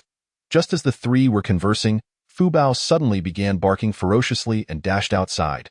Shortly thereafter, screams from a woman, a man's angry rebuke, and the slicing sound of a blade filled the air. Tang Xiaoman rushed out of the courtyard to find Fu Bao relentlessly chasing and attacking Gu Heng. Xu Rou, terrified, screamed repeatedly. While Gu Heng drew a short knife he carried to fend off Fu Bao's assault. Stamping his feet and yelling, "Get away, you filthy dog!" Fu Bao, upon seeing the scoundrel, regarded him as a sworn enemy, growling fiercely from deep within, baring his teeth. "Miss Tang, please rein in your dog," Officer Shin hurriedly interjected. "Fu Bao, come back," Tang Xiaoman commanded. Although Fu Bao was reluctant to leave the scoundrel, he obeyed his owner's order and retreated. Xu Rou, in tears, threw herself into Gu Heng's arms, exclaiming, "Ah Heng, you scared me to death. This dog is so fierce." For the first time, Gu Heng impatiently pushed Xu Rou away, angrily accusing Tang Xiaoman. "Did I not tell you to get rid of this dog long ago? Why do you disregard my words?" Tang Xiaoman scoffed. "Why should I listen to you? Who do you think you are? Woof, woof, woof." Fu Bao barked furiously. Regaining his composure, Gu Heng finally remembered the purpose of his visit. "Officer Shun, it was Tang Xiaoman who kidnapped Su Ke. Moreover, she is hoarding firearms and selling confidential information about my company. How could someone of her humble status afford to buy a villa and hire bodyguards? Do you have evidence, Mr. Gu?" Officer Shin asked sternly. "Slander carries legal consequences.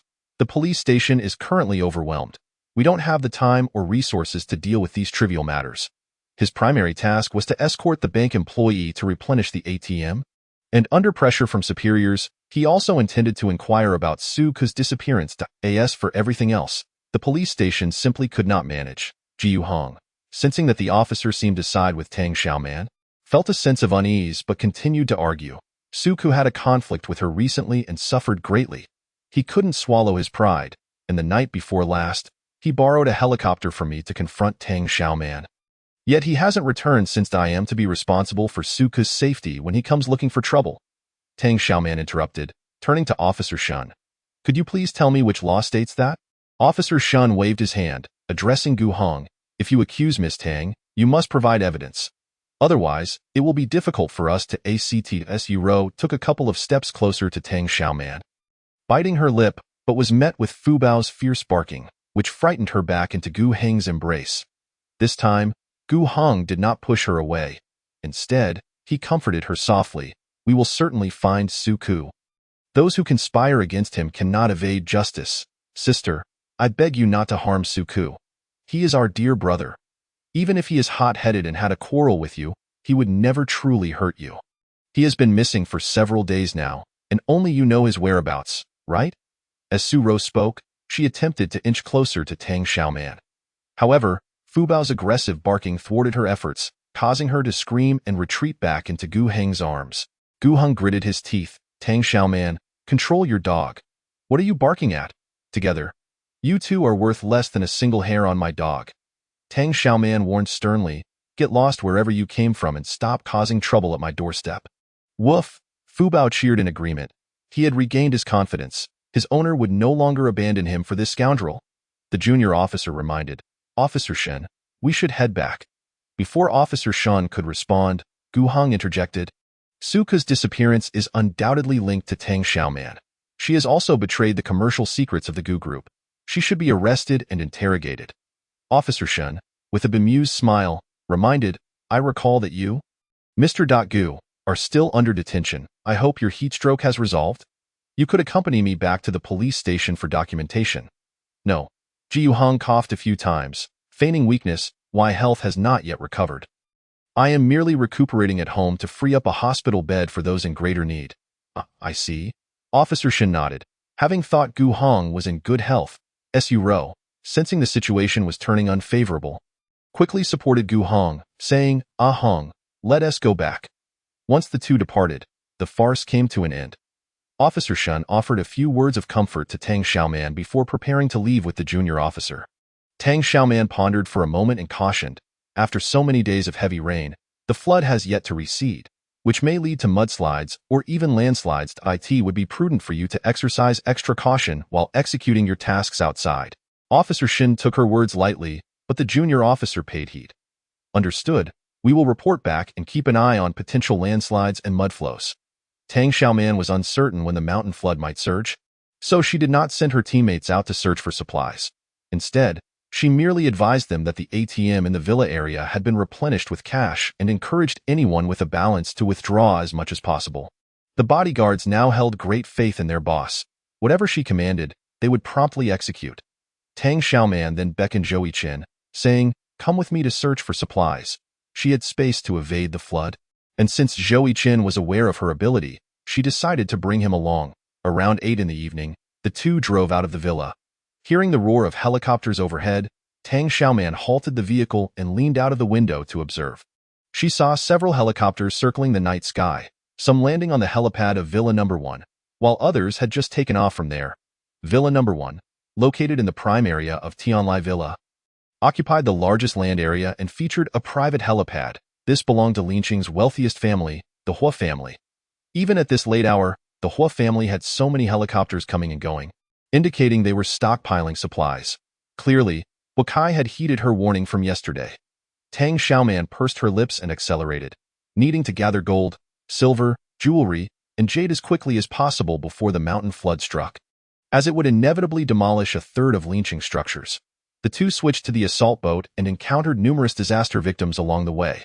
After more than 10 days of torrential rain and flooding, many families had run out of food, and government aid was insufficient to fill their bellies. Once the rain stopped, they utilized every available watercraft to search for supplies. Most were homemade rafts, while kayaks and assault boats were particularly valued. As Tang Xiaoman and Zhou Yiqin's assault boat passed by, it drew envious glances, as if someone was contemplating a move. However, despite Tang Xiaoman's petite frame, Zhou Yiqin, who accompanied her, had a robust and athletic build. He exuded an aura of being formidable and not easily provoked, which deterred anyone from approaching them. Whether it was Tang Xiaoman's imagination or not, she vaguely heard the distant sound of helicopter engines overhead. Perhaps it was a helicopter belonging to the Hua family passing by to stockpile goods. Chapter 58. Zero-cost shopping at the gold store. Tang Xiaoman took out binoculars and observed for a moment. However, visibility was poor in the night sky, and she could not discern any suspicious activities. Upon reaching their destination, Zhou Yiqin skillfully confirmed their location with his phone and said, this street has at least 3 gold and silver shops and jewelry stores. Tang Xiaoman retrieved 2 sets of diving gear from her space, and they changed into them. Before entering the water, she tied a rope around both their waists. The underwater situation was complex, and in the event of a sudden mountain flood, she feared there would not be enough time to pull Zhou Yiqin into her space, potentially leading to unforeseen casualties. With the rope secured, she was no longer worried about him getting lost. Strapping on her oxygen tank, she playfully flashed a wicked smile at Zhou Yiqin before donning her mask. "No matter where I go, I like to keep you tethered to my waistband." Zhou Yiqin thought he did not seem as guarded as usual, but looked at her with a somewhat speechless expression. The boss seemed to have a penchant for dark humor, perhaps stemming from some past experience. It was better than the initial empty promises he had received. Alas, he had been unfortunate enough to encounter such a boss, and he would gradually grow accustomed to it. Tang Xiaoman raised an eyebrow, amused that he was taking her teasing so calmly. She had expected him to be shocked and desperately try to break free from the rope. It appeared he was developing an immunity to her provocations. TSK, how boring. Once they were fully equipped, they submerged into the water. Arriving at the front of the first gold store, Zhou Yiqin deftly disabled the locks and lifted the security roller shutter. Then, he took the iron hammer Tang Xiaoman had pulled from her space and began smashing the glass door. Soon, the glass shattered, and with a powerful kick, he sent the broken glass flying, allowing them unhindered access to the gold store. The waterproof mining lights overhead illuminated their surroundings. Inside the glass display cases lay gold, platinum, palladium, silver, and an array of jewelry adorned with gems and jade. Tang Xiaoman deftly collected golden bangles, platinum crowns, silver bowls, agate jars, diamond-encrusted necklaces, jade pendants, and jade ornaments. All of it was swiftly stored in her spatial dimension. Zhou Yiqin held a cloth bag in hand, his movements equally rapid, and soon the bag swelled with treasures. The duo worked in perfect harmony, plundering the jewelry store in the shortest time possible. After gathering all the adornments from the counter, Tang Xiaoman took the bulging bag from Zhou Yiqin and tossed it into her space, casually retrieving a crowbar. She pried open several safes within the store. The waterproof miner's lamp cast a dazzling glow, revealing a stunning ocean star necklace, its sapphires glimmering with a flawless brilliance, sparkling under the light in a breathtaking display. "Wow!" Tang Xiaoman exclaimed in awe, nearly succumbing to the desire to keep it. However, once stored in her space, it would be consumed by it. Just as she hesitated, Zhou Yiqin assisted her in securing it. "I'll hold on to it for you. I'll return it once we're back." Tang Xiaoman nodded, increasingly satisfied with her clever and capable subordinate. She would grant him a bonus at the month's end. The pair continued to ravage 3 more jewelry stores. When their oxygen tanks ran low, she swiftly transported herself and Zhou Yiqin into her space to replace the tanks before resuming their onslaught. After raiding 3 shops, they lost count of how much gold, silver, and jade jewelry they had amassed.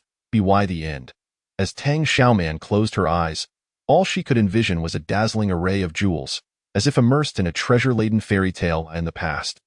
These ornaments could have fetched immense wealth. Now, they were merely fodder for her space. In this apocalyptic age, jewelry held far less value than food, a depreciation that would only worsen with the advancement of natural disasters. With sufficient supplies already in her space, what she truly needed was an expansion of her area to continue stockpiling. More than an hour later, the two emerged, utterly exhausted, only to find their speedboat missing. The night sky echoed with the distant roar of a helicopter's engine, clearer than before, seemingly hovering right above them. Realizing the danger, Tang Xiaoman quickly pulled Zhou Yiqin back into the water and decisively retreated into her space. Almost simultaneously, a sniper rifle fired, bullets striking the spot where they had just been, in the helicopter circling low above. Gu Cheng put away his sniper rifle and commanded the pilot, "Descend and hover. Let us see what those two are up to. We want to see the living or the dead." Although he was confident in his marksmanship, the absence of Tang Xiaoman's corpse floating to the surface made him uneasy. The helicopter descended and hovered about 3 to 4 meters above the water's surface. 2 bodyguards tossed down an inflated kayak and then awkwardly began their descent. Due to their lack of skill, one fell directly into the water, while the other landed on the kayak but nearly capsized it. Fortunately, both were wearing life vests and managed to scramble onto the kayak. "Useless," Gu Cheng scolded harshly. "Find them quickly. We want to see the living or the dead." To eliminate Tang Xiaoman once and for all, he had even rented a helicopter and taken matters into his own hands. This operation must not allow any missteps. Meanwhile, Tang Xiaoman and Zhou Yiqin had slipped into her space, using their consciousness to survey the situation outside. She quickly spotted the kayak and the two men aboard it, who were scanning the surroundings and sporadically firing shots into the water. A helicopter hovered above the surface, with Gu Chung hidden inside, also searching anxiously. It seemed she had been targeted shortly after leaving Tianlai Villa. Tang Xiaoman couldn't help but chuckle coldly. Ah, quite the resources they have, a helicopter with supplies. Just as my space has expanded significantly, I can accommodate as many aircraft as they send. She retrieved the sniper rifle she had confiscated from a killer and handed it to Zhou Chen, saying, "You handle the pilot. I'll take care of those two thugs." As long as the pilot was eliminated, the helicopter wouldn't be able to flee, and it would have no choice but to come into her space. As for Gu Chang inside the helicopter, she would ensure his fate was even worse than Suk-S understood. Zhou Chen was confident in his sniping skills. He had never missed a shot. Tang Xiaoman gripped a shotgun, loading the bullets, ready to unleash havoc. Clad in their diving suits, the two slipped out of the space. They had submerged before entering the space and remained hidden beneath the water, waiting for the perfect moment to strike. Zhou Chen shifted his position, seeking an optimal angle to target the pilot. Bound together by the same rope at their waists, Tang Xiaoman had to coordinate her movements with him. She watched as the kayak floated above them, and she could easily eliminate the two clumsy brutes with a single shot. However, to avoid alarming them, she decided to let Zhou Chen fire first. Just as Zhou Chen found his angle and prepared to shoot, the water suddenly erupted. The once clear floodwaters became murky, surging like ocean waves, generating tremendous force. A dull roar resonated from the depths, as if something massive was sweeping towards them. Both were caught off guard by the colossal wave, and had they not been tethered by the same rope, they would likely have been separated. Zhou Chen gripped his precious sniper rifle tightly, searching for Tang Xiaoman, but the flood had clouded the water to the point where he could no longer see her nearby figure. Chapter 59.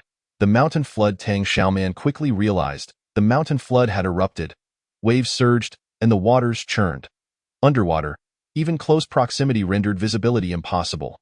Fortunately, her foresight had led her to tether a rope around her and Zhou Chen's waists, or they would have had no idea where the other had been swept away. She held onto the rope and decisively retreated into her space. In her previous life, the mountain flood had struck during the day, demolishing a third of the buildings and lynching and causing countless casualties. In this life, the flood not only arrived earlier but also struck at night. Having just had a brief respite from the rain, people were busy scouring for supplies, and many were out even at night. No one could have anticipated that the calm waters would suddenly turn tumultuous, in the face of such a terrifying natural disaster. Humanity appeared as insignificant as floating weeds, utterly powerless to resist. The thunderous roar echoed, and those floating on the water in search of supplies mistook it for thunder. Yet the sky was ominously dark, as if covered by an impenetrable iron dome, devoid of any light. Soon, the water began to ripple, and waves surged, threatening to capsize those on kayaks, makeshift rafts, or speedboats.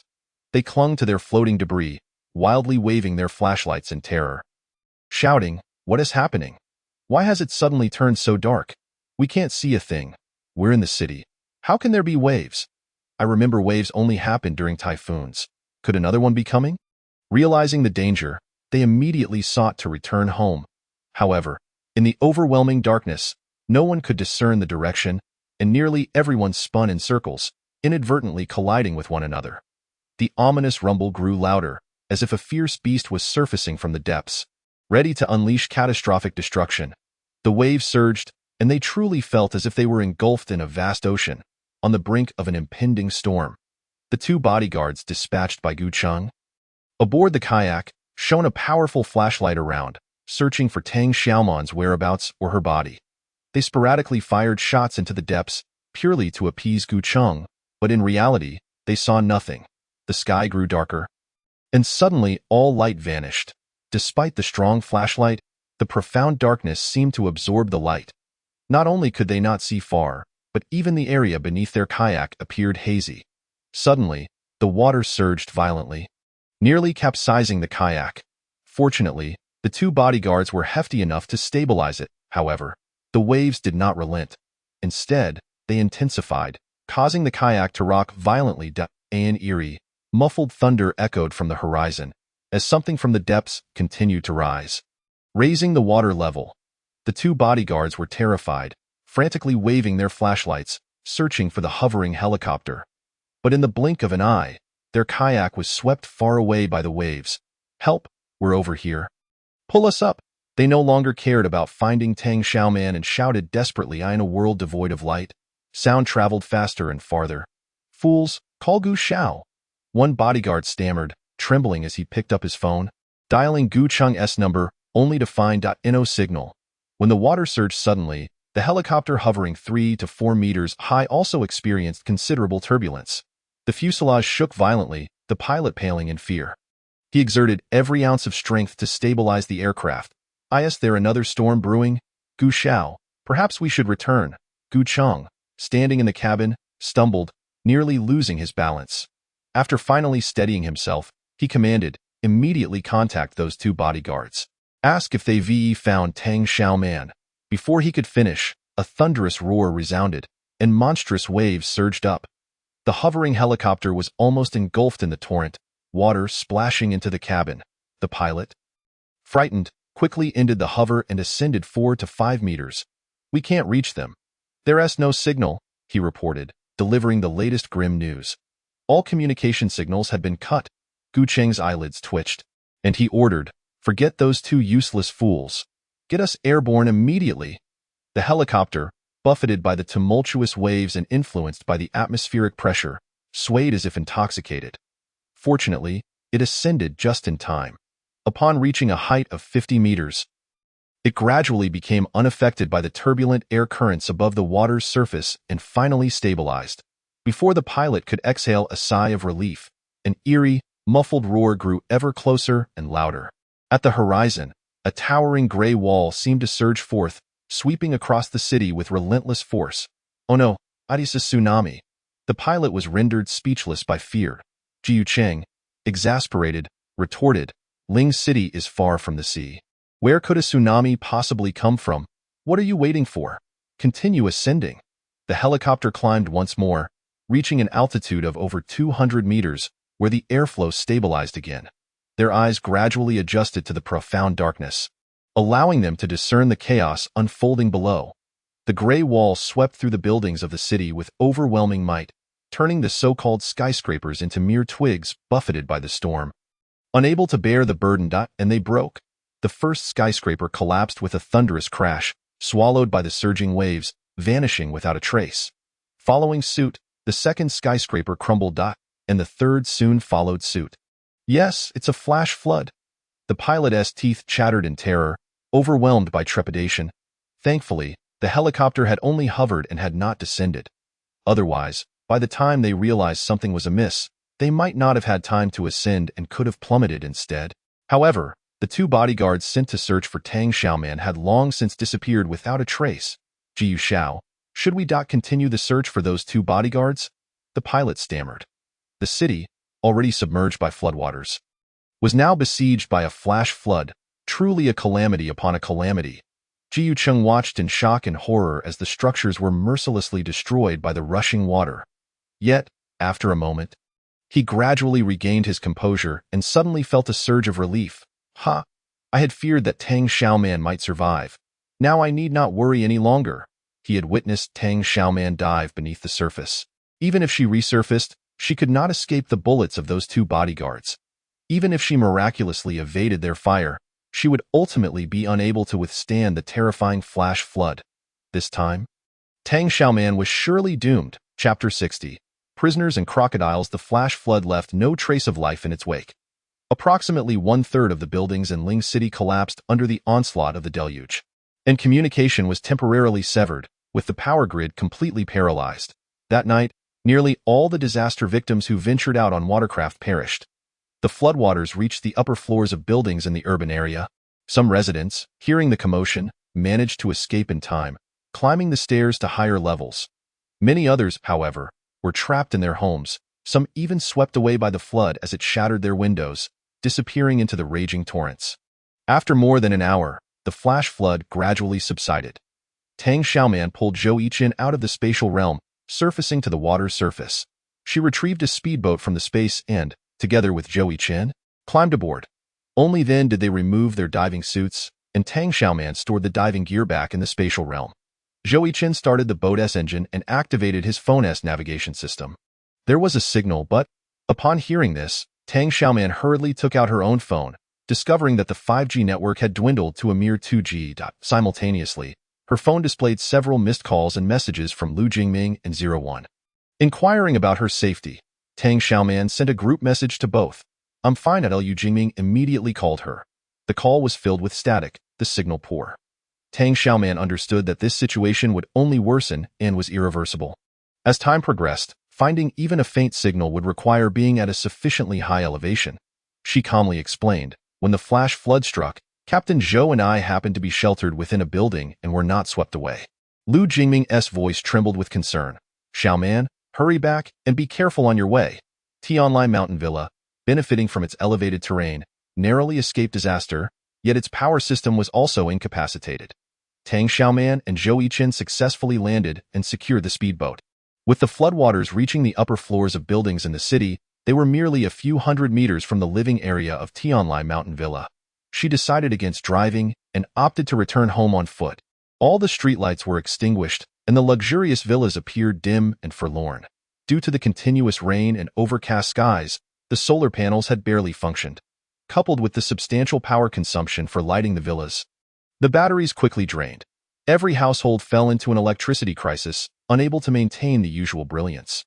Even when lights were on, they were faint, revealing that most relied on emergency backup lighting devices. Regardless of the type of emergency illumination, it required energy. If the power remained out, life in the villas would become even more challenging than in ordinary residential buildings. In a standard apartment, lighting a candle could suffice, but lighting a single candle in a large villa would only amplify its eerie and foreboding atmosphere. Tang Xiaoman recalled the numerous diesel generators she had stockpiled in her space, and a sense of confidence surged within her, and no matter the circumstances, power was irreplaceable, for people had become accustomed to relying on it. Upon returning to the villa, Fu Bao was the first to rush towards her. The exuberant dog circled around her, affectionately nuzzling and sniffing, ensuring that his owner was indeed safe. The teammates had hardly slept. Their relief was palpable upon witnessing the safe return of the 2.0. One inquired about their experience outside that night, still shaken. "A few of us went to the villa's perimeter and saw that the flood had collapsed numerous high-rises in the city. Thankfully, you two are safe." Zhou Yiqin, adhering to the narrative he and Tang Xiaoman had previously agreed upon, replied, "We just happened to be collecting supplies in a high-rise building and managed to evade disaster." Lu Jingming then disclosed to Tang Xiaoman, "The power is still down, and there's no news of restoration. The phone signal and network were temporarily interrupted, now reduced to 2G. The cable TV signal is also down. Just now, young Master Hua mentioned in the group chat that he has dispatched someone to urgently install a large satellite signal receiver, and Tianlai Mountain Villa can now receive television broadcasts normally." Each owner of a villa at Tianlai Mountain Villa was allowed to invite 3 people into the group chat, but Tang Xiaoman had only included Lu Jingming. Due to her past experiences, she trusted him the most. She was too occupied to keep up with the group chat's information. Lu Jingming would help her stay informed. Tang Xiaoman nodded and complimented, "Young Master Hua certainly exhibits qualities of a leader." In a sense, Tianlai Mountain Villa could be regarded as a large team. If a capable leader could unite the residents of each villa, they could collectively fend off external threats, in her previous life. This leader had been Gu Cheng. With his resources, firearms, and knack for stirring people's emotions, all the homeowners had looked to him for guidance. However, Gu Cheng was notoriously cunning and selfish, only offering empty words. Unwilling to part with his supplies. Over time, the homeowners saw through his hypocritical nature, leading to a significant decline in his authority. Eventually, when disaster victims besieged Tianlai Mountain Villa, Gu Cheng failed to dispatch anyone to rescue the besieged homeowners. Nor did he organize any effective defense. It was only when the victims stormed into his villa to seize supplies that he realized the gravity of his situation. If his neighbors were stripped bare, he would be next. At that point, he would be unable to escape. Only then did he actively organize the homeowners to collectively resist the plunder of the victims, managing to survive for over a year in Tianlai Mountain Villa. As the number of disaster victims grew, the affluent residents of Tianlai Mountain Villa became akin to a treasure trove, attracting countless desperate victims like leeches. Starving victims, hearing of the villa's abundant supplies, flocked from all directions. They were driven by hunger, ready to risk everything for a mere morsel. The affluent residents, sensing the peril, abandoned Tianlai Mountain Villa, utilizing helicopters to relocate to official disaster relief bases. As for the homeowners without connections, no resources or capabilities, they could only remain at Tianlai Mountain Villa, left to be consumed by the victims. However, the natural disaster had only begun for a little over half a month, and the victims had yet to become truly frenzied in this life. Due to Tang Xiaoman's intervention, many characters and events had shifted. The once passive Huakai, who merely wished to lie low and wait for the disaster to pass, had stepped forward. He promptly took over 2 livelihood enterprises at Tianlai Mountain Villa, seizing control of the supply distribution, thereby gaining respect and status. Now, faced with the calamity, he could address some manageable issues in a timely manner, further solidifying his standing. If Huakai could shoulder the responsibility this time, allowing Tianlai Mountain Villa to endure a little longer, Tang Xiaoman would be willing to lend him her support. Tang Xiaoman returned to her dormitory just past 2 in the morning. Her body was weary, yet sleep eluded her. Noticing that the jade bracelet on her wrist had nearly become invisible, she knew her space must have undergone significant upgrades.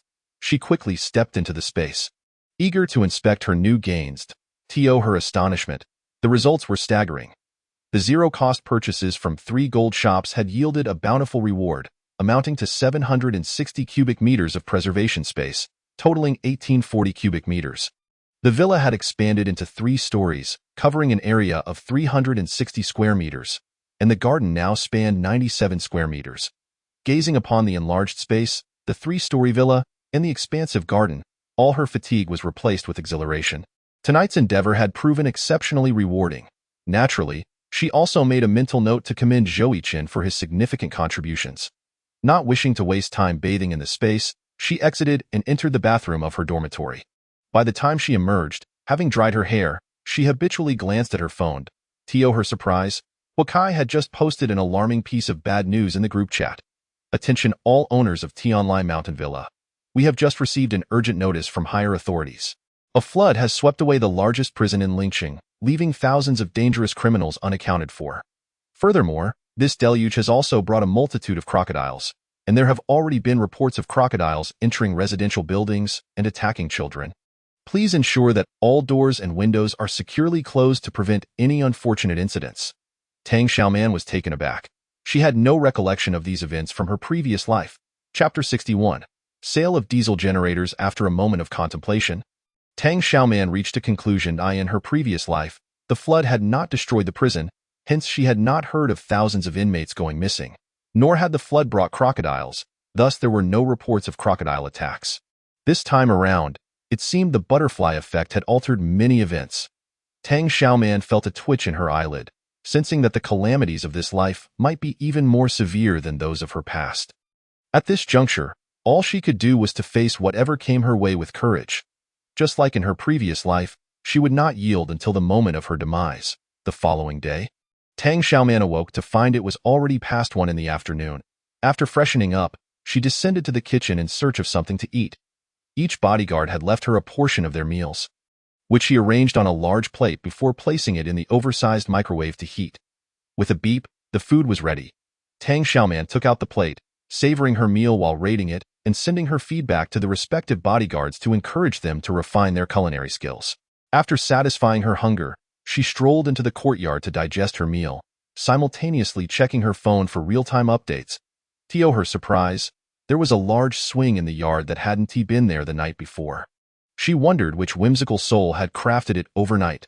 As she settled onto the swing, she noticed a humanoid target approximately 15 meters ahead.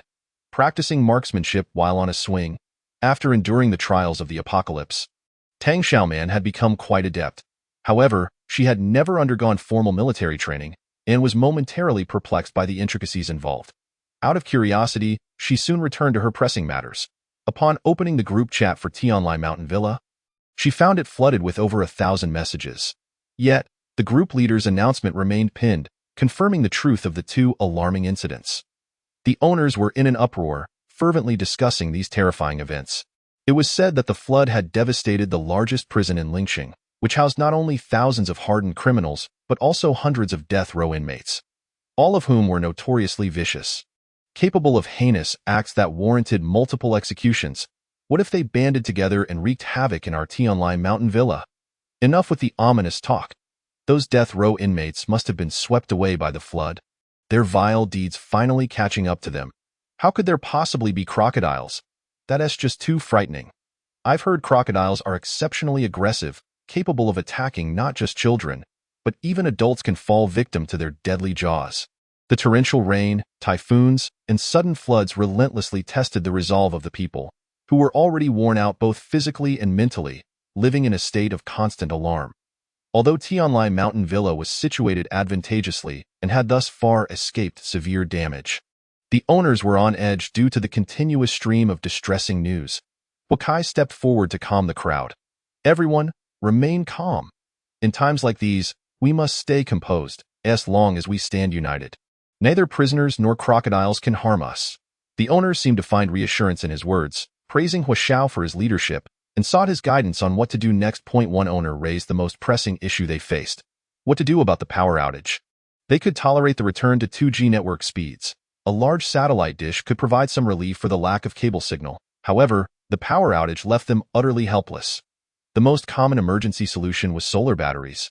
But since the floods, the sun had not shone even once, rendering them useless.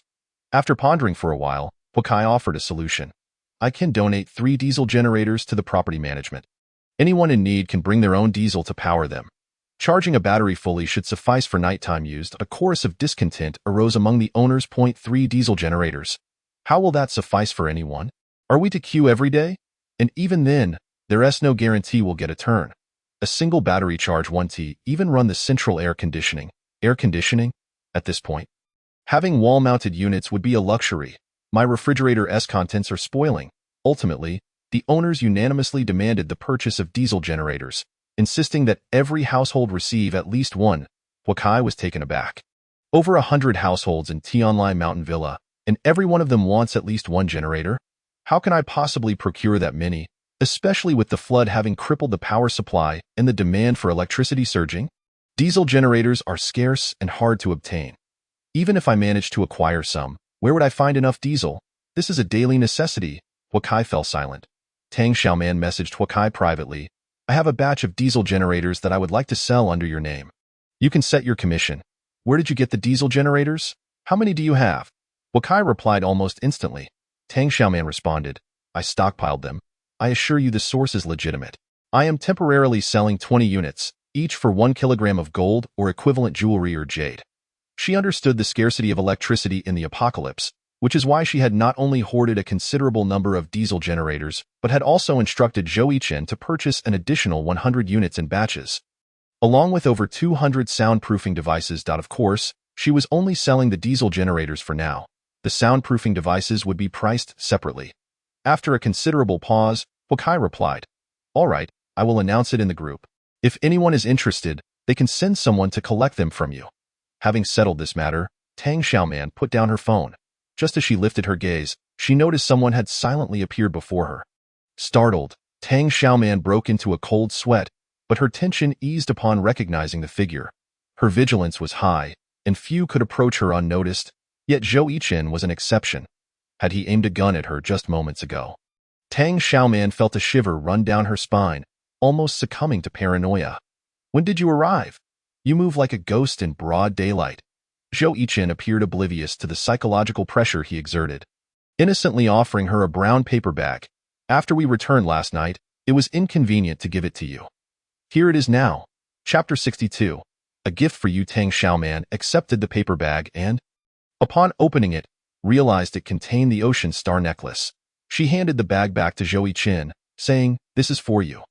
Zhou Yichen was taken aback, struggling to comprehend her gesture. Why are you giving this to me? He had no penchant for such items, especially since it was a women's necklace. Tang Xiaoman blinked her clear eyes, half jokingly yet half seriously stating, It's a gift for your betrothal. Zhou's eyes widened in shock. What was she playing at? Did she need to scare him every day? Don't get me wrong. I meant it as a betrothal gift for when you marry in the future. Tang Xiaoman added nonchalantly. Zhou Yichen's heart had likely grown accustomed to her antics, allowing him to maintain his composure. Aren't you the one who keeps proclaiming the apocalypse is upon us?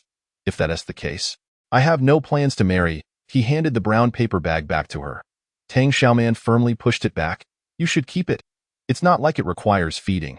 After he had helped her acquire so many precious items the previous night, she felt she should give him a fitting memento. Zhou Yichen sensed that lingering in the courtyard while they bickered might not look good, so he silently accepted the Biaji to ease the awkward atmosphere. Tang Xiaoman shifted the topic. Who made this swing? As expected, Zhou Yichen admitted, I made it. Tang Xiaoman was intrigued. What inspired you to build a swing all of a sudden? She glanced at the humanoid target 15 meters ahead and inquired further. Were you practicing marksmanship while on the swing? Yes, Zhou Yichen nodded. We just finished a team training session for monkey swing shooting. Monkey swing shooting? Tang Xiaoman expressed her interest. Zhou Yichen turned and handed her a shooting gun, instructing her to practice on the swing. Tang Xiaoman quickly stood up, brushing off her pants. The team members had been training on the swing all morning. Noticing her on the swing, Zhou Yichen chose not to warn her. She suspected he might be doing this on purpose. Taking the shooting pin gun from Zhou Yichen, Tang Xiaoman deftly climbed onto the swing. The swing swayed easily, and she struggled to maintain her balance. Gripping one end of the swing-s rope with one hand, she aimed with the shooting gun in the other. Just as she aligned her sights on the target, the swing began to sway again.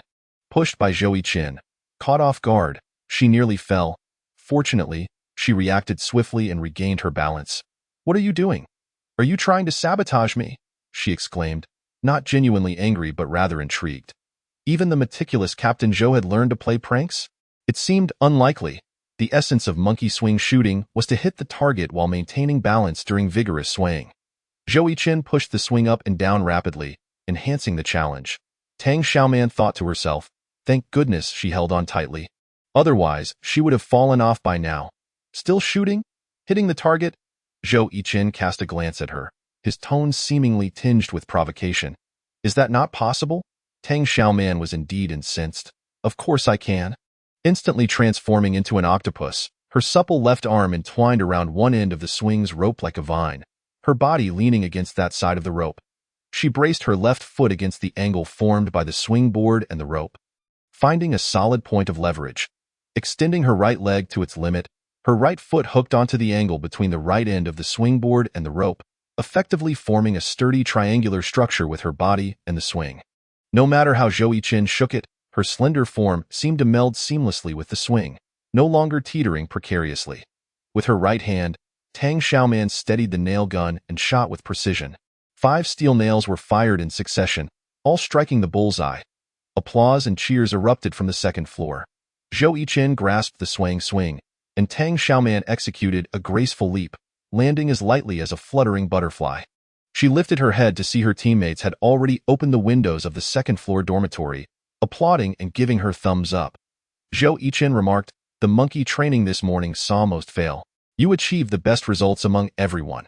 His tone was calm, yet it conveyed a sense of approval. Tang Xiaoman not only stood the most steadily but also shot the most accurately. Her teammates once again witnessed the formidable skills of their boss. In the previous collaborative climbing training, she had delivered the best performance, demonstrating the sharpest reflexes. She received praise and affirmation from Zhou Yichen, earning the admiration of the crowd. This time, her monkey training once again caused a sensation. They had not anticipated her marksmanship to be so exceptional. The bodyguards realized that their boss was a concealed master of considerable prowess. Huakai announced in the owners group the availability of diesel generators for sale. 1 kilogram of gold or equivalent jewelry can be exchanged for a diesel generator. Indeed, 1 kilogram of gold is quite expensive, yet for the owners of Tianlai Villa, it is merely a drop in the bucket. Furthermore, with widespread power outages, the demand for diesel generators surged dramatically, and prices in the black market had already escalated to 5 kilograms of gold for 1 generator. Consequently, upon the announcement, the owners rushed to sign up, eager to pay deposits. No bank transfers were needed. Only gold or equivalent jewelry would suffice for barter. Huakai reiterated point 20 diesel generators were swiftly snatched up, leaving the slower owners in despair. Huashao, please help us. We cannot be without generators. Could you procure another batch? Even if it costs more. Owner number 12, don't you have a diesel generator at home? Nonsense, we don't. We all heard it. The sound of the generator is quite loud. Alas, one is hardly sufficient. My central air conditioning, all my appliances. Huashao, please say something. We can't let the drought kill us nor the floods drown us. Those with diesel generators should refrain from competing with the neighbors who have none. Huakai once again stepped forward to declare, I will send someone to visit. Those with generators should prioritize the opportunity for those without. Hearing Huakai speak, the disgruntled owners fell silent, fearing that angering him might result in not obtaining even a single generator. Moreover, he appeared to possess extraordinary means capable of acquiring any scarce resources. Should they need anything else, they would have to seek his assistance. Tang Xiaoman reviewed the cash she had withdrawn from the bank, approximately 3 million remaining. She distributed the cash to her bodyguards as salaries, with Lu Jingming acting as the accountant and treasurer as usual. According to the initial employment contract, the bodyguards received their first month's salary of 200,000. The crisp, neatly stacked bills, each bundle containing 1,000, amounted to 20 bundles per person. This had once been a salary that evoked envy among countless bodyguards. However, in their hands now, the excitement had dissipated. The world seemed to have changed. Money was depreciating, rapidly losing value. They lived comfortably in the villas of Tianlai Villa, yet they were acutely aware that the outside world had undergone a transformation. Many former colleagues and friends had vanished amidst storms and floods, and those who survived struggled for existence.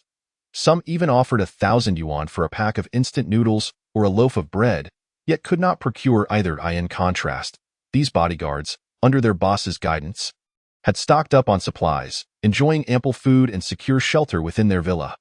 This treatment far surpassed that of the vast majority of ordinary people. In truth, even if their boss ceased to pay them, they would willingly continue to follow her, as long as she ensured they had enough to eat. Chapter 63.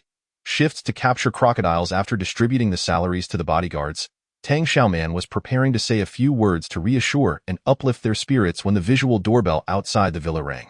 It was Butler Hong from the Hua family, accompanied by 2 bodyguards, come to collect the diesel generators. The 20 diesel generators that Huakai had facilitated for sale had quickly been sold out.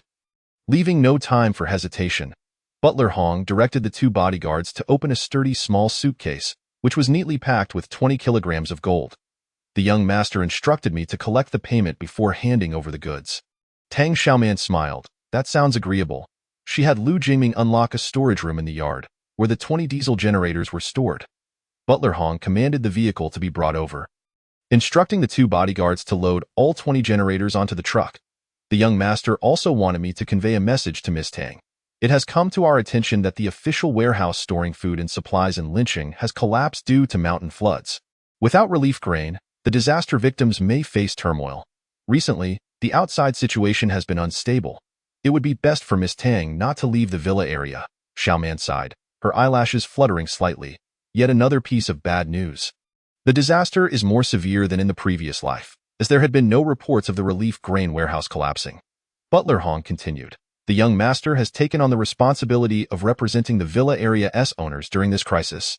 Ensuring fairness in various matters, he instructed me to tell Miss Tang that if she encounters any difficulties, she should feel free to reach out. He will do his best to assist in resolving them. Xiaoman sensed an underlying message in his words and inquired, Is there something else? It has been reported that a significant number of crocodiles have invaded Tianlai Villa, resulting in injuries.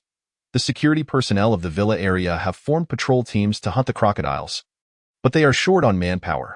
Therefore, the young master proposed that each household provide 2 bodyguards to join the patrol teams, taking turns to ensure the safety of the owners. Butler Hong paused briefly before continuing. If Miss Tang's household is short on personnel, I have bodyguards, so we will adhere to the normal rotation. Xiaoman did not wish to take advantage of this situation, nor did she want to owe Huakai a favor. Favors are as thin as paper and cannot be relied upon indefinitely. Moreover, her team had undergone sufficient training and should now confront real challenges. The tempest of the apocalypse had just begun. If they could not handle this minor danger, they would be ill-equipped to survive the myriad of brutal disasters to come. In the struggle for survival, only the strong endure. Xiaoman instructed Lu Jingming to see Butler Hong and the others off, while she entered the storage room and closed the door, depositing the 20 kilograms of gold into her space. She checked her space with her consciousness and, indeed, the still space had expanded by an additional 40 cubic meters, totaling 1,880 cubic meters. The villa increased by 5 square meters, totaling 365 square meters. The garden expanded by 4 square meters, now measuring 103 square meters. The countdown for the space still accumulated 3 hours daily, and after deducting her usage time, it currently totaled 66 hours and 27 minutes. The pond adjacent to the garden appeared somewhat larger, and the jade bracelet on her wrist had become even more concealed. Just as Xiaoman was preparing to check on the plants in the garden, a knock sounded at the door. "Xiaoman, are you inside?" It was Lu Jingming's voice. Xiaoman then remembered she had been in the storage room. She approached and opened the door, casually saying, "I just moved some things around. Everything is fine now." In the grand dining hall on the first floor, the bodyguards were discussing the crocodile attacks. Having just experienced a 3-day power outage, the usual group chat still saw some activity. Participants in the chat either complained about the power outage or lamented the lack of food, grumbling about the officials who had ceased delivering relief grain. Survivors, desperate for food, had ventured outside only to witness many falling victim to crocodile attacks. "Let us catch crocodiles and eat them. Isn't that food provided by heaven?" The starving disaster victims, their eyes bloodshot, were expressing reckless bravado. However, crocodiles are fierce, and their tough hides make hunting them for food nearly impossible, often resulting in becoming prey themselves. Despite this, the disaster victims resolved to take the risk. "Let us do it. Either we get eaten by them or we eat them. We'll fight. We cannot just stand by and watch our families starve. Who wants to team up to hunt crocodiles? The more, the merrier. We'll split the spoils." Witnessing such reckless declarations, the bodyguards fell silent. They had just received their 200,000 salaries, living in spacious, luxurious, and secure villas, with no concerns about food. Compared to the hellish suffering of ordinary people, they felt as though they were in paradise. Yet, a sense of unease lingered, fearing that at any moment, their boss might cast them out, forcing them to risk their lives hunting crocodiles for survival. Upon seeing Tang Xiaoman and Lu Jingming enter, the room fell silent. Even the usually lively Shan Shan and Fu Bao grew unusually serious and quiet. They knew she had something important to say. Tang Xiaoman slowly began. "You all must be aware of the ongoing crocodile crisis. Given our residence in the villa area, the situation with crocodiles infiltrating and causing harm is even more severe than in regular residential buildings. The property security has been patrolling around the clock, continuously hunting the invading crocodiles to ensure the safety of the villa residents. However, they are short-staffed and require at least 2 bodyguards from each household to participate in the patrols daily. The crocodiles captured individually belong to the personal ownership of the bodyguards, while those captured collectively will be evenly distributed." The crowd exchanged glances, some beginning to grasp the boss's intentions, yet none dared to interrupt her.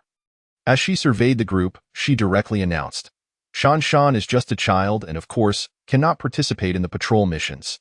Dr. Lu wields a scalpel and thus is also unfit for patrol duties. Captain Zhou must accompany me at all times to procure supplies, so he too cannot join the patrol.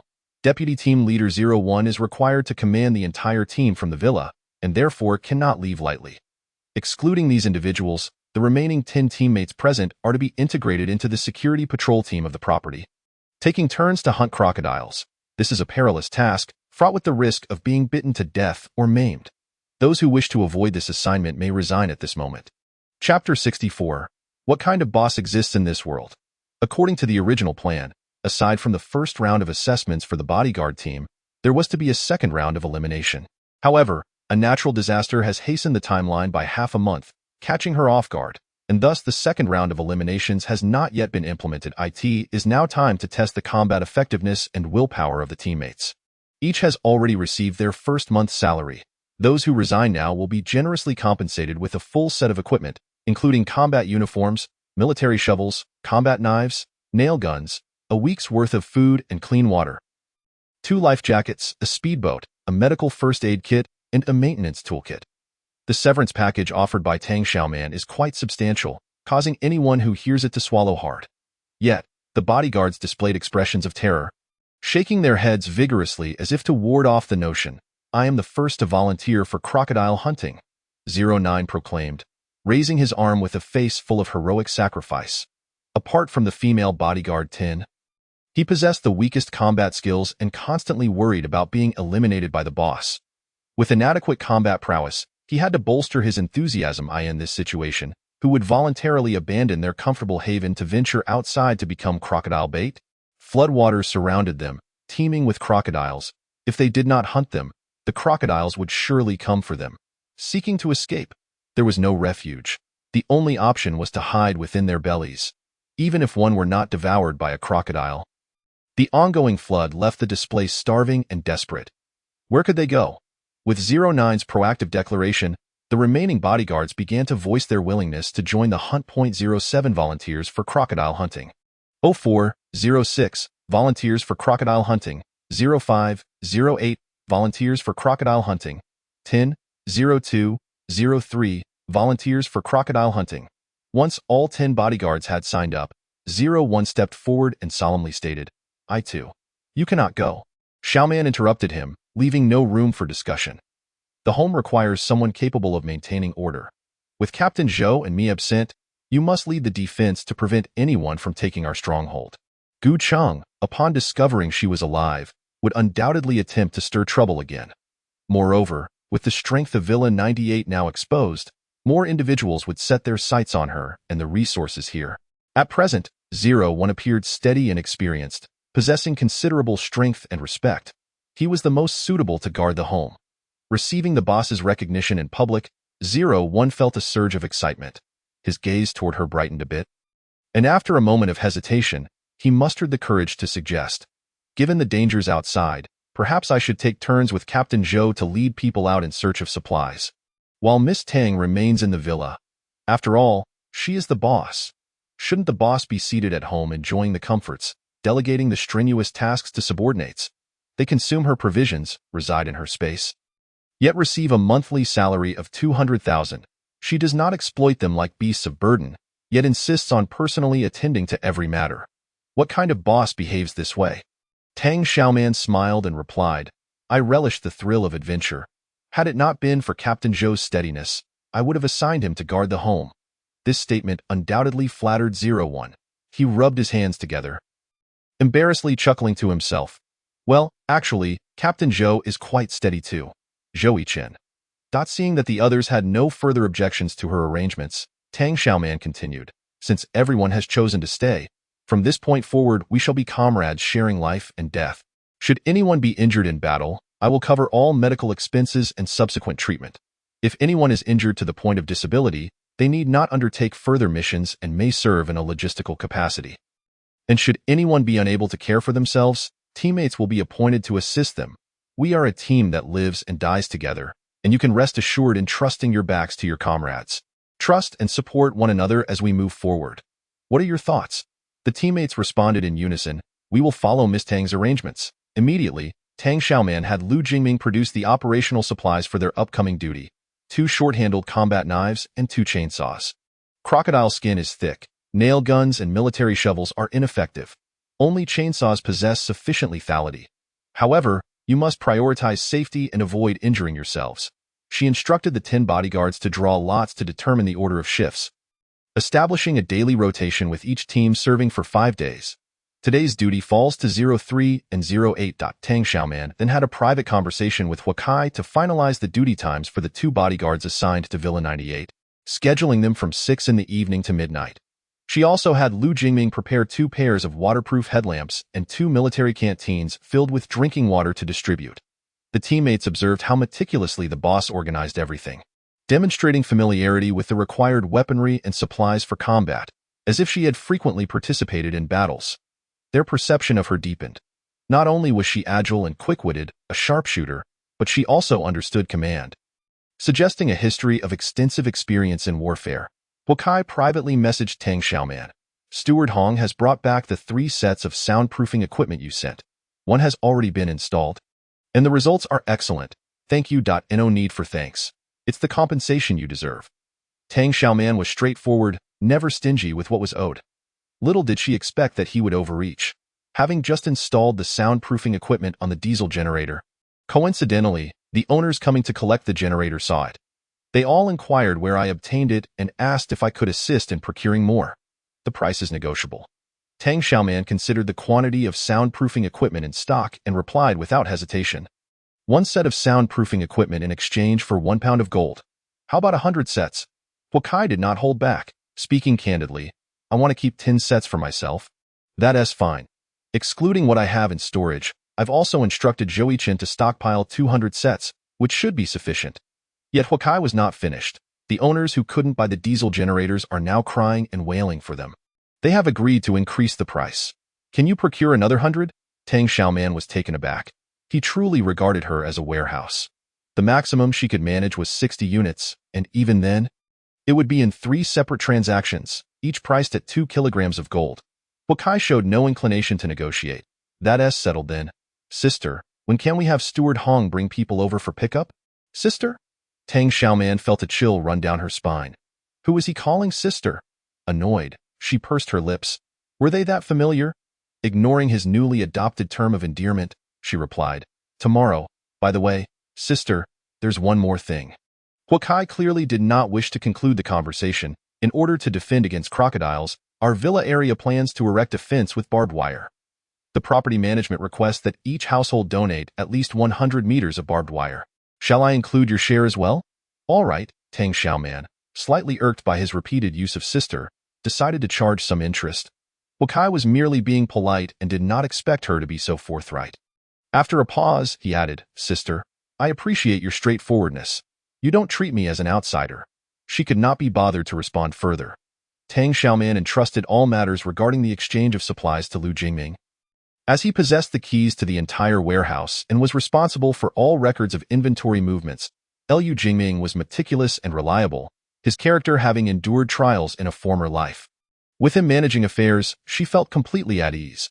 She summoned Lu Jingming and 01, offering a few reminders, and finally said, I may be away for 3 to 5 days. You need not worry about me. Just ensure the home is secure. Having arranged everything, she departed with Zhou Yiqin in the speedboat. Zhou Yiqin piloted the vessel out of the villa area, while Tang Xiaoman retrieved Suk's phone and the severed thumb. Using the severed digit, she unlocked Suk's phone, locating Su Cheng's number, and sent a text message. Your son is in my possession.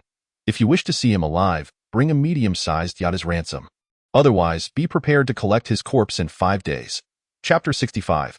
Hell is where they belong. Su Cheng's family erupted into chaos upon receiving the text message. The good news was that they finally had a lead on Suk. The bad news was that he had been kidnapped, and the captor was demanding a medium-sized yacht as ransom. With floods raging everywhere, watercraft were exorbitantly priced and exceedingly scarce. Without special connections, even the most substantial sums of money could not procure a vessel. A standard speedboat was exchanging for 2 kilograms of gold, and as for a yacht, only the privileged elite had the means to acquire one, even if the entire Su family were sold. They could not afford a medium-sized yacht. Who had taken Suk captive? Wasn't that assassin hired to deal with Tang Xiaoman? Why, upon seizing Suk, did he refuse to release him? Su Ro, in a fit of panic, could not help but ask Gu Cheng, who happened to be at the Su residence during this crisis. Jiu Cheng, equally perplexed and irritated, was filled with suspicions. That assassin has been missing for a while. I suspect he has already been dealt with by Tang Xiaoman. If the assassin has already been killed by Tang Xiaoman, then who is currently kidnapping Suk? Su Ro suddenly gasped, a thought crossing her mind, and exclaimed, could it be that Tang Xiaoman is behind this? Impossible. I distinctly witnessed her demise. At this point, he faltered, for he had not actually seen Tang Xiaoman's corpse in that situation. Her chances of survival were indeed minimal. Lu Yakin, wiping her tears, pleaded earnestly, young Master Aheng, you must save Suk. Su Cheng looked at him with hopeful eyes. Aheng, can you think of a way? Either rescue Xiok or help us acquire a yacht. Gu Aheng felt a chill run down his spine. He regretted being here at this moment. I will find a way to save Suk, but a yacht, that won't be easy to procure. Lu Yakin cried out in despair. If Suk is lost, I shall not live either. Su Ro gazed at Gu Aheng with tear-filled eyes, pleading, Aheng, I beg you, it is not that I do not wish to help you or save Suk. But my family is governed by my grandmother, and the funds I can access are limited. Jiu Aheng, unable to bear the sight of his beloved in distress, found himself in a predicament. Ultimately, he gritted his teeth and declared, I will do my utmost to allocate some resources. The rest will have to be gathered by you. Yu Cheng felt a surge of nausea at the thought of relinquishing the wealth he had painstakingly amassed over a lifetime, only to have to part with it in this manner. Lu Yakin continued to weep, repeating, I only want Suk to live. Jiu Aheng, determined not to let his beloved down, gallantly vowed, the one I cherish most is Roer. Even if the Su family were to face bankruptcy, I would support her and the entire Su family. Aheng, "You are truly wonderful," Su, with tears in her eyes, threw herself into his embrace, her gentle smile radiating warmth. "Thank goodness you're here. Otherwise, our family would be at a loss." Jiu Heng reveled in her admiration and tenderness, yet inexplicably felt a weight of pressure and irritation. In the past, whenever he faced troubles, Tang Xiaoman was always there to resolve them. However, since their falling out, he had encountered a series of misfortunes, and now he found himself in a dire situation. Su Ro's dependency only amplified his sense of burden. A yacht. Even if he didn't have to pay for it, he had no idea how to leverage his connections to acquire one. He had even rented a helicopter because his own had been taken by that spendthrift Sook. Along with the pilot, who had vanished without a trace, he had incurred substantial compensation costs, and it took considerable effort to settle the matter. Now, he was being asked to spend money and effort to procure a yacht simply to redeem that prodigal son. He felt an intense reluctance. Meanwhile, Su Ro was lost in Gua Heng's gentle affection, completely oblivious to the complex emotions swirling in his gaze. She believed that as long as he was there, nothing was insurmountable. He loved her and should protect her, resolving all her problems, shouldn't he? After sending the message, Tang Xiaoman tossed her phone and the severed finger back into the void. Given the current financial state of the Su family, acquiring a medium-sized yacht would likely deplete their resources entirely, and 3 days might not suffice. Moreover, this money rightfully belonged to the Tang family, to Tang Xiaoman herself. Her love-struck mother had been played by a phoenix man, transferring all the shares to Su Cheng's name. Fortunately, her mother still remembered her missing daughter, retaining 30% of the shares in a trust for Tang Xiaoman. Yu Cheng could only reclaim 10% of those shares by finding his daughter, which was why he had brought her back from the orphanage. The remaining 20% was set aside as Tang Xiaoman's dowry, which is why Gua Heng was to marry her. There was no familial love or romance involved. It was all driven by self-interest. Having lived once before, Tang Xiaoman had seen through it all. She no longer regarded these so-called relatives as human beings. They were merely a pack of wolves, deserving only of hell. "You take the helm, and I shall slay the crocodiles." Zhou Yicheng's voice suddenly interrupted Tang Xiaoman, who was lost in her thoughts of vengeance, almost forgetting she was not alone. She lifted her head and noticed something floating on the water's surface. Several crocodiles were swiftly approaching, and had it not been for Zhou Yicheng's keen observation, she might have mistaken them for debris. "You keep steering the boat. I will handle the crocodiles." Tang Xiaoman withdrew a chainsaw from her space. Patiently waiting for the first crocodile to draw near, she struck with lightning speed. The chainsaw roared to life, cleanly severing half of the crocodile's head. Bone and flesh exploded in a spray of blood, staining the water, and the crocodile immediately flipped onto its back. The sound of the chainsaw frightened off the remaining crocodiles, who scattered in a flash. The speedboat did not slow down but continued its course. However, several bamboo rafts and kayaks frantically paddled over, with multiple groups vying to seize the dead crocodile. A single large crocodile, weighing over 100 pounds, could feed a family for quite some time. To their astonishment, the girl who had slain the crocodile showed no interest, offering it to them freely. "Grab it. Whoever gets it first claims it." Chapter 66. Instant Annihilation. Tang Xiaoman had little interest in crocodile meat, and with more pressing matters at hand, she did not instruct Zhou Yicheng to halt the speedboat. As they sped along, she would ambush any crocodiles that approached with her chainsaw. The crocodiles gradually became wary and kept their distance, and soon they located a flat rooftop suitable for the helicopter to take off. Once atop the building, she retrieved a small helicopter from her space. Zhou Yicheng piloted the helicopter low and westward. Tang Xiaoman took out binoculars, carefully scanning below. Lincheng was hilly terrain, with undulating hills visible every few dozen kilometers. The hills held little prey, and the incessant heavy rains had caused frequent landslides, making it perilous for anyone to venture up in search of supplies. Yet, Tang Xiaoman recalled that to the northwest lay a designated breeding area, home to cattle, sheep, and pigs. The sudden flood had inundated the farms, but the animal survival instincts far surpassed those of humans. Their swimming abilities were also superior. Thus, she speculated that most had likely swum to the nearby hills. In her previous life, during a flash flood, several hills had collapsed, and disaster victims had found carcasses of cattle and sheep in the water. This time, Lincheng's official granaries and supply depots, which should not have been washed away. had vanished, suggesting a deviation in the flood's path. Therefore, the hills that should have crumbled might still be intact. However, venturing there was fraught with danger. Tang Xiaoman relied on her spatial shelter, or she would not have dared to take the risk. After 20 minutes of flying, they reached a series of rolling hills in the northwestern part of the city. The flood battered the hills, with loose earth cascading down into the water, disappearing without a trace. These hills resembled a treacherous swamp, and only those with considerable courage and skill would dare to tread upon them. You are more adept at choosing a safe landing spot than I. I shall not presume to instruct you, Tang Xiaoman stated candidly. Zhou Yiqing observed the severe erosion of the hills by the floodwaters, yet he remained unfazed, displaying no doubt or hesitation. Upon Tang Xiaoman's directive, he adjusted the helicopter's position, seeking a suitable landing area. Wait! Tang Xiaoman exclaimed, spotting a target through the binoculars. That hill ahead seems to have a flock of sheep. Sheep are the most suited animals for mountainous terrains. Their hooves possess a peculiar gel-like quality that allows them to grip the ground effortlessly, even on steep slopes, preventing slips and falls. Startled by the sound of the helicopter's engine, the flock bolted, inadvertently revealing their location to Tang Xiaoman. Her hypothesis was entirely accurate. The livestock from the flooded farms had indeed swum to the hills. She swiftly drew a sniper rifle from her space, loading it in a flash. Zhou Yiqing expertly piloted the helicopter closely behind the fleeing sheep, continually lowering their altitude. Bang, bang, bang. Tang Xiaoman fired 3 shots from the open window of the helicopter. 3 sheep fell, while the remaining ones scattered like arrows, fleeing in all directions. The helicopter executed a spin, changing direction. Tang Xiaoman tightened her grip and fired twice more, bringing down 2 more sheep. Unfortunately, the flock ran too swiftly, quickly disappearing into the valley beyond her range. Zhou Yiqing maneuvered the helicopter to descend continually, but he struggled to find a suitable landing spot nearby, ultimately hovering just 2 meters above the ground.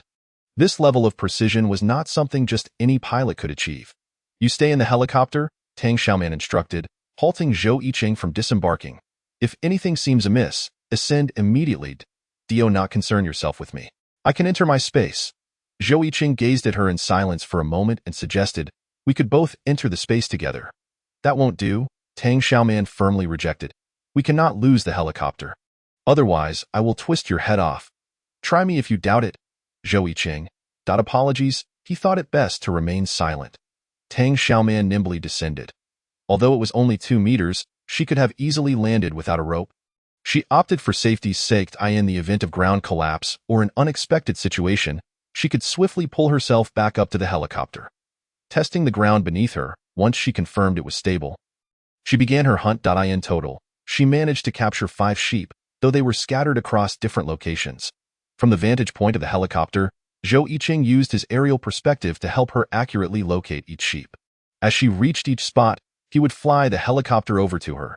Just as Tang Xiaoman finished collecting the 5 sheep, she had yet to turn around when Zhou Yiqing's anxious voice crackled over the intercom.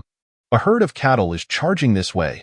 She perked up her ears and indeed heard the dull thud of hooves approaching from the distance.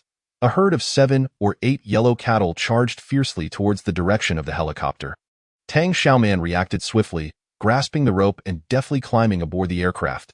As Zhou Yiqing pulled the control stick, the helicopter ascended, while Tang Xiaoman coiled the rope. The two worked in perfect harmony, executing their actions seamlessly. Just as the helicopter lifted off, the herd of cattle collided with the ground below. Cattle are known for their strong territorial instincts. Their large size, coupled with their horns, makes them significantly more aggressive and dangerous than sheep. The roar of the helicopter's engine startled and enraged them, inciting them to charge forward with reckless abandon. Even after the helicopter took to the skies, they continued to stomp angrily at the earth below. Tang Xiaoman's heart soared at the sight of so many cattle. How wonderful it would be to capture them all.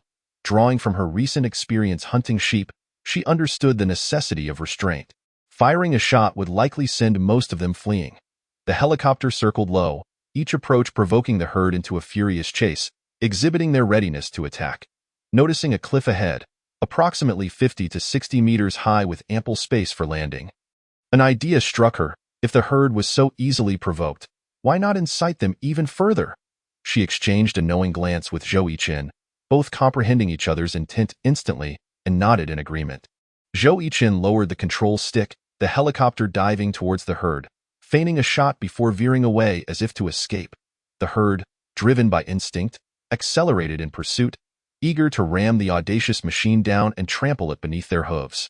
Zhou Yiqin skillfully controlled the speed, allowing the cattle to catch up gradually, heading directly for the precipice. The lead cow's horns nearly grazed the tail of the helicopter. One more step and it could bring them crashing down. Tang Xiaoman acted swiftly, maneuvering both herself and the helicopter into the open space. The lead cow missed its target, its massive body unable to halt in time. Without hesitation, it plunged off the steep cliff. The other cattle, in a frenzied rush, followed suit, oblivious to the impending drop. Thud, thud, thud. The herd of yellow cattle collectively leaped to their demise, instantly obliterated. Chapter 67. An overtime night at the base of the cliff. Amidst the carcasses of the cattle, the helicopter hovered nearby. Tang Xiaoman descended, gleefully collecting her hunting spoils. 8 large yellow cattle, each weighing over 1,000 pounds, totaling more than 10,000 pounds of freshly slaughtered beef. Most of the cattle had perished upon impact, and for those still gasping for breath, she swiftly dispatched them with a chainsaw. Soon, all 8 cattle were stored in the space, and she climbed back aboard the helicopter. Zhou Yiqin piloted the aircraft into the air, while Tang Xiaoman coiled the rope. They exchanged little in the way of conversation, yet their synergy resembled that of seasoned comrades. As the helicopter ascended to a safe altitude, Zhou Yiqin noticed the sun sinking on the horizon, signaling the approach of nightfall. Should they return now? He sought her opinion. Tang Xiaoman waved her hand dismissively, decisively stating, "Let us find a safe place to land and have a meal first. Once we've filled our stomachs, you can accompany me to work in the space." Zhou Yiqin eventually located a relatively flat landing spot and successfully touched down. Tang Xiaoman, having made a bountiful harvest, did not mind sacrificing precious time in the space, immediately entering with both herself and the helicopter. Zhou Yiqin was once again awestruck upon his second entry into the space. Had it truly expanded nearly twice the size since his last visit? Grateful for that night, they spent shopping at the jewelry store at no cost, along with the large package of jewelry gifted by 01, plus the 20 kilograms of gold obtained from selling diesel generators. All contributed to the space's significant enlargement. Tang Xiaoman's tone was imbued with excitement, confidence, and anticipation. On the other side, Huakai had ordered 60 diesel generators along with 100 soundproofing devices, totaling a transaction of 340 pounds of gold, which would allow her to exchange for over 300 cubic meters of static space. Thus, she needed to work even harder to continue stockpiling goods. Tang Xiaoman rummaged through her stored supplies, retrieving a large tea table and 2 tea stools for Zhou Yiqin to arrange. She then produced a steaming feast of ginseng chicken, braised fish, sweet and sour pork, stir-fried shrimp, and a large platter of oil-soaked pancakes. The meal was lavish, nearly overwhelming the tea table. The aroma wafted through the air, tantalizing and mouth-watering. Time was tight, and she regretted not having hoarded more furniture. The main reason being the limited space available at the beginning. Initially, she prioritized stockpiling food and medicine, followed by weapons and various energy devices. Later on, she gathered some porcelain dishware, pairing them with tables and stools, yet neglected to acquire substantial furniture. The upgraded, expanded villa in the space lacked furnishings, merely serving as a storage area. Now, however, with ample storage capacity in her static space, there was no longer a need to utilize the villa as a temporary warehouse. Noticing the hint of regret on Tang Xiaoman's face, Zhou Yiqin suggested, "I know of a large furniture store that recently advertised a sale just before the heavy rain. It's situated on higher ground, so it should have avoided complete flooding. We could search for suitable furniture there." Tang Xiaoman perked up at his words, cracking open 2 cans of beer and handing him one. They clinked their cans together and enjoyed a hearty drink before diving into the feast. Once they were satiated, Tang Xiaoman disposed of the disposable tableware in the trash, planning to discard it upon exiting the space. After a brief respite, it was time to prepare for work. She revealed a ruthless capitalist smile.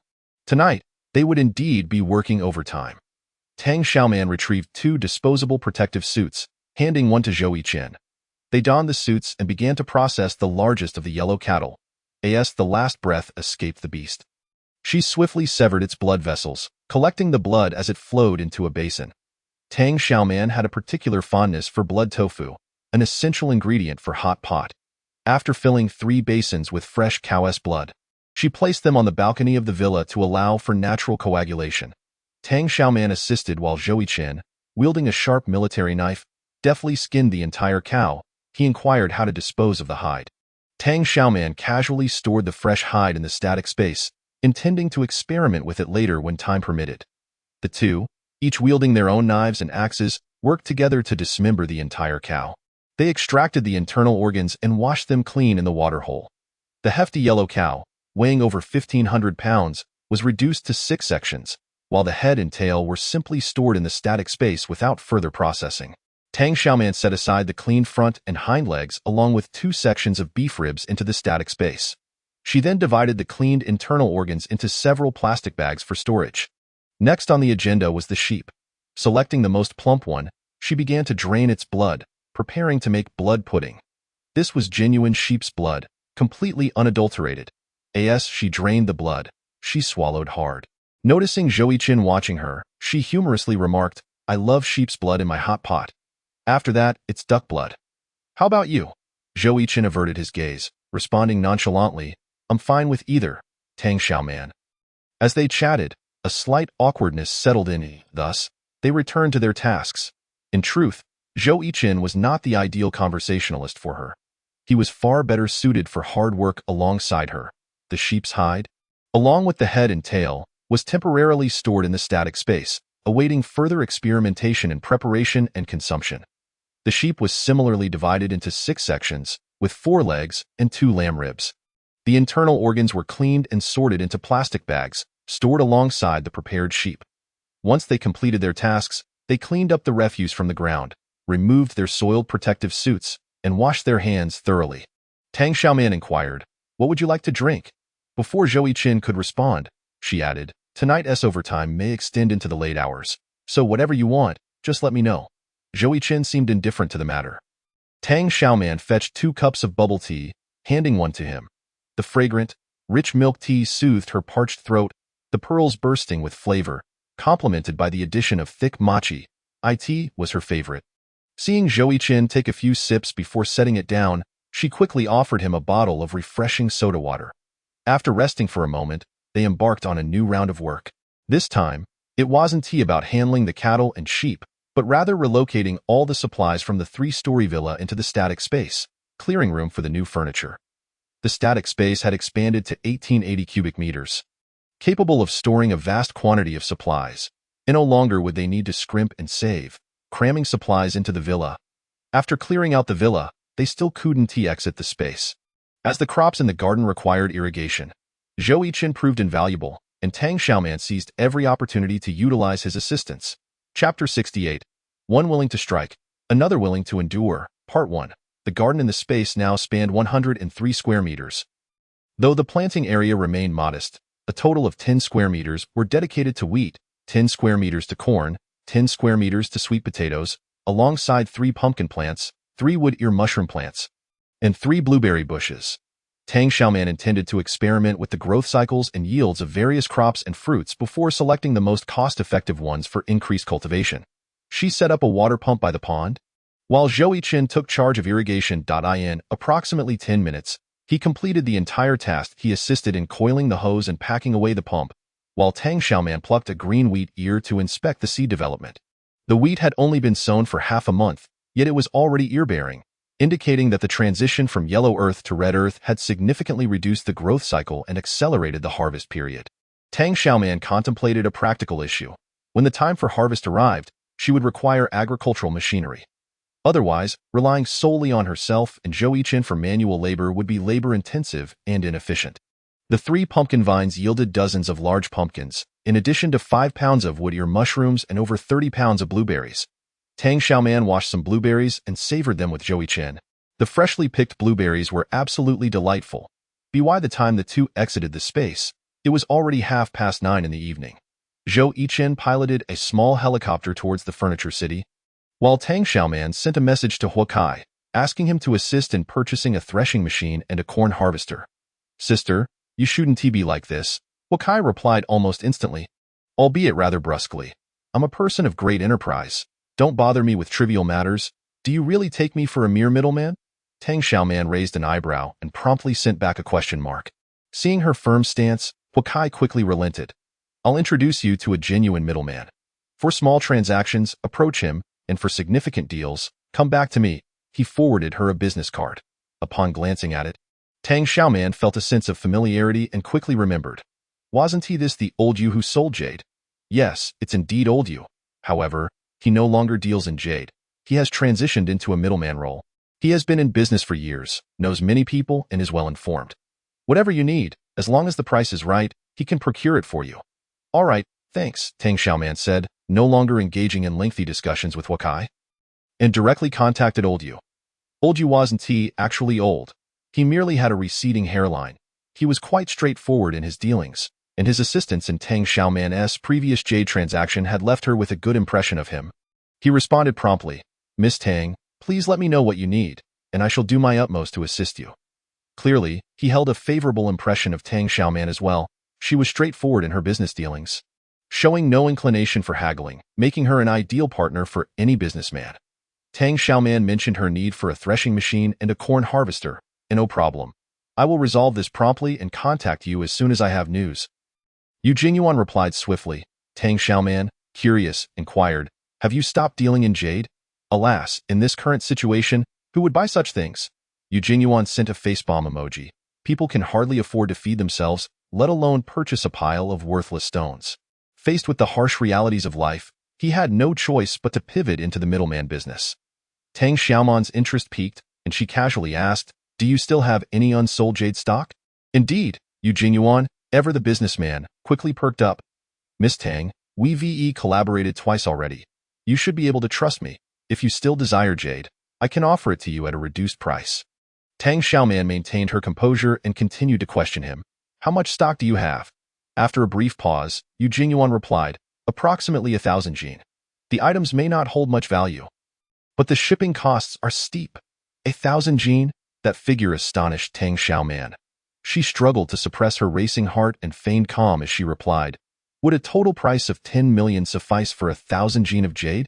Yu Jingyuan hastily affirmed, certainly, but let us avoid online transfers for now.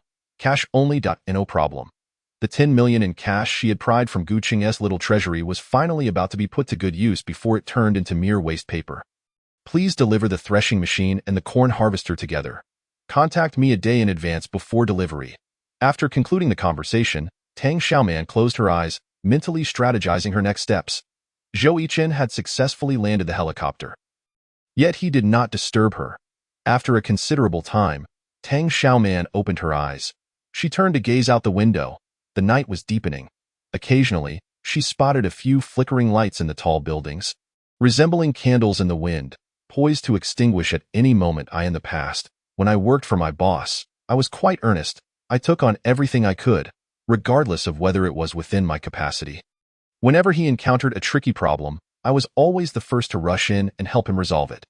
Tang Xiaoman smiled as she turned to Zhou Yichen beside her, continuing, back then, I never understood the importance of weighing benefits and losses. I never considered the pros and cons. As long as I had a shred of strength, I would not slack off. As long as I could get back up, I would continue to work hard for him. Zhou Yichen slightly widened his eyes, quietly observing her. Tang Xiaoman continued, now, looking back at my former self, I realize how foolish I was, only to understand that my boss was not worth my efforts. I believe that if one day I became a boss myself and encountered an employee as diligent as I was, I would certainly treat him well. I would never exploit that poor VE child. However, when I truly became a boss and met an earnest, hard-working employee just like my former self, I forgot to be kind. I relentlessly exploited him, using him to the utmost. He never protested or made any requests. Whatever I asked him to do, he complied. Wherever I directed him to go, he followed without hesitation. Yet, his competence, kindness, and sincerity did not earn my goodwill. I only assigned him more tasks. Although he never complained, I felt a sense of unease within. What do you think I should do to compensate him, to ease my conscience? Chapter 69.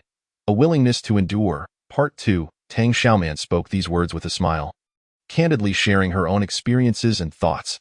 Zhou Yichen had already extinguished the helicopter's lights, yet he could still clearly see her radiant smile and the fleeting complexity within her clear eyes.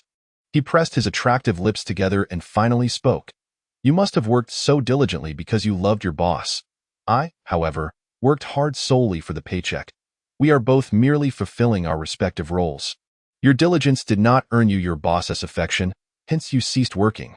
Yet my hard work has brought me generous compensation and benefits, so I have no reason to feel wronged. If you truly feel guilty, you might as well offer me a bit more in terms of bonuses. Tang Xiaoman was momentarily taken aback, then laughed.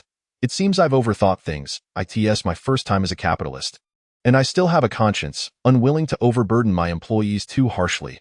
Thus, to be a qualified boss, one must first harden their heart. Zhou Yiqin replied leisurely, I don't mind doing a bit more work. As long as you refrain from scaring me from time to time. That is not scaring. It's teasing. Tang Xiaoman laughed heartily, the gloom dissipating. Each time she witnessed his serious demeanor, she couldn't help but feel a mischievous urge to tease him. All right, I won't tease you anymore. She would take her revenge but would no longer waste an ounce of emotion on those enemies. They were not worth it in this new life. Not only would she live well, but she would also live joyfully. As she descended from the helicopter, she murmured to herself, in truth, I do not love him. Zhou Yiqin halted his steps, turning to look at her. I once thought that if I loved him enough, I could win his love in return. Back then, I merely craved affection. Now, I no longer covet that worthless thing. It's all ephemeral. Tang Xiaoman clenched her fists and raised her brows, stating, only this tangible truth is truly solid. Having secured the helicopter, Tang Xiaoman found that Zhou Yiqin had already unlocked the rooftop door. The two of them, armed with powerful flashlights, descended the stairs. The top floor hosted an international furniture exhibition, showcasing an array of renowned furniture from around the world, a feast for the eyes. The flashlight beams swept across the space, revealing an abundance of modern urban luxury. Zhou Yiqin retrieved a powerful mining lamp from his bag, turned it on, and placed it on a dresser, preparing to commence work. However, Tang Xiaoman produced 2 military tents, handing one to him. It's getting late. Staying up all night isn't good for your health. She smiled at him. Once the tent is set up, we can freshen up and rest early, resuming work tomorrow. She was indeed a conscientious capitalist. Just because he was useful, she couldn't exploit him relentlessly. If he wore out, she would feel regret. The following day, she awoke to find it was already past 10 in the morning. Tang Xiaoman got out of bed and noticed that Zhou Yiqin had already folded his tent and placed it on a mattress. Last night, they had both selected their favorite brand name mattresses to set up their tents. Tang Xiaoman was typically alert while sleeping, yet she was unaware of when Zhou Yiqin had risen and departed. Taking out the intercom, she called out, time to wash up and have breakfast. Moments later, Zhou Yiqin returned. His hair was slightly damp at the temples, and his fitted camouflage t-shirt accentuated his strong, smooth muscle lines. The thin fabric subtly revealing sweat stains. It was evident he had gone for a morning workout. What time did you wake up? Tang Xiaoman marveled at his discipline and abundant energy. An hour ago. The man spoke succinctly. Tang Xiaoman ceased her inquiries and pulled him into the space. She let him use the restroom on the first floor while she headed to the second floor. After washing up, she descended the stairs to find that Zhou Yiqin had already arranged a lavish breakfast on the large tea table they had used the previous day. There was a bowl of pumpkin millet porridge, a bowl of old duck porridge, meat pancakes, seafood dumplings, garlic ribs, spicy celery, and oyster sauce tofu. The harmonious mix of meat and vegetables was visually appetizing. Zhou Yiqin glanced up at her and remarked, if you wish for anything else, feel free to help yourself. Tang Xiaoman pressed her lips together. This fellow was increasingly treating himself as one of the family. Quite nice. He clearly understood her tastes. She sat down and chose the pumpkin millet porridge. Zhou Yiqin took what she had left, the old duck porridge, and they began their meal. After finishing, they exited the space and embarked on a new round of zero-cost shopping, starting with various European brand furniture from the top floor. Sofas, dining tables, TV cabinets, corner cabinets, bookshelves, beds, bedside tables, and mattresses. Tang Xiaoman swept through as if in a frenzy, leaving no trace behind. Zhou Yiqin paused for a moment, questioning, does your space have enough room? Sister, my space is quite ample now. I can take whatever I like, and there's room for more, she replied confidently. She pre-ordered 1,000 caddies of jade from Eugene Yuan, and the supplies pre-sold by Huakai were estimated to be worth approximately 340 caddies of gold. After fully utilizing the space, it was anticipated that an additional 1,000 cubic meters could be expanded. Tang Xiaoman's rate of stockpiling had already fallen behind the rate of spatial growth, and naturally, she would no longer meticulously calculate whether the space was sufficient.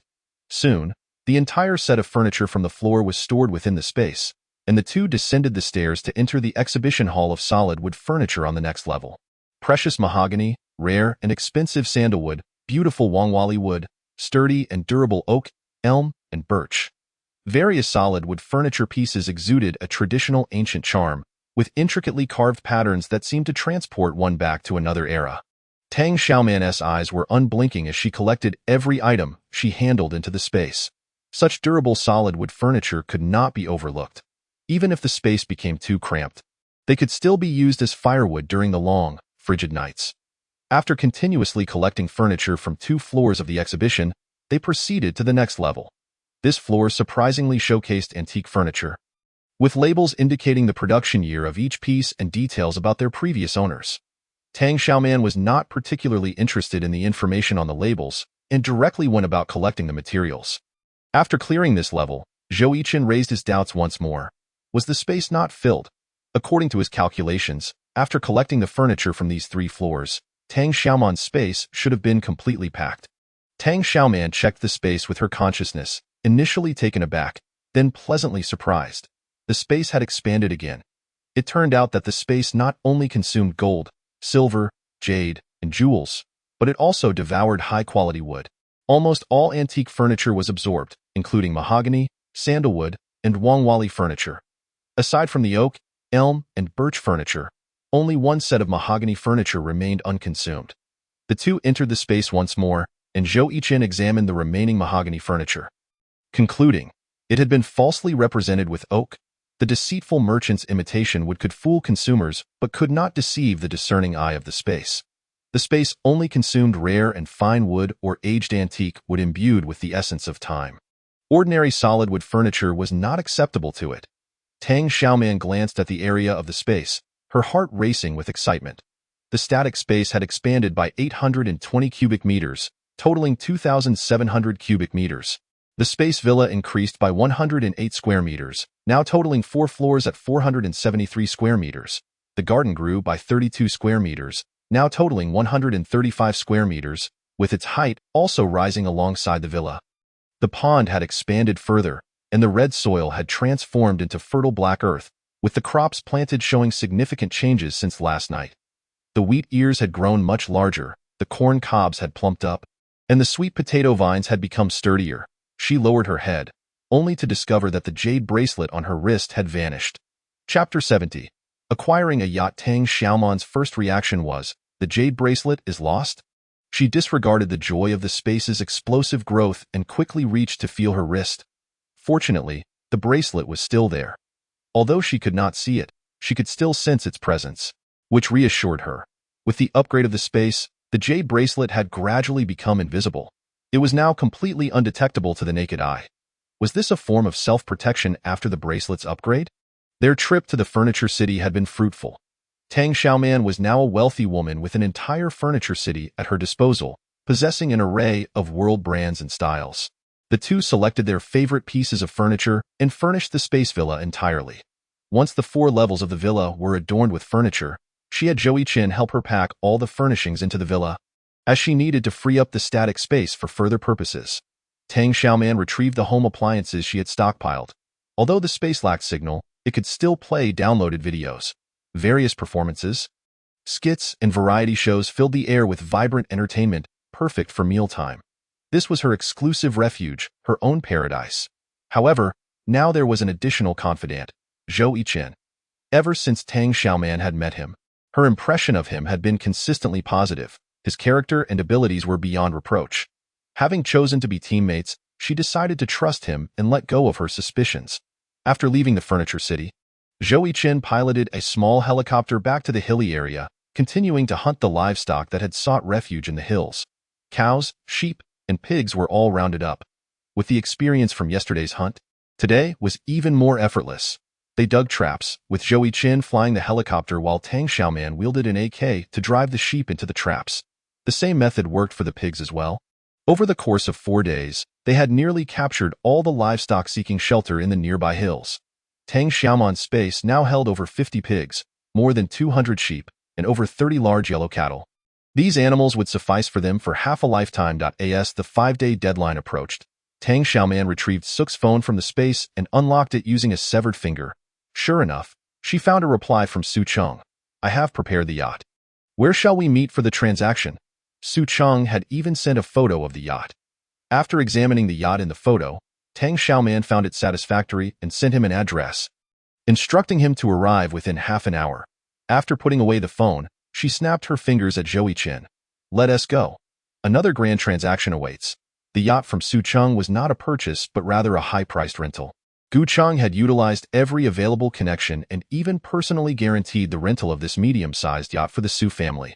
According to Gu Cheng's plan to lure the snake out of its hole, this yacht served merely as bait to draw out the mysterious figure lurking in the shadows.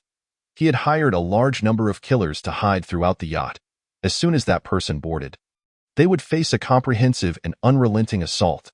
For days, he had been plagued by nightmares, dreaming that Tang Xiaoman was still alive. In his dream, she had plunged a knife into his heart, lifting it on the tip of the blade with a sinister smile. I told you. Your heart must be black. Gu Cheng had awoken in fright, drenched in cold sweat, his heart racing. Was it Tang Xiaoman who had kidnapped Suk? Was she truly still alive? This had become an obsession for Gu Cheng. The entrance to the villa at 98 was heavily guarded, with numerous bodyguards and firearms within, making a direct assault impossible. He resorted to gathering information from the patrolling bodyguards, who all claimed that Miss Tang was perfectly fine. She had merely gone on a trip and had not yet returned. Jiu Cheng felt uncertain, a sense of unease washing over him. This yacht exchange for the hostage was his all-or-nothing gamble. Even if Tang Xiaoman was alive, he would ensure her demise once more. The small helicopter circled above the city, finally descending gently onto the open water of the countryside, hovering about 2 meters above the surface. Having donned her diving suit, Tang Xiaoman used Suk's phone to send her location to Su Cheng. Come to this location for the transaction, and I will soon let you see your son. After successfully sending the message, she opened the cabin door and swiftly descended into the water. Zhou Yiqin, also dressed in a diving suit, followed suit. After swimming approximately 10 meters underwater, Tang Xiaoman pulled the tether and transported the hovering helicopter along with Zhou Yiqin into the space. The water's surface was left with only a faint ripple, as if no one had ever been there. Half an hour later, a medium-sized yacht arrived at the location designated by Tang Xiaoman. Su Cheng repeatedly dialed his son's phone number, but the response remained consistently that the call could not be connected. What was happening? Was the other party playing tricks on him again? However, he held the yacht in his possession, and the interior was well-equipped with elite killers. As soon as the other party set foot on the yacht, there would be no escape. Su Cheng believed Gu Cheng's plan was flawless, merely waiting for the opponent to take the bait. Tang Xiaoman, within the space, observed the situation above with her consciousness. Seeing that the yacht was approaching, she knew a trap had undoubtedly been set inside. She and Zhou Yiqin exited the space, remaining submerged just a few meters away from the yacht, a distance she had calculated precisely when entering the space. Silently, they swam closer, hidden beneath the water, undetectable to those aboard the yacht. Taking a deep breath, Tang Xiaoman focused all her energy and reached out towards the yacht's iron hull. Collect. A wave of intense dizziness washed over her as the medium-sized yacht vanished in an instant. A powerful current surged, creating a massive whirlpool. Exhausted, Tang Xiaoman nearly fell into it, but Zhou Yiqin's quick reflexes saved her just in time. Almost simultaneously, everyone hiding aboard the yacht was ejected into the water. Zhou Yiqin and Tang Xiaoman seized the opportunity to swim away. The killers aboard the yacht, along with Su Cheng, were thrown into the water.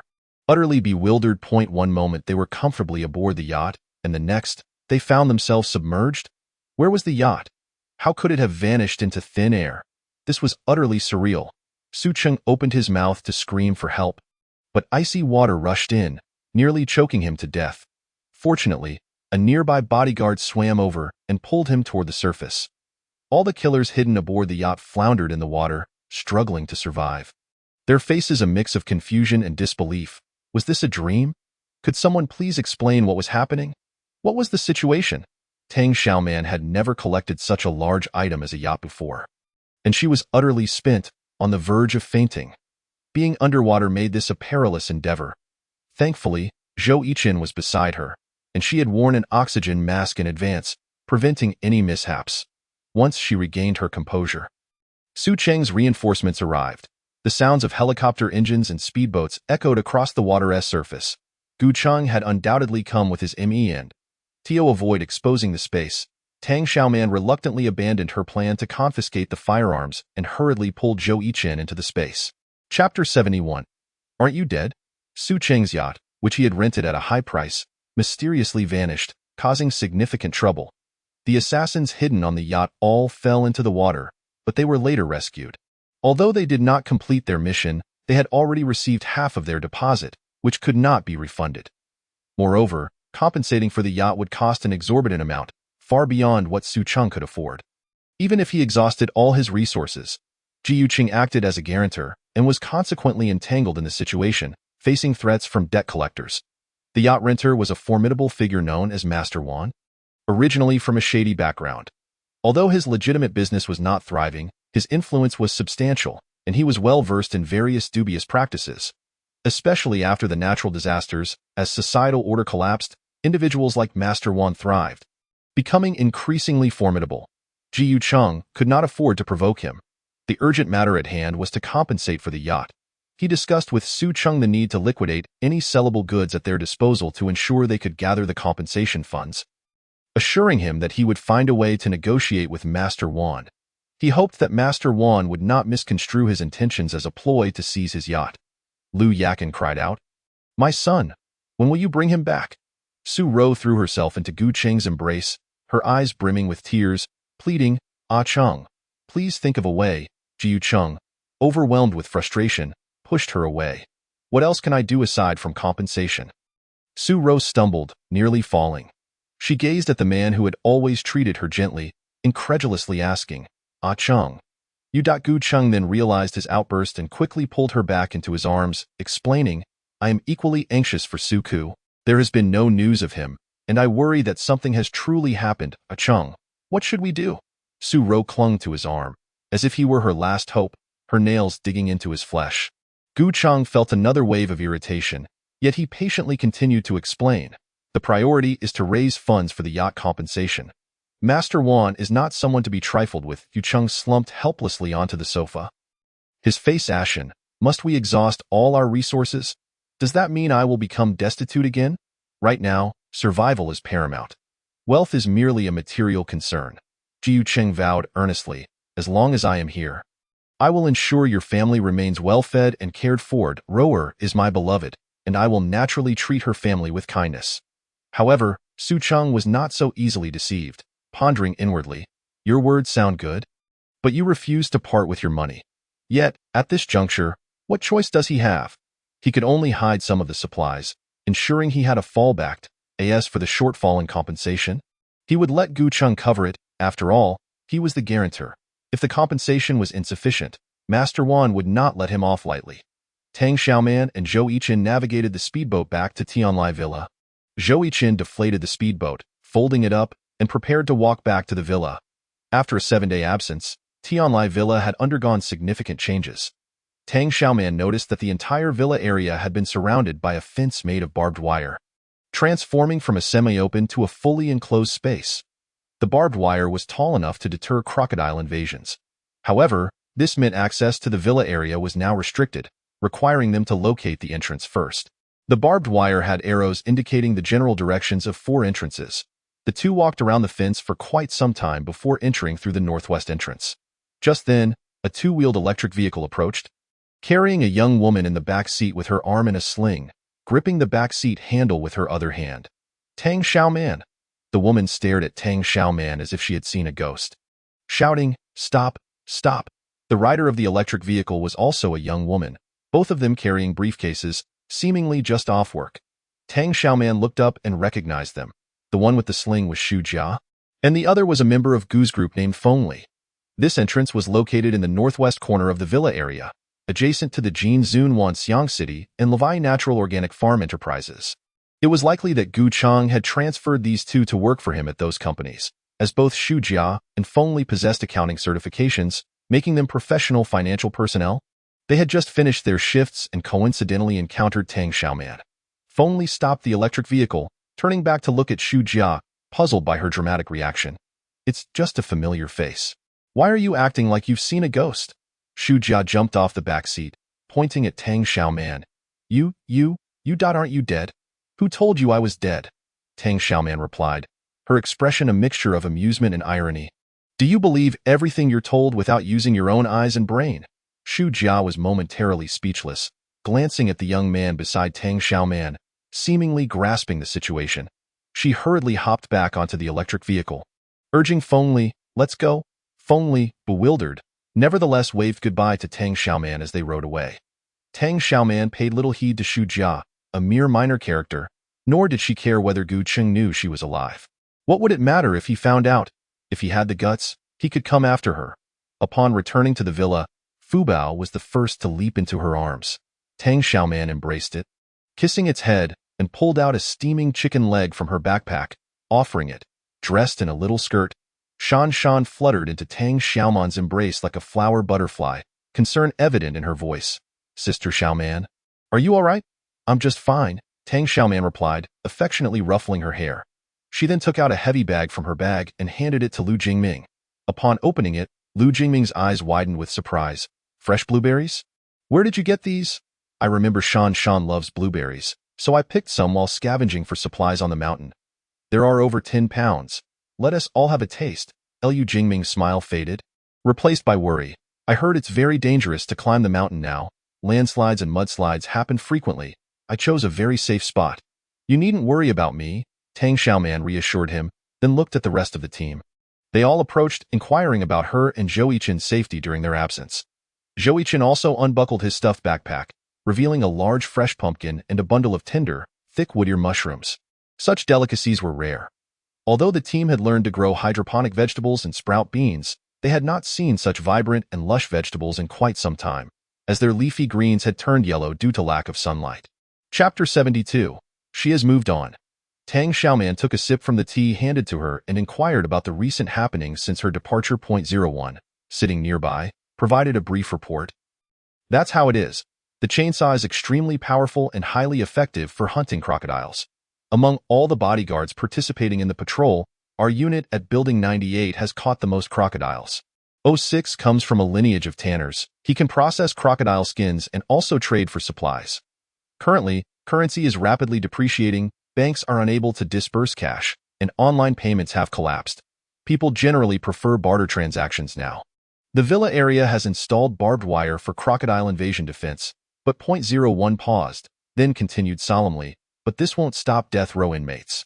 Tang Xiaoman raised an eyebrow, asking, what situation elaborate? After Xu Jia returned to Building 6, her first action was to report to Gu Cheng. I saw Tang Xiaoman. She is still alive. This news struck Gu Cheng like a bomb, nearly shattering his already frayed nerves. His ominous premonition had been confirmed, and his eyelids twitched uncontrollably. Are you sure you weren't mistaken? I saw her with my own eyes. Feng Li saw her too. Jiu Cheng slumped onto the sofa, rubbing his temples in distress. This was truly surreal. Since Tang Xiaoman had turned against him, she had become increasingly enigmatic. Jiu Cheng felt as though she had transformed entirely, and numerous supernatural occurrences seemed to revolve around her. He had dispatched world-class assassins to eliminate her, yet they had vanished without a trace. Su Ku went to find her, and he too never returned. She survived the mountain flood and was untouched.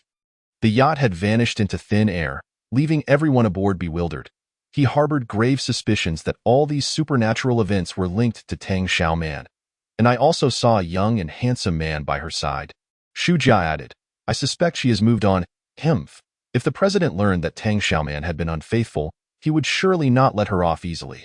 Before Gu Cheng could inquire further, the elderly Madame Gu approached, trembling. What on earth are you doing?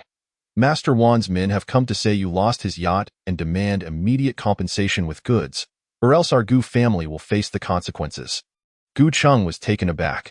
Master Wan's people arrived so quickly. Internally lamenting his misfortune, he thought, what rotten luck. Losing a yacht was such a significant matter. How could they not be anxious? Madame Gu stomped her cane angrily. Retorting, "Is it for that Su Ro again?" Realizing he could no longer conceal the truth, Gu Cheng could only confess. Her brother was kidnapped, and the kidnappers demanded a yacht as ransom. The Su family had no choice but to seek my help, so I acted as their guarantor. I thought once the kidnappers were caught, I could return the yacht. Nonsense! Madame Gu's ire erupted as she berated the situation at hand. Do you not comprehend the gravity of our circumstances? How dare you guarantee the rental of a yacht to rescue someone? Have you lost your senses? Are you eager for the Gu family to descend into ruin even more swiftly? Gu Heng stood there, thoroughly chastised, his face a study in humiliation. It is that Su Ro who has incited you to undertake this foolish venture. She is nothing but a harbinger of misfortune. Madame Gu's anger intensified with each word. And she proclaimed, she is far inferior to Tang Xiaoman. At least Tang Xiaoman is honest and unpretentious. She never stirs trouble nor burdens Gu Heng, solely focusing on her work. Where is Tang Xiaoman? Go fetch her and have her devise a solution, Madame Gu commanded. Ji Yuheng's complexion fluctuated between red and white. Grandmother, we have already dissolved our engagement. You are aware that our relationship reached a stalemate recently. I was detained in the police station, and she refused to sign the reconciliation letter. In that moment, Madame Gu lamented Tang Xiaoman's lack of conscience, calling her a heartless ingrate, declaring she would never be allowed to set foot in their home again. What does a quarrel between lovers signify? You ought to make amends and apologize to her, bringing her back, then let her devise a plan to confront the likes of Lord Wan, Madame Gu advised. Gu Heng felt a throbbing pain at his temples. In the past, Tang Xiaoman was easily placated. A few kind words would suffice to quell her anger. However, no, he held no confidence in her response. After listening to the account relayed by 01, Tang Xiaoman grasped the dire and ruthless reality outside. The sudden onslaught of a flash flood had collapsed the largest prison in Linqing, leaving thousands of inmates unaccounted for. Many believed these prisoners had been claimed by the heavens. Yet, the truth revealed a calamity that had festered for a millennium. Not only were they alive, but they had also formed a formidable coalition. At the helm was a notorious death row inmate who had committed every conceivable crime, deserving of execution countless times over. Had it not been for the sudden flood, he would have already faced the firing squad. Yet, fortune smiled upon him as the floodwaters obliterated the prison. He escaped death and rallied a band of over 100 inmates, engaging in acts of plunder, theft, and violence against women.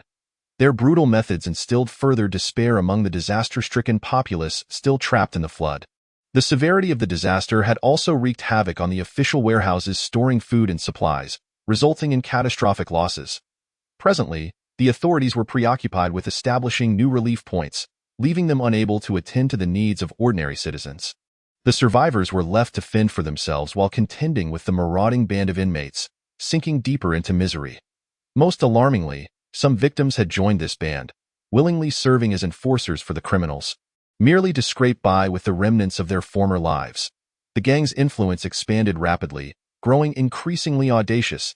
It was rumored they had grown dissatisfied with robbing ordinary victims and had set their sights on the affluent residents of the Villa district. Tang Xiaoman listened quietly, her expression stoic, yet her heart stirred with profound emotion. The prison break and the crocodile attack incidents were phenomena that had never occurred in her previous life, yet they unfolded now. The future remained uncertain, but one thing was clear.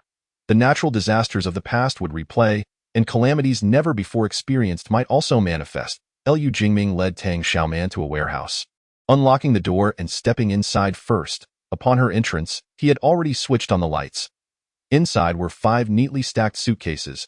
He recounted that Master Hua had sent Butler Hong and his team to remove 100 sets of soundproofing equipment and 60 diesel generators, leaving behind 340 pounds of gold, distributed among the 5 suitcases. As he opened the suitcases for her inspection, Tang Xiaoman took a brief glance, reassured by Hua Kai's integrity in business dealings. Butler Hong had long been part of the Hua family and would not resort to underhanded tactics. Yes, take care of Shanshan. I recall she enjoys pumpkin cakes and pumpkin strips. Please prepare those for her, she instructed. Liu Jingming regarded her appreciatively, his voice soft. Thank you for always thinking of Shanshan. She had returned from her outing with an abundance of delicacies, most of which were her daughter's favorites. There's no need for us to stand on ceremony. Once Liu Jingming departed, Tang Xiaoman promptly stored all 5 suitcases filled with gold into her spatial realm. Chapter 73. Using her to settle debts, the remaining space had been filled to the brim with a yacht. To accommodate this vessel, Tang Xiaoman had crammed all movable large items into the 4-story villa, filling it to capacity. Not only had she acquired various pieces of furniture from a showcase at zero cost, but she had also stuffed some heavy materials into the villa. The 135 square meter garden was not neglected either, stacked with several large trucks. Yet, she had still reserved space for unharvested wheat, corn, and sweet potatoes, along with 10 square meters of black soil, preparing to plant vegetables and fruits. Blueberries, being perennial woody plants, could be harvested repeatedly once established, while water spinach could also be harvested continuously, although pumpkins required replanting. Additionally, she intended to experiment with other varieties of fruits and vegetables. The 340 pounds of gold she had just fed into the space was again consumed, prompting Tang Xiaoman to inspect her spatial realm. She noted that the static space had expanded by 310 cubic meters, totaling 3,010 cubic meters. The villa had increased by 50 square meters, totaling 523 square meters. And the garden had grown by 15 square meters, now measuring 150 square meters. The space, previously constrained by the yacht, had now expanded once more, allowing her to continue her joyful stockpiling. Tang Xiaoman surveyed the abundance within her spatial realm, which included 2 helicopters, a yacht, 200 inflatable boats, hundreds of kayaks, snowmobiles, large trucks, and cars. Nearly every form of transportation was accounted for. Her outing with Zhou Yichen had yielded substantial rewards, and her meat supplies were plentiful. The only shortcoming was her initial unawareness of the space's ability to upgrade, causing her to miss the optimal time for grain storage, leaving her reserves somewhat lacking. Fortunately, the garden within the space was continuously upgrading, enabling the planting of grain and vegetables, ensuring a steady yield. She resolved to keep stockpiling whenever the opportunity arose. Life was ongoing, and so was her quest to accumulate supplies. This thought ignited a surge of zeal within her, filling her with hope and confidence for the future. In the evening, her teammates grilled crocodile meat, inviting Tang Xiaoman to savor their culinary skills. It was her first experience tasting crocodile meat, and she found it quite delightful. The texture was tender yet chewy, and when grilled to a perfect crisp with seasoning sprinkled on top, it released a burst of delectable juices. "Not bad at all," she exclaimed, suddenly intrigued. "Perhaps I should hunt crocodiles more often." One proudly declared, "Brothers, we have captured over 30 large crocodiles in recent days. After sharing with others, we brought back more than 20. Thankfully, their stockpiled freezers were ample, or they would have struggled to accommodate them." The crocodiles brought back to the villa were first skinned, with the pelts handed over to 06 for tanning into leather. They then butchered the crocodiles, packaging the pieces in large plastic bags and storing them in the freezer. They had honed their skills in skinning crocodiles remarkably well over these days. 06 eyes sparkled with excitement. If this had happened before the disaster, these crocodile skins would have fetched quite a fortune. Crocodile leather is a luxury material, significantly more valuable than ordinary leather. He had tanned over 20 complete crocodile skins, and once completed, they would surely exchange for substantial supplies. 09 seized the opportunity to flatter their boss. "It's fortunate that Miss Tang is so wise. We stockpiled enough chainsaws. We use them to hunt crocodiles with precision, leaving others' bodyguards envious." Indeed, the envy is palpable. Their bodyguards are clamoring for their employers to procure chainsaws. Rumor had it that the price of chainsaws had skyrocketed recently, requiring half a pound of gold to exchange for 1.08. Quickly chimed in, acknowledging how fortunate they were to have a boss like Tang Xiaoman, making them the luckiest bodyguards in the world. Tang Xiaoman listened with a smile, savoring the charcoal-grilled crocodile meat, occasionally taking a sip of chilled beer, relishing the moment. Despite the brutal disaster having already commenced, and the world outside had been turned upside down, the villa at Tianlai Mountain remained brightly lit, filled with laughter and chatter, completely oblivious to the harsh realities of the calamity. Even the entire villa district of Tianlai Mountain retained its brilliance, unaffected by power outages. This was thanks to Tang Xiaoman's arrangement for Huakai to sell 80 diesel generators and 100 sets of soundproofing equipment. She had amassed a considerable amount of gold to further expand her space. While the residents benefited from the diesel generators, no longer fretting over power issues. However, Tang Xiaoman understood that the prosperity of Tianlai Mountain would inevitably attract the covetous gaze of the disaster-stricken populace. Beneath the floodwaters engulfing lynching, countless greedy, hungry eyes had long been fixated on the radiant Tianlai mountain. It shone like a brilliant gem, a tempting morsel, its radiance and aroma luring the hungry beasts lurking in the shadows. Perhaps this time, Tianlai mountain would encounter calamity even sooner than it had in the past. Tang Xiaoman was well prepared for battle, ready to confront any intruders, be they human or ghost, with ruthless resolve. After dinner, her teammates gathered in the spacious living room on the first floor, watching a program on the large screen television. Although Huakai had dispatched personnel to install satellite signal receivers at Tianlai Mountain, the variety of accessible programs dwindled. Most of the broadcasts depicted the severe circumstances of the disaster, while experts continued to instruct the victims on self-rescue tactics, met only with scorn, as long as the newly constructed relief stations remained non-operational. The victims were left to seek their own paths to survival. Even with the relief stations, they could only receive 2 meals a day, barely enough to stave off hunger, in filthy, chaotic conditions rife with thieves. Disaster victims must sleep with one eye open. Otherwise, upon awakening, they may find themselves left with nothing but the garments they wear. Tang Xiaoman, instead of watching television, lowered her gaze to her mobile phone. The chat group for Tianlai Villa buzzed with explosive news. Everyone, look! Is this the notorious criminal gang that has come to our Tianlai Villa to commit their misdeeds? A resident from Building 27 shared a video accompanied by a message and an emoji of shivering fear. The residents eagerly clicked on the video, only to be startled by what they saw. A group of suited thugs burst into a homeowner's house, forcibly dragging out a delicate young lady. The heiress, terrified and pale, with tears streaming down her face, was met with no mercy from the assailants. Ignoring the desperate pleas of the homeowner's family, they callously declared, "You have 3 days to gather the compensation. Otherwise, we'll have to take her as collateral." Chapter 74. The enemy of my enemy is my friend. The homeowners group chat erupted in chaos over this video, each person gripped by fear. What is happening? Are bandits actually coming to Tianlai Villa to abduct people? Is no one going to intervene? Who can intervene? The world is in turmoil, with chaos and violence rampant everywhere. Compared to the mayhem outside, our Tianlai Villa feels like a sanctuary. Could these thugs truly be the infamous death row inmate gang? They all appeared well-dressed and respectable. Yet, something felt amiss. It was rumored that escapees from prison were all bald.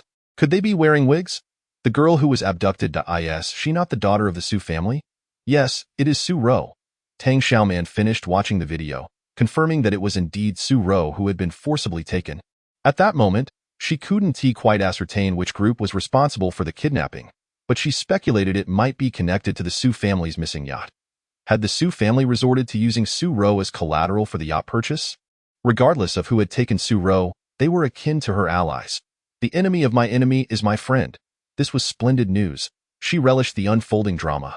Shortly thereafter, another resident posted a new video in the group chat, and the homeowners rushed to click on it in the video. Gu Hong, accompanied by several bodyguards, attempted to confront the gang of suited thugs, yet his demeanor and tone were surprisingly courteous, even somewhat subservient. "Gentlemen, I appreciate your coming all this way. However, the debtor is not Su Ro. There are rightful debts and responsible parties. I beseech you to spare her." Alas, the thugs showed no respect for Gu Hong, dismissing his words with scorn. "Save your empty pleasantries for someone else. Master Wan has decreed that if you cannot gather the remaining compensation within 3 days, not only will this woman be sold, but we will also strip your Gu and Su families of everything you possess."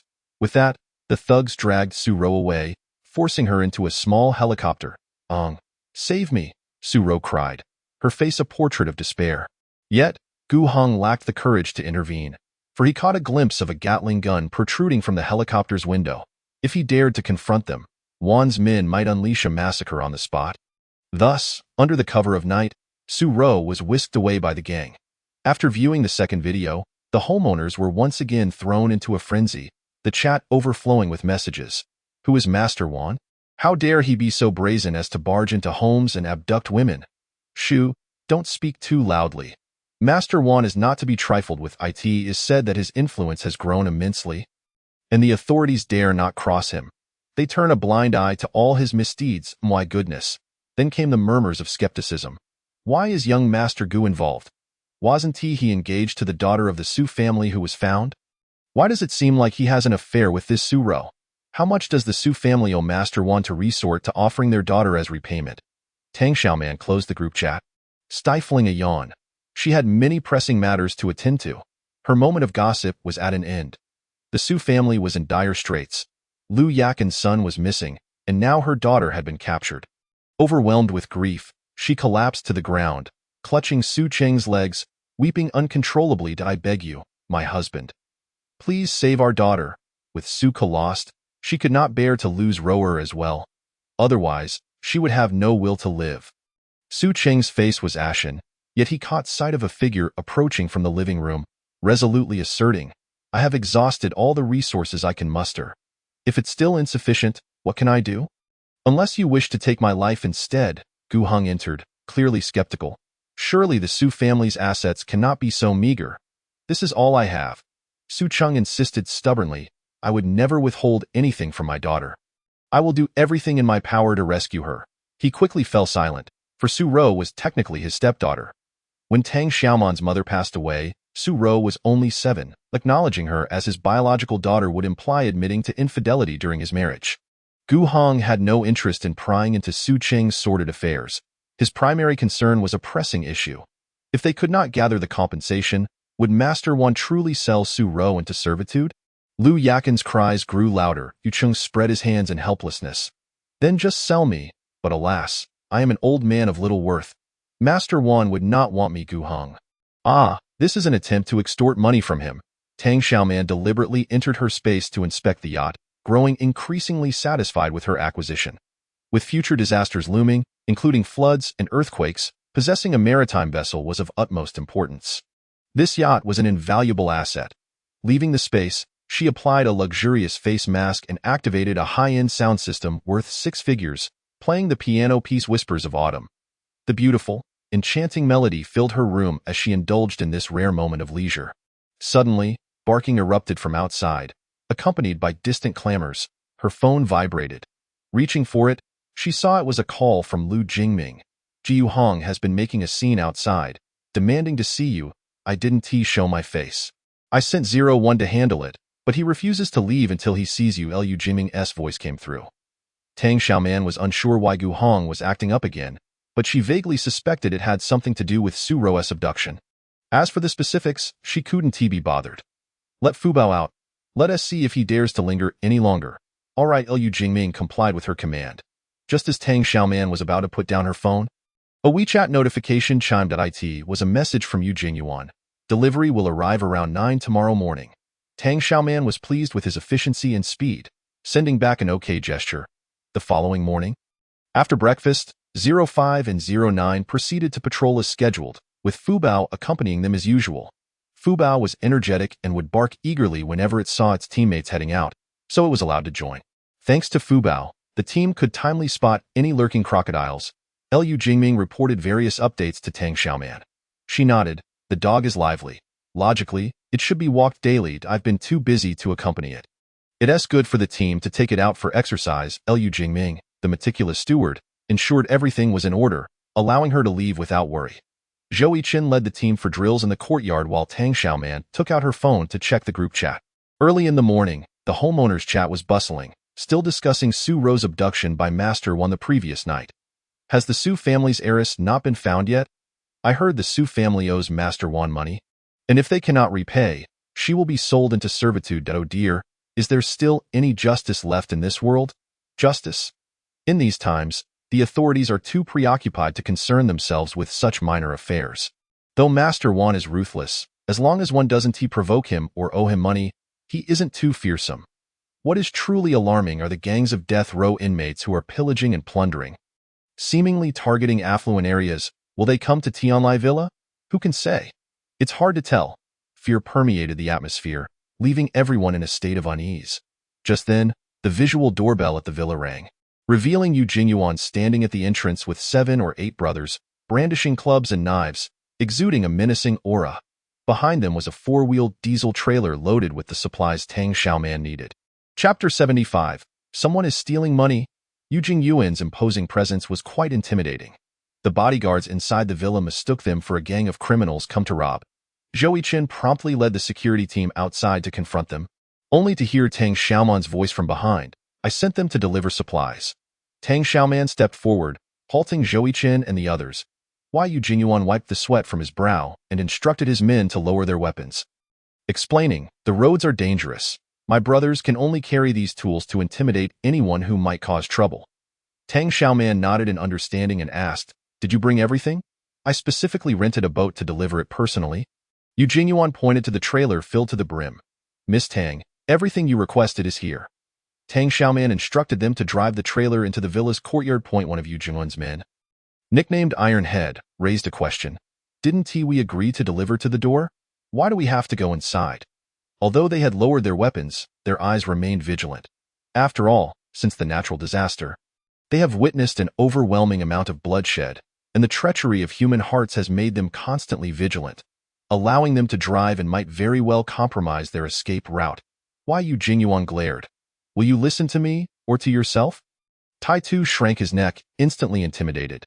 I will listen to the boss. The diesel four-wheeler entered the courtyard and, at Tang Xiaoman's signal, came to a halt before warehouse number 3. Yu Jingming unlocked the door and swung it open. Yu Jingyuan directed his men to lift the heavy threshing machine and corn harvester inside, followed by the transport of jade stones. The threshing machine was dual-purpose for both rice and wheat, while the corn harvester could also reap sugarcane and cotton, complete with an instruction manual. Additionally, some commonly used spare parts, wrenches, and engine oil were included.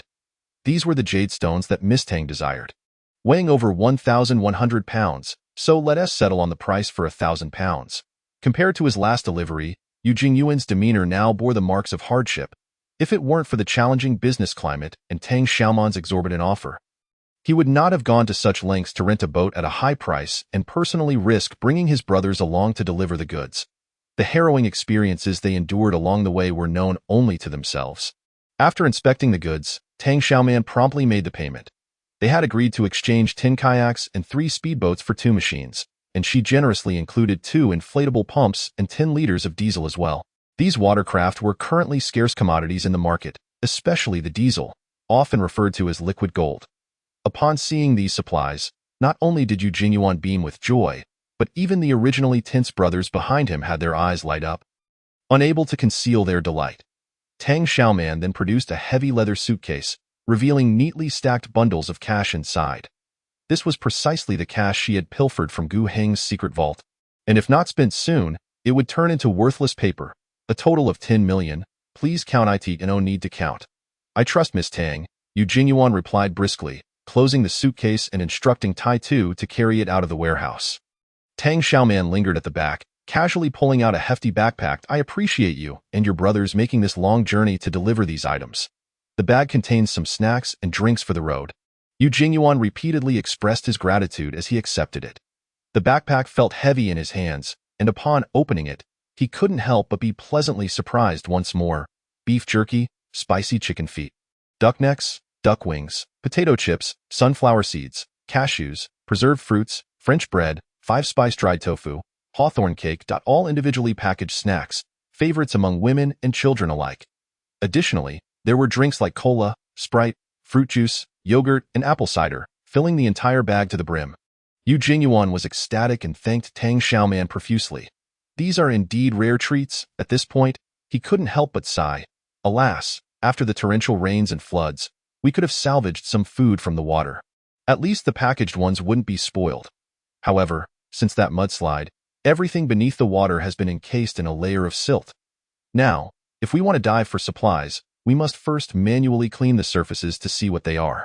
Life after the disaster is truly arduous. He handed the fully packed backpack of snacks to Tai Tu, instructing, once we return to the boat, distribute these evenly among the brothers.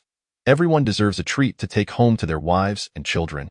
Tai Tu beamed with joy, his gaze towards Tang Xiaoman softening considerably. Thank you, boss. Thank you, Miss Tang. This Miss Tang was not only beautiful but also generous. No wonder the boss enjoyed doing business with her. Yu Jingyuan waved his hand, signaling them to exit first, while he paused to converse a bit more with Tang Xiaoman. We encountered several groups attempting to rob us on the way here. But fortunately, we brothers were armed, and with our numbers, they didn't dare to act recklessly. However, We did face a group of bald men who were quite brazen and tried to block our boat. In the end, it was this that frightened them off. As he spoke, he drew a short gun from his waist. Zhou Yichen, who had remained silent, looked alert, his fingers swiftly tightening on the trigger of his own short gun. Tang Xiaoman remained unperturbed, immediately comprehending the implication. You can acquire firearms? As long as the price is right, there is nothing I cannot procure, Yu Jingyuan replied, blinking. In this chaotic world, Miss Tang should stock up on some defensive weapons just in case. Tang Xiaoman wasted no time. What is the price? Yu Jingyuan instantly perked up, unfastening his tactical belt to showcase several types of portable short guns, even pulling out a catalog. Besides short guns, I can obtain AK rifles, Gatling light machine guns, and sniper rifles, though they come at a high cost. Various models of ammunition and grenades are available as well. The prices are generally beyond the reach of ordinary individuals. But with Miss Tang's ample resources, it should pose no issue. Just as they were conversing, a sudden commotion erupted outside. Tai Tu returned, visibly agitated. Boss, someone is robbing money. Chapter 76. It turns out to be just a bodyguard in broad daylight. How dare someone come to their doorstep to rob money? Could it be the notorious gang of death row inmates had arrived?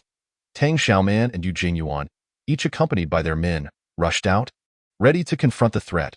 However, outside, apart from Yu Jingyuan's brothers, stood only a man and a woman. The man was dressed in a suit, while the woman was clutching one of her arms. One was fighting while the other was shouting. The man was desperately trying to seize a black briefcase, shouting, "This is my case." The woman beside him screamed, "Stop fighting. He is President Gu. He is the CEO." Tang Xiaoman squinted and couldn't help but smile in exasperation. What a coincidence. The two individuals before her were indeed Gu Hong and Xu Jia. She had heard that Gu Hong had insisted on seeing her the night before, to which he had instructed Lu Jingming to let Fu Bao bite him. And since then, there had been no further developments. Little did she know he was so persistent, returning again today. Unfortunately, Fu Bao was not at home, out patrolling with 05 and 09. Otherwise, he would have leapt to tear him apart. Yu Jingyuan, seeing someone attempting to rob him, was instantly furious. They had encountered numerous robbers along the way, but this boldness was unprecedented. Who the hell are you? What CEO? A CEO dares to rob money in broad daylight at someone else's doorstep? Brothers, teach him a lesson. Beat him up good. Enraged, Yu Jingyuan commanded his men, who wasted no time in responding, escalating their assault. Jiu Hong, outnumbered, was left bruised and battered. Spotting Tang Xiaoman's arrival, he struggled to fight back while shouting in fury. Tang Xiaoman, it was you. You stole from my secret vault. He should have realized it sooner. Such a confidential vault. He hadn't even told Su Ro about it. How could it have been stolen? It turned out that this traitor, Tang Xiaoman, had been scheming. He had no idea when she had set her sights on his vault, taking advantage of the company's vulnerable state after the flood to strike stealthily. The thought that all his long-saved riches hidden in that vault had been completely taken by her filled him with rage. Stop hitting me. Please, stop, Xu Jia cried, her face pale and lips trembling, her entire body shaking. She pleaded with Tang Xiaoman, who stood by with her arms crossed. Tang Xiaoman, you must intervene. If this continues, President Gu will be beaten to death. Tang Xiaoman raised an eyebrow, smirking him. Then I suppose I should step in. She signaled Zhou Yichen, who immediately commanded, 02, 03, go lend a hand. Let's beat him together. Xu Jia. Gu Hong. Ultimately, it was Yu Jingyuan's concern about a potential fatality that prompted him to call off the brothers. Gu Hong collapsed to the ground, resembling a dog with a broken spine. Xu Jia, frightened, could not even muster the strength to cry. She attempted several times to help Gu Hong up, but he was too injured to rise. At that moment, a brother nicknamed Pot Lid whispered something in Yu Jingyuan's ear. Why Yu Jingyuan was taken aback, then turned to Tang Xiaoman. So he is from the Gu Corporation. Who cares who he is? To dare rob money in broad daylight, he should be prepared to be beaten. Rest assured, Boss Yu, I will handle this matter. No one will trouble you. Tang Xiaoman's confidence was palpable. Why Yu Jingyuan felt reassured. Touching his forehead, if Miss Tang doesn't mind, just call me Yu. Tang Xiaoman recalled their first meeting when he had also touched his forehead, claiming he wasn't old, just looking a bit hasty. Thus, everyone called him Old Yu. She couldn't help but chuckle, responding boldly, then I shall call you Brother Yu Jingyuan. while feigning politeness, couldn't hide his beaming smile. Jiu Hong, sprawled on the ground, finally managed to lift his upper body, his eyes reddening as he glared at Tang Xiaoman, who was chatting amiably with Yu Jinyuan, gritting his teeth. Tang Xiaoman, the money you gave this man is mine. I have evidence. My initials, GH, are engraved on the suitcase. Yu Jinyuan examined it closely and indeed found the letters GH engraved on one side of the suitcase. Tang Xiaoman remained unfazed, looking down at Gu Hong with a cold smile. Just because it's engraved with letters, you think it proves ownership? Go ahead, call it out. Will it respond? Gu Hong nearly spat blood in anger. Tang Xiaoman, you stole all the supplies from my secret vault. How cruel! That was half my life, and you took it all away. Imagining all the guns, ammunition, blades, gold, and an entire suitcase of cash he had exchanged his savings for. All taken by Tang Xiaoman, he felt as though she had ripped out his heart. Tang Xiaoman shrugged, wearing a smile that could infuriate. Do you have any evidence? Why don't you report it to the police? Gu Cheng was taken aback by her shamelessness. Was this truly the Tang Xiaoman he remembered? She seemed to have transformed entirely. Had she perhaps been possessed by a malevolent spirit? A chill ran down his spine, and even his immense anger momentarily dissipated. Yu Jinyuan instructed his men to load all the exchange supplies into the diesel truck's cargo bed, and then bid her farewell. Tang Xiaoman remarked with a significant tone, the current economic climate is rather dire. With money depreciating significantly, it would be more prudent to convert it into supplies as soon as possible. Yu Jinyuan nodded fervently, expressing his gratitude. I understand. Thank you for the reminder, Miss Tang. He was a savvy businessman. Well aware of such realities, however, that heap of worthless stones, worth $1 million, was only desired by Tang Xiaoman. No one else wanted them. Ultimately, they would likely just serve as a weight for pickled vegetables. Moreover, he had not come solely to sell jade. His primary purpose was to deliver a thresher and a corn harvester, while casually transporting over 1,000 pounds of stones, essentially acquiring $1 million for free. Although currency was depreciating rapidly, $1 million in cash could still be exchanged for a considerable amount of supplies. This venture would yield him a guaranteed profit. As Yu Jinyuan departed, Gu Cheng could only watch helplessly as he took away his money, his eyes burning with rage yet powerless to act. After a prolonged moment, he struggled to rise. Xu Jia stepped forward to assist him, tearfully asking, President Gu, are you all right?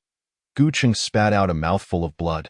Losing half a tooth in the process, he pushed Xu Jia away, staggering as he attempted to approach Tang Xiaoman, only to be blocked by Zhou Yichen.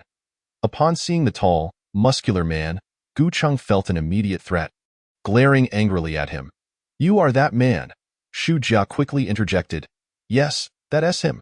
Tang Xiaoman takes him everywhere. Their relationship is clearly ambiguous. Liu Cheng's fury intensified, feeling as though he had been cuckolded by this man. Zhou Yichen narrowed his eyes, sizing him up. You are the former employer of Miss Tang, the one who constantly made her work overtime, the one who exploited her to the bone, that vile capitalist. Gu Cheng straightened his back, but the pain coursing through his body and his swollen face prevented him from maintaining a facade of dignity. Instead, he doubled down on his arrogance, scoffing derisively. Huh? I thought you were someone important. Turns out you were just a bodyguard. Chapter 77. Beat him up. Gu Cheng mocked Zhou Yichen's lowly status while arrogantly glancing at Tang Xiaoman. Tang Xiaoman, even if you're trying to draw my attention by finding a man to play a part, you should at least choose someone of stature. At the very least, bring Huakai over to show off. I might still have some respect for that. You've sold me out to Hua? Yet he hasn't even shown you a glimmer of pity. TSK, you've hired a handsome bodyguard to accompany you every day. I see that the same as paying for a pretty boy? Before he could finish, a solid punch landed on his abdomen. Bang! Gu Cheng was sent flying, crashing heavily 3 meters away, nearly breaking every bone in his body. Zhou Yichen, cracking his knuckles, coldly remarked, Do you have a misunderstanding about the concept of a pretty boy? President Gu, Xu Jia screamed as she rushed over, attempting to help him up again. Ji Yucheng struggled for breath, unable to recover for a long while. Tang Xiaoman gave Zhou Yichen a thumbs up, praising, Well done. I'll double your bonus. Zhou Yichen glanced at her, lips pressing together. The teammates exchanged glances, wisely refraining from intervening. Was this a contest for affection between the former and current partners? They decided not to get involved. After a series of hard slaps, Xu Jia finally managed to revive Gu Cheng. "President Gu, have you forgotten the purpose of your visit?" she cried, reminding him. "You said you wanted to reconcile with Tang Xiaoman." He had even instructed her to act as a mediator, promising her a generous bonus if he succeeded in rekindling his relationship with Tang Xiaoman. If he failed, she would lose her full attendance bonus for the month. Life had become exceedingly difficult after the natural disaster, with soaring prices and shrinking wages. Without her attendance bonus, her situation would only worsen. Though she harbored a deep-seated resentment toward Tang Xiaoman, she still felt compelled to remind Gu Cheng of his objective. With Xu Jia's prompt, Gu Cheng finally recalled his true purpose. Indeed, he had come to reconcile with Tang Xiaoman. However, upon realizing that his secret stash had been dismantled by her, gold, cash, firearms, and dozens of treasured blades, he felt an overwhelming urge to kill her right then and there. Unfortunately, the current Tang Xiaoman was no longer the easily manipulated soft target of the past. She resembled a prickly hedgehog, a sharp blade ready to retaliate, instilling fear in anyone who dared to provoke her. Supported by Xu Jia, he finally managed to prop himself up, gasping for air before uttering disjointed words. "Xiaoman, I didn't he come here to demand supplies." At this juncture, he struggled to suppress the urge to spew blood again. His gold, cash, firearms, and the collection of exquisite blades, all gone. Why did it have to be Tang Xiaoman? How had he failed to see her true nature earlier? His resentment boiled within him. Tang Xiaoman scoffed, raising an eyebrow. "Want a demand? You'd better come prepared. Don't act like a half-dead stray dog, unable to bite or even be a nuisance." Her gaze was filled with disdain, as if she were looking at a piece of trash. Gu Cheng was provoked by her contempt, yet he dared not express his anger. Still clinging to the hope of winning her back, he feigned generosity. Forget it. After all, what's mine is yours. It's only a matter of time before I give it to you. Consider it an advance on your betrothal gift." Before he could finish, he heard the sound of Zhou Yichen cracking his knuckles nearby, and the remainder of his words were abruptly swallowed back. Tang Xiaoman nearly burst into laughter. A gift? It was something she had seized. He was merely offering her what was already hers, a betrothal gift? He might as well dream on. "Captain Zhou," she said leisurely, looking at the man with clenched fists. "Beat him up and make it a thorough beating. Make sure he can't take care of himself. I'll bear all consequences." Since this scoundrel had come to her doorstep seeking a beating, she would not hold back. Zhou Yichen smirked, stepping forward with an air of intimidation towards Gu Cheng. Suddenly sensing danger, Gu Cheng screamed, "Someone, help me!" He had not come unprepared. His intention was to win Tang Xiaoman back and regain her trust, which was why he had hidden his bodyguards. If he did not shout for help, they would remain concealed. Upon hearing their boss's cry for help, the lurking bodyguards emerged one by 1.01 observed the scene, cursing, "Damn, they're gearing up for a brawl, brothers. Let us charge in." He led his teammates into battle. Gu Cheng's reinforcements were intercepted by 01's team, leaving him to continue absorbing blows. Zhou Yichen hoisted Gu Cheng up, delivering relentless strikes from all angles. Ji Yucheng was beaten to the point of spiritual transcendence, rolling his eyes in a daze. Not only had he lost his arrogance, but he could not even muster pleas for mercy. The 5 bodyguards he had brought were cornered by 01's team and subjected to a severe beating. Outnumbered 5-9, they were at a severe disadvantage. Initially, the 5 bodyguards managed to withstand a few hits, but they were soon overwhelmed, collapsing to the ground, clutching their heads and begging for mercy. 01 ignored them. As long as the boss didn't call for a stop, they would keep going. Seeing Gu Cheng and his bodyguards being pummeled, Xu Jia trembled in fear, her legs turning to jelly. Realizing she was merely a weak woman unable to provide any assistance, she prepared to flee. Tang Xiaoman intercepted her path. Thinking of escaping? Not a chance. There's no door, not even a window. She cracked her knuckles. The sound echoing ominously, a melody that would chill anyone's bones. "They don't hit women." "I do?" 05 and 09, accompanied by Fu Bao, arrived at the vicinity of Building 98, patrolling with the property security team. This area belonged to the outskirts of Tianlai Villa, one of the regions most severely affected by crocodile attacks. Fortunately, the entire villa had been surrounded by a fence, significantly reducing crocodile incursions. However, if any danger arose, the outer perimeter of the villa was the most vulnerable to attacks. Sure enough, they discovered a fierce brawl unfolding at the entrance of Building 98. No, it was more accurately described as a one-sided, brutal beating that a group was mercilessly assaulting another group. Fu Bao was the first to react, barking loudly as he charged in to fight. He had caught the scent of the scoundrel. Bite him hard. The security patrol team was startled by the scene and quickly raised their tranquilizer guns, preparing to intervene. They're here to rob us. 05 urgently halted them, stating, the notorious death row escapees have arrived. The security team's faces turned pale with fear, their voices trembling. What should we do? You stay here. We'll go find reinforcements. 09 nodded in agreement, displaying understanding. You go get help. We'll hold the line. The security team fled without looking back.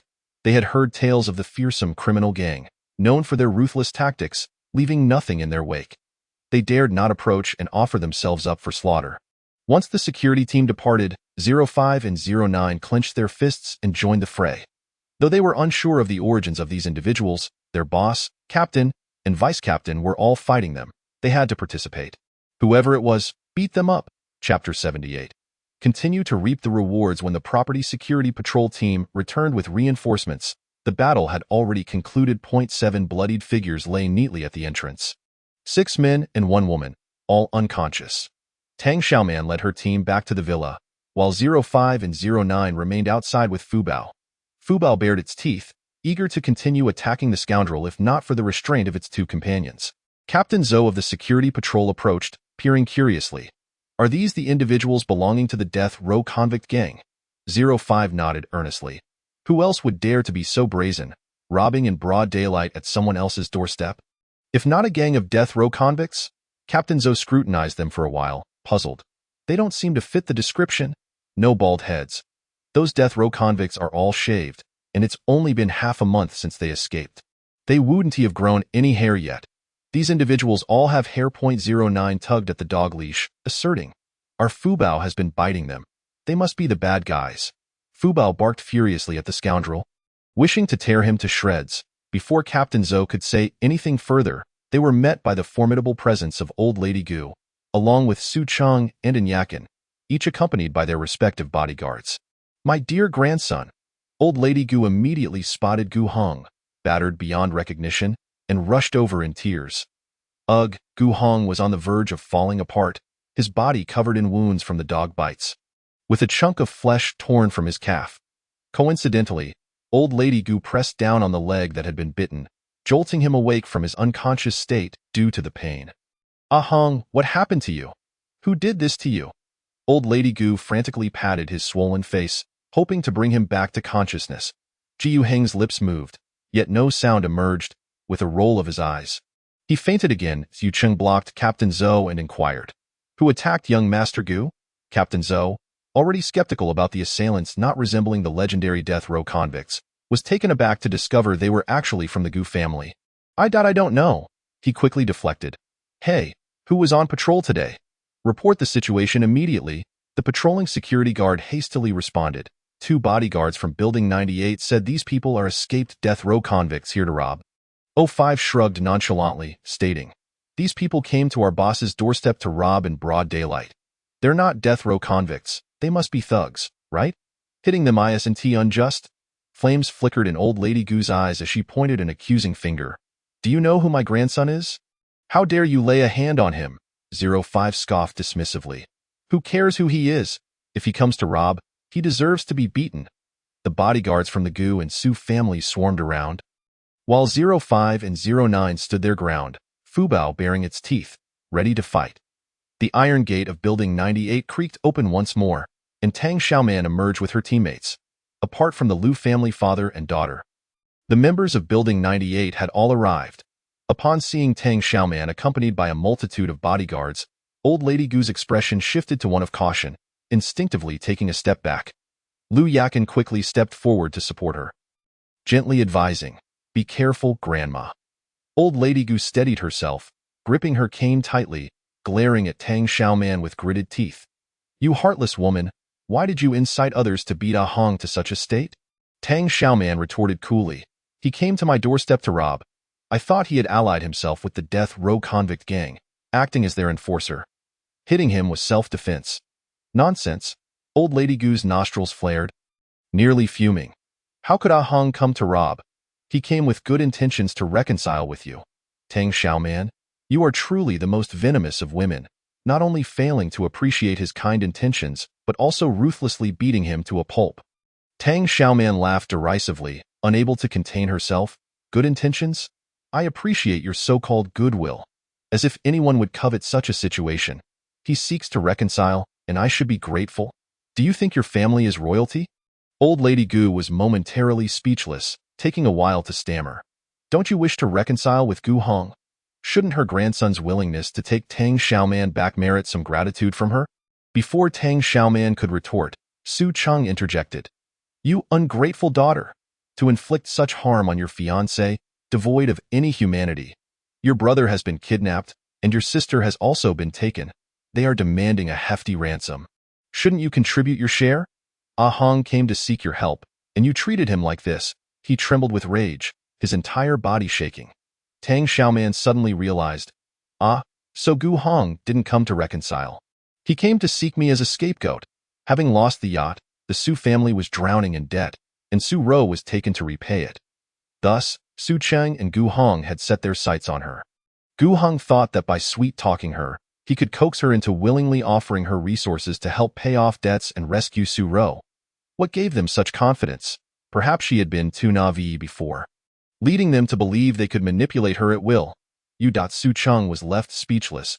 He looked at Tang Xiaoman, who smiled yet bore no warmth, feeling a chill run down his spine. Lu Yakin, wiping her tears, choked out, Xiaoman, please don't hold a grudge against young Master Hong anymore. He still has feelings for you. If you both could just take a step back, I see your young Master Hong is in quite a bad state. Tang Xiaoman interrupted, blinking as she reminded them. P.S. twitching. Should we call a doctor to have a look? All eyes turned back to Gu Hong, who indeed began to spasm. Oh dear, he was bitten by a dog. Wouldn't he have contracted rabies, would he? Tang Xiaoman feigned concern. It was said that once rabies set in, even the greatest of deities could not save one. Old Lady Gu, realizing the gravity of the situation, hurriedly instructed her butler to command the bodyguards to carry Gu Hong back and summon a doctor to treat his wounds and administer vaccinations. Tang Xiaoman scoffed coldly. Doctors were in short supply now, and medicines and vaccines were even scarcer. With Gu Hong so severely injured, wouldn't he just escape unscathed?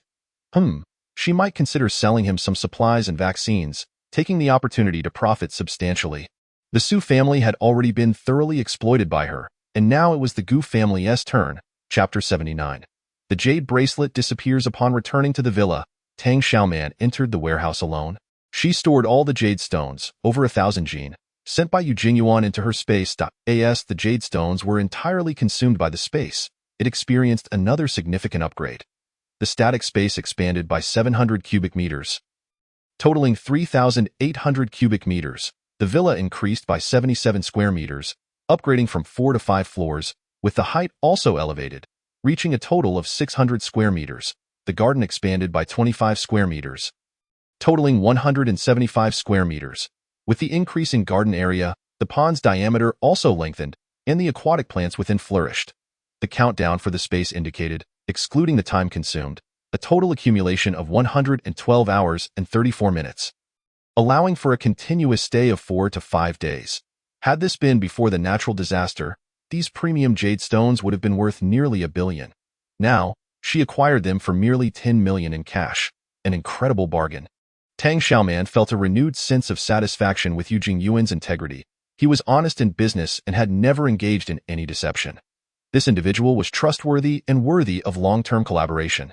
She also stored the threshing machine, corn harvester, their manuals, necessary spare parts, and oil into the space. With these agricultural machines, she no longer had to worry about harvesting crops. As she left the warehouse, she instinctively touched her left wrist, only to find that the invisible jade bracelet had vanished. She halted abruptly, repeatedly checking her wrist, but the bracelet was nowhere to be found. The bracelet had been so overlooked after becoming invisible. Could it have accidentally fallen off when she dealt a blow to Shujia? Tang Xiaoman's heart raced as she quickly checked the space. Everything appeared normal. The supplies could be freely accessed and moved, and she could enter and exit the space at will. Yet the bracelet was mysteriously missing. After a prolonged moment of bewilderment, she gradually comprehended. The bracelet must have upgraded to a certain stage, becoming completely invisible before vanishing entirely.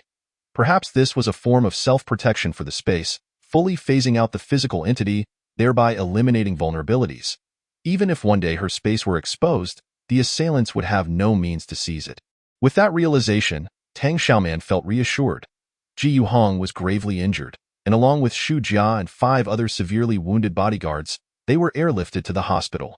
Following the natural disaster, order had collapsed, and hospitals had become makeshift shelters, overcrowded with all manner of individuals. Due to the chaos, coupled with multiple brutal incidents involving assaults on doctors, the place was devoid of hospital rooms and beds, with even the doctors having vanished. Eventually, in desperation, they had to be flown back to Tianlai Mountain Villa. The Gu family pulled all their connections and expended considerable resources, finally locating a surgeon. The doctor was brought to the Gu family to treat the injured. He merely cleaned the wounds with saline solution and performed simple bandaging. Each patient had fractures, but fortunately, there were no broken bones. They could recuperate gradually. As the doctor removed his disposable medical gloves, he sighed. Medicines are currently in short supply. You'll need to figure out how to procure treatment for trauma yourself. At this point, he specifically pointed to Gu Hong, advising old lady Gu. He has been severely scratched and bitten by a dog and requires timely tetanus and rabies vaccinations. Old lady Gu promptly replied, then arrange it quickly. The doctor frowned. The hospital's pharmacy is temporarily out of vaccines. You'll need to find a solution yourselves, due to the sudden mountain flood. The hospital's warehouse had been inundated. Although it did not collapse as directly as the official granaries, it was still swept away into disarray. Particularly, the refrigerators containing vaccines were completely rendered inoperative after water intrusion. Despite the stringent requirement for medical refrigeration cabinets to have battery backups to prevent sudden power outages, they lacked waterproof features. As the flood passed, all the medical refrigeration units were collectively destroyed. And naturally, the precious vaccines within could not be preserved. Old Madame Gu was left dumbfounded, pondering, what now? The doctor offered a suggestion. You could leverage connections to find friends who might have stocked these 2 vaccines and purchase them at a premium. Isn't it said that a generous reward will attract brave souls? Your family is reasonably well off. As long as the price is right, you should be able to acquire them. Both vaccines require administration within 24 hours to be effective. So your family must expedite their actions. Otherwise, you should be well aware of how severe the consequences could be. Tang Xiaoman, upon seeing the pinned request for assistance in the Tianlai Mountain Villa group chat, revealed a faint, icy smile. She quickly tapped on Huakai. Xiao, let us strike a deal. You wouldn't reach out to me unless it was business, would you? Huakai's tone was rather curt. Tang Xiaoman sent a shrug emoji, exasperated. Why would I contact you if it weren't for business? Huakai was at a loss for words, choosing to ignore her. Don't be petulant. I am discussing serious matters here. Tang Xiaoman casually soothed him, continuing. I noticed that Gu Xiao's life hangs in the balance, and the Gu family is seeking to purchase medicines and vaccines at high prices. So I thought to do a good deed in their time of need. Huakai. He often used to say to women not to be petulant, and that he was discussing serious matters. But now he found himself in the position of the one being petulant. What was happening? He realized that his demeanor was entirely askew when faced with Tang Xiaoman. He was unsure of what had gone awry or whose fault it was. I have external injury ointments, such as white medicine, safflower oil, and tiger balm, all available, though they come at a steep price. Additionally, I have tetanus and rabies vaccines, which are even pricier. You can negotiate with the Gu family on my behalf. If they can meet my satisfactory price, I will lend my assistance. Tang Xiaoman paid no heed to his sulking and focused on business. I, in the face of natural disasters, who has time for pettiness? The son of a wealthy family, unscathed by life's hardships, will gradually learn to adapt. It is not only verbal offenses he must worry about. Physical confrontations may soon become commonplace. She merely wanted him to acclimatize. After a while, Huakai regained his composure and began to retaliate. Your father just called me, and he lodged a serious complaint against you. He accused you of patricide and fratricide, of assaulting the innocent, of being cold-hearted and devoid of conscience, and demanded I report it. Well, Tang Xiaoman replied unfazed. What does Huaxiao intend to do about it? Huakai, seeing her calmness, found himself out of options and had to admit. I advised him to report it to the authorities. Let us not dwell on trivial matters. Instead, let us discuss the important task of helping others. Tang Xiaoman had no interest in Hua Cheng's grievances. She was solely concerned with, "You will represent me in negotiations with the Gu family for this transaction, and in return for my medicines, I shall give you 1/3 of the exchanged goods. Should you ever need my assistance in the future, do not hesitate to ask. I am duty-bound to help." Hua Kai stared, feeling that in front of the composed Tang Xiaoman, he seemed rather petty. Fine. The world is increasingly chaotic, and business is becoming ever more difficult. An opportunity that presents itself should not be squandered. What are your conditions? I will personally negotiate with the Gu family. Chapter 80. Come to my room. The Gu family was offering a high price for tetanus and rabies vaccines. Unfortunately, vaccines were in short supply, and those who had them were not short of money. Their priority was their own survival. Before the natural disaster concluded, they needed to reserve enough life-saving medicines just in case. As time slipped away without any response, old Madame Gu, in her desperation, doubled the purchase price. Hua Kai proactively contacted the Gu family's steward, informing him that he could help procure the life-saving medicines and vaccines, albeit at a hefty price. The steward, frantic, was overjoyed to hear this. As long as it can save our young master's life, the old lady would spare no expense. Hua Kai laid out his terms. White medicine spray and safflower oil would be exchanged for 1 kilogram of gold each, while a box of Tiger Balm would cost 1 pound of gold. 2 bottles of iodine or alcohol would also be worth 1 pound of gold. 1 tetanus vaccine would be exchanged for 80 kilograms of gold, and 1 rabies vaccine for 120 kilograms of gold or equivalent. Jewelry, antiques, calligraphy, or hardwood furniture could also be negotiated. Let me clarify, my intentions are purely altruistic. I do not charge any service fees. If you find the prices steep, then do not proceed with the exchange. The steward was taken aback, exclaiming, I will need to discuss this with the old lady." Old Madame Gu felt as though she were being asked to part with her flesh. Lamenting, "How can it be so outrageously expensive?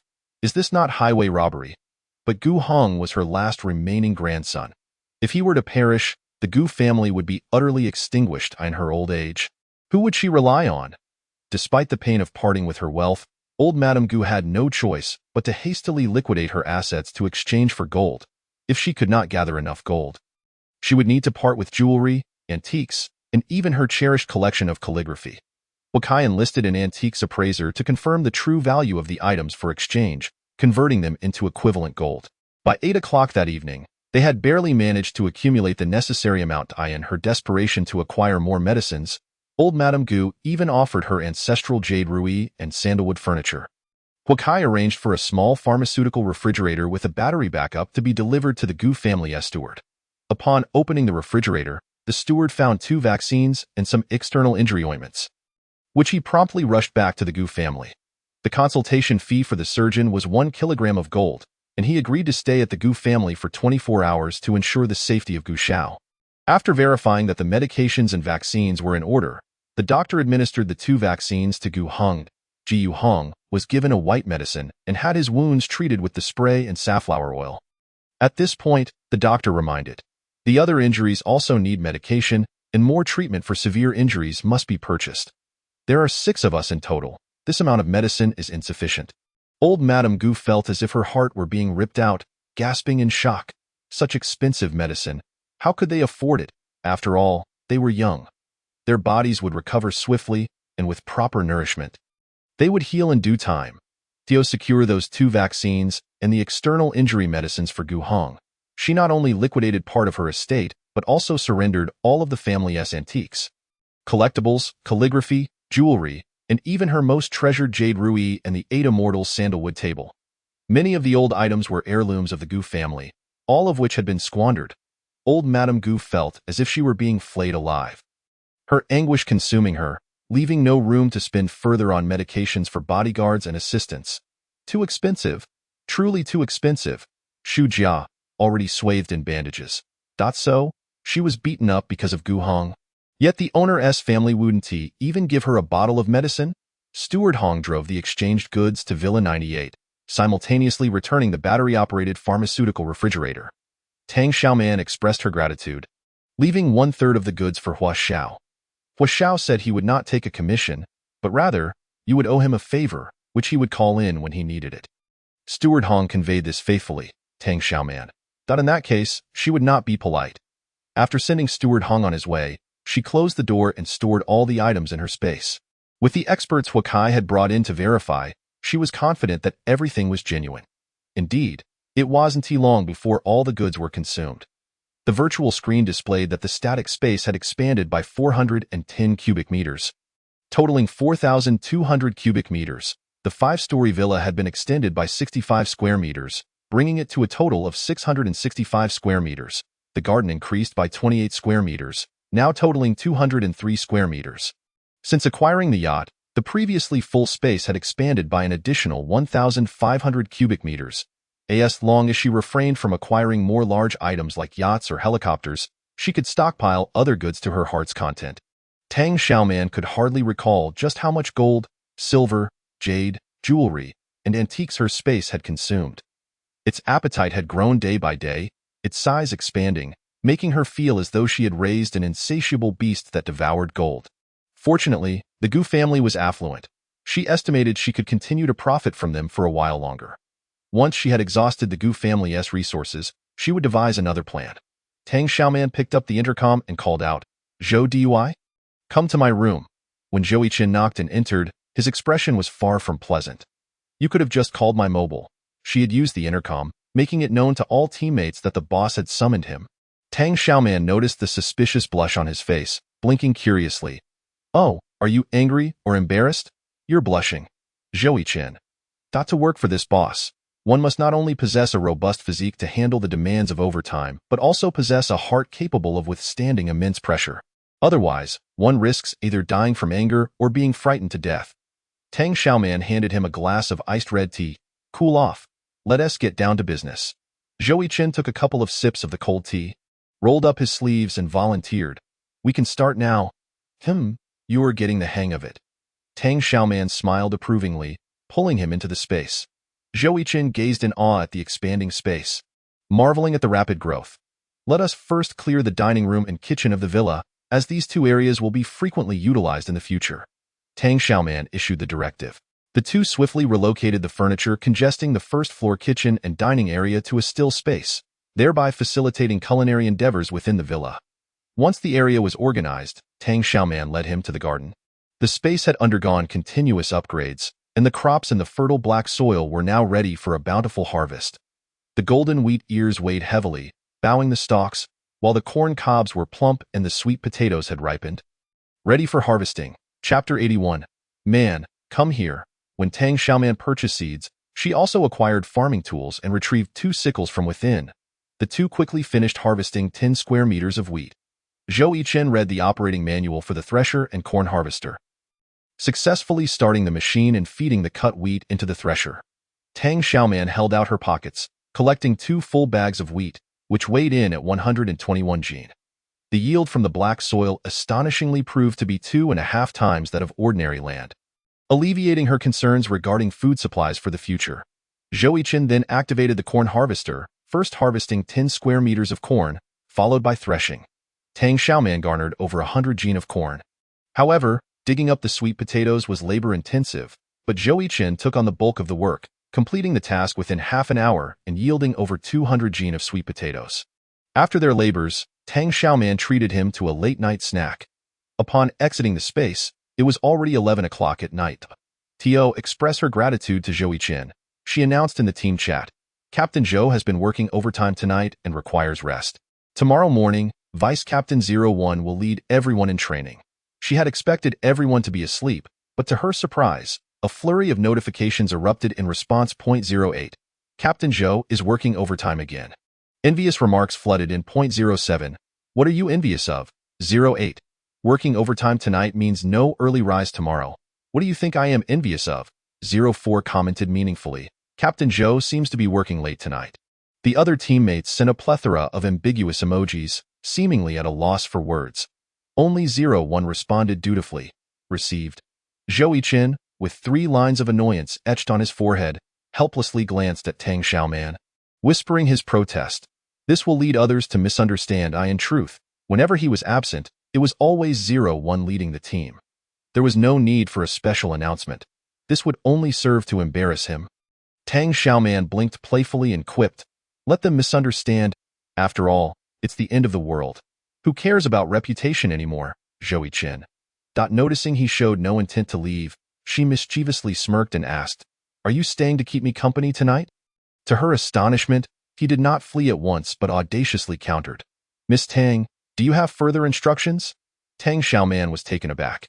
"You're not afraid of me anymore?" Wasn't he always on guard against her?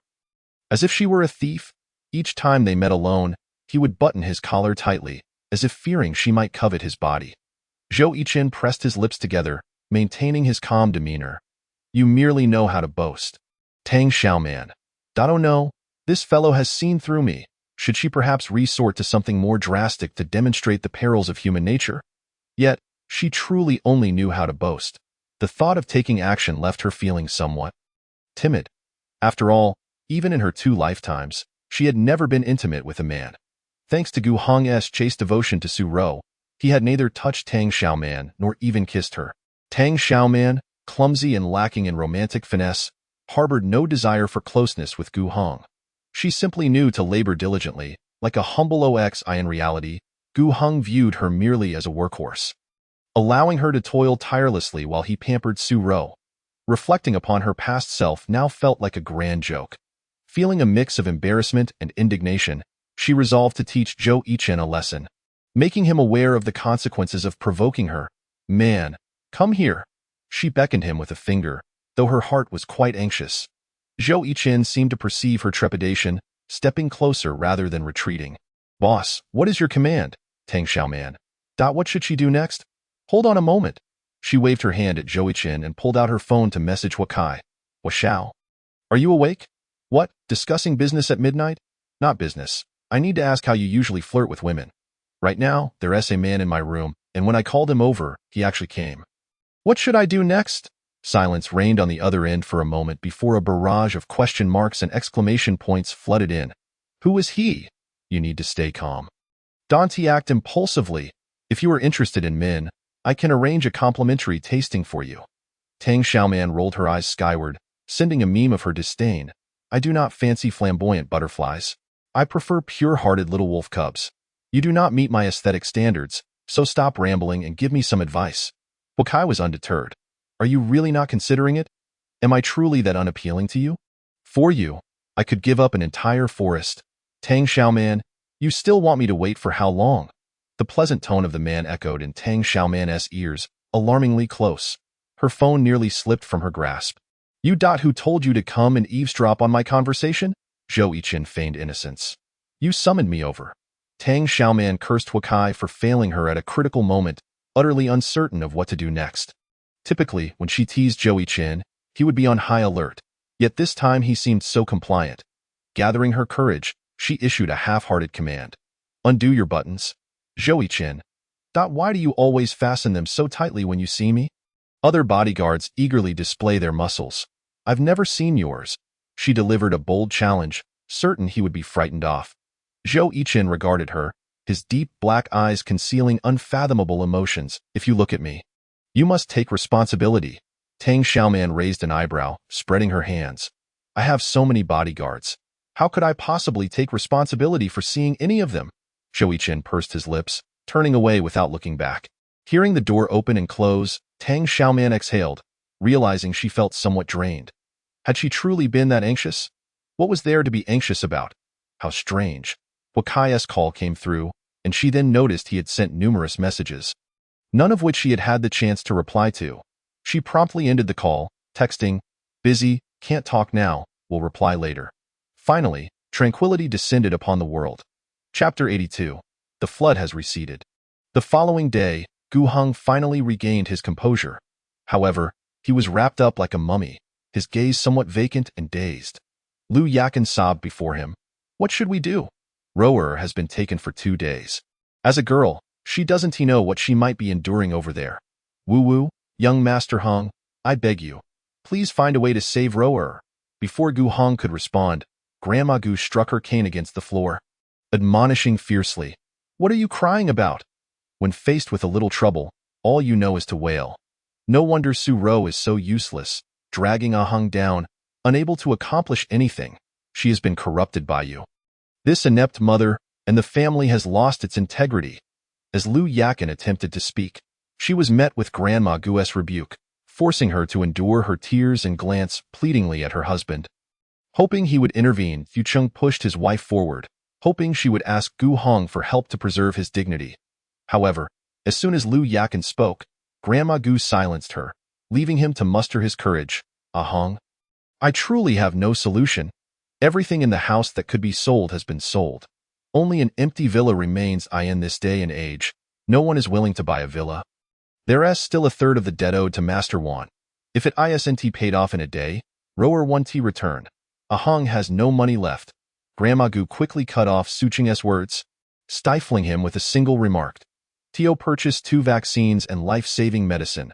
The family had surrendered all their gold, jewelry, jade ornaments, and antique paintings, even liquidating many supplies. Now, they struggled to make ends meet. You'd better refrain from mentioning it. She would never consent to her grandson using money to redeem Su Ro, a sickly and troublesome burden. Tio marry into the family before even tying the knot was to invite disaster.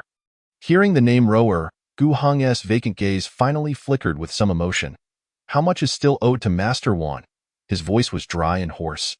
Yesterday, he had been badly beaten by that bodyguard.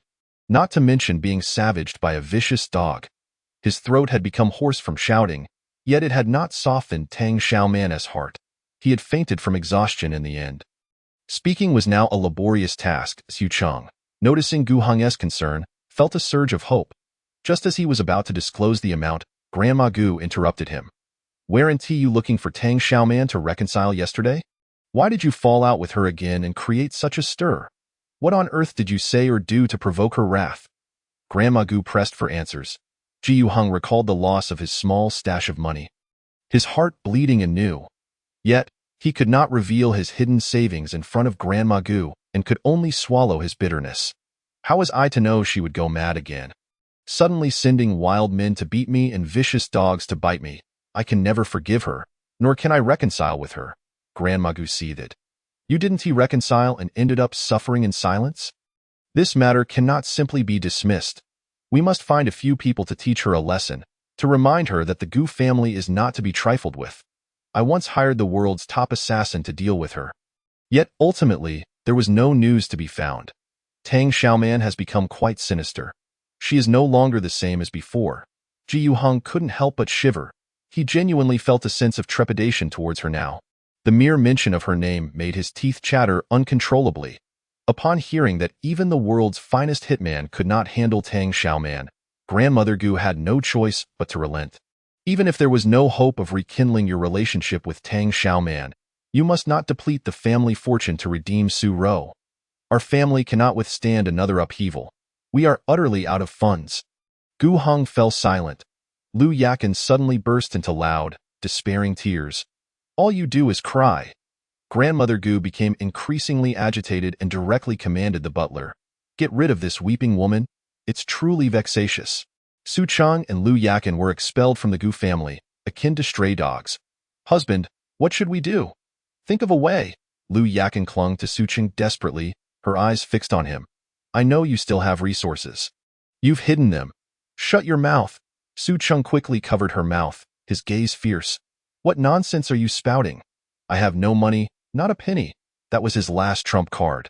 If he surrendered it, he would truly revert to being destitute. He was terrified of living in poverty. Ji Yuheng loved Ro Er dearly. He would surely find a way. Lu Yakin pried his hand from her mouth, her eyes brimming with tears. But a Ro is a girl. If she stays with Master Wan too long, if she loses her purity, will Gu Hong still want her? What does purity matter? Su Cheng waved his hand dismissively, indicating that these concerns were trivial. Purity cannot sustain one. In a few days, once Gu Hong has regained some composure, he will devise a plan to rescue Ro Er. Lu Yakin, in a state of frantic anxiety, exclaimed, if all else fails, you must seek out Tang Xiaoman. That ruthless woman is far more vicious than before. Su Cheng felt a chill at the thought of Tang Xiaoman. Look how Gu Hong has suffered at her hands. Do you wish for me to end up in a similar plight? Lu Yakin wailed. My Ro Er, my son. Where are you? Come back quickly. Suddenly, cheers erupted around them, and the crowd rejoiced. The flood has receded. The floodwaters have receded. The disaster is over. This exhilarating news spread like wildfire throughout Tianlai Villa and swiftly throughout the entire city. The flood was gradually receding, and hope was slowly rising. The calamity was finally coming to an end. Upon hearing the news of the flood's retreat, Tang Xiaoman's heart skipped a beat in her previous life. Not long after this good news arrived, the polar night descended, followed by frigid weather, claiming more lives than the flood itself. But that was a matter of 4 months hence. Why had it arrived a full 4 months early? Tang Xiaoman felt as though an unseen hand of fate was fast-forwarding events, seemingly impatient with the already foretold plot. Eager to conclude the known disasters and plunge into the unknown calamities, the floodwaters receded rapidly. The submerged floors emerged. Everything that had not been submerged was enveloped in a thick layer of mud, rendering it unrecognizable. The flood halted at the 3rd floor, as if it had become stuck. Nevertheless, the retreat of such high waters was indeed a blessing, allowing the victims to glimpse hope once more. In a few days, the flood would surely drain completely. Yet, since the disaster, the sun had not shone. They had nearly forgotten what blue skies and bright sunlight looked like. The sky was a gloomy gray, shrouded in a dense layer of mist, cloud, or haze, blocking the sunlight from reaching them. The starving victims collectively ventured forth in search of salvageable supplies. Neither fearsome crocodiles nor deadly criminals could deter their determination. The barefoot had no fear of the shod, for as long as they remained destitute, even death row inmates found little incentive to rob them. They fashioned makeshift rafts, wielding sticks, kitchen knives, and ropes to hunt crocodiles in the floodwaters. Risking their lives, the gang of death row inmates, having drained the victims of their resources, shifted their focus toward the affluent district. The wealthy area boasted enviable supplies, but it was also guarded by formidable weaponry and strong, intimidating bodyguards. Which wealthy family did not employ several guards to protect their home? To rob the rich, they would first need to eliminate the bodyguards. Such a deadly endeavor was a common practice for these desperate criminals. Yet the cunning leader of the death row gang transformed brute force into a tempting proposition. Brothers in arms, you toil for your employer for money. Join us, and you shall receive even more. As long as you cooperate, the spoils will be split 50-50. I can even arrange for you to be the first to enjoy the lady of the house. Don't you wish to experience her pleasures? Chapter 83. A frenzy of despair. The escaped death row inmates had been free for just over a month. The former bald leader had sprouted a stubble, making him easily recognizable in the sweltering summer. They could not wear hats. Even if they donned decent clothing, their bald heads could not be concealed. The bald leader, nicknamed Black Bear, was aptly named, dark and robust, with a face full of flesh and a fierce appearance. Sporting a scruffy beard, his followers were a gang of desperate criminals, each known by their nicknames. Big Zhuang, Fathead Fish, Big Nose, Golden Retriever. Ranked by their ferocity, they were collectively revered as the Five Brothers. This notorious group commanded over 100 equally ruthless death row inmates and had attracted a few desperate victims to form a formidable force. Wherever they went, they ravaged the land, leaving nothing in their wake. They assaulted victims, looted supplies, committed atrocities, and perpetrated heinous acts against women, engaging in every conceivable crime. Eventually, the authorities dispatched a police force to eradicate them. However, Black Bear's cruelty and cunning led to significant casualties among the police. Coupled with the societal collapse caused by the natural disaster, the authorities were unable to muster sufficient manpower to eliminate this malevolent force, emboldening the gang further. They secured some supplies, claimed a few heads, and acquired several firearms, setting their greedy sights on the affluent district. Securing a single villa would yield more in spoils than looting an entire apartment building. Moreover, the women of the wealthy were fair-skinned, well-maintained, and possessed a femininity far surpassing that of impoverished wives. Although Black Bear appeared to be a brute, he was not devoid of intelligence. Otherwise, he could not have expanded his ranks so rapidly. He initially targeted a small villa community named Yayuan, home to the middle class, but the security was their first line of defense. The primary distinction between wealthy neighborhoods and ordinary ones lay in their security. Wealthy individuals could afford stronger and more capable young men as guards, unlike ordinary neighborhoods, which often employed elderly gatekeepers. Black Bear devised a plan to kidnap the security captain, using both threats and bribes to swiftly gain compliance. The security captain then turned the entire security team, persuading them not only to abandon their duty but also to willingly open the gates to welcome the intruders. They accessed surveillance footage and discovered the electronic codes to the wealthy homes. When confronted by bodyguards, they similarly turned them to their side. Brothers, we are all here for the same purpose. Wealth. Why should you content yourself with watching your master feast while you gnaw on scraps? If you join us, the spoils will be split evenly, and you will be given priority with the lady of the house. Don't you want to experience her? Several bodyguards hesitated, tempted by the offer. Just then, the male owner rushed in with a gun, firing at the intruders and violently kicking the bodyguards. You useless fools! When faced with robbers, you converse instead of fighting.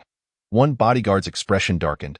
His jaw clenched as he unexpectedly attacked the male owner, catching him off guard and seizing his weapon before delivering a brutal beating. You think you can boss me around? I am not your dog. The other two bodyguards were momentarily paralyzed, unsure of whom to assist. Sensing the opportunity, Black Bear led his band of criminals into the fray, shouting encouragement. The spoils will be divided with the brothers in arms, and the women will be made available to you first. The two previously hesitant bodyguards quickly recognized their allegiance and joined in the assault on the male owner. Black Bear, with minimal casualties, successfully overtook the first wealthy home, and the bountiful spoils left him grinning from ear to ear. True to his word, he immediately allowed the three bodyguards to have their way with the beautiful lady they had long coveted. Not only did they capture this titillating and thrilling moment on video, but they also recorded him generously sharing half of the plunder with the bodyguards. The security captain personally shared the video in the owner's group chat, setting an example for the bodyguards of wealthy families. Black Bear was a man of his word.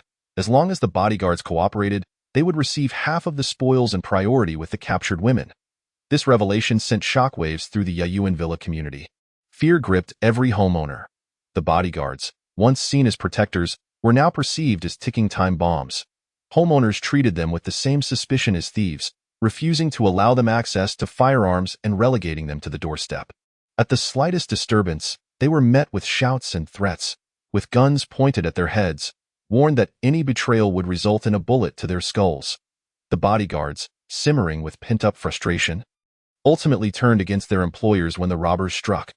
They willingly opened their doors, ushered in the criminals, brutally assaulted the male owner, violated the female owner, and then divided the household's wealth. Led by Black Bear, the gang of bald-headed criminals surged forward, not only amassing a substantial bounty but also gaining a multitude of new followers. He conquered the entire Yayu Villa district in less than a week, leading his entire team to occupy the area and revel in the spoils of victory. Each day, these individuals indulged in gluttony, only to begin the violent assault on the abducted women, filling the Villa district with the echoes of men's lewd laughter and women's cries. The captured women were first presented for selection by Xiong, with the leftovers, or those he grew tired of being handed over to his subordinates. Xiong, having developed a taste for both men and women during his time in prison, had an even more perverse preference for couples, forcing them to serve him together in an act of utmost debauchery. After taking over the Yayu Villa district and indulging in their pleasures for several days, the Bald Gang, having tasted the sweetness of their conquest, resolved to push forward and claim new territories. The most renowned affluent area in Lin City was undoubtedly Tianlai Mountain Villa, a true treasure trove of good fortune. Neither torrential rains, typhoons, nor mountain floods had affected it in the slightest. Even widespread power outages failed to make a dent. By night, Tianlai Mountain Villa remained brilliantly illuminated, as if there had been no natural disasters at all. Furthermore, this villa district boasted a high-end shopping and entertainment center as well as a natural organic farm. Although the farm ceased external operations post-disaster, it continued to supply the villa's residents with everything they required. In other words, after the flood, the owners of Tianlai Mountain Villa were still able to dine, drink, shop, and entertain as if life had returned to normal. This left the Bald Gang utterly envious. Xiong had his four brothers reorganize their ranks and tally their numbers. Discovering that his team had grown to over 300 members, aside from the original 100-odd death row inmates who had escaped with him, most were later recruits, disaster victims, security personnel, or bodyguards, coupled with the formidable weaponry they had seized from the affluent residents of the Yayu Villa district. Their combat capabilities had significantly strengthened. The disaster had become a golden age for criminals, akin to a carnival of the apocalypse. Xiong believed that, given a little time, conquering the entirety of Lin City would be a mere trifle. And he envisioned a future where he would reign as its lord. His next target was Tianlai Mountain Villa. Chapter 84. She was even inferior to Tang Xiaoman. The fall of the Yayu Villa district sounded the alarm for the wealthy elite. They came to a profound realization. The most terrifying threat was not the criminals, but rather the security personnel and bodyguards they had hired to protect their homes. These young men, whom they had employed for safeguarding, could very well turn against them for wealth and lust, betraying their masters. The wealthy reacted swiftly, reforming their security teams, replacing the security chief with a trusted individual, and dismissing all unreliable guards. They meticulously scrutinized their bodyguards. And if any were deemed untrustworthy, they would be promptly compensated and sent on their way. However, those dismissed guards and bodyguards found themselves without refuge. The flood had only recently subsided, with residual waters still 2 or 3 stories high, and crocodiles lurking within. Everything that had once been above water was now cloaked in mud, exuding a foul odor, rendering it unrecognizable. Social order had disintegrated, and the authorities were overwhelmed, resulting in rampant looting and violence. The upper class could still maintain a semblance of dignified living thanks to their connections, while the common folk became mere prey, at the mercy of those who would exploit them. The surviving disaster victims were left to worry for their livelihoods, scavenging with any weapons they could find, navigating makeshift rafts or even bathtubs in search of supplies. Even if they were fortunate enough to uncover a meager amount of resources, they faced the threat of being robbed by desperate fellow survivors. The law of the jungle had become the new societal norm. The expelled bodyguards and dismissed security personnel found themselves without options, their meager cash and supplies quickly depleting. They banded together, forming a new group, and made their way back to Tianlai Mountain Villa. Such a prime piece of real estate was not something they could abandon easily. If they were not allowed to remain, they would simply find another way to stay. Gu Cheng secretly sold off part of his assets and also utilized some of his hidden supplies, finally gathering enough funds to pay the ransom for Su Ro's release. Su Ro, in a pitiful state, bore numerous bruises and wounds, with her lips cracked and bleeding. She was plagued by a persistent high fever, and upon examination, the doctor revealed that her nephritis had progressed to kidney disease, warning that without timely treatment, it could deteriorate into uremia, necessitating a kidney transplant. Jiu Cheng had already removed the bandages from his face. Although the swelling had subsided, he appeared devoid of his former vigor. Upon hearing of Su Ro's worsening condition, he felt a surge of urgency.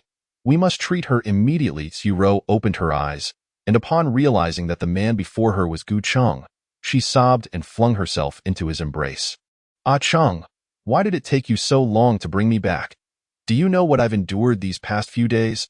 The memories of her harrowing experiences sent shivers down her spine, filling her heart with a sense of grievance and resentment. She felt that Gu Cheng had failed to protect her. He was not a worthy boyfriend. Jiu Cheng frowned, instinctively pushing her away. Isn't it because your father prioritized wealth over life? If he hadn't hidden the supplies, allowing you to be taken away, we wouldn't have ended up in this dire situation.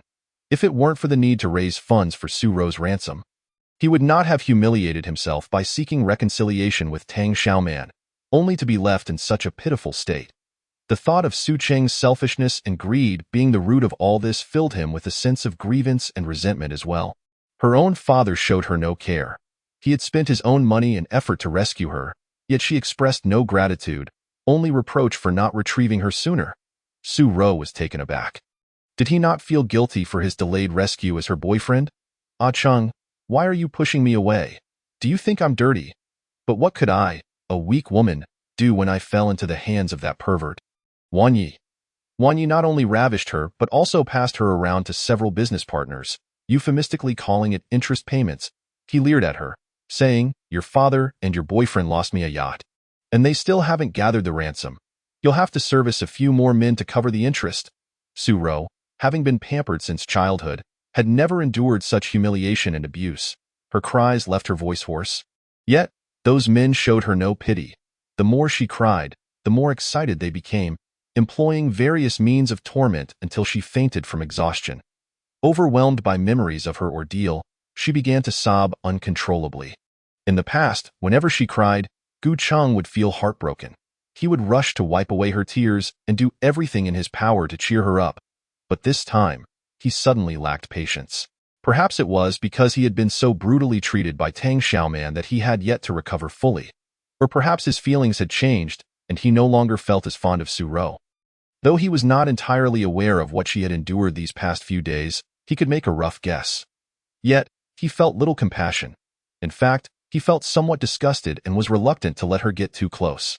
Moreover, he had already spent so much money to redeem her. Was that not enough? Her own father abandoned her, but she seemed to have no gratitude towards him, only complaints, leaving him feeling cold inside. The term ungrateful wretch flashed through Gu Cheng's mind, one he could not shake off. After crying for a while without receiving any comfort from Gu Cheng, Su Ro, with tears glistening in her eyes, choked out, "Ah Cheng, do you think I'm disgusting? Do you not love me anymore?" Before Gu Cheng could respond, Gu old lady rushed over upon hearing the news, furious at her grandson for secretly spending a significant sum to redeem Su Ro. And upon learning of Su Ro's kidney disease, which might worsen into uremia, she nearly suffered a stroke on the spot. What a wasteful child. Are you trying to hasten the decline of the Gu family? After emptying a third of our assets to vaccinate you, you dare to spend so much on this sickly girl. What use is she? With kidney disease, she can't even bear children. She's even inferior to Tang Xiaoman. At least Tang Xiaoman was healthy, hardworking, and resilient. She never acted pretentious and always took the lead in difficult times. And this woman? Like her mother, she is utterly useless aside from crying. If it weren't for this jinx, you wouldn't have had to break off your engagement with Tang Xiaoman, and you wouldn't have had to endure such hardship. Jiu Cheng felt his scalp tingle, interrupting, "Grandma, please stop. I can never get back together with Tang Xiaoman." Previously, he had looked down upon Tang Xiaoman. Later, he had been angered by her defiance and wanted to teach her a harsh lesson. But now, he genuinely feared her, shuddering at the mere mention of her name. "Grandma," Su Ro shrank back, her frail form perplexed by the sudden shift in Gu old lady's attitude. "Did you not favor me the most? Why do you now prefer Tang Xiaoman?" Gu old lady's gaze landed on the bruises adorning Su Ro's neck and the splotches of lipstick on her collar. Her face twisting in disgust, she berated her grandson. "Get rid of this filthy thing at once. Be careful not to catch any of her dirty diseases. A wilted flower does not deserve to be the heir of the Gu family. You are not to spend any more money on her medical treatment." Chapter 85. Avoiding the same mistakes, Tang Xiaoman dialed the number repeatedly, finally managing to connect with Yu Jingyuan. Their conversation was fraught with interruptions, the 2G signal proving exceedingly unstable. Why Yu Jingyuan's tone was hesitant. "I was just about to contact Miss Tang. Things have not gone smoothly this time. Did you fail to acquire any firearms?" Tang Xiaoman raised an eyebrow. "I did manage to procure a few guns and ammunition, but not given the current situation outside. Miss Tang must have heard about it, and my brothers and I are out here long-term, and we cannot afford to be without proper arms. Sigh, the ammunition I have left is barely enough for our own use. Cough, the supplies I have remaining won't trade for many decent firearms, so how about I connect you with arms dealers? And you can handle the transactions yourself?" Tang Xiaoman pondered for a moment. It seemed this was the only viable solution. "When and where will the transaction take place? Please assist me in establishing contact. Additionally, regarding safety concerns, do you believe they can be trusted? I have engaged in several dealings with this group of arms dealers, and I can confidently say that their reputation is unblemished and the goods are indeed authentic. However, my transactions have been modest, lacking any significant bulk dealings. After all, my financial resources are rather limited. To venture into the professional arms trade is far beyond my means." Why Yu Jingyuan did not attempt to save face. He candidly disclosed his true predicament. Originally, he was a cross-border jade merchant, frequently traversing the borders, and naturally, he had a group of brothers under his wing, amassing a considerable fortune. However, following a natural disaster, the jade market collapsed entirely. The money in his hands and his inventory of jade rapidly depreciated. To survive, he had no choice but to lead his brothers into the secondary market. As the saying goes, changing fields is like climbing a mountain, and he faced numerous hidden losses upon stepping into this new realm, experiencing both gains and losses, barely scraping by it on one occasion. He was caught in a black market scheme and lost several of his brothers.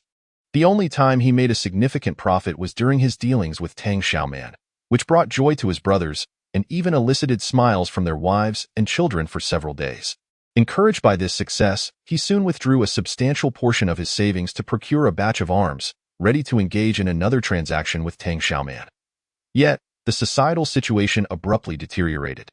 A gang of death row inmates rapidly expanded, committing heinous acts wherever they went. Witnessing the astonishing growth of this criminal organization instilled fear throughout the city of Lin. The truly impoverished were somewhat fortunate.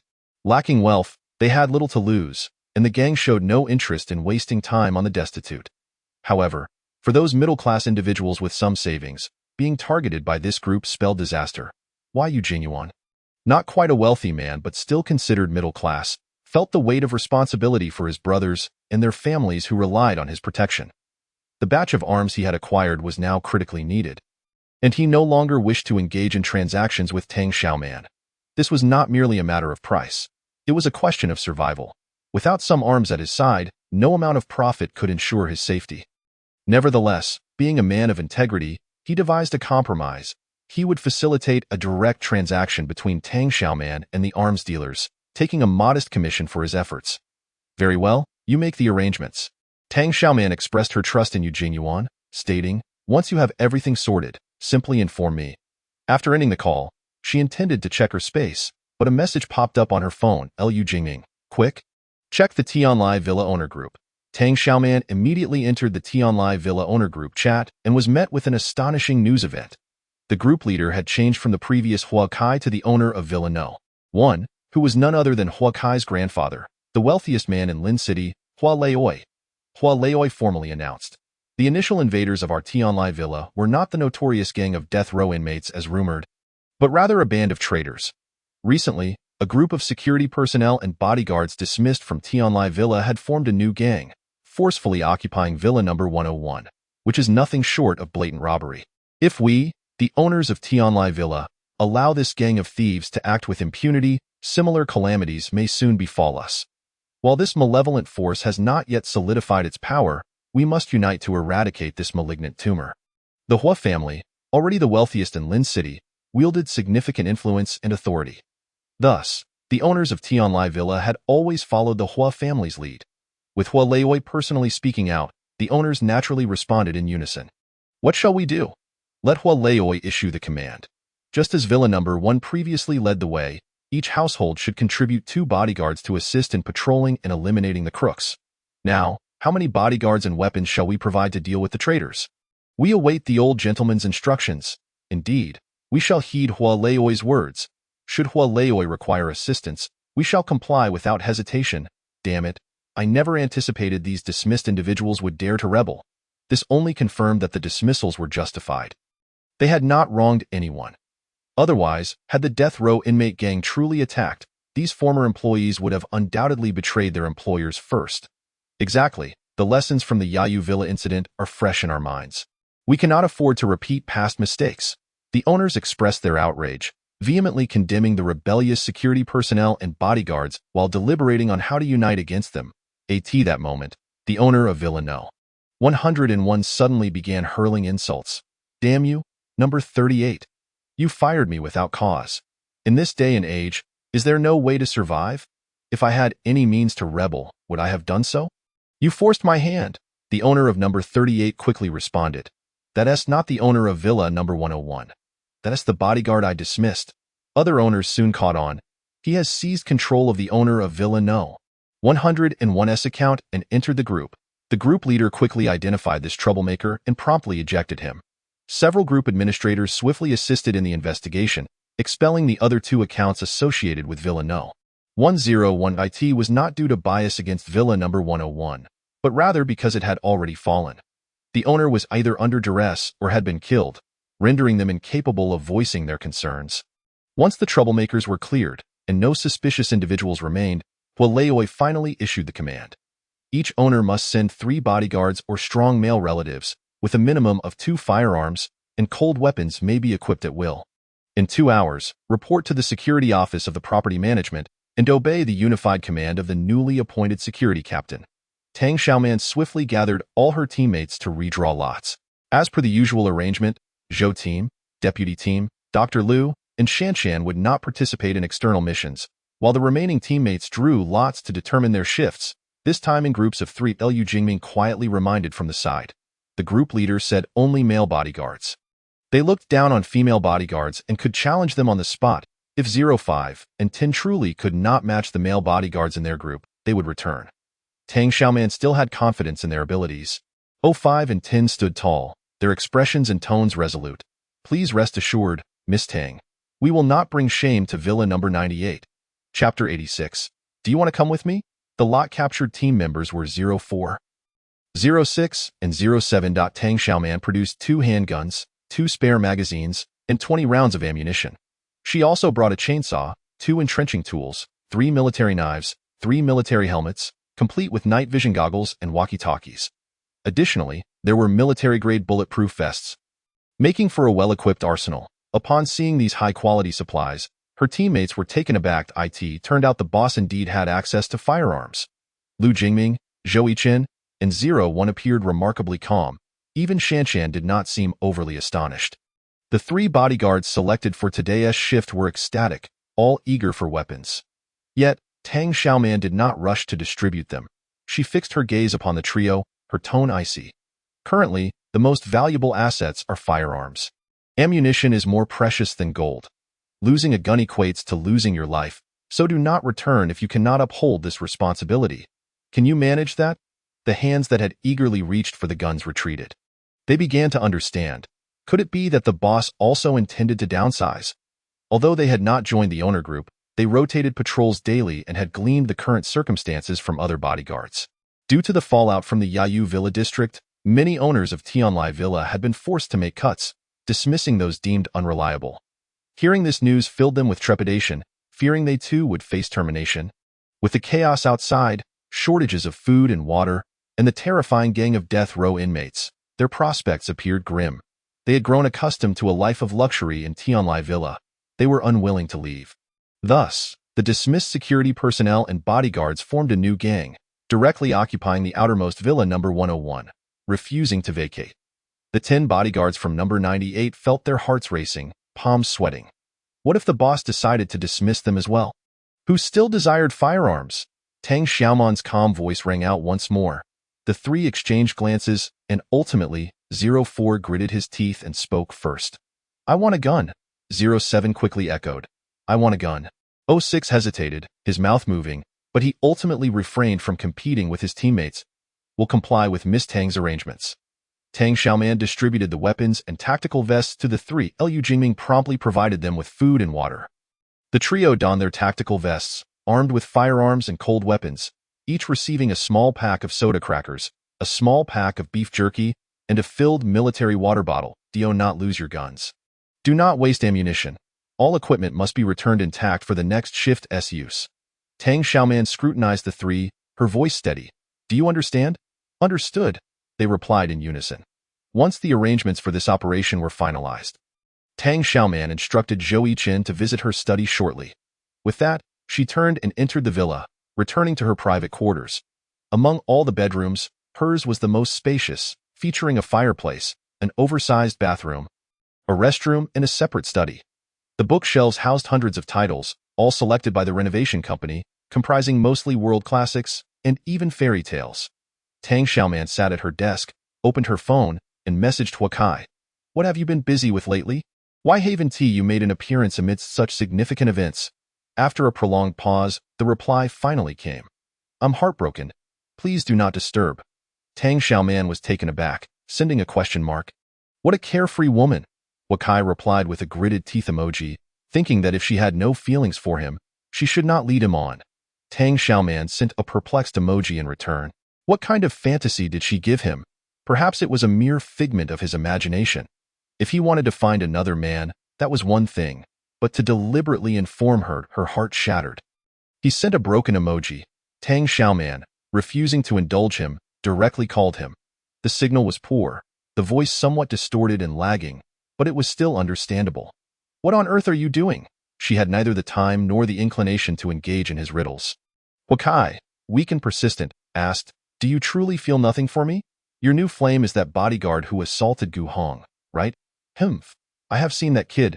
He looks decent, but I consider myself no less than him. Tang Xiaoman was speechless. What new flame or old love? Spare me your melodramatic grievances and get to the point. I have no time for idle chatter. Not even a few comforting words for me? He mumbled, his tone laced with grievance. Every time you ask me for something, your tone is so demanding. Don't you know that one must adopt a humble attitude when seeking help? Tang Xiaoman. Are all men this insufferable when they get sentimental? Never mind, you won't understand anyway, you heartless woman. He seemed to sense her impatience, quickly shifting the topic. I have something to tell you. Gu Hong has redeemed Su Ro. Tang Xiaoman scoffed. I bet it cost him a fortune. She had initially planned to take everything from the Gu family, but now it seemed an outsider benefited instead. Setting aside the financial aspect, it was evident that Gu Hong had suffered a considerable humiliation. Who was Wan Yi? Su Ro had endured quite a bit of suffering under his hands. It was rumored that her nephritis had worsened into kidney disease, and she was currently on medications and injections. Old Madame Gu had quarreled with him incessantly over this matter. Tang Xiaoman, yawning, remarked, Since when did Hua Xiao become so gossipy? Do I look like someone who cares about such matters? Compared to the plight of that scoundrel couple. She was only interested in reaping benefits from the Gu family. However, she had a more pressing question. What is the situation with Building 101? Why did your grandfather personally intervene this time while you remained absent? Huakai lowered his voice. The situation is somewhat dire. Grandpa has contacted the police chief, but they can't spare any manpower at the moment. Reliable insider information suggests that the natural disaster may worsen further. The military is busy establishing disaster relief bases, while the police are preoccupied with protecting important officials and their families, as well as assisting in the construction of official disaster response bases.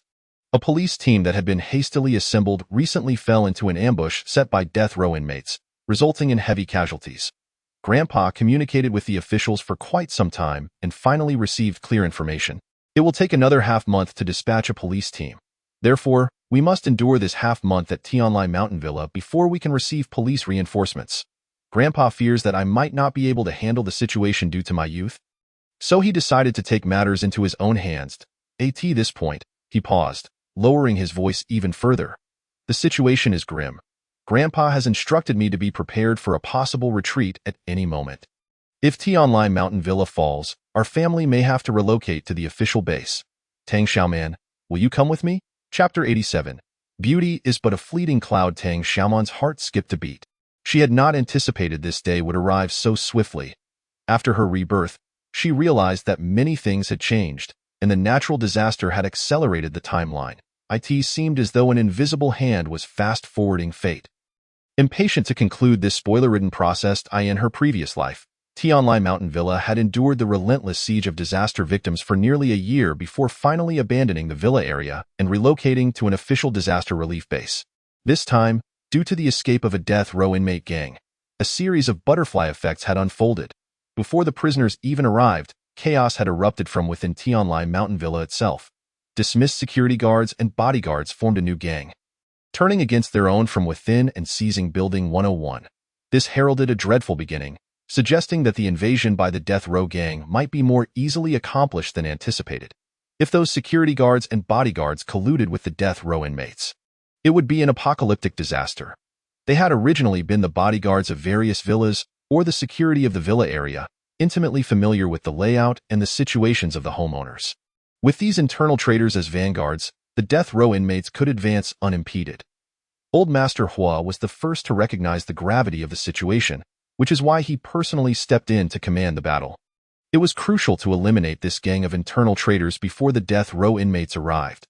Otherwise, the situation would spiral out of control. He was wise and prepared, making two plans simultaneously. By Old Master Hua's command, Huakai began preparations for a retreat to the official base. What did this imply? Old Master Hua predicted that Tianlai Mountain Villa might not withstand until the police reinforcements arrived in half a month and would likely fall beforehand. Tang Xiaoman paused for a moment, saying, I didn't expect you to share all this with me. She and Huakai were merely partners of mutual benefit, yet he divulged such confidential information to her. Tang Xiaoman, will you come with me? Huakai pressed eagerly. The flicker of gratitude that had just sparked in Tang Xiaoman's heart turned to exasperation. Are you out of your mind, Hua Xiao? I know you just found a new flame and are riding high, but let me tell you from experience, beauty is but a fleeting cloud. The women I have played with are countless. Reflecting on it now is utterly meaningless. I just want you to come with me, Tang Xiaoman. Be my legitimate girlfriend, and we can even get engaged. Grandpa no longer values family background as much. He says personal capability is what truly matters. Tang Xiaoman could no longer endure. But I do mind. Even if it's just for fun, I have no interest in you or Gu Hong. Those self-important domineering types, I'm far more interested in my family's bodyguard. Hua Kai was heartbroken. You dare to equate me with Gu Hong, Hua Xiao. I can discuss business with you, but matters of the heart are best left untouched. I don't recall giving you any ambiguous hints, or is it simply your own imagination? We're not even at the beginning, and you're already talking about marriage. Please, see a psychologist and address whatever issues you have before it spirals out of control. Hua Kai hung up the phone. Tang Xiaoman rolled her eyes, utterly speechless. This romantic naivety was a disease, and it needed to be cured promptly, regardless of gender, or it would lead to endless troubles. She lifted her gaze and noticed a figure quietly standing at the door. This time, she was not overly anxious, as she recognized who it was. Zoe Chin. How long have you been eavesdropping at the door? Zoe Chin stepped inside, looking entirely justified. Miss Tang, you summoned me to the study. Tang Xiaoman languidly leaned back in her leather chair, scrutinizing him. When did you arrive? What did you hear? I arrived shortly after you. In fact, I came in just before you called Hua Kai. Tang Xiaoman. That she suspected he had deliberately concealed his presence. Otherwise, how could she not have sensed him following so closely behind? Zoe Chin lowered his gaze, slightly pursing his attractive lips, displaying an innocent demeanor. Tang Xiaoman steadied her nerves, feigning calm. What I said to Hua Kai was just to provoke him. Don't take it to heart. Which part should I not take to heart? The man probed, refusing to let it go. Tang Xiaoman. Thus she took a breath and clarified. None of it should be taken to heart. Zoe Chin nodded, speaking sparingly. Understood. Before Tang Xiaoman could say anything else, he continued, Hua Kai is notoriously known as a playboy. Women adore him for his good looks, wealth, and charm. Although he is flirtatious, he has a way of making every woman believe she is unique in his heart. It is said that his secret weapon for winning women over is, I am serious about you, while with others, it's just for fun. He paused, his deep voice slightly indistinct. When he says these things to you, he might be holding another woman in his arms. Tang Xiaoman stared at him, merely smiling in silence. Zoe Chin felt somewhat unnerved under her gaze. He wanted to say something more, but ultimately swallowed his words. Tang Xiaoman smirked. A woman like me is lucky enough not to take advantage of handsome men. Why would you worry that I might be taken advantage of by another man? Zoe Chin averted his gaze, slightly embarrassed. You're just boasting. I don't believe you've truly taken advantage of anyone. Tang Xiaoman was taken aback. Was this man simply naive or ignorant? Looking at his innocent demeanor, she felt an impulsive urge to show him the dark side of human nature. Before she could act on that impulse, a call from Yu Jingyuan arrived, conveniently extinguishing the sinful flame that had begun to ignite within her. Miss Tang, I have arranged the time and place for the transaction with the arms dealer. The details have been sent to your phone. If there are any further issues, feel free to contact me. On the helicopter, Zhou Yichin piloted with utmost seriousness, his gaze unwavering. Sitting beside him, Tang Xiaoman glanced at him repeatedly, teasingly asking, How could you bear to unbutton your collar? Afraid I might start thinking about your physique? Though he had only undone one button, the exposed collarbone was strikingly alluring, impossible to overlook. Zhou Yichin maintained a serious expression. Arms deals are prone to blackmail. Miss Tang, please focus on the matter at hand. Tang Xiaoman. Thus she was spoken of as though she were a foolish monarch, led astray by beauty and causing the downfall of her nation. The transport helicopter descended at the location designated by Yu Jingyuan. Atop a high-rise platform in the countryside, to ensure fairness, both the time and place of the transaction were determined by the intermediary. Trusting Yu Jingyuan implicitly, Tang Xiaoman did not engage in haggling. Indeed, Yu Jingyuan, accompanied by his loyal subordinates, had been waiting there for some time. Iron Head, contrary to his previous vigilance, revealed a broad grin upon seeing Tang Xiaoman. Miss Tang, fear not. With us around, this transaction is guaranteed to proceed smoothly. Chapter 88. An incident at home in the arms trade. The AK rifle enjoys the highest transaction volume. This is primarily due to its durability, ease of use, affordability, and ample supply, making it the most common among firearms. Tang Xiaoman requested 10 handguns, followed by 50 AK rifles, 20 spare magazines, and 10,000 rounds of ammunition. In exchange, she offered the most sought-after watercraft and flood relief supplies, 50 kayaks, 50 life jackets, 20 assault boats, 20 small motorboats, 5 inflatable pumps, and 10 diving apparatuses. Both buyer and seller were exceedingly satisfied. At the conclusion of the transaction, the arms dealer's leader wiped the sweat from his brow and chuckled. If it weren't for my trust in old you, I would never dare to engage in such a significant deal with a stranger. Tang Xiaoman smiled warmly, revealing a set of perfectly aligned, glistening teeth. Let us collaborate again in the future. Once the arms dealer departed, Tang Xiaoman instructed Zhou Chen to unload the intermediary fee for Yu Jingyuan: 3 kayaks, 2 assault boats, 1 small motorboat, 10 life jackets, and 1 inflatable pump. Additionally, she provided a large bag filled with snacks and drinks, along with 3 delicious, warm, fruitwood roasted ducks. You and your brothers have worked hard, so I hope these roasted ducks will serve as delightful accompaniments to your drinks. Tang Xiaoman conducted her affairs with great openness, never being stingy. She understood how to make her partners appreciate her, ensuring they would be more willing to collaborate again in the future. Compared to the meager gain she offered, securing a reliable partner was far more crucial. Why Yu Jingyuan beamed, a touch of bashfulness evident. Miss Tang, the intermediary fee you provided is already quite generous, yet you bestow upon us such delightful treats. Gulp, before he could finish, he swallowed hard. The aroma of the roasted duck was irresistible. Iron Head accepted the food on behalf of his boss, unable to suppress his own swallowing reflex. It's indeed roasted duck, and still warm. The pot lid helped to take over the large backpack, unable to resist rubbing his hand against the greased paper wrapping the roasted duck. He seemed incredulous. Is this fresh from the oven? Gulp. He too could not help but swallow.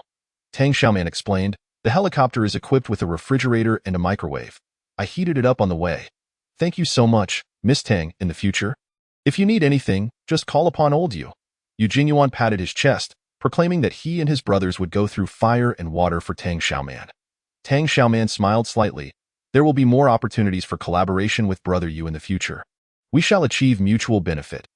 Look, by giving benefits to conscientious individuals, even if they are trivial, the other party will be grateful. But if one were to give to someone like Gu Cheng, even if she were to lay her heart bare, what she would receive in return would be nothing but treachery. As the plane returned, Zhou Chen found a suitable landing spot, and Tang Xiaoman gathered the large helicopter. The two of them took the assault boat back to Tianlai Villa. As they approached the brightly lit villa district, Tang Xiaoman's eyelids suddenly twitched violently. At that moment, Lu Jingming called, his tone urgent. Xiaoman, hurry back. Something has happened at home. At Tianlai Villa, each household's owners were required to send 3 bodyguards or 3 sturdy men to gather at the security office. Following the new captain's orders, the former Captain Zhou had been demoted to deputy. The new captain was personally appointed by Old Master Hua.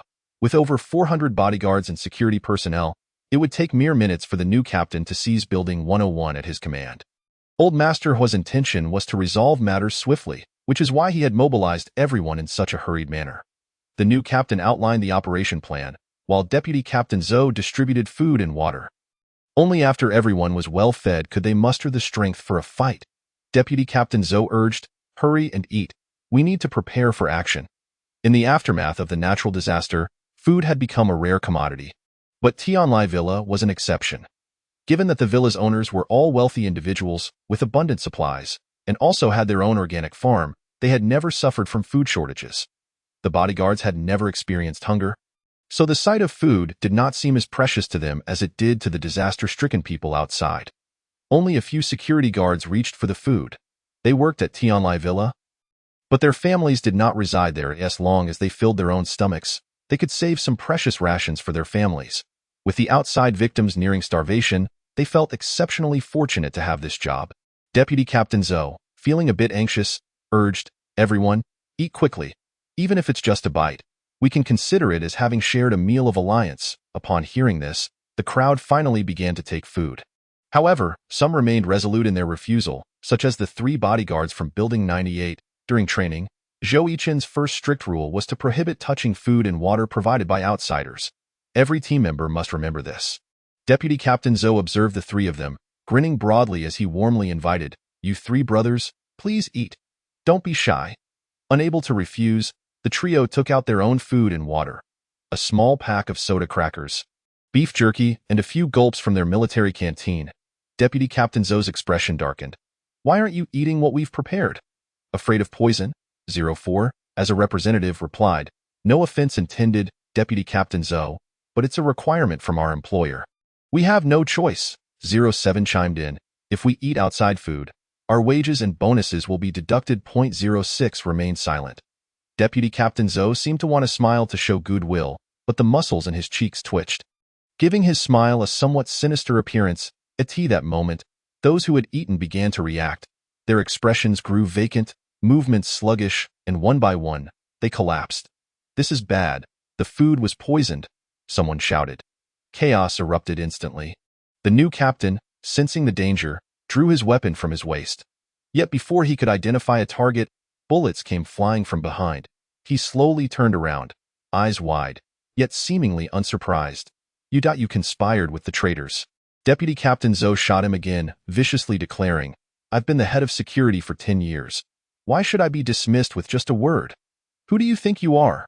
Just a dog raised by the Hua family? Thinking you can lord over me? Die." The team from Building 98 was having dinner when suddenly, 06's urgent voice crackled over the intercom. "We've been ambushed." The transmission abruptly ceased. Liu Jingming was the first to stand up, seizing the intercom to repeatedly call out, "06, what happened?" No response came over the public channel. 01 quickly used the intercom to call, 04, 07, what happened? Yet, still, there was no reply. He tried calling their phones, first receiving no answer, then discovering they were unreachable. Realizing the gravity of the situation, Liu Jingming immediately dialed Tang Xiaoman. Something must have gone wrong, and it was serious. 01 led his teammates to grab their weapons, entering a heightened state of alert. Fu Bao, at the door, was jumping up and down, barking intermittently, seemingly eager to rush out. After finishing his call with Tang Xiaoman, Liu Jingming entered the Tianlai Villa owners group to ascertain what was happening. However, there was no activity in the group, as if everything were normal. Just then, the visual doorbell rang and someone shouted, 04 and 07 are back. Chapter 89. "I have returned." Liu Jingming and 01 cautiously observed 04 and 07 on the visual doorbell screen. The streetlights at the entrance shone brightly, clearly reflecting the expressions on their faces. The two appeared panicked, frantically pounding on the iron gate, shouting at the camera, "Open the door! Quick, open the door!" Fu Bao inside barked incessantly, scratching at the iron door, seemingly wanting to rush out and bite. Liu Jingming, seeing the agitated dog, knew that there were likely strangers nearby, possibly lying in wait. He did not rush to open the door, but instead called out through the visual doorbell, "Where are your firearms?" 04 and 07 looked somewhat embarrassed and alarmed. "Lost them. We were ambushed." Liu Jingming recalled 06's urgent call on the intercom, which aligned with their situation. However, he did not let his guard down. "Where's 06? Why are only the two of you back?" "I don't know. We got separated." 01 furrowed his brow, quietly conferring with Liu Jingming. "Something feels off. We shouldn't open the door." Liu Jingming cut off the visual doorbell's communication and dialed Tang Xiaoman again. "Xiaoman, 04 and 07 are at the door, but 06 is missing. Both 01 and I feel something is off. We haven't let them in. I'm back." Tang Xiaoman interrupted him, her voice calm and composed. "I saw them." Tang Xiaoman and Zhou Yiqin each held an AK loaded with ammunition, swiftly making their way to the entrance of Building 98.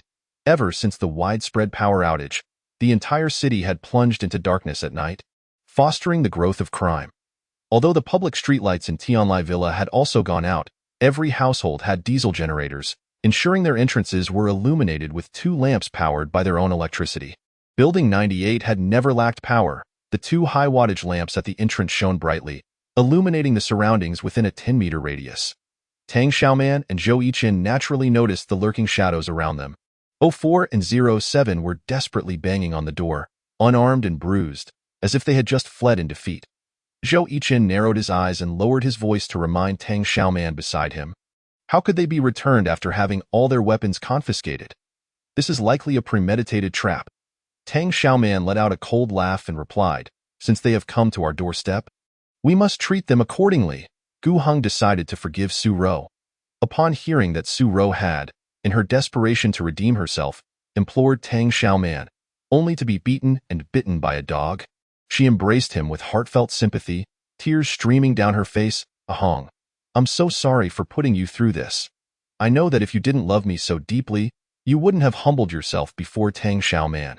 It's all my fault. I'm so sorry, Ahong. Hearing her empathetic words softened Gu Hong's heart immediately. He realized he still loved Su Ro, and she loved him too. Although some misunderstandings had arisen between them, they had not destroyed the bond forged over the years. Ji Hong resolved to cast aside past grievances and cherish and protect Su Ro. Ignoring his grandmother's vehement objections, he secretly sought out a doctor, spending a considerable sum to treat Su Ro. After several days of treatment, her kidney condition stabilized, and as long as she continued her medication, she would be fine. Their relationship rekindled with the fervor and romance reminiscent of their first love. Su Ro stayed by Gu Hong's side, encouraging, praising, and adoring him. Ji Hong's actions that night proceeded smoothly according to plan, attributing his success to Su Ro's presence, and he became increasingly tender towards her. Tonight, we will certainly take down Building 98, and Tang Xiaoman will pay for her actions. He gritted his teeth with determination. No one could have guessed that he had long been covertly controlling the group of rebellious thugs in Building 101. And Captain Zhou was originally one of his OWN. Su Ro's watery eyes sparkled as she sweetly asked, "What do you plan to do with Tang Xiaoman once you capture her?" Her fingers playfully caressed his chest, but since he was accustomed to wearing a tie, her teasing effect was somewhat diminished. Ji Hong had previously relished her closeness, yet now he furrowed his brow for reasons unbeknownst to him. However, he did not push her away, repeatedly convincing himself that Rower was merely a victim of coercion. He should not disdain her. She would always be the pure and beautiful girl in his heart. Once he captured Tang Xiaoman, he intended to repay the humiliation and torment she had inflicted on him tenfold. He ground his teeth, his gaze fierce. Seemingly frightened by his ferocity, Su Ro warned, "Just don't do it in front of me. I wouldn't be able to bear it. Rower, you are just too kind." For a moment, Gu Hong forgot his disdain for her having been with other men and leaned down to kiss her lips. Su Ro eagerly reciprocated, but the next instant, he forcefully pushed her away. Tang Xiaoman was coming. Gu Heng's gaze locked onto a familiar slender figure emerging from the darkness, followed closely by that damned male bodyguard. The sound of barking dogs erupted from within Villa 98, sending a chill down his spine. Ever since he had been thoroughly beaten by Tang Xiaoman's bodyguard and bitten by the dog, he had developed a severe post-traumatic fear of both the bodyguard and the dog. The mere sight of that tall, muscular figure, or the sound of ferocious barking, made him tremble uncontrollably. Ah, Tang Xiaoman was not inside the villa. Su Ro gasped in surprise and pushed the terrified Gu Hong, urging, "Quick, have your people act now." Tang Xiaoman and Zhou Yichen stepped from the shadows into the brightly lit entrance of the villa. Undeniably becoming moving targets, as gunfire erupted. Somehow, both of them found themselves wielding bulletproof shields. Few could discern where they had produced the shields from. One hand held the shield while the other fired their weapons with precision. Every moving shadow fell within their line of fire. Most of the adversaries had not even had the chance to approach before they were struck down. Tang Xiaoman and Zhou Yichen were unerring in their aim, swiftly eliminating a wave of attackers. After emptying their magazines, Zhou Yichen almost seamlessly replaced his with a new one, shielding Tang Xiaoman in the process. Under his cover, she too quickly reloaded her weapon. She truly admired Zhou Yichen's ability to change magazines with one hand and resolved to seek his guidance at a later time. A new wave of shooting commenced, and no one could breach their perimeter. 04 and 07 were left speechless. They knew of Zhou Yichen's marksmanship prowess, but had not anticipated that Tang Xiaoman's shooting skills were equally formidable. Ji Hong, hiding in the shadows, could hardly believe his eyes.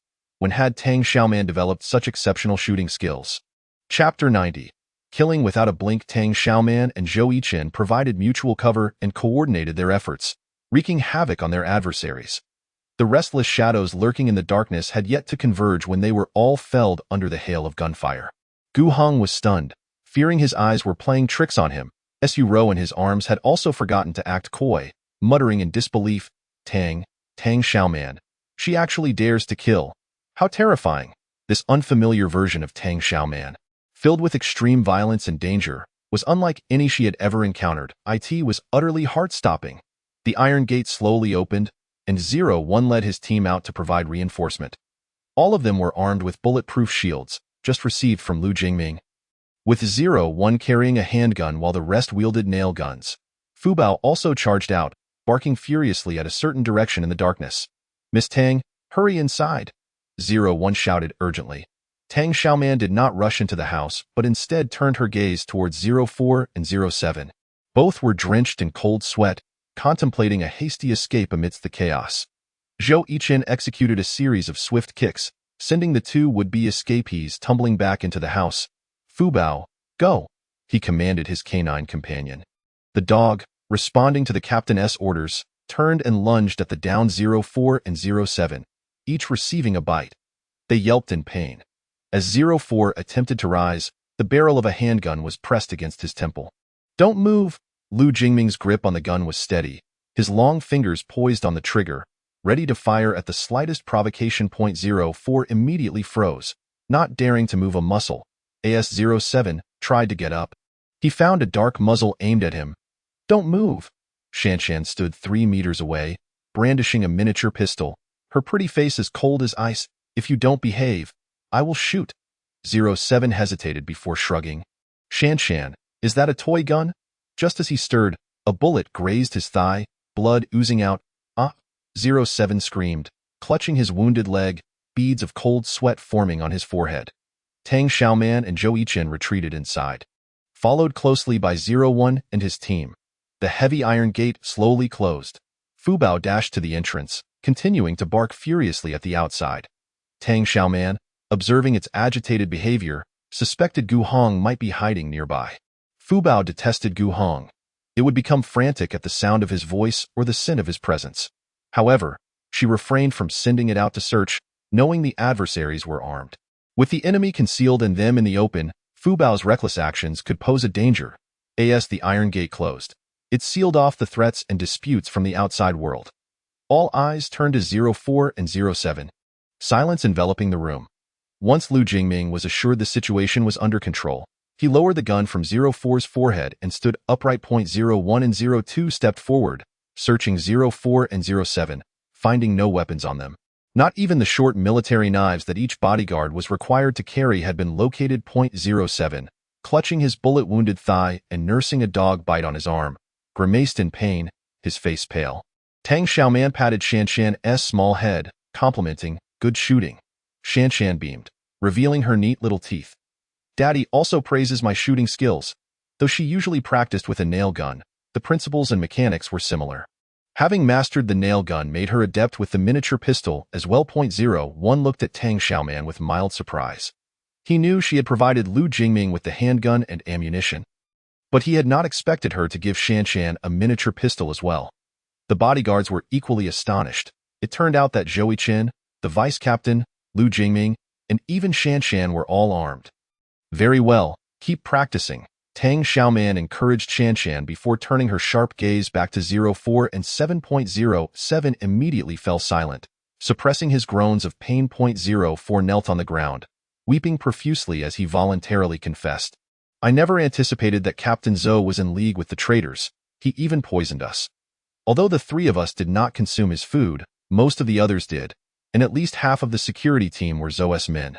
A third of the bodyguards were also in on it, collaborating with the traitors from Building 101.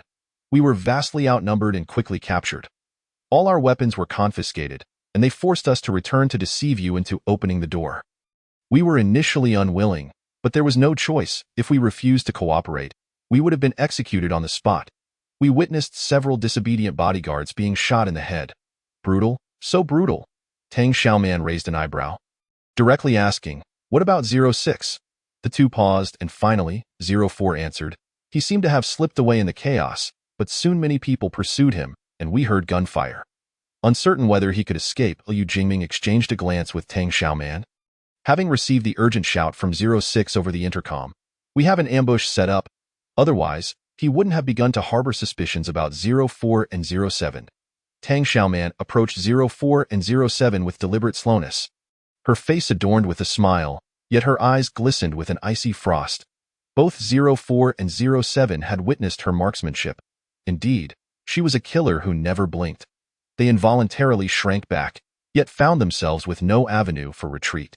Tang Xiaoman came to a halt before them, her melodious voice devoid of anger. You too have been coerced, compromising for the sake of survival, which I can understand. But now that you have returned, why do you still contemplate fleeing at your own doorstep? Have they promised you some enticing rewards, or do they hold some incriminating leverage over you? Both 04 and 07 trembled, taken aback by her incisive clarity.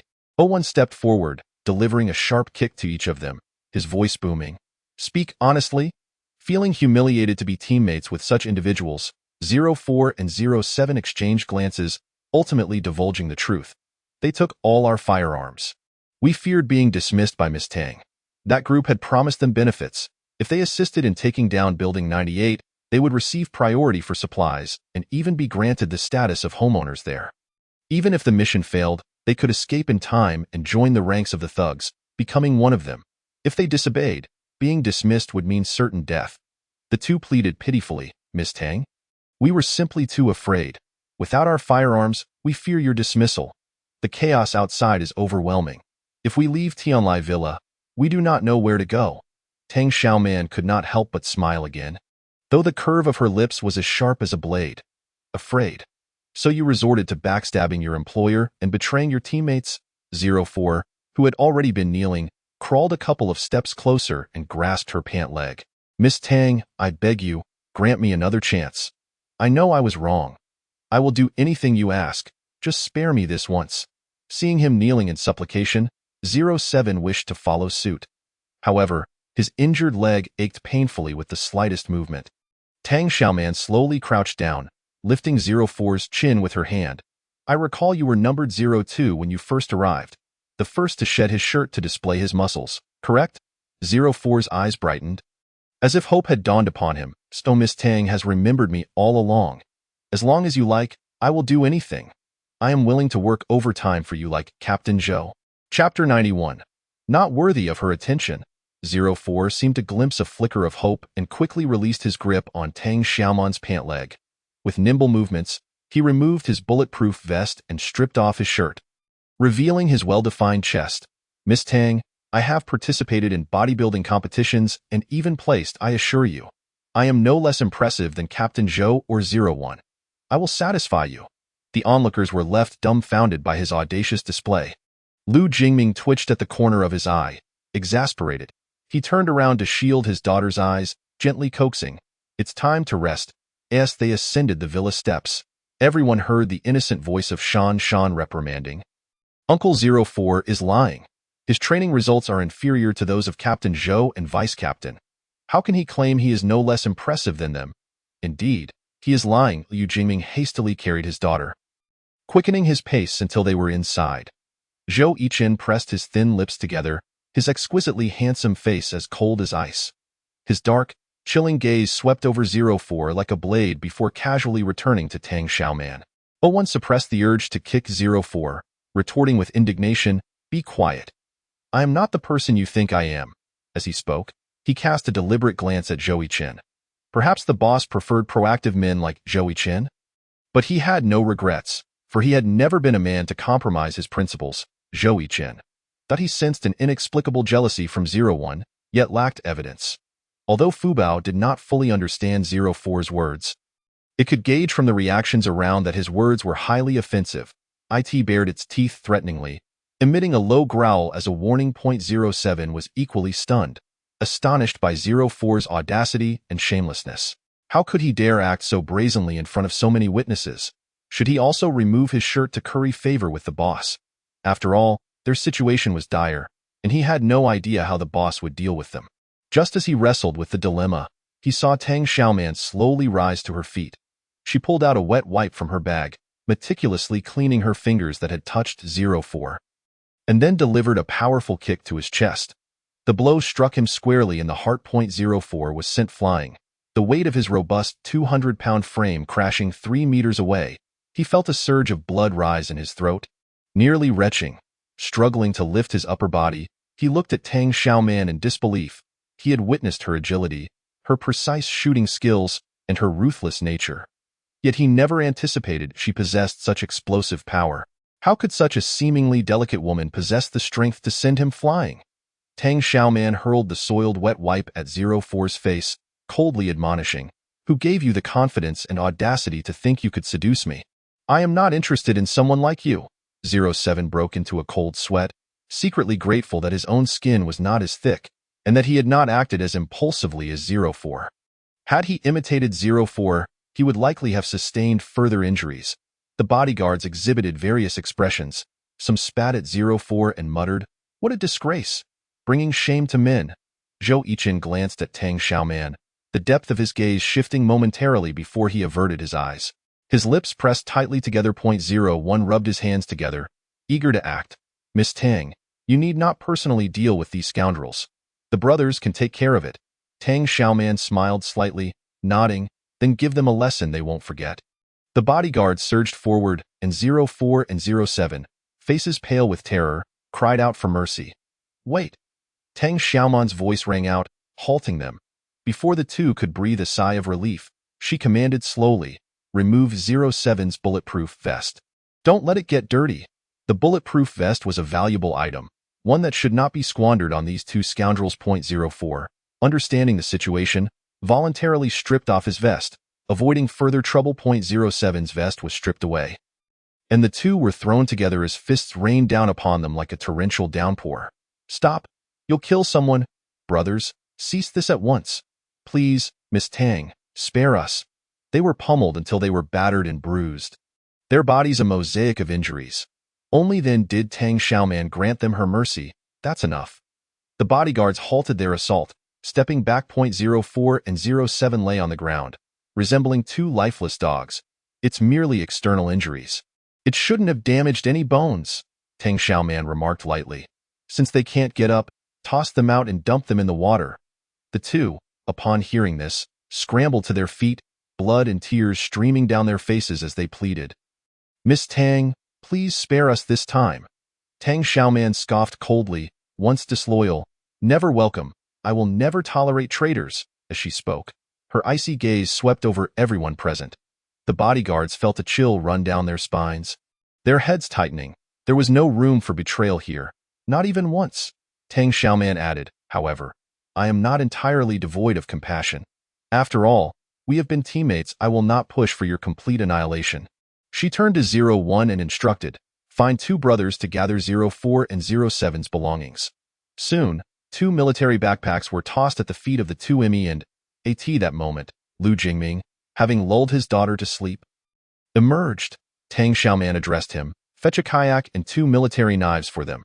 The items were thrown at their feet, and the two trembled as they picked up the short-handled military knives. Surely she wouldn't force them to take their own lives in apology. Tang Xiaoman fixed her gaze on them, warning clearly, "I grant you both a chance at survival. You have supplies, weapons, and a kayak. As two grown men, you can find a way out. Get out of Tianlai Villa, and do not let me see you again." This opportunity for survival is granted due to the camaraderie shared among the brothers. Should you continue your treachery, lingering at Tianlai Villa to create havoc, or even turn against us to join the thugs, our next encounter will mark your end. Now, be gone. Immediately. Chapter 92. Do not open the door. Old Master Ho announced a shocking piece of news in the group chat. A traitor had surfaced within the security team. That Deputy Captain Zhou had colluded with the thugs from Building 101. They not only conspired to murder the newly appointed captain, but also killed many security personnel and bodyguards. Almost the entire team participating in the operation tonight had been wiped out, with the survivors defecting to the thug organization. This news struck like a thunderbolt, leaving all the owners in a state of shock. They had initially believed the operation to be almost guaranteed, with over 400 men easily taking down Building 101. But the outcome was utter annihilation. At this moment, the owner of Building 19 tagged the owner of Building 6. "Is Gu Xiao from Villa 6 around? I recall Captain Zhou is your relative. You were the one who introduced him to Tianlai Villa as the security captain." This comment sparked another wave of uproar. Even the esteemed Elder Hua has formally pressured Gu Hang to clarify his stance, inquiring whether he is indeed aware of the situation at hand, and he added with a significant tone, "If no one is secretly assisting tonight's operation, Deputy Captain Zhou may not possess such remarkable capabilities. Nor could he possibly keep everything under wraps." This remark jolted the crowd into realization. The owners grasped the implication. A chilling fear crept down their spines. Indeed, with so many security personnel and bodyguards, How could an entire force be silently eradicated? Deputy Captain Zhou lacks such prowess. There must surely be someone covertly aiding him. Perhaps this individual is the true mastermind behind it all. Perhaps all the ruffians in Villa 101 were instigated and directed by this person. Otherwise, how could such audacity arise to challenge the entire Tianlai Manor? Young Master Gu, you must speak up and clarify the situation. Despite the clamor of the crowd, Gu Heng remained eerily silent, as if struck dumb. Elder Hua continued to announce a succession of grim tidings in the group. Buildings 36, 100, and 102 have fallen. Buildings 7, 8, 9, and 10 have succumbed. Panic ensued, with everyone hastily demanding to know what was transpiring. Elder Hua warned, beware. They have deceived the bodyguards of each household into opening the doors, allowing the marauders to surge in. The owners were caught off guard, overwhelmed by sheer numbers and thus overtaken. Do not open the door at any cost. Whatever you hear, do not open the door. Trust no one. The owners gasped in shock, just as they heard the sound of their own gates being knocked upon. The night was deep, and the demons were at their door. 04 and 07 stumbled out of Building 98, laden with bags and a kayak in tow. They should have left Tianlai Manor to seek their fortunes elsewhere. Tang Xiaoman had warned them that if they chose to remain or join the ranks of the marauders, she would show no mercy upon their next encounter. Yet, their feet felt as though they were encased in lead. Refusing to budge. The world outside was dark and filthy, the victims of disaster impoverished and destitute, barely able to find a morsel to eat. They did not wish to live such a life. Nor did they want to abandon the affluence of Tianlai Manor. The two exchanged a knowing glance and, in silent agreement, turned to walk in the opposite direction. 01 stood atop the rooftop, peering through a thermal binocular scope, and reported via intercom. The two have gone to Villa 101. Upon hearing this news, Tang Xiaoman was not the least bit surprised. She sneered, they refuse a path to survival offered in goodwill and instead choose to plunge into peril. They have only themselves to blame for my ruthlessness. Her decision not to eliminate 04 and 07 stemmed from a desire to avoid her teammates perceiving her as heartless, fearing that any misstep could lead to fatal consequences. She displayed her mercy and tolerance, yet their lack of gratitude left her powerless. Since these two remained obstinately unyielding, the next encounter would surely lead to their demise. Gu Heng could not fathom why Tang Xiaoman had undergone such a drastic change in temperament, nor why her marksmanship had suddenly become so formidable. She was unerring in her aim, killing without a flicker of an eye in that moment. Gu Heng felt enveloped by her murderous aura, as if she were a female demon with countless lives claimed. The plan to assault Building 98 had failed, and the two traitorous bodyguards had been captured, likely facing dire consequences. Ahang, Su Ro urged him, giving him a firm push. Jiu Hang then remembered he was not alone. Turning in confusion, what are you thinking about? Su Ro asked, somewhat displeased, pouting her lips. I've called your name several times. What is it? Deputy Captain Zhou has sent word of good news. We successfully took down buildings 36, 100, 102, 7, 8, 9, and 10. Su Ro was delighted, yet a tinge of regret lingered, as they had failed to seize Building 98. She had yearned to capture Tang Xiaoman, but alas, fate had thwarted her plans. Jiu Heng steadied himself, striving to regain his spirits. Indeed, everything had gone as planned. The only regret was not taking Building 98. He had not anticipated Tang Xiaoman's combat prowess, nor that of the male bodyguard who constantly shadowed her, whose marksmanship was exceptional, and who could even change magazines with one hand. With these two formidable adversaries in his path, even if the iron gate of Building 98 had swung open, his men had been unable to breach its defenses. Throughout the entire combat, Gu Heng had concealed himself in the shadows, not daring to utter a word or reveal himself.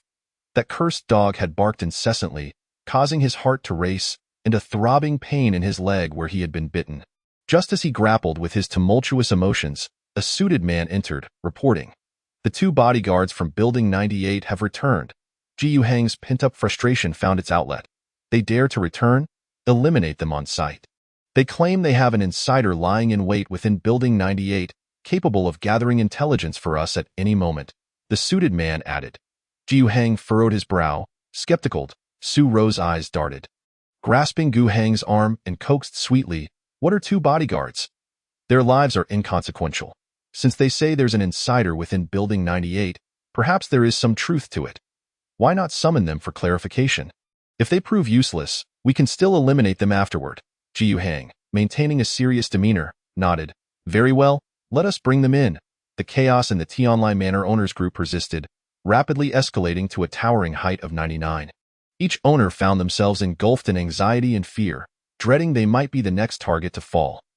Elder Hua decisively expelled the owners of the fallen villas from the group, not out of cruelty, but to prevent the marauders from eavesdropping on their discussions or deliberately sowing discord. He solemnly confronted Gu Hang. Young Master Gu, if you remain silent, it will seem you harbor a guilty conscience. Do not blame me for expelling you.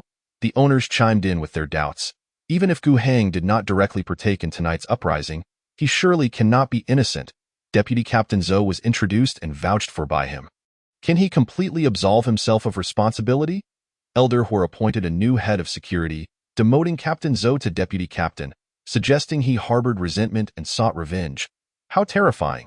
How can such a sinister and malicious person exist? Regardless of what Elder Hua and the owners voiced, Gu Hang remained mute, as though rendered lifeless. Just as Elder Hua prepared to expel him, Gu Hang suddenly sprang to life. What are you all clamoring about? Still living in the past? Let me tell you, the societal rules have changed. The one with greater strength holds the power. Only the one with the harder fist has a voice. My ability to command those marauders proves my competence. Out of neighborly goodwill, I do not wish to be ruthless. Whoever is willing to obey my commands and follow my lead, I shall spare you and not seize your resources, allowing us to remain good neighbors. But those who dare to oppose me when my men invade, do not blame me for my ruthless heart and lack of sentiment. Elder Hua, I lay this out plainly. You had better tread carefully and not force me to sever ties. Otherwise, I shall take it upon myself to send your beloved grandson to his end prematurely. Tang Xiaoman closely monitored the messages in the owners group, realizing that tonight's upheaval was inextricably linked to Gu Hang. Could it be that he participated in or even orchestrated this rebellion? Even the thugs from Villa 101 were likely instigated and directed by him. Otherwise, such a disorganized mob could not have coalesced into such a formidable force in such a short time. At that moment, the visual doorbell of Building 98 chimed once more, revealing the battered and terrified face of 06 on the screen. He incessantly pressed the doorbell, his voice hoarse as he cried, "Open the door, I'm back." Chapter 93. This night is more suited for a woman like Tang Xiaoman. The hour was late, and none felt the slightest inclination to sleep. They congregated in the grand dining hall on the first floor, closely watching the unfolding situation. This restless night was not theirs alone. It would be a sleepless night for everyone within Tianlai Manor. The sudden return of 06 shattered the silence of Building 98. Having experienced the betrayal of 04 and 07, the others regarded 06 with suspicion and caution. Lu Jingming inquired of Tang Xiaoman, "Should we let him in?" After a brief moment of contemplation, Tang Xiaoman made her decision. Let him in. She feared not the betrayal of 06, for she had her means of dealing with him. Her concern was that if he remained outside and met his demise for no reason, it would be a disservice to her teammates. Thanks to Elder Hua's timely warnings, each household secured their doors and windows. The men and bodyguards armed with firearms ascended to the rooftop, prepared to shoot down anyone who dared to attack. With this, the Marauders' assault plan faced significant obstacles. After all, every household in Tianlai Manor was affluent, with bodyguards and dogs and ample ammunition. Overpowering them was no easy feat after suffering losses of over a dozen men. The Marauders temporarily halted their offense. Ji Yuheng shifted his attack strategy, issuing orders. Do not concern yourselves with them for now. Everyone regroup. Tonight we shall seize the Jinzun Wanxiang City and the Greenfield Organic Farm. Though the floodwaters had receded, a few meters still lay submerged. Food remained scarce, electricity was down, and transportation was disrupted. All order remained in chaos, with no enterprises or companies operating normally. The wealthy residents of Tianlai Manor thrived amid the calamity, largely due to the self-operated businesses of Jinzun Wanxiang City and the Greenfield Organic Farm. Once he captured these two enterprises, he would possess a vast supply of resources. At that point, he could recruit more laborers to serve him, perhaps even becoming the lord of the temporary city. Deputy Captain Zhou approached, saying, "The Spotted Tiger and his crew are still at Building 36. Seeking revenge." This Spotted Tiger was the leader of the Marauders from Villa 101. a bodyguard dismissed by the owners of Building 36. Yu Chung pledged to assist in taking down Building 36 for the sake of revenge, thereby enlisting Hua Banhu to serve him. Captain Zhou was originally one of Gu Cheng's men, and under his strategic planning, today's operation achieved resounding success. They subdued the bodyguards dispatched from Building 36, deceiving them into opening the doors, which allowed for a forceful entry. Hua Banhu, harboring a deep-seated grudge against his former employer, would naturally not let this opportunity for vengeance slip by. Yu Chung waved his hand dismissively. Let it be. This is a perfect chance for my people to seize control of Jin Zunwan Xiangcheng and Lu Yi Tianran Organic Farm, sparing Hua Banhu from claiming a share later. All resources shall belong to me, and I will dictate the distribution henceforth. He then instructed Captain Zhou in a low voice to ensure that the events were captured on film, an act of deterrence. It was already past midnight, and Su Ro, delicate and frail,